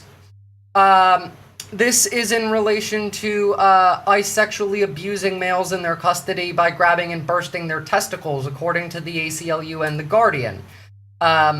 At the largest immigration detention site in the country, officers beat up Samuel, a detained teenager who used a pseudonym so badly that he had to go to the hospital. His right front tooth broke, and he said one officer grabbed my testicles and firmly crushed them while another forced his fingers deep into my ears. He said that weeks after the beating, damage to his left ear was so severe that he had trouble hearing. Again, this is to a minor. A minor. Samuel is just one of dozens of accounts of abuse from immigration detention sites at Fort Bliss. Specifically, that's one of the worst ones right now, but extreme and unlawful use of force is prominent at Fort Bliss. Several detainee individuals described violent assaults by officers, including sexual abuse. Ignacio Samuel and others report officials crushing their testicles during beatings, a tactic used while people were already restrained or after they refused coerced removal to Mexico. Abel Benjamin Eduardo also reported being slammed, stomped on, or beaten when they expressed fear of being sent to Mexico or when they simply requested their medication. So, like, yeah. Keep yourselves safe, guys. This one I genuinely find heartbreaking. This is a letter that is written by a child to their friend because the kid is afraid ICE is going to take them. Quote, "If ICE takes me, don't forget about me. I will be in El Salvador. You're my best friend, the brother I never had. I cry every night thinking that they will come for me at school." This is a child in modern America writing this. This is how different is this really from terrible things are happening outside, poor helpless people are being dragged out of their homes, families torn apart, men, women, and children are separated, children come home from school to find that their parents have disappeared. How different is that really? Because this is a kid in America, in our America, worried that he's gonna get taken from school. Like, not only does this kid have to worry about getting shot to death in school by some psycho freak, a classmate, a teacher, perhaps, but also that the fucking secret police, the state-sponsored terrorists are going to come drag him out. We only have begun to hear what they're doing at these facilities in Florida, Texas, Utah. Yep, I've said this for a while. What you see on the media is their best behavior. It's so much worse than what you're seeing. I urge you, if you haven't seen my video where I spoke with the Devil's Advocate, who, by the way, is another lovely contributor on this space, about why I think that they are doing illegal medical experiments on ICE detainees in Honolulu Federal Detention Center, along with Neuralink, specifically for Neuralink human trials, I would go and check that out. It's on my YouTube channel, because it's pretty convincing, I gotta say. For a Devil's Advocate, they seemed pretty convinced. Now, Continuing on, I talked about this concentration camp at length yesterday, but I want to show you guys a bit about it here as well. Specifically, this is in relation to the Dilley concentration camp in Texas. Here is someone from the ACLU. We sent a letter. Also, thank you, Jet, for posting those links, doing the Lord's work. Demanding that ICE end inhumane immigration detention at Fort Bliss. People detained at Fort Bliss are subject to physical and sexual abuse by officers and are denied access to adequate food, soap, medical care, and are denied meaningful access to legal representation. One teenager was beaten so severely by guards that he had to be taken to the hospital. He still has trouble hearing as a result of his injuries. We will continue fighting until this immigration center is shut down for good. I mean, I hope so. Stop calling it an immigration center would be a great start, but I mean, like, it is the ACLU. They do have a bit more of a line they have to follow. I was thinking a 10-speed bike handle would be good. Here is what it sounds like outside of this concentration camp. I'm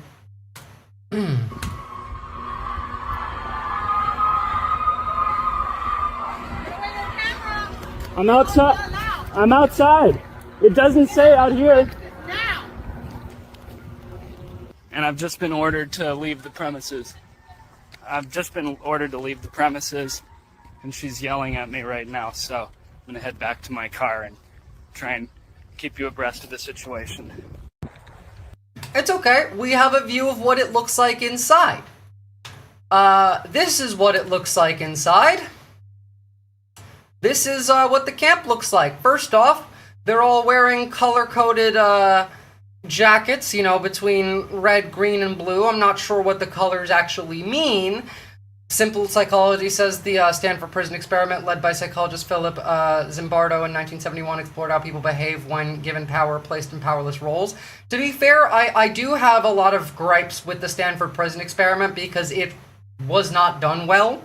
Like, it was under our current way of doing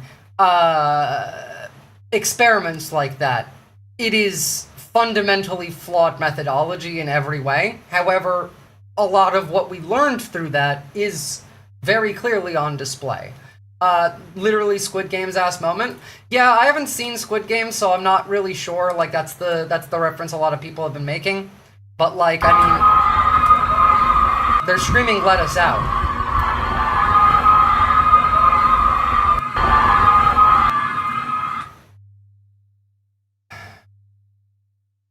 This right here, again, like, I've shown clips with this audio a bunch of times, but I just can't get this sound out of my head, and I firmly do believe with the person who posted this video that this is audio that will be playing in museums one day.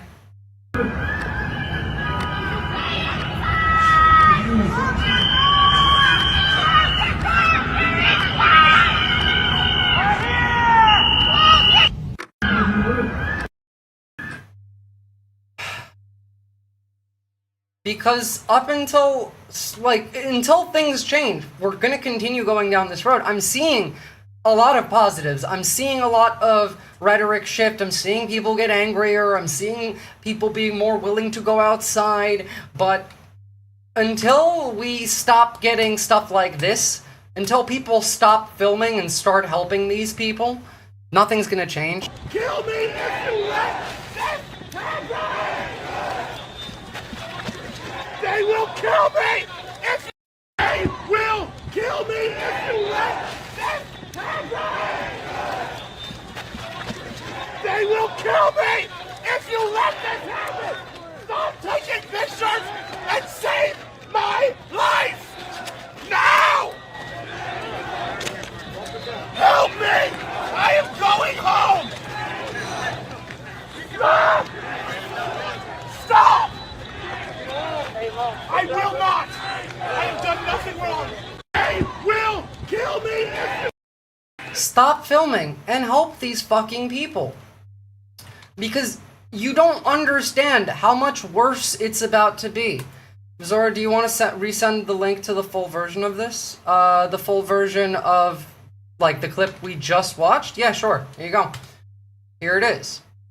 Look, You want an idea of how much worse it's about to get? I talked about this a little bit last week. I'll touch on it a bit more today because I have a couple more clips on the subject as people have been reading the entire document, all like 144 pages of it. And I mean, like, it's just as bad as I described. This is the next Project 2025, direct from the Heritage Foundation. Saving America by Saving the Family, a foundation for the next 250 years. This document outlines the end of no-fault divorce. This document outlines the forced marriage camps run by HHS that you will be forced to endure for 18 months. I don't know which one you meant then, Jet. Sorry, my bad. This is the one that will make it so that you are not allowed to... This is the Handmaid's Tale bill. They literally call... Like, they quote the Handmaid's Tale in the writing of the bill. I will link this in the chat so you guys can read it for yourselves. But let's take a look at an analysis first and foremost, and we'll start from there. Project 2025 is pushing a new plan to send unmarried Americans to government-run marriage camps. This does involve unmarried Americans. It also does involve married people. Specifically, the language in the outlined document says if you try and divorce your husband and your husband does not consent to the divorce, then by law you will have to spend 18 months in an HHS-run marriage counseling camp. Where essentially they will rape and abuse you into submission. A published proposal titled Saving America by Saving the Family, the Heritage Foundation says the camps would serve as re-education centers for unmarried people, and the only way to successfully complete the program is to participate in a communal wedding at the end of the camp. The plan goes... See, I thought this was about the marriage counseling ones. This one's about the single people camps. Yes, because you're single, you're going to get to a state forced sex camp, and depending on your assigned sex at birth, you're either going to be forced to be raped or forced to do the raping. On to list 8 steps necessary to launch what it calls a massive national movement. Well, I mean, part of the plan is to make it so that unmarried women can't vote, can't have a bank account, and can't have a job. So, yeah, they want to force people to marry each other because a lot of this document outlines the rights of women being stripped away from them. The right of, like, any right, really. Like, part of this outlines needing male, like, escorts to fucking cross state lines. I mean, I do, but I'm bipolar. Oh, wait, I'm gonna get euthanized anyway? Yeah, maybe. I don't know. Who knows with RFK? And to restore the American family. One step targets education for pushing Americans to delay marriage while pursuing needless credentials. One step calls for banning IVF and claims it routinely manipulates or destroys human embryos. Yeah, it's shit like that. They are offering a $2,500 dowry to new couples if they get married before the age of 30. Proposal insists this is all optional, but this wouldn't be the first time in history that a voluntary program stopped being... Read the document. It does not indicate optionality. Read the document.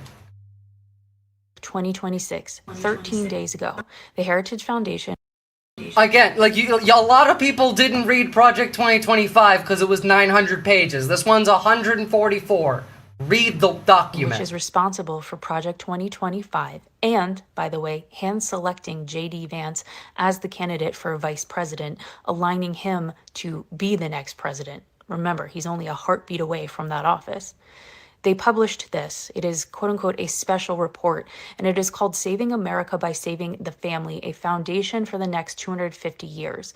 You're going to listen to this video, and then you are going to go and find this document at the bottom there where it says download report.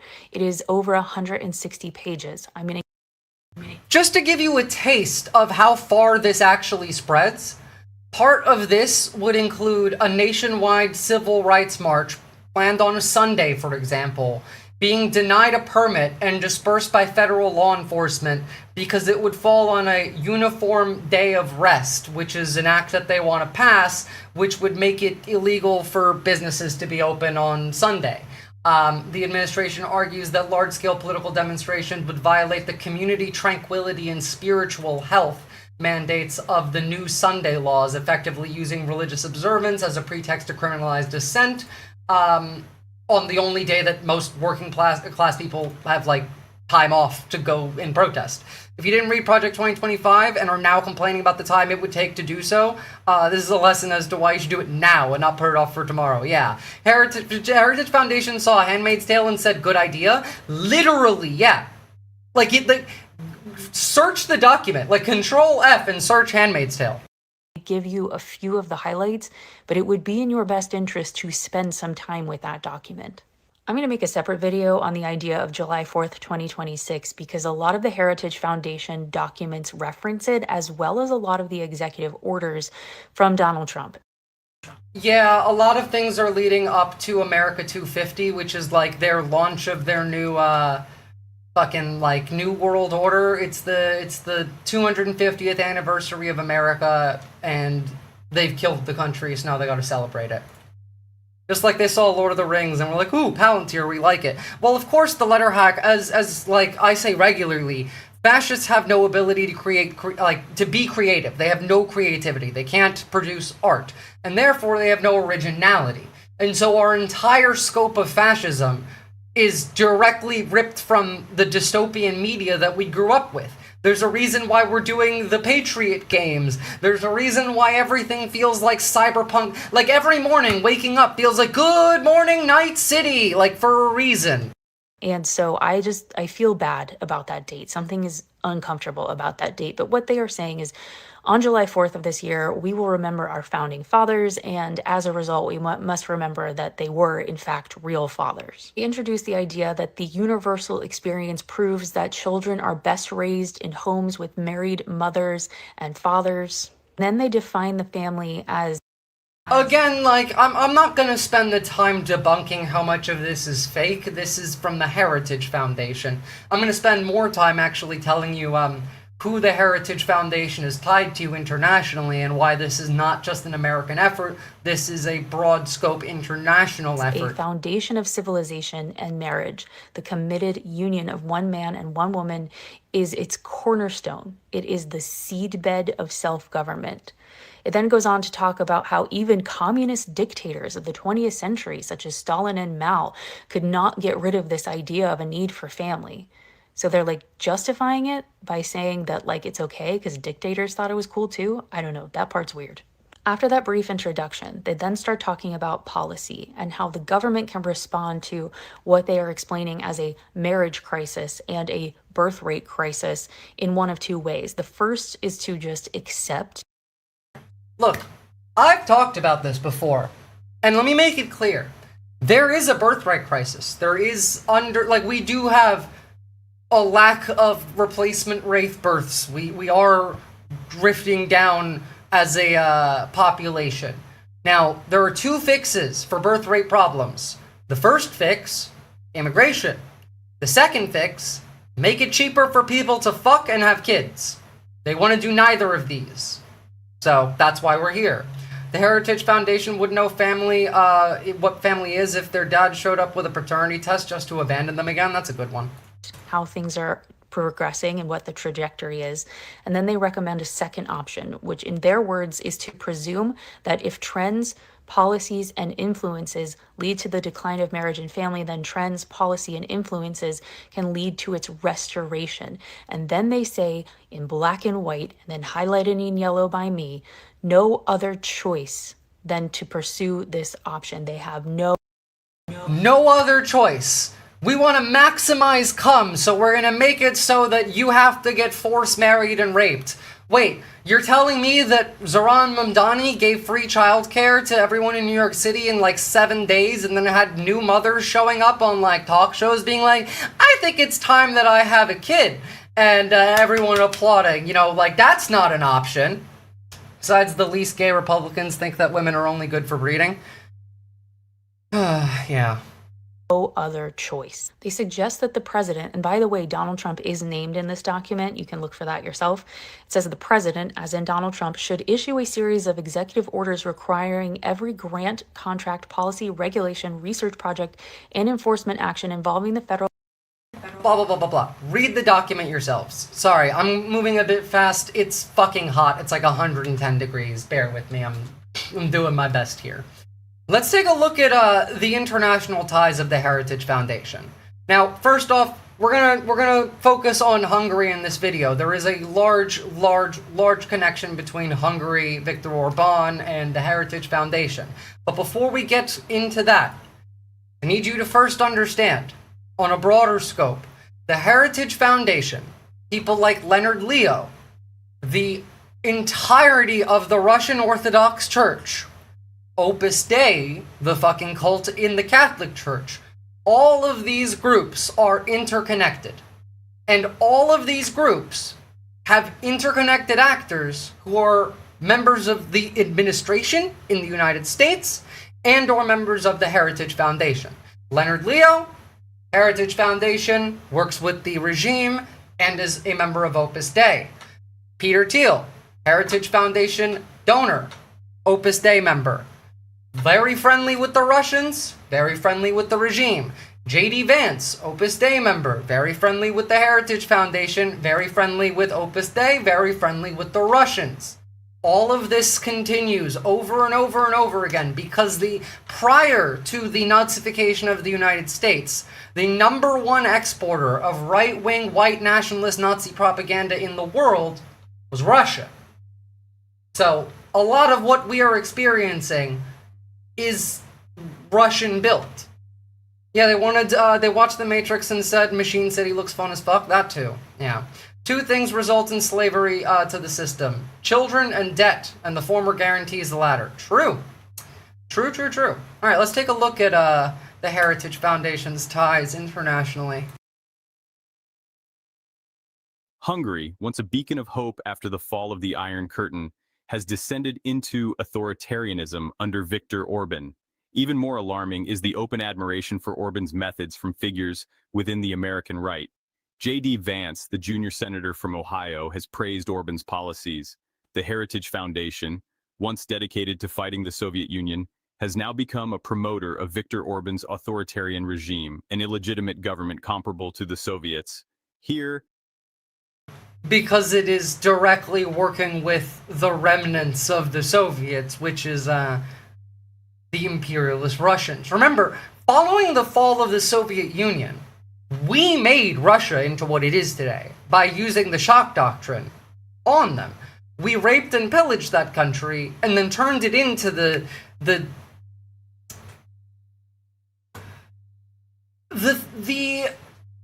third world shithole with a lack of any kind of civil society that it is today. We did that. The intellectualist will explore the troubling alliance between these American actors and Hungary's authoritarian regime.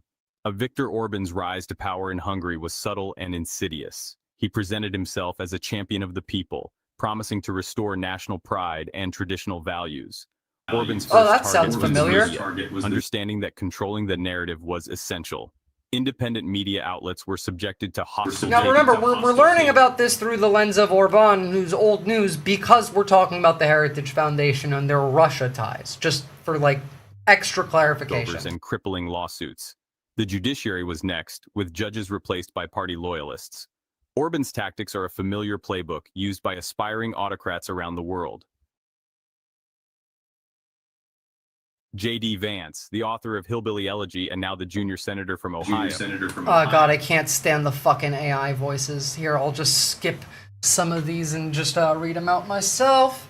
hollowing out of democracy, Project 2025 connection. Obviously, Orban was heralded by like the regime prior to them actually winning the election as well, planning to seize power by gutting America's systems of checks and balances. This was multiple times, over and over and over and over again, beat into the public as this is exactly like what happened in Hungary. Doesn't matter. The Heritage Foundation, Project 2025, wants to reshape America under Trump. You know, they finished, right? They're basically done with that. That's why we're looking at the America 250, let's do Handmaid's Tale bullshit now. They held CPAC in fucking Hungary. Yeah, they did. And again, it's because this is the Russians. It's always been the Russians. It will always be the Russians. And there's only one real way that, like, I am okay with responding to any of this. And it's like this fucking grandfather here. I don't know whose grandpappy this is, but this is the energy I want all of us to embody daily. Hey, this is the Christy Gnome. You know, you got no fucking business being in Chicago anyway, you fucking slut. You know, they won't let you use the bathroom, well then wear a diaper like your fucking boss. And you shit your pants, you fucking piece of shit.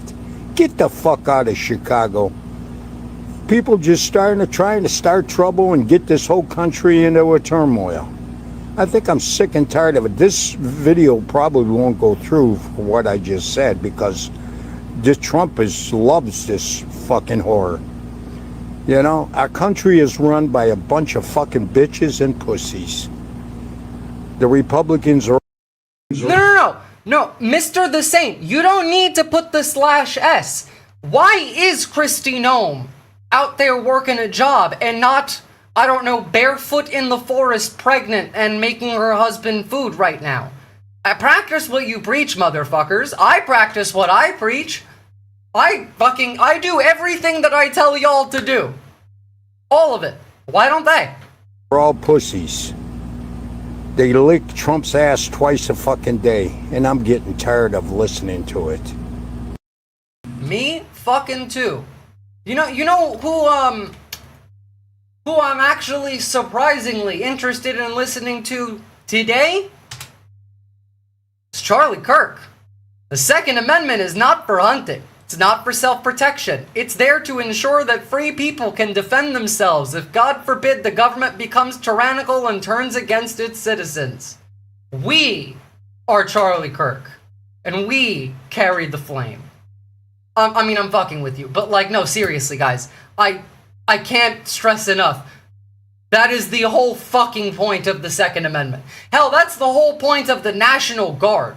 The National Guard exists to fight the government, not to be deployed by the government against us. That is why they exist. Please remember to check your voter registration status like every 2 weeks in case you were purged. Yeah, they are continuously purging the voter rolls everywhere. Like, you're so out of time. There's a quote from Mario Savio that I've been thinking about lately that hits harder really every time I hear it. And it's, I'm going to paraphrase this because I don't actually have it in front of me. I don't have the direct quote, but there comes a time when the machine becomes so odious that you must throw your bodies upon its gears and its wheels and its levers until it stops. And we are there. People have been doing that already. We need more bodies on those wheels, on those gears, and on those levers until the machine stops. A great way to do that is to engage in the general strike that is starting tomorrow. Keep it fucking up. If you have the ability to not go to work, then don't go to work. Keep fucking striking. The other thing you can do is you can join the SRA. Again, a 501c nonprofit organization. The lists are active. Your neighbors will trade you in to save themselves. If you think you are safe, that comfort is a delusion. Join the SRA. Learn to protect yourself. Your loved ones need you. There is no second chances. You can face them alone or you can stand together. It's up to you. That's it. Like, it's up to you. The machine must be prevented from working at all. And then we can worry about reforming it. But there is no reforming this machine until it stops. Do it now, you won't regret it, I promise. Yeah, join the SRA. Again, it's like $5 a month, it's $36 a year. If you can't afford it, literally call them, you don't have to pay for it. You can get in for free. If there is not a local chapter in your area, call them. They might have a former member who lives near you and might help you start a local chapter. Again, this is not a political organization. It's a place where you learn, A, how to handle a firearm safely, how to use one safely, how to defend yourself with your hands safely, how to organize your community for direct action safely. I'm gonna have to cut it short today, guys. I'm very sorry. It's not a thing that I usually do, but I am actually going to pass out from heat stroke otherwise. So I do very much apologize, but also, like, I feel like we got in the greater chunk of what needs to have come across. I need you to go read that fucking document from the Heritage Foundation, and I need you to be annoying as hell about it to everybody that you know afterward. Again, linking it in the chat right here. Come on, you know, you waste more money to scripting services, or if you don't use it, get YouTube Premium. I have no idea what that even means, but fair enough. I will catch you guys next time. Follow me on YouTube and follow me on Twitch. Join my Discord. Follow me on Twitter, whatever it is. And thank you to everybody. Thank you to this space. Thank you to all the lovely mods. Thank you to everyone sharing the links. And I will see you guys next time. Bye-bye.